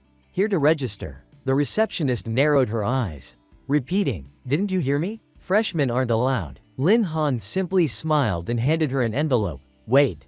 Take a look at this first." She frowned and reluctantly opened the letter. But the moment she read the first line, her face changed. Yi Taiching, Military Academy Supervisor. That single name flipped her attitude instantly. The atmosphere shifted. She straightened up and bowed. "Please wait a moment. I'll process your registration immediately." Lin Han quietly sighed in relief. Thank goodness he'd gotten Yi's letter first, or he'd be going home empty-handed. Just then, a familiar voice called from behind. "Lin Z." He turned and asked in surprise, "You guys came too?" "Of course. To register as mercenaries," said Long Tianchao, with Xu Dane and Sun Nianwei beside him. "Doing missions together while studying, perfect combo. We're a team," they added, "with each other out there. We'll be safer. Mercenary work builds skill and pays well, why miss out?" Thus, their small group named Night Watchers upheld the creed, never abandon, never give up. Seeing their unity, Lin Han's eyes softened, and a rare warmth bloomed in his heart like winter fire. Indeed, the name Night Watchers wasn't just a title, it was a vow to never turn away, no matter the hardship. Then a mocking voice came from the reception desk. The woman folded her arms, sneering, "HMPH, a bunch of kids playing soldier? This isn't your academy's playground." Long Tianchao lifted his chin, voice firm. "So what if we're freshmen? Strength isn't bound by age. With the Night Watcher's power, we can handle guild missions." "Auntie," Long Banto blurted, his careless words sparking tension. The woman's face flushed red with fury. She glared and raised her hand to slap him. "Insolent brat, calling me auntie? I'll teach you some respect." But Lin Han stepped forward and blocked her with a swift, controlled motion. "You'd strike someone over a name? Your temper's hotter than a furnace." The woman narrowed her eyes and challenged. "Think you can stop me? You're still a rookie. If you want in, prove your worth. A fair fight. If you win, I'll personally register your team. But if you lose, then get out of here. Including you, the one who used connections." Her tone dripped with venom. Lin Han clenched his fist, eyes sharp as blades in the dark. "The Night Watchers accept your challenge." News of the duel spread like wildfire, stirring the whole mercenary hall. Veterans crowded the arena, eager to see what the freshmen could do. "A real fight? Who's involved?" "Lin Na, the receptionist." "Lin Na? Damn, she's tough. Whoever challenged her must be insane." On the arena, Lin Na folded her arms coldly. "Since you're freshmen, I'll let all 4 of you fight me at once, so no one says I bullied you." Long Tianchao frowned. Her words were blatant mockery of their team. Just as his teammates were about to charge, Lin Han raised his hand. "Wait. Banto. 4 against 1 isn't exactly honorable. I alone am enough." The crowd erupted as Lin Han's calm eyes blazed, his aura surging like a tidal wave. Lin Na smirked arrogantly. "Ah. The ignorance of youth. Let me show you the power of a summoner." She raised her hand, releasing magic like a volcano. A violet array appeared in the air with a chilling wind. "Come forth, my demi-beasts." From the purple light burst monstrous half-human creatures roaring wildly, filling the arena with feral energy. Lin Han's eyes widened. He hadn't expected a summoner, a rare class considered an advanced version of a beast tamer, also fighting through summoned creatures. Lin Na laughed haughtily. "A beast tamer? Just a handler of wild beasts. A summoner like me can command entire armies. But for you, 5 demi-beasts are plenty." She waved forward. "Attack. Show him true power." Lin Han calmly ordered. Yi, clear the trash." A flash of light revealed his creature, massive, blood-red eyes, muscles like iron, roaring like a dragon. It bowed. "Yes, master." The ground shook. Within seconds, Yi smashed the demi-beasts aside like straw, sending them flying off the stage. Yi lifted his head and laughed thunderously. "Too weak, barely a warm-up." In a blink, all Lin Na's creatures lay unconscious at Yi's feet, powerless to rise. Lin Na stood frozen, jaw slack. "That beast, what is it? How did it crush my summons so easily?" Lin Han's teammates jumped for joy, faces glowing with pride. "Awesome. Lin Z, 1 strike to flatten a summoner. She's been completely humiliated." Lin Na's teeth ground audibly, her face burning with rage. "You dare mock me? You look down on my summons? Fine, then I'll show you real defeat." She screamed. "Tear his beast apart."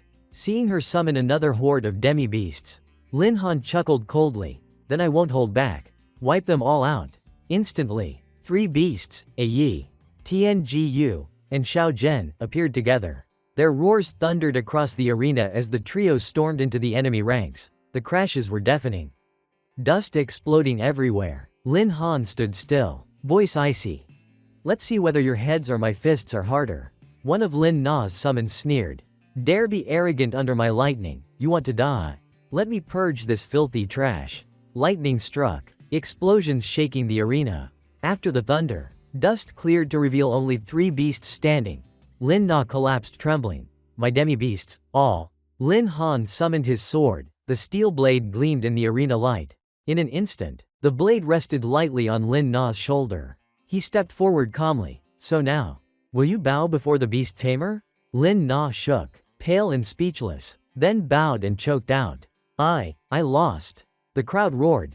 "Night Watchers win." Lin Han asked. "Now will you register us as mercenaries?" Lin Na bit her lip and nodded. "Fine, but you'll only get basic, low reward missions." She then looked more serious. "There is another place better suited. Night Watchers could find greater challenges and rewards there." In a noisy tavern in the underground market filled with mercenaries, laughter, clinking glasses, and alcohol mix in chaos, one man yells for his drink, boasting about surviving a deadly swamp mission. At that moment, Lin Han and his teammates walk in. Lin Han's youthful voice calls out, asking if mercenary missions can be taken here. Everyone in the tavern turns to look at the new group of young people. Long Tian glances around nervously, whispering if this is really the high-level mission spot Lin Na mentioned. Suspecting she wants to scare them, a red-haired woman steps out, her sharp yet curious gaze on them, asking if they are still students and warning that this place isn't for kids. Lin Han quickly explains they just registered as mercenaries and came to take on high-reward missions mentioned at her tavern. The woman nods slightly, introducing herself as Mary, the tavern owner, praising their courage for joining so young. Mary's tone hardens as she warns that missions here are too dangerous for newcomers and advises them to start simple. Before Lin Han can finish speaking, a rough voice cuts in, mocking them for seeking missions beyond their level and telling them to leave. A burly man named Li Da, a mercenary from the Mercenary Association wielding guns, steps forward looking intimidating. He leers at Mary, suggesting she drink and have fun with him. Mary coldly tells him to leave and stop being vulgar. Li Da persists, pressing closer, bragging about supporting her tavern. Mary snaps and orders him to get out. At that, Lin Han rushes forward and grabs the man's hand. He shouts for Li Da to respect Mary. Enraged, Li Da curses the boy for meddling in his business. He calls his men to attack, and the whole tavern tenses as weapons are drawn. Mary intervenes sharply, ordering everyone to stop. She warns Li Da to put away his weapon or be banned from taking missions, though furious. He obeys, grumbling insults. He then threatens Lin Han, promising he won't escape punishment. After Li Da leaves angrily, Mary apologizes for the trouble. But Lin Han calmly says he's used to it and asks her to introduce them to a mission. She agrees. But Li Da still lingers by the door, secretly eavesdropping on the conversation inside. Long Tianchu grows uneasy, fearing Li Da might seek revenge and plans to warn Lin Zi later. The Lin Han team accepts a mission in the Death Swamp, filled with yin energy, damp chill, and a rotting stench. Long Tianchu quietly warns Lin Han that Li Da seemed to overhear them and might sabotage their mission. Lin Han calmly reassures him, saying that fool is nothing compared to the monsters here. After walking further, the swamp's surface suddenly boils violently. From the black mud, a swarm of monsters bursts out. Lin Han shouts a warning to everyone. These creatures are called Zheng Yi level 39. The group takes position. Lin Han analyzes that their poison spreads fast and they must be taken down quickly. Long Tianchu struggles, complaining the monsters' hides are too tough. Xu Ding boasts that his spear can pierce through such stinking hides with one thrust. The girl Tuo Nianwei coordinates smoothly, enhancing everyone's attack speed. Lin Han also summons his beast, a Yi, into battle. A Yi fights while grumbling about the unbearable stench. The fierce battle drags on until the Zheng Yi horde is wiped out. Long Tianchu pants heavily, relieved it's finally over. He laments that his blade bent from hacking their tough skin. Lin Han comforts him, promising to get him a better weapon after collecting their reward. But then Lin Zi remembers the threat, realizing Li Da hasn't shown up and might be ambushing them. Suddenly, a gun barrel emerges from the bushes aimed at their group. Li Da appears with his men, snarling that he'll make them pay for humiliating him. As he prepares to strike, strange noises and terrified gasps echo behind him. He turns and freezes. His comrades are being crushed by a huge, deformed creature descending from the trees, screaming for help as he panics at the sight. The monster flings Li Da's team aside, leaving them too weak to resist. Then it targets Li Da himself, a golden wood tree god, level 45, who flees in terror and decides to lure it toward Lin Han's group. At that moment, Lin Han's team hears desperate cries for help. The massive creature's arrival leaves them stunned. Lin Han senses its terrifyingly strong aura. The golden wood tree god roars that all humans must die and charges to kill them all. It attacks, and Lin Han shouts for everyone to stay alert. Tuo Nianwei quickly identifies it as the golden wood tree god. Lin Han, shocked, listens as Nianwei explains it's an ancient fierce beast with intelligence, long hidden in forests, now enraged by human deforestation. At that moment, the monster erupts in fury, roaring that humans have invaded its lair and their corpses will become fertilizer. It charges ferociously at Lin Han's group. Nianwei is shocked, noting the golden wood tree god was known as gentle. Why is this one filled with killing intent? Lin Han observes its decayed bark and deduces it's been corroded by the swamp's toxic gas, like the Zheng Yi warning everyone to stay alert. While dodging, a system notice appears. Epic quest. Defeat the demonized golden wood tree god. Reward 5.000 beast points. Lin Han realizes this could greatly empower a Yi. Lin Han plans quickly, telling his teammates to retreat while he handles the tree god. They agree but warn him to pull back if needed. He assures them he has a Yi, then summons the beast Jian Tian Jia. A Yi declares she'll handle the big tree and charges straight in. The golden wood tree god attacks immediately, but a Yi agilely dodges its strikes. A Yi mocks it, saying its vines can't possibly catch her, but the monster's vines lash out wildly in endless waves. A Yi struggles to approach as the chaotic vines block all movement. Lin Han realizes a Yi's close-range strength is useless here since she's completely suppressed by the tree god's reach. His teammates watch from afar, worried about the prolonged fight and ready to rush in if Lin Han is in danger. Before they can act, vines suddenly burst from the ground and ensnare the entire group. The ambush happens too fast, they're instantly captured. Lin Han shouts in panic for Ban Zi and the others. He immediately summons the 9-leaf sword grass. the tree god laughs, dragging its captives toward its huge mouth, declaring it will devour them for nourishment. But a beam of sword light slices through, severing the vines binding Ban Zi's group. The tree god screams in agony as its limbs fall apart. Shu Dane and the others realize they were just saved and urge everyone to flee quickly. Furious, Lin Han points at the monster, vowing to cut off all its rotten branches for harming his comrades. The enraged creature roars that it will kill all humans for stealing its nourishment and destroying the forest. It unleashes another terrifying shriek.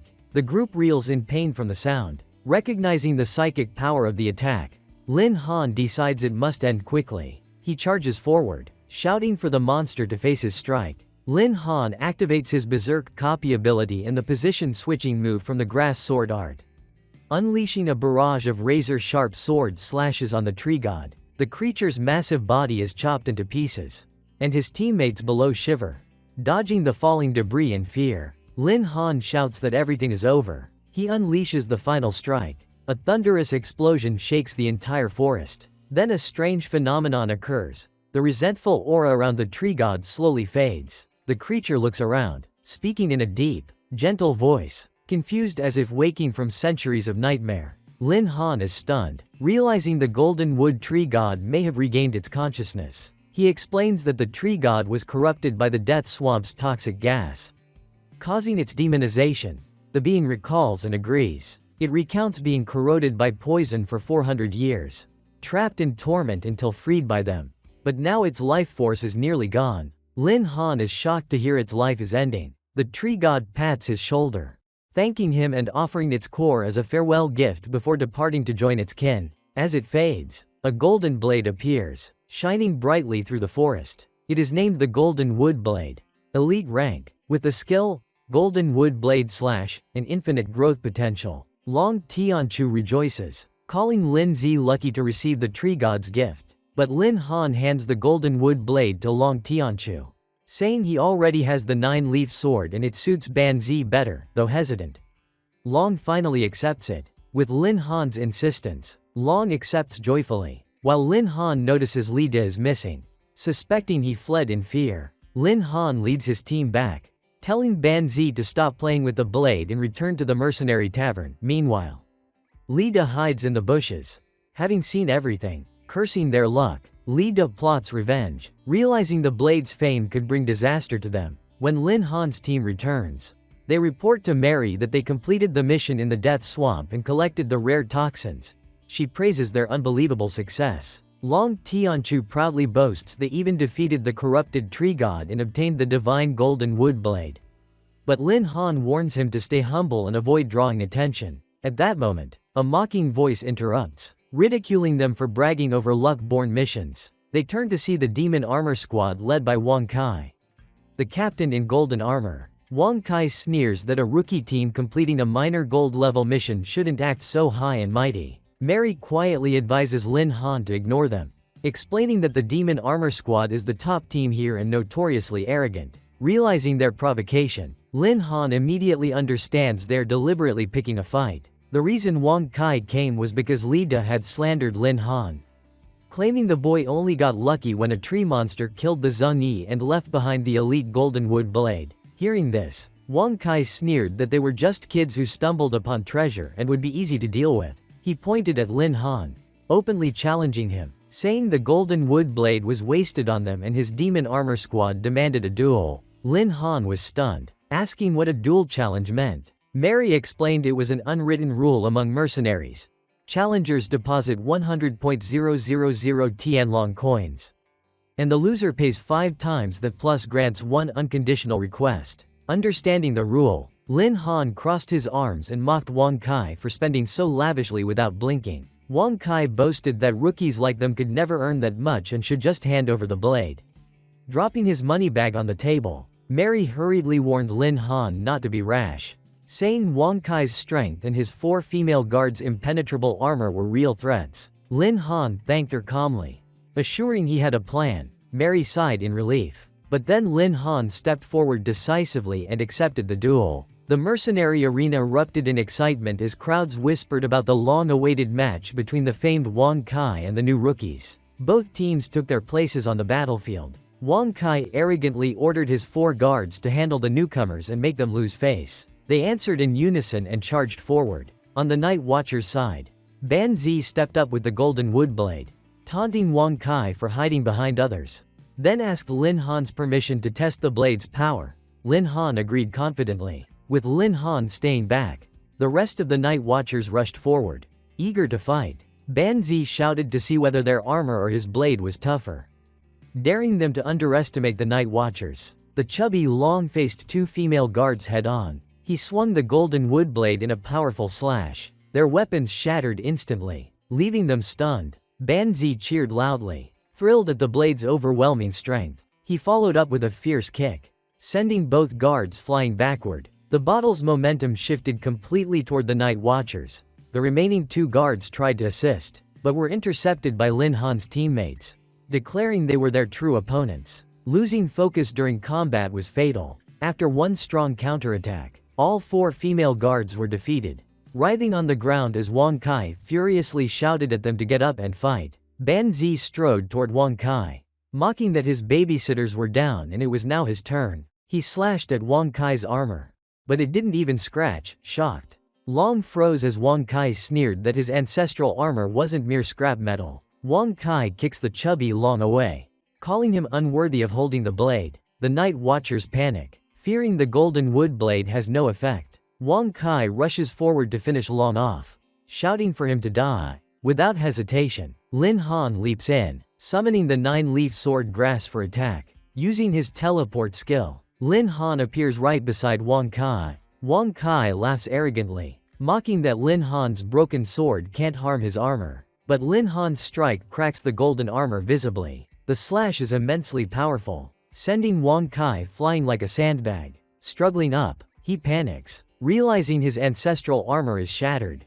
Enraged, Wang Kai screams that he'll kill Lin Han and charges forward with his sword. Lin Han calmly analyzes his messy attack, noting that without armor or guards he's just an ordinary man. He declares he'll shatter Wang Kai's undefeated legend, gathering his energy, and slashes, leaving a cut across Wang Kai's face. The sword energy explodes behind Wang Kai in a violent shockwave. He trembles in terror, stammering at the overwhelming power of the strike. Mary whispers in awe, realizing Lin Han's strength is far deeper than expected. Nianwei proudly agrees, saying with Han around, no enemy can stand against them. Panicked, Wang Kai falls to his knees, begging for mercy and offering money to spare his life. Ban Zi laughs mockingly, calling him a mama's boy and suggesting his squad renamed to Mama's Favorites as punishment. The silent crowd erupts in cheers, hailing the Night Watchers as new rising stars of the Mercenary Guild. Mary smiles, saying the guild's outdated view of newcomers will have to change because of them.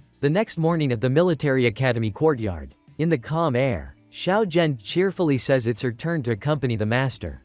While Lin Han reflects on completing all Mary's pending missions and how Yi has been exhausted from constant tasks, he realizes he must find a new way to strengthen the Night Watcher squad. At that moment, Ban Zi runs up, gasping for breath, calling out to Lin Zi. Lin Han asks what's wrong. Ban Zi pants that Hei Mei has urgent news, so Lin Han goes to meet her. Hei Mei tells him she's received major information. The army is reopening the intermediate illusory realm, mainly for schools to select participants. Lin Han's eyes light up. The illusory realm is a military combat simulation for training experience and skill. He's only tried the basic level before. Ban Zi confirms the intermediate one hasn't opened for 10 years and would greatly boost their power if they can enter. Hei Mei adds that she intends to secure a slot herself, unwilling to miss such a rare chance. Without hesitation, Lin Han decides to consult Director Yi immediately to learn how to obtain a spot. Wasting no time, Lin Han heads to Yi Taichung's office but finds it empty. Suddenly, an alert sounds, hostile intent detected nearby. Lin Han tenses in alarm. A fully masked female assassin suddenly appears. She lunges forward, attacking Lin Han first. Lin Han reacts swiftly, dodging aside and demanding to know who she is. With his agility, he quickly restrains her, questioning which organization sent her to assassinate someone in the military academy. But she is no ordinary opponent. With a single spin, she breaks free from his hold. Lin Han admits her movement is impressively skilled. Freed, the assassin immediately presses the attack again. Lin Han hastily activates the 9-leaf sword grass technique. The move blocks her strike effectively. Lin Han notes her speed and precision, while the assassin is surprised by his flawless defense. They separate and take distance. The clash reignites, his grass sword art colliding fiercely with her bone-shifting blade style. At the peak of the duel, Director Yi bursts in, shouting for them to stop. His commanding voice echoes down the hall, halting both fighters. He orders, Chen Fenghua,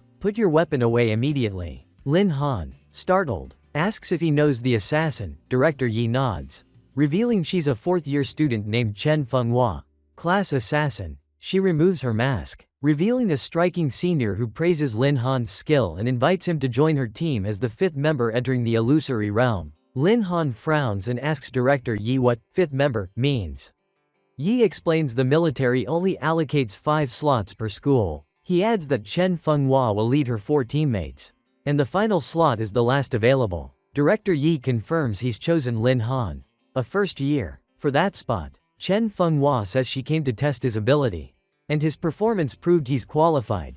Yi concludes they'll depart together the next morning, but Lin Han interrupts, saying he never agreed to join her squad. Both Yi and Chen are stunned. Yi questions if Lin Han intends to give up such a rare opportunity. Lin Han firmly insists that because it's rare, he must bring his own teammates. Chen Fenghua refuses to yield, saying her team also deserves the chance and won't miss it. She proposes a match to decide whose team earns the slot.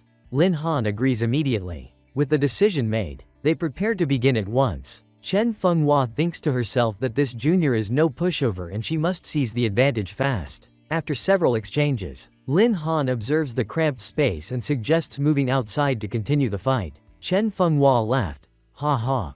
Fine, I'll go all out. As they reached the open area, Lin Han warned, be careful. I won't hold back this time. The battle began with Lin Han's skill copy Flame Emperor. Let's see how you handle this. The skill summoned countless fireballs raining from above with massive power, shocking Director Yi outside. Lin Han clearly didn't intend to go easy, but as an agile assassin, Chen Fenghua easily dodged. That move can't touch me. Seeing her speed leaving afterimages, Lin Han praised her and switched to copy skill, Thunderburst, surrounding himself with lightning for both defense and attack. Chen Fenghua was stunned. Aren't you a beast tamer? How can you use that skill too? She quickly regained composure. Those flashy attacks won't stop me. She used Phantom Assassination, splitting into countless shadows, mocking.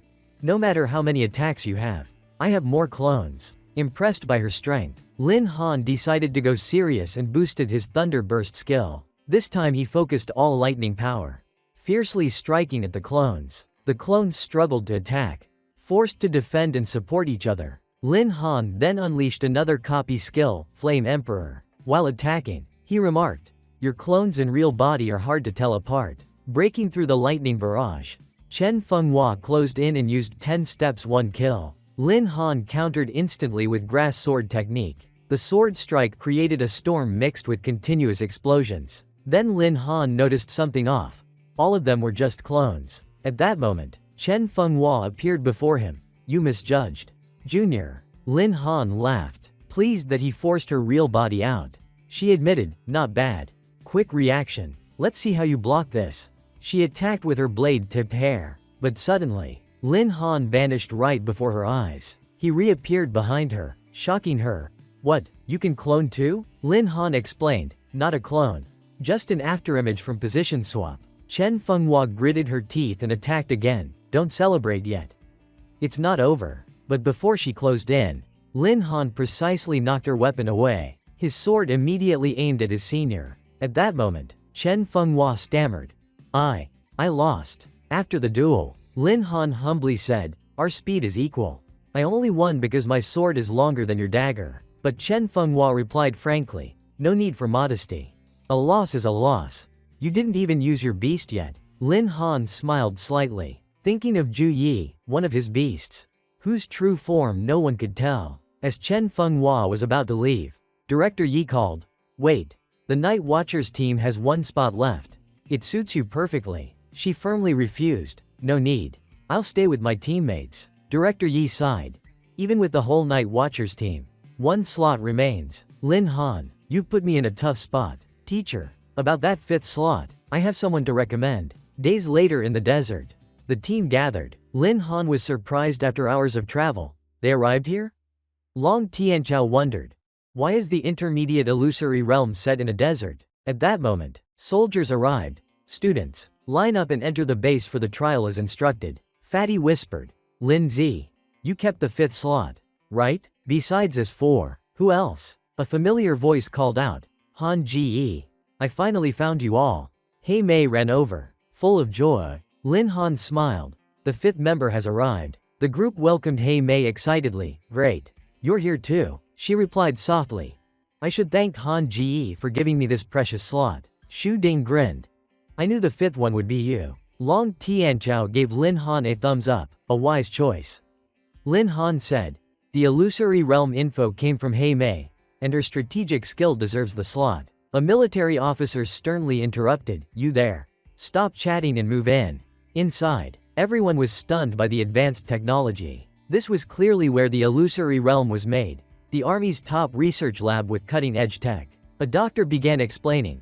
Welcome to the Intermediate Illusory Realm Trial. There will be 3 rounds. Round 1 is a solo instance. You'll fight in a simulated space. Round 2. Those who pass will be paired randomly for duels until only 3 remain. Round 3. The final 3 will battle for the championship. Now begin round 1, solo trial. Choose a room to enter your simulation. Before splitting up, Lin Han encouraged his team. Do your best. Remember the Night Watchers represent the military academy. His stats appeared. Lin Han, Beastmaster War General, 4th Evolution. Hidden Class. Strength 8690. Agility 6830. Spirit 5160. Physique 5010. Skills. Living Aperture LVL4. Beast Space LVL4. Summon Beast LVL4. Malice Wave LVL3. Electric Infusion LVL3. Copy Skill LVL3. Eagle Eye LVL2. Listening LVL2. Fusion LVL2.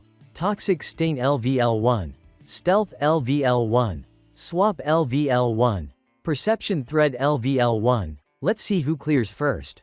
Long Tianchao, Elite Warrior, 3rd Evolution. Strength 4190. Agility 4270. Spirit 2680. Physique 3430. Skill. Golden Blade / LVL1. I must win. Xu Ding, Elite Knight, 3rd Evolution. Strength 4000. Agility 3020. Spirit 2290. Physique 4690. Skills. Illusory Rage Multi-Hit LVL1. Berserk LVL3. Night Gale / LVL2. Fire Horse Spear LVL2. Heaven Sweep LVL1. I'll also give it my all. Sun Nianwei, Elite Tracker Master, 3rd Evolution. Strength 2045. Agility 5589. Spirit 4997. Physique 3388. Skills. Beast Tracking LVL1. Plant Mind Sense LVL3. Acceleration LVL4. Basic Heal LVL2. Fusion Art LVL1. I'll never waste this chance. Hei Mei, Elite Archer, 3rd Evolution. Strength 4330. Agility 5010. Spirit 3180. Physique 2230. Skills. Precision LVL3. Chaos Knight LVL3. Long Shot LVL2. Ice Arrow LVL2. Sun Piercing Divine Arrow LVL3 Limit Level Skill. When everyone was ready, Lin Han shouted. Night Watchers, move out. Entering the illusory realm, the system announced. Participant Lin Han matched with a gold tier instance. Lin Han frowned. Gold tier? Too easy. Got anything harder? The system replied. You may select diamond tier. Note it's far more difficult than normal missions. Lin Han decided instantly. I'll take diamond tier. The harder the better, since I've got the slot. I'll go big. System confirmed. Diamond instance. Ice Flame Demon Lion Master opened. Good luck clearing. As he entered, a level 51 Ice Flame Demon Lion Master loomed before him. Lin Han summoned his beasts, A Yi, Tiangu, Xiao Zhen, to battle. The 3 beasts shouted, Yes, Master. Finally, we can breathe again. The battle erupted instantly. Let's go. Clear them fast for the Master. Little lion cubs, taste my fists. With just 2 punches, a Yi defeated the Ice Flame Demon Lion Master, granting 7.289 Express. Next, TNGU swiftly wiped out more beasts. Xiao Zhen unleashed flames, burning the enemies. They can't withstand my fire. With all 3 beasts attacking, Lin Han's Express soared within moments. He leveled from 36 to 38. He smiled. The Intermediate Illusory Realms perk is Express from monsters. I'll reach 5th evolution soon. The beasts cheered proudly, bragging about their fight. Those weaklings were no match for us. Master, are you pleased with Xiao Zhen's performance? Lin Han laughed approvingly. Of course. The viewers must be enjoying this too, seeing how easily the monsters fell. Lin Han frowned slightly. Too easy. This tier isn't much of a challenge. Then the system warned. Alert. Final stage incoming. Extreme difficulty. Non-frontline roles proceed with caution. Lin Han nodded, just as he expected. A massive monster appeared. Level 61 Ice Flame Demon Lion King. A high-rank rare beast. Spotting the boss, Lin Han assessed. As expected of a diamond boss. Its aura is formidable. He ordered. I'll handle the Lion King. You take the rest. The 3 beasts replied. Yes. Master. Lin Han unleashed his ultimate skill, 9-leaf sword slash. As predicted, the boss was overwhelmingly strong, making the clash fierce and intense. The Lion King's power far surpassed the lesser lions. It then used its special skill, Twin Heaven of Ice and Fire, stunning Lin Han. After clearing all level 51 beasts, the summoned beasts remarked, finally done. Should we assist the master? But he's never lost before. No matter how strong the Lion King is, it can't defeat him. Bingen Mo Shi Wang roars to gather power for his Ice-Fire Twin Heaven move. Once his aura peaks, he blasts the twin flames straight at Lin Han. Lin Han swings his sword boldly. Let's see whose power wins. The icy flames are my 9-leaf blade. His strike tears right through the aura of the Ice-Fire Twin Heaven. A sudden explosion shakes Tiangu Valley. Someone gasps. The master's too strong. Using the smoke as cover, he quickly splits Mo Shi Wang into 2. The system announces congrats. You've cleared the diamond trial in 10 minutes 20 seconds. New record. Reward spirit armor in 30 seconds. Consciousness recall initiated. See you next time. Scene shift. The command center has been watching everything. The general reports 10 cleared round 1-9 in gold rank. And 1 student, Lin Han, in diamond rank, with top combat stats. At that moment, Sha Shen, the army's supreme commander, hears the report and exclaims, "Oh, really now?" To verify, he replays Lin Han's battle. A beast master clearing hidden diamond difficulty? Impressive. Get me his info. Also, teleport all ranked players to the virtual arena for round 2. Yes, sir. Sha Shen grins. He can't wait to see what Lin Han does next. Scene shifts to Lin Han. As the environment morphs, a Yi blurts out, "Master." The room's changing again. Lin Han realizes it's the next trial. A Yi, you and the others, return to beast space. Yes, master. The moment round 2 begins, Lin Han yells out in confusion. Before him lies a vast plaza with only a few people murmuring if this were a real gold dungeon. We'd be dead by now. Tang Xuan adds, can't believe 90 got wiped in round 1. The mid-level virtual realm truly earns its name. Chow Chow sighs. Lucky I passed. Wonder when round 2 starts. Tian Zhao, who arrived earlier, beams at him. Lin Zi, finally. I knew clearing it was nothing for you. Not seeing Nian Wei, Lin Han quickly asks Xu Dane, where's Sun Nian Wei? She replies honestly. Eliminated. She's a support type. Had no edge soloing a gold dungeon. Lin Han pats her shoulder gently. It's fine. Just joining the virtual realm is valuable. I am sure she learned a lot from that battle. With curiosity, Tian Zhao asks, Lin Zi, our gold dungeon monsters were nasty. What did yours look like? Suddenly, everyone shouts look. The first round rankings are out. The board shows 1 Lin Han. Military Academy. Diamond Dungeon. 10M20's 2 Luo Shang. North Heaven Academy. Gold Dungeon. 10M25's 3 Bai Tianji. Qing Sheng Academy. Gold Dungeon. 10M30's. The crowd goes wild. He cleared a diamond dungeon? That's 10 times harder than gold. Who is this Lin Han guy? Xu Ding gasps. Han Zhe, you're insane. Hey Mei jokes. You're way beyond our league. Tian Zhao claps Lin Han's shoulder. Lin Z, will you let us level up with you or not? Lin Han laughs. Stick with me, I'll carry you to the top. Overexcited, he shouts again, while Shu Ding laughs and teases Tian Zhao mercilessly. Every move of Lin Han's group catches Bai Tianji's sharp, jealous gaze. Lin Han's rising fame stirs envy between North Heaven and Qing Sheng. Each academy sent 5, only we passed 2, yet that brat cleared diamond. If we lose, glory light goes to the military academy.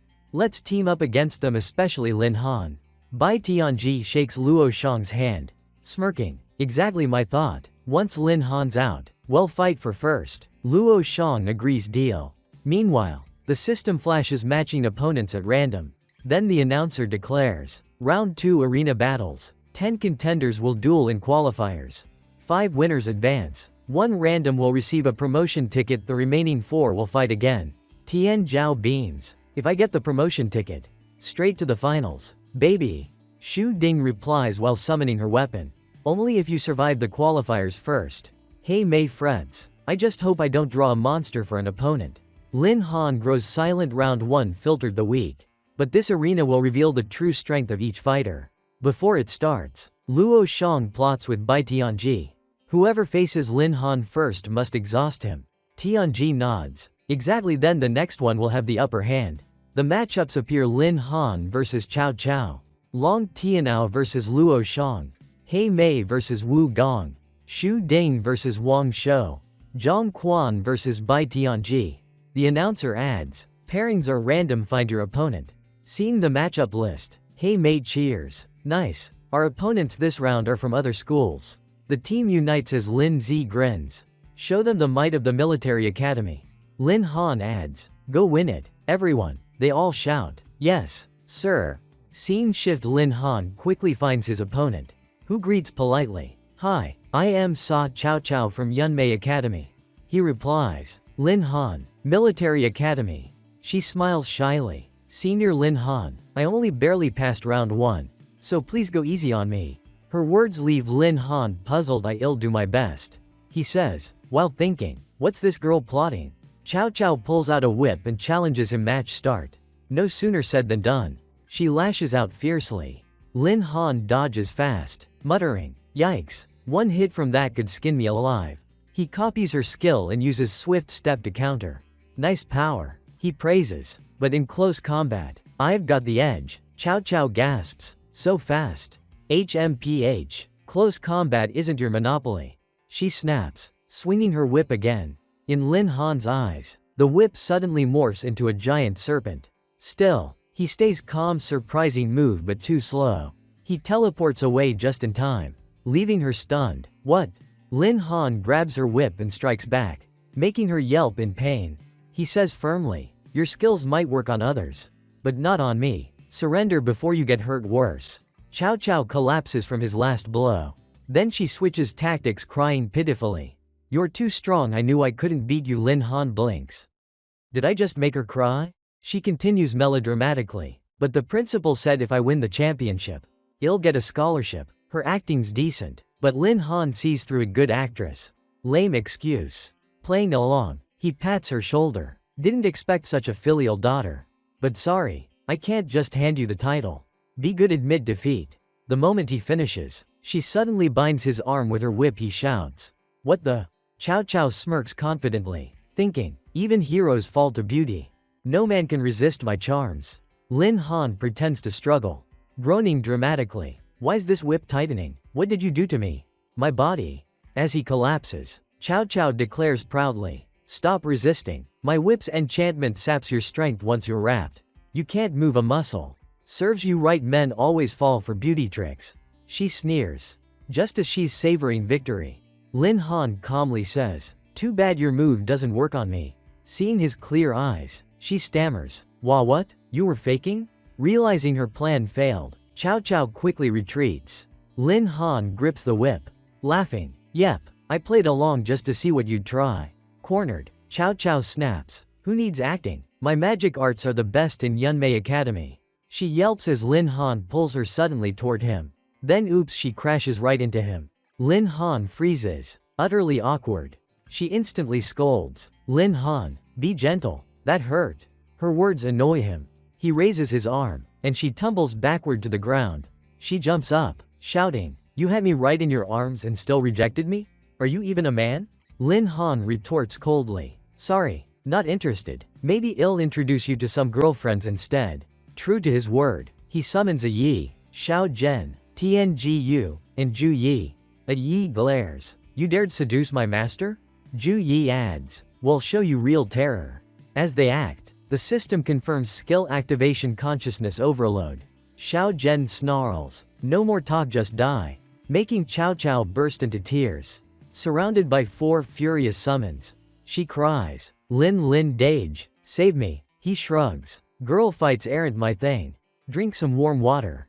Desperate, Cao Cao grabs a Yi's leg. A Yi snaps, kicking her skyward. "Begone." Cao Cao screams in terror. As she flies off, a Yi reports back, "Done." Lin Han chuckles, satisfied.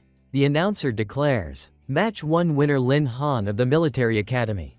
Though victorious, he still worries about his teammates' fights. Scene shifts. Xu Ding's battle nears its climax. She unleashes her final strike. Followed by a scream. Her opponent Wang Shou yells, I surrender." The referee announces, "Match 2 winner Xu Ding of the Military Academy." Meanwhile, He Mei fires an arrow straight into Wu Gong. Smirking, "Do you yield?" Then comes the call. Match 3 winner He Mei of the Military Academy. Wu Gong raises his hands, laughing nervously, "I yield, don't shoot again." The 2 girls return dancing joyfully before Lin Han. He praises, "Nice work, both of you." He Mei grins, "Obviously." Xu Ding adds proudly, "My foe couldn't even take 1 hit." Not seeing Tian Zhao, Xu Ding asks, "Where's Fatty? Still fighting?" He Mei points, "Over there, look." Seeing Tian Zhao holding his metalwood blade and covered in dirt, Xu Ding frowns, "Why's Fatty such a mess?" Tian Zhao glares at Luo Shang, shouting, "You damn bastard," when they realize his opponent is Luo Shang from North Heaven Academy. Xu Ding gasps, "Oh no, he's in trouble." Luo Shang, clearly winning, mocks, "You fat pig, can't even dodge? Go lose some weight before fighting me again." Tian Zhao slashes back with his metal blade, barking, "Look who's talking. Today I'll teach you manners." But Luo Shang dodges easily, moving lightning fast behind him. Luo Shang strikes and sneers, "Your attacks look like slow-motion clips. Zero technique." His palm strike sends Tian Zhao flying with a painful scream. Luo Shang toys with him like a cat, laughing, "Don't give up so soon. Losing's not that easy." Tian Zhao, struck again, can only cry out in pain. Lin Han watches, eyes dark. "He's not targeting Fatty, he's provoking me. Damn it." Xu Ding shouts, "Fatty, just surrender or hell kill you." He Mei mutters, "That scum's dragging it out on purpose. He wants to torture him." After a while, Luo Shang pauses to stretch, while Tian Zhao pants, barely standing. Luo Shang sneers again, "Lin Han, must hurt watching your pig teammate suffer. Huh? I'll do you a favor and finish this trash off." Lin Han yells, "Stop it." Luo Shang, fired up, ignores him and unleashes another blast, sending Tian Zhao flying. "Die, you pig." Blood sprays from Tian Zhao's mouth as he crashes down. Racked with pain, he screams hoarsely. Xu Ding rushes over, "Fatty, are you okay?" Lin Han examines him and explains, "In this virtual realm, hits don't cause real wounds but the pain feels real. Once he's teleported out, it'll fade." Before vanishing, Tian Zhao gasps, "Lin Zi, avenge me." Lin Han grips his hand tightly, "Don't worry, I'll make him pay." As Tian Zhao disappears, Lin Han glares daggers at Luo Shang. His thoughts burn, "I'll make you pay tenfold for what you did to Fatty." Just then, the announcer's voice echoes, "Preliminaries over. Advancing to the semifinals Military Academy Lin Han, Xu Ding, He Mei." He repeats, "Military Academy contestants Lin Han, Xu Ding, He Mei. North Heaven Academy Luo Shang, Chang Sheng Academy Bai Tianji." System will now randomly select 1 contestant to skip the next match. Congratulations, Lin Han receives automatic entry to the finals. The display updates Match 1 Xu Ding vs Luo Shang.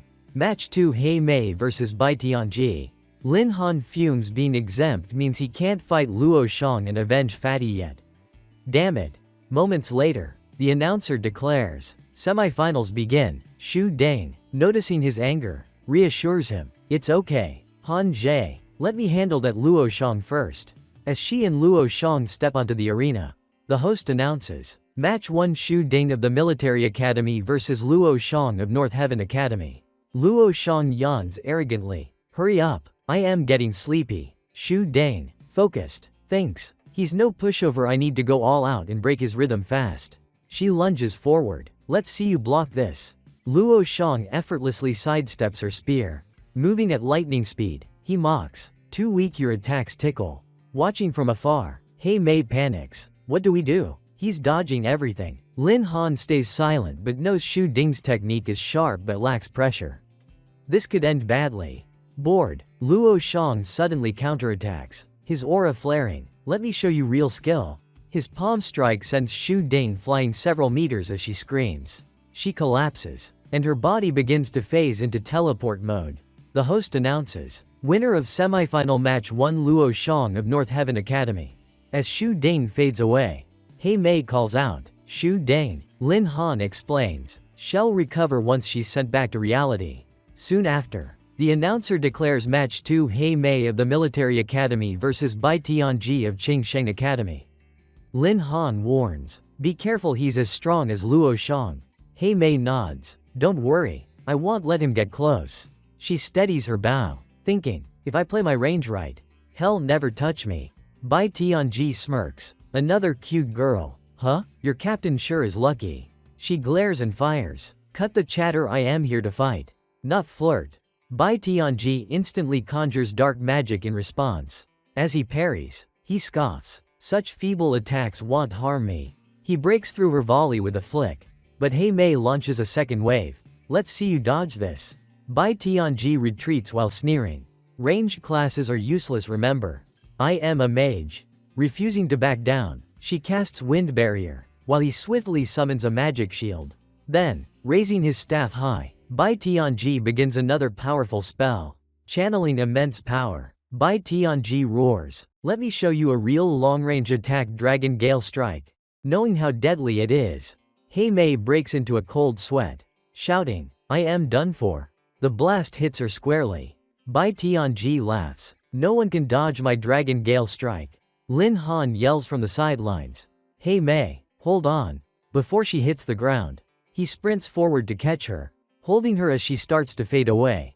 He whispers, you okay? Hei Mei, guilt-ridden, murmurs, Han Jie, sorry, I couldn't live up to your trust. With that, she vanishes in his arms. Bai Tianji sneers, so this is Military Academy's pride? What a bunch of trash. He joins Luo Shang and taunts. Only 3 of us left. Facing 2 elites like us must be terrifying. Huh? Luo Shang snickers. He's probably crying inside already. Lin Han stays calm. Perfect. This way I won't have to fight my teammates and I can go all out. Lifting his chin proudly, he declares, I propose a no rules free for all. Last man standing wins. Both of them gape. What? Luo Shang cracks his knuckles. Smirking. Fine by me, but remember the system's rules aren't yours to change. Kid. Bai Tianji scoffs. Big talker. Don't even know your own limits. Lin Han explains. The virtual realm was designed to push participants beyond limits to refine real combat skill. Round 1's base difficulty was gold. Yet I cleared the hidden diamond stage. That proves this system was never meant to restrict us. Rules are dead, people are alive. If all 3 of us agree, the system won't refuse. Scene shift to the command room. Sha Shen smiles. Excellent. Lin Han's the only one who grasped my true intent in designing this trial. A real talent. He adds, as long as neither of them objects. I approve the request. General Song replies, understood. Following orders, the announcer declares, the virtual realm honors player consensus. If there are no objections, Lin Han's proposal takes effect immediately. Luo Shang tells Bai Tianji, no complaints from me. Bai Tianji nods. Same here. Let's start before the kid regrets it. With no opposition, the host confirms. Battle rule 3-way free for all. No restrictions. Match begin. Before attacking, Luo Shang whispers to Bai Tianji. Stick to the plan, take Lin Han down first. Then fight for first place. Bai Tianji grins. About time I teach that brat a lesson. Let's go. Lok Hung prepared to strike. Boasting. Today you'll learn what happens when you offend Bei Tian Lok Hong. Watch my move, he shouted, unleashing his palm strike. Lin Han feigned fear, then loudly mocked him, saying even a child could handle this. Yet his expression betrayed a flash of shock. He reacted that way because a Yi suddenly appeared, forbidding anyone from touching her master, a shocking twist for Lok Hong. Seeing a Yi charge in like lightning, he panicked and yelled. The two decided to settle things with their fists. When their hands met, a thunderous sound erupted. Moments later, both were knocked back by each other's aura. Groaning in pain, unable to defeat even one fierce beast, Lok Hong grew frustrated, muttering, "Where did this creature come from? Able to block my chi fist?" Then Tianji reminded him not to panic without a beast bond. A beast tamer isn't that dangerous. He decided to assist Lok Hong, shouting, "Watch my wind slash." Tianji launched his wind slash straight at a Yi. She quickly countered with her own magic. A Yi sneered, "That little breeze of yours isn't even enough to cool me down. Let me show you my wind fist," she said, breaking the wind slash and dashing at him, making Tianji curse in rage. Lok Hong let him fight a Yi while turning toward Lin Han, plotting to strike him while Tianji kept the beast busy. Thinking Lin Han was unprotected, he smirked, "Without your beast, you're just a weak human. Die," he roared. Lin Han ordered his system to activate the power amplification skill and replied, "Your arrogance matches your doom. Even if I gave you a hand's advantage, you'd still lose." With that, he lunged forward, grabbing Lok Hong's arm. The sudden move startled Lok Hong. "What the?" he shouted. Before he could react, Lin Han struck him flying, and Lok Hong screamed, "No way, impossible." At that moment, even his madness couldn't keep him standing. Gasping, he asked, "Are you really a beast tamer? How can you possess such power? I can't even move you." Then a Yi's voice drew his attention. She was chasing Tianji, who screamed, "Old Lok, help me stop this monster so I can unleash my ultimate move on Lin Han."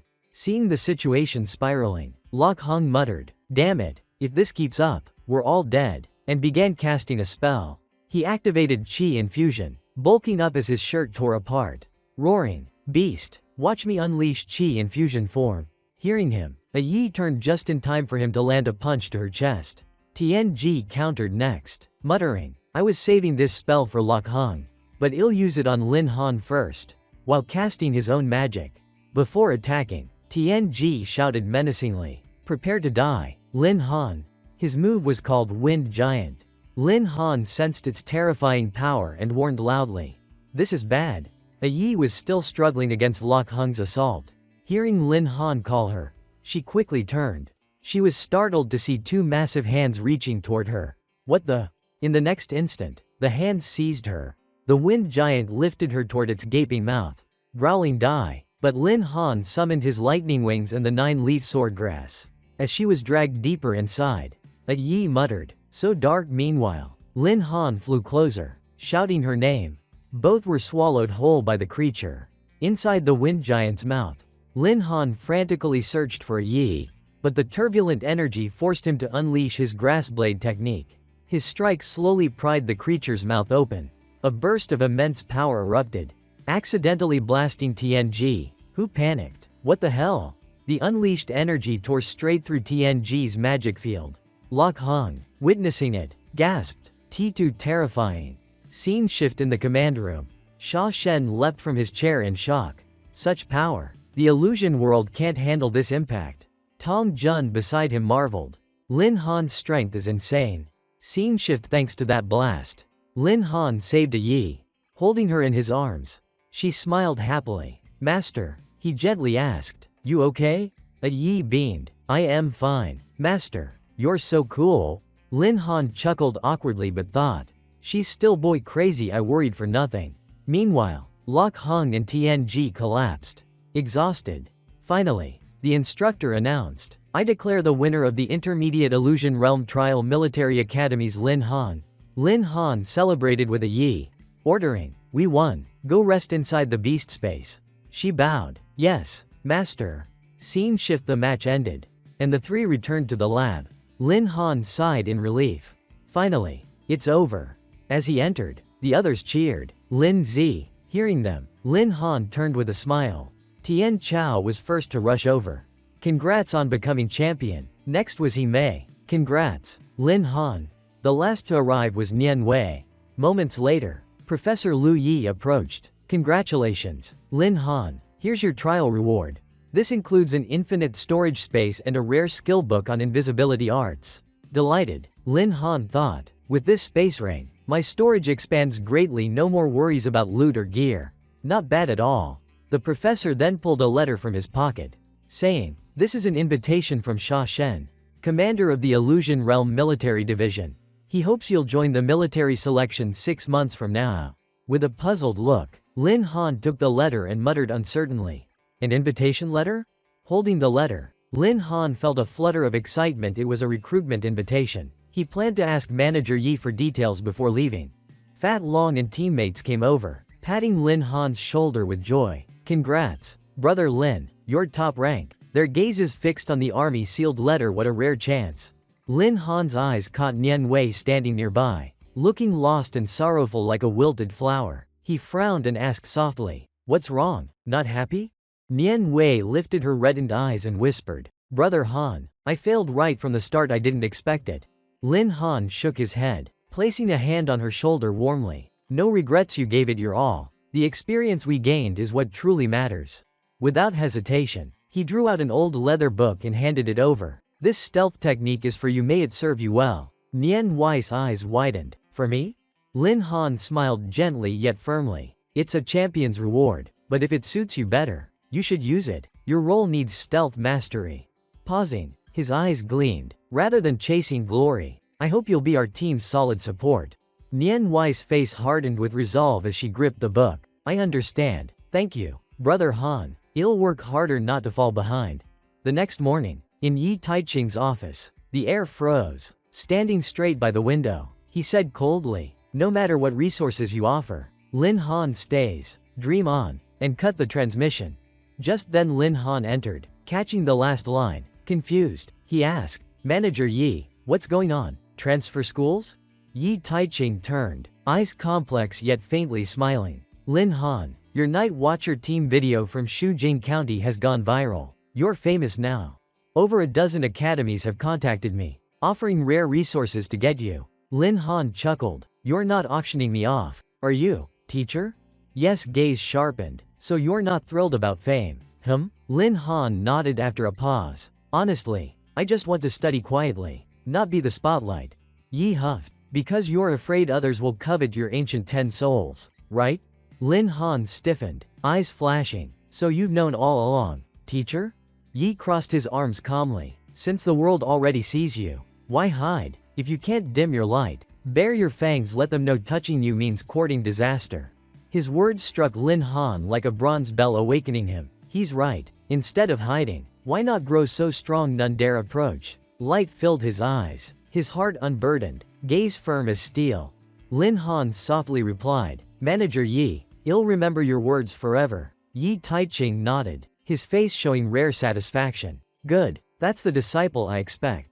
The scene shifted to a quiet night in the inner military grounds. Lin Han walked slowly, reflecting he must adjust his mindset and seek the next breakthrough. Suddenly, a chilling aura enveloped him, squeezing the darkness itself, heavy enough to crush each breath. A thick malice lingered nearby. Fallen leaves froze midair. Lin Han's eyes widened, body tense, gaze locked ahead, ready for danger. A cloaked figure stood before him, face hidden, only 2 blood-red pupils glowing through the hood. The raspy voice asked, "You're Lin Han? I saw your video in the illusory void, quite entertaining." The figure said. Lin Han straightened, relaxed yet alert. "Interested, huh? You don't look like someone wanting my autograph." The stranger chuckled coldly like wind through a tomb. "Of course not. I am here to challenge you, to show you true dark power." Instead of fear, battle spirit flared in Lin Han's chest. Yes, words echoed. "If you can't hide, bare your fangs." He scoffed. "This young master doesn't duel nobodies. Introduce yourself first." The killer intent deepened. "Call me Google. A lone wanderer, no faction, no master." He paused, then uttered 4 chilling words. "Necromancer." A ghostly blue flame flared in his palm, so cold light itself shrank away.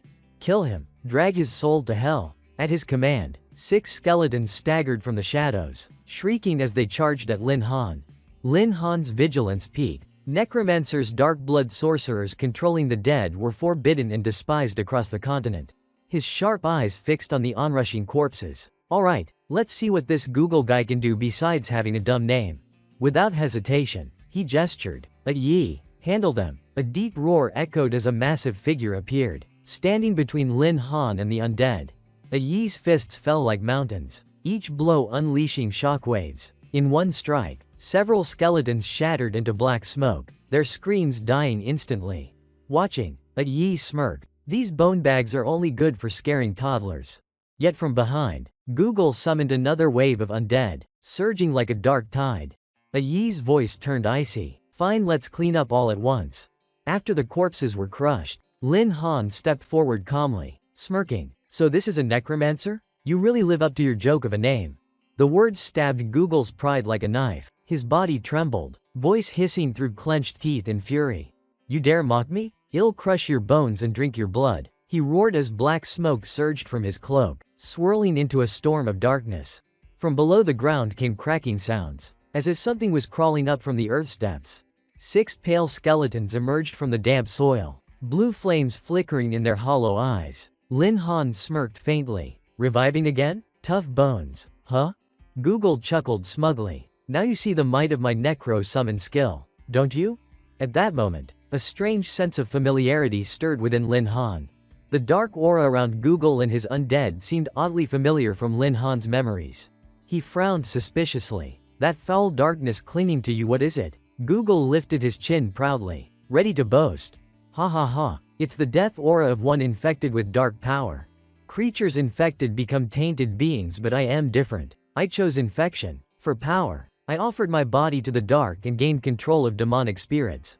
Disgust filled Lin Han's heart. To trade your body, mind, and dignity for power, is it really worth it? Google laughed maniacally, voice echoing like a hellish chorus. Power is everything. As long as the world trembles before me, who cares about this flesh? He pointed at Lin Han and roared. Undead, drag him to the 18 hells. The skeletons shrieked, charging like a blizzard of bones. Yi rushed forward with a thunderous roar. I don't care what kind of freak you are. But Lin Han raised a hand. Wait, Yi. To end the undead, we need holy fire. Then Xiao Zhen appeared, fury blazing. Master, let me burn them all for you. Xiao Zhen gathered power, spewing molten red fire that engulfed the undead. Taste hellfire. Corpses, flames devoured them, crackling as they turned black and burst apart. Google's eyes widened in shock. Why you wield 2 ancient 10 fiends? What kind of monster are you? Lin Han shrugged coolly. Me? Just an ordinary guy. I don't need dark powers to crush you. The words sliced through Google's pride, making him tremble with rage. Damn you. Once I seize your ancient fiends and remake them as undead beasts, we'll see who laughs last. He bit his tongue, spitting black blood skyward. The blood merged with death aura, forming a sinister rune. His voice deepened like a demonic chant. Dark Overlord descend. Staring at the swirling sigil, his eyes went mad. I offer half my soul. Grant me power to kill that human. The rune ignited, twisting into a black spatial gate. A tyrannical aura burst forth, crashing down like the heavens collapsing.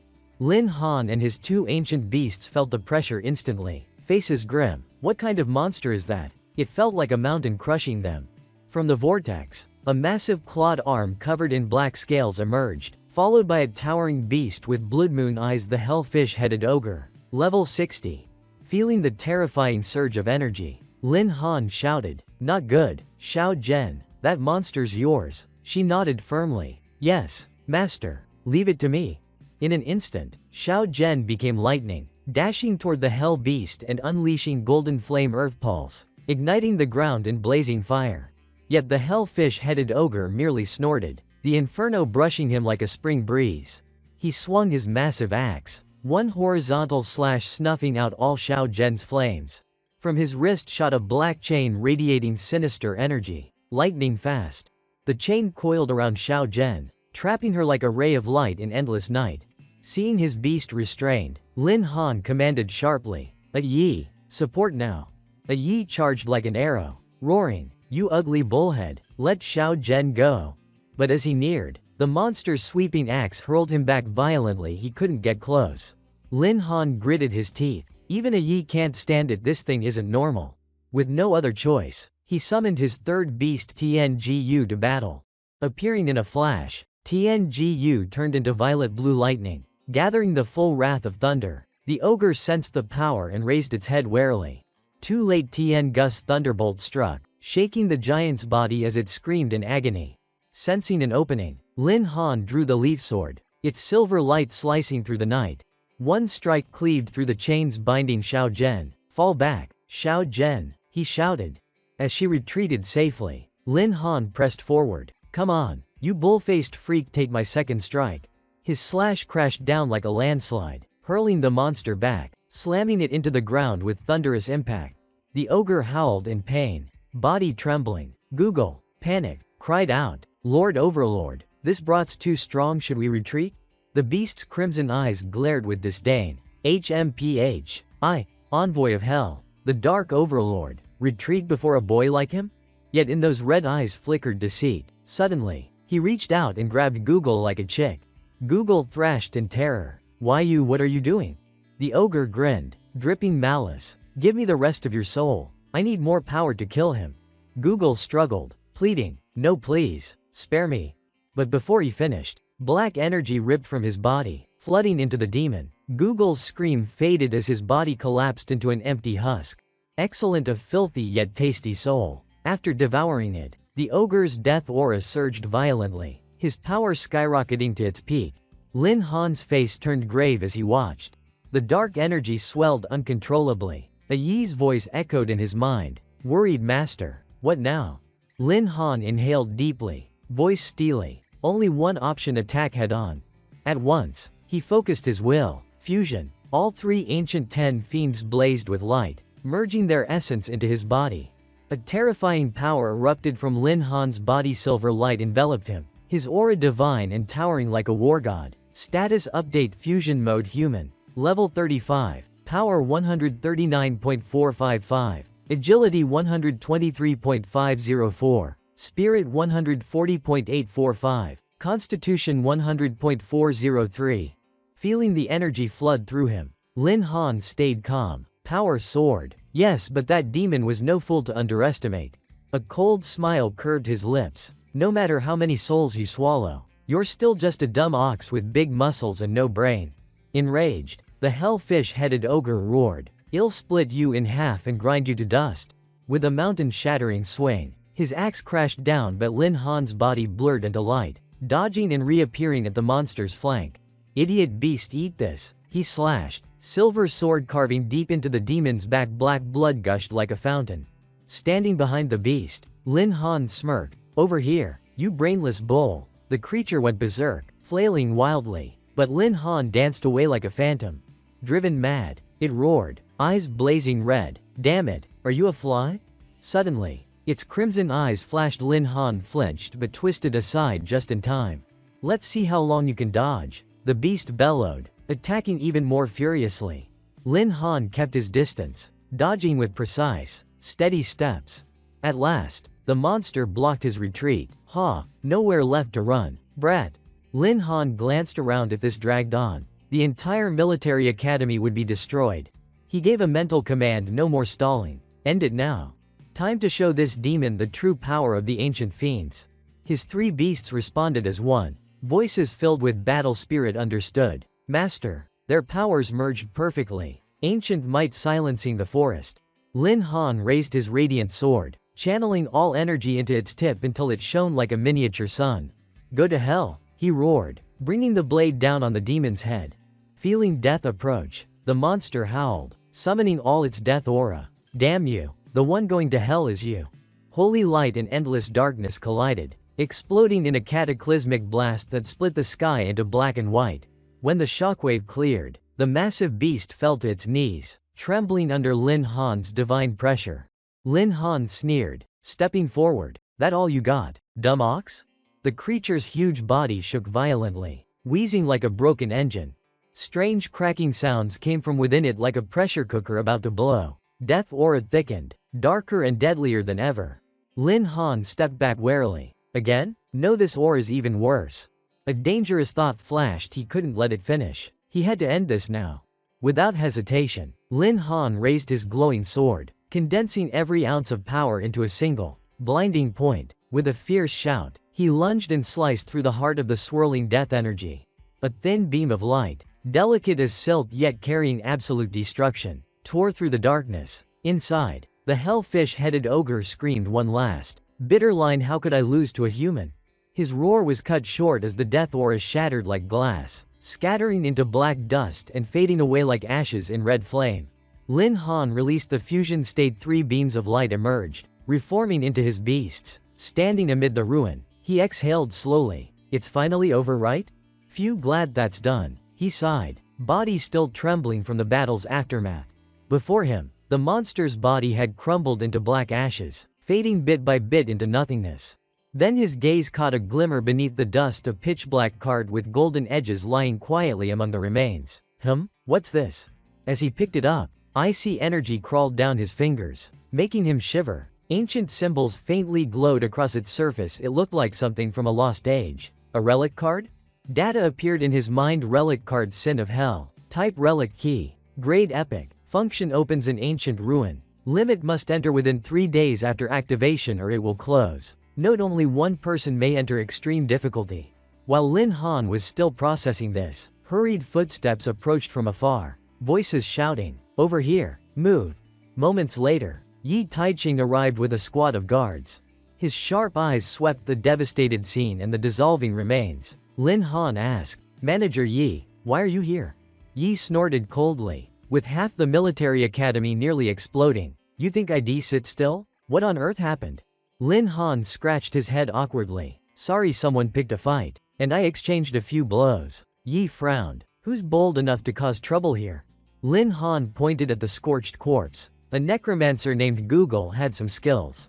At the words necromancer, Yes' expression darkened. "Necromancer? Don't tell me he's from the Abyss Alliance?" Lin Han blinked. "Abyss Alliance?" Yes' tone sank. The Abyss Alliance is a cult that recruits those who practice dark power. They're mad, fanatical, and never forget their grudges. If Google truly belonged to them, then we're in deep trouble. Lin Han pondered, then handed him the card. "Right, found this after the fight." Yi took it, and his face instantly shifted to shock. This could it be an ancient relic key? He looked up at Lin Han, eyes complex. "Lin Han, you've stirred up something huge. This is a treasure every master covets. Now that it's in your hands, the Abyss Alliance will never let this go," he ordered sharply. "Security will be tightened. Don't leave the academy under any circumstances." Lin Han stayed silent, then shook his head, eyes blazing with resolve. Hiding is useless. If they're coming, he'll face them head on. Yi grew agitated. "You don't grasp how dangerous they are. The Abyss fanatics will die before giving up that relic card." Lin Han clenched the card tightly, eyes unwavering. "Then it's settled. I'll activate it right now. Once it's used, even if they come, it'll be too late." Yi Taiching froze at Lin Han's sudden decision. But before he could react, Lin Han spoke, eyes sharp as forged steel. "Teacher, you once said don't hide in darkness, but grow strong enough that none dare touch you. This is my path to grow. Only power can make evil retreat." Yi stared at his student in silence for a long moment, then finally chuckled and shook his head. "You stubborn kid, fine. Walk the path you've chosen." He patted Lin Han's shoulder, voice deep and steady. "But remember, this military academy will always be your strongest support." Lin Han nodded, warmth rising in his chest. "Thank you, Manager Yi." After Yi Taiching left, Lin Han stood alone before the cold ashes, staring at the black relic card. His eyes hardened like tempered steel. Why wait? When the time comes, move forward. Let's open this relic right now. Lin Han instantly activated the GTX relic card. A blinding light burst out, forcing him to squint as it engulfed his whole body. A violent vortex yanked him into swirling nothingness. When he opened his eyes, he found himself elsewhere. Was this the relic site? He wondered. Before him stretched a vast blackstone plaza surrounded by eerie buildings. Then a deep voice echoed. "Stranger, welcome to the Demon City Shatang. Hell Chiak." Lin Han tensed up, scanning warily. "Who's speaking? Show yourself." At that moment, the stone statue behind him trembled. It was shaped like a demon, spreading its wings and lunging at him. The stone demon attacked wildly the instant it came alive. As Lin Han dodged, dark mist swirled atop distant stairs, forming a shadowy figure. A female demon appeared, her icy voice filling the air. Human. Welcome to Hell Chiak. I am Naga, keeper of this relic. There are 3 trial levels. Conquer them all to claim the treasure. Fail. And become my puppet forever. For the first trial, my stone puppets shall greet you. Hell Chiak. Level 1 open. Her voice faded, and 4 demon statues came alive, charging in. At once, glowing text appeared. Relic mission: survive Hell Chiak. Reward 5.000 beast points per level. Lin Han smirked. Perfect. Fight and earn points. Relaxing his shoulders, he summoned a Yi. With a roar, the giant beast appeared, shielding its master. Eyes blazing, a Yi growled, "Touch my master and die." Then slammed its massive fist down. The impact shattered the ground, and the statues exploded into rubble. Cool enough, master? A Yi boasted amid the debris. Lin Han nodded, eyes sharpening. From the fragments, smaller but quicker stone demons reassembled and rose again. Lin Han shouted, "A Yi, behind you, you damn pebbles." A Yi roared, "Be gone." Lin Han realized the demons could split and multiply even after breaking.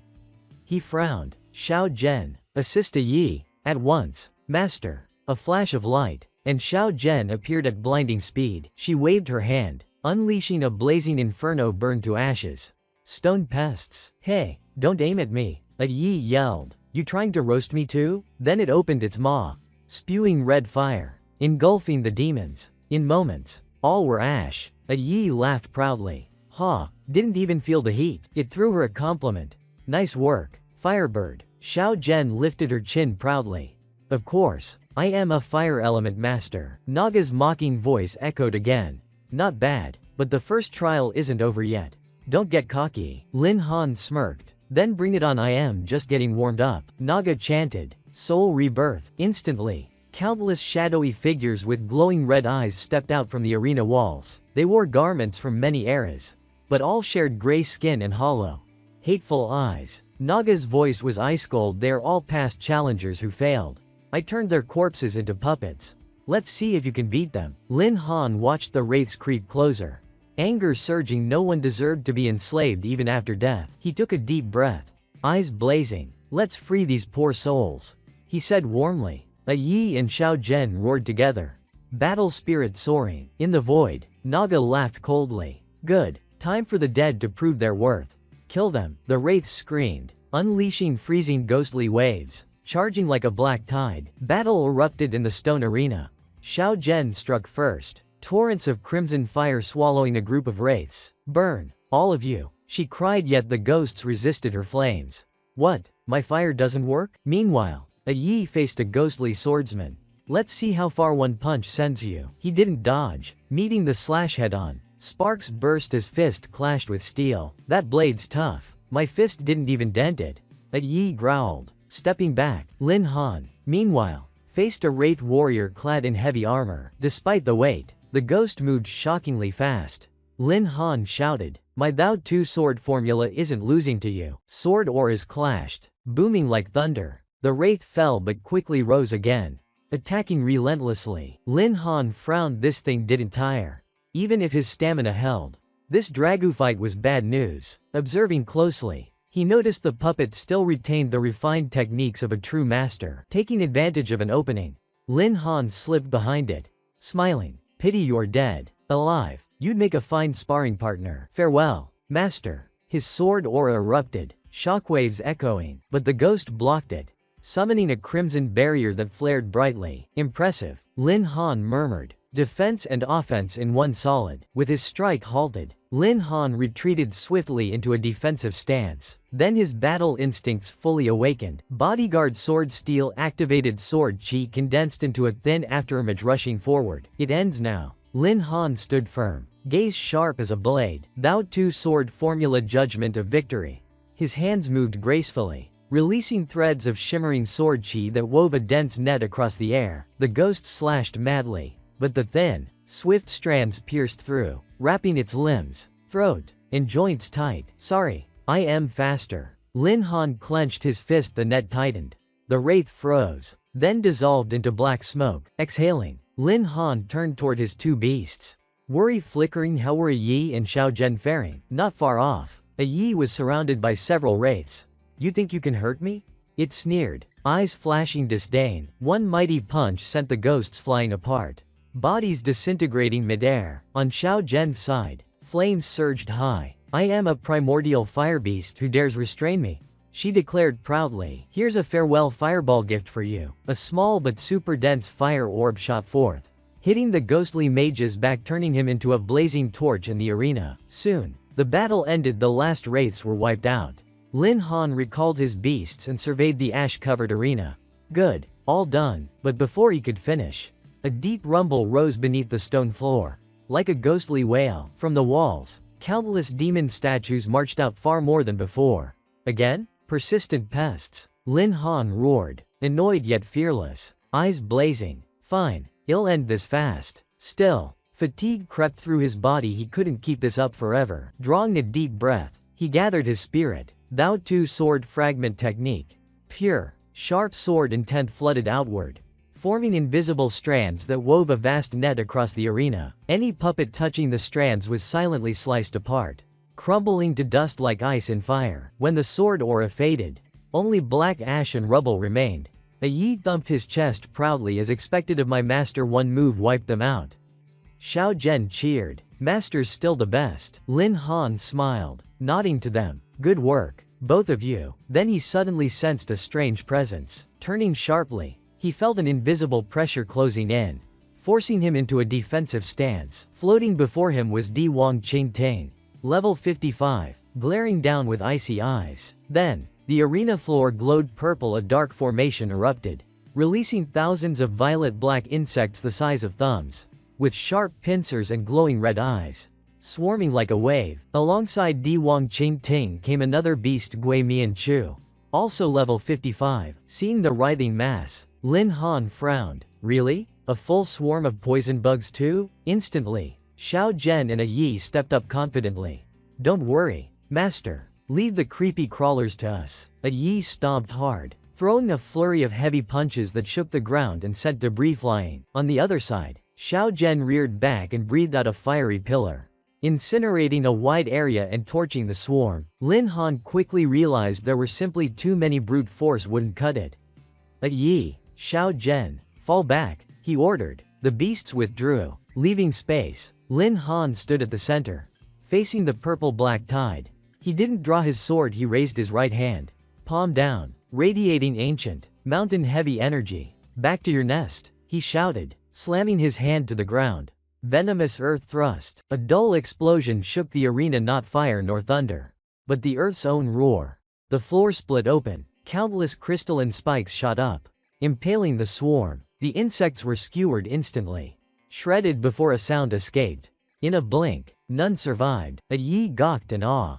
Master, you're insane in the best way. Xiao Zhen landed beside him, grinning. Finally cleaned up. That old hag's gotta let master pass now, right? Suddenly, a raspy, furious laugh echoed through the void, startling Lin Han. Old hag, am I? You'll pay for that insolence. Naga's voice turned razor sharp.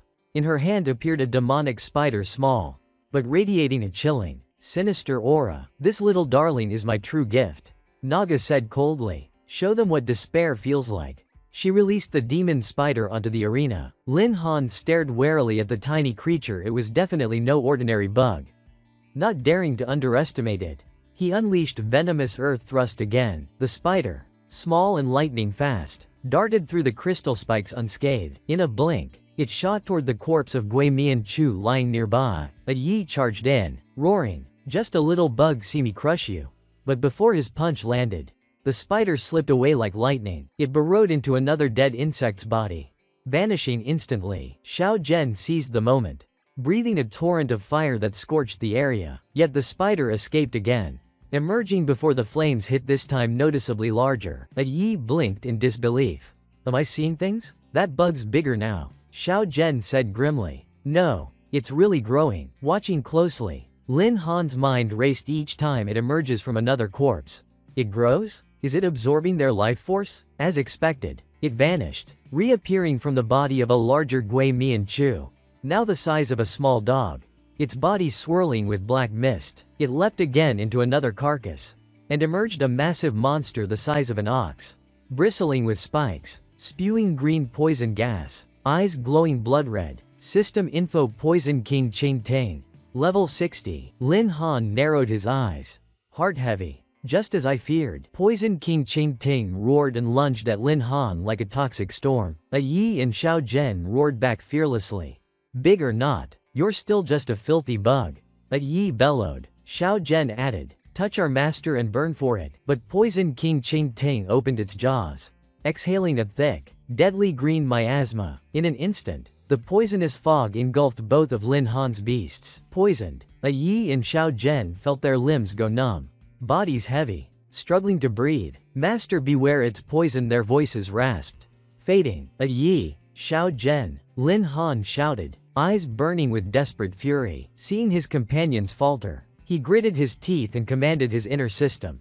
System, use all remaining beast points to purge the poison from a Yi and Xiao Zhen. A mechanical voice replied. Detoxification initiated for Tian Ju Ni and Zhen Huang. Cost 3.000 beast points. The system's aid took effect, the toxins purged swiftly. A Yi inhaled deeply, sending a grateful thought. Master, I am fine now. Xiao Zhen added eagerly. The poison's gone, let us fight again. Lin Han shook his head firmly. You've fought long enough, your bodies and minds are at their limit. Return to the beast space and rest. Leave the rest to me. Though reluctant, both obeyed. Be careful, Master. The two beasts dissolved into beams of light, vanishing into the sanctuary. Now Poison King Ching Tang advanced. Toxic mist flooding the arena, closing in step by step. Lin Han instantly summoned another beast, Tiangu. Your turn, Tiangu. Come forth. A golden light burst out as the majestic creature descended. Wings spread wide, blocking the sky. It landed before its master. Eyes cold and fierce. Master, let Tiangu handle this monster. As soon as Tiangu appeared, it soared skyward. Black clouds gathered, lightning flickering within. Let's see if it can escape my thunderclouds. Thunder roared as countless bolts, summoned by Tiangu, struck down upon the venomous beast below. Under the storm's crushing pressure, Poison King Ching Tang trembled violently, struggling to endure. Meanwhile, Lin Han charged forward, gripping his sword. Now it's my turn to strike, he shouted. But Poison King Ching Tang refused to yield, spewing waves of thick poison gas straight at him. Lin Han twisted and dodged with precision. That was close, almost got poisoned. He sped up, circling the monster so fast that only flickering afterimages remained. Let's see which is faster, your poison or my footwork. The creature raged, spitting venom and whipping its tail, hitting nothing but air. In a flash, Lin Han was behind it, moving at lightning speed. He drew the Ju Yi sword grass, body blazing as he dove like a fiery bolt. Seizing the perfect moment, he plunged his sword into the beast's weak spot on its back where the armor was thinnest.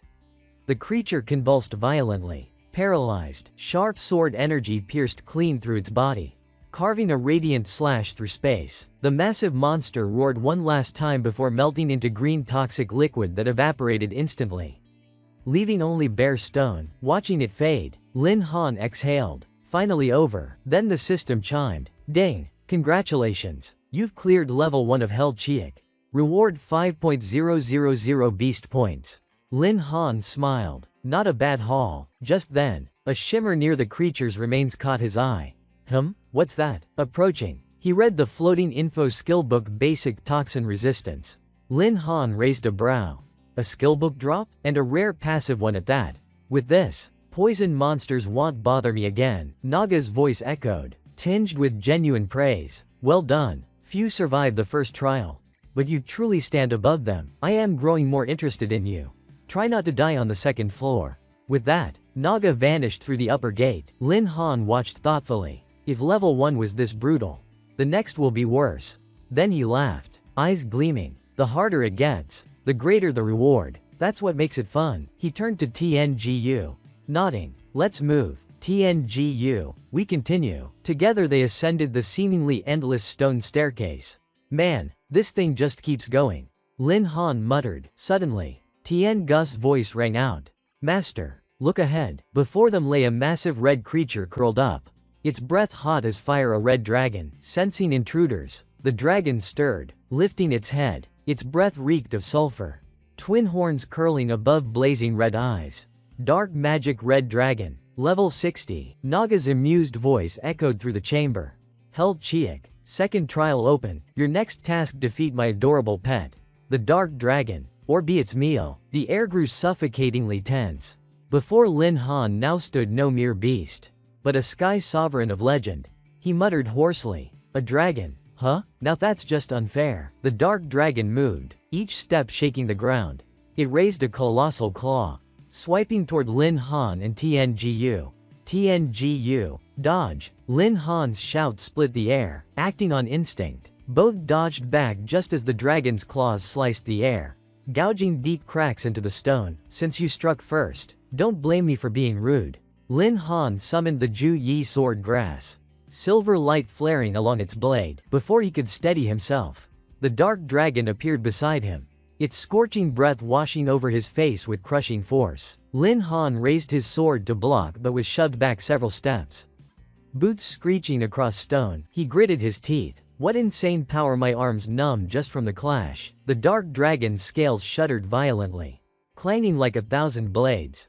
Dark energy gathered around it, forming a deadly aura. Not good, Lin Han realized just as hundreds of glowing scales shot off, swirling into a storm of burning metal shards. He squinted, bracing himself, sword trembling. What kind of skill is this? TNGU, seeing her master under siege, dove down, golden wings spread wide. "Master, I'll cover you," she roared, activating Thunderburst. Bolts of lightning wove together into a radiant electric shield, blocking the deadly rain and saving Lin Han from certain death. Seeing the devastating attack, Lin Han thought, if that had hit me head on, I'd be toast. Good thing TNGU acted fast. As the storm of scales ended, Lin Han seized the moment, launching upward. "Done with your show? My turn to strike back." But the Dark Dragon had predicted it. It screeched and lunged, wings beating furiously. Lin Han only smirked. Too slow. Using the opening, he slid to its flank, gripping his sword tightly. Power surging. Clang. The blade slammed against its scales, sparks bursting in a blinding flash. Lin Han's eyes widened. What? That armor's this tough? He quickly leapt back before the dragon's tail could sweep him away, narrowly dodging the counterattack. From afar, TNGU gathered energy, lightning pooling on her golden wings, forming a giant glowing orb. "Take this, monster," she roared, unleashing the thunder roar. Bolts crashed down, striking the dragon's body. Hit squarely. The Dark Dragon howled in pain, its roar shaking the cavern and raining debris. In that moment of chaos, Lin Han sprang upward, sword gleaming bright. "Your right eye, that's the weak spot." His blade stabbed deep into the dragon's eye. Blood sprayed as the beast screamed. Thrashing madly, Lin Han leapt back fast, dodging the violent counterblow. Blinded on one side, the Dark Dragon went berserk, spewing a torrent of searing flames that scorched everything around. Lin Han frowned, sensing the surge. No good, it's burning out the last of its power. The fiery wave roared toward him, heat so fierce it warped the air, sweat evaporating instantly from his brow. Just as escape seemed impossible, the Ju Yi sword grass in his hand blazed with radiant light. The glow intensified until a slender figure emerged from the blade, Ju Yi's true form.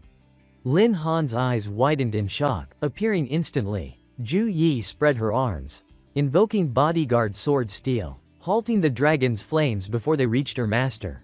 The sword aura formed a shimmering barrier amid the inferno. Then, with firm resolve, she shouted, "Return it to sender." A wave of rebound energy surged forth, hurling the fire back. The reversed flames, laced with razor-sharp sword chi, stormed toward the dragon like a blinding tempest. Caught off guard, the Dark Dragon shrieked in agony. Its remaining eyes shredded by the sword energy, blood and fire exploded in a blinding blaze. The agony drove it mad. Magical fire burst wildly as chaotic energy exploded from its body. Seeing this, Lin Han quickly pulled Ju Yi and TNGU back to a safe distance. He looked at Ju Yi in shock and awe. "Weren't you bound to the sword? How did you separate?" She smiled softly, clear eyes shining. "When Master was in danger, I split my soul from the blade just to help you." Her gentle voice warmed the air. "It's better this way. From now on, I can stay by your side, not hidden anymore." Lin Han's heart swelled with emotion and relief, but there was no time to linger. He inhaled sharply, gaze locking on the raging beast. "Now's the time to finish it." Suddenly Naga's furious, frenzied voice echoed, "You blinded my pet? Fine, I'll give you my final gift. Raising her hand, she made the surrounding black stones tremble and spiral upward violently. This dragon's useless now, let it serve one last purpose. The dark dragon's body warped grotesquely. Scales swelling as blinding light surged from within, feeling the wave of annihilation rising. Lin Han's face paled. No, it's going to self-destruct, he shouted. Ju Yi, TNGU, back into the beast space now. But both shook their heads. Voices unified, Master, we're not leaving. If you stay, we stay. Then came the dragon's final roar, deep and thunderous. Its massive body erupted, turning into a sea of fire and destructive energy that swallowed everything. Lin Han barely reacted in time. Activating bodyguard sword steel at maximum power, a brilliant crystalline barrier of sword chi enveloped him and his beasts as the explosion slammed into them like a storm of thunder. Lin Han gritted his teeth. How long can this shield hold? The violent shockwaves tore through the air. Each second, he felt the barrier shudder and thin. He poured every drop of spirit energy into maintaining it. The three endured until the barrier cracked, and just then, the explosion peaked and began to fade. When the smoke cleared, silence fell, a suffocating calm. Lin Han opened his eyes. Still standing, though the sword shield had vanished. The cavern was flattened, stone ground to dust. Finally, it's over, he sighed, exhausted but relieved. Suddenly, Ju Yi collapsed, her face pale. Lin Han rushed to catch her, panic flooding his eyes. Ju Yi, what's wrong? He cried. TNGU hurried over. Alarmed. Master, her energy's fading fast. Ju Yi forced her eyes open, whispering weakly. That explosion hurt me badly, my strength is almost gone. Lin Han gripped her hand, channeling his warmth, but it was useless. Stop talking, return to the sword and heal. Ju Yi, he pleaded, voice breaking with worry. But Lin Han still had one task left, the third trial of the relic. Leaving Ju Yi in Tien Gus's care, he turned toward Naga, advancing alone. Then Naga's mocking tone filled the void. Truly touching, that bond between master and beast. I almost envy your creatures. If only I had a master who cherished me like that. I'd die on the battlefield without regret. Lin Han lifted his head, eyes cold. You made that dragon blow itself up to kill me, don't pretend to feel pity. You despise humans to your core. Naga burst into laughter, her voice echoing through the ruined chamber. And what if I do? This realm is mine, I play however I please. If you're scared, feel free to turn back. Lin Han clenched his fist, eyes firm. Whoever hurts his people will pay, no matter what. Another staircase appeared, leading to the final floor. He braced himself, knowing the third trial would be far worse, but stepping out of the tunnel, he froze at the sight before him. This was the third trial? No arena, no battlefield, just a cozy living room with hot food and fresh fruit. What's Naga up to now? Feed me before killing me? Lin Han thought warily, scanning around. Then, a familiar voice, one he thought he'd never hear again, came from behind, followed by soft arms hugging him. Lin Han, I knew you'd come for me. Lin Han trembled, slowly turning as his hands clasped hers. The woman before him, it was his sister. Jia Bang. Stunned, he stammered, Jia Bang. Jia Bang rushed forward, hugging him tightly, sobbing, I thought I'd never see you again. Lin Han let her embrace him, but suspicion stirred within. Jia Bang, how are you here? 2 months ago, I found a relic card and somehow got transported here. I fought through the first 2 levels to reach the third, but there's no exit anywhere. Lin Han found it hard to believe. Trapped for 2 months? Maybe Naga never intended anyone to pass at all. Yet deep within, his instincts screamed danger. Jia Bang wept. The guards said this relic has no end, everyone either dies or rots here. Lin Han replied firmly, don't lose hope, it'll get you out. Suddenly, her teary gaze turned strange, charming, seductive. She yanked Lin Han close. He stumbled, startled. Jia Bang, what are you doing? She pushed him down onto the damp ground, staring into his eyes. She smiled darkly. All I've ever wanted was to be with the one I love. Now you're here, will you stay with me forever? His wariness spiked. This was not the Jia Bang he knew. He gently pushed her away. We still have friends and family waiting. She shook her head wildly. They don't matter. Lin Han, 1 spring night's worth 1,000 gold. Hold me please? That moment shattered his doubts. No way his sister could change like this. He suddenly played along, pretending affection. As they drew close, a cold blade silently appeared in her hand, aimed at his back. She thought her plan had worked perfectly, but Lin Han reacted just in time, shattering her scheme in a heartbeat. He smirked at the imposter. Nice acting. Anyone else would have died in your loving arms. The woman gawked. I read that woman's memories from your mind, copied her perfectly.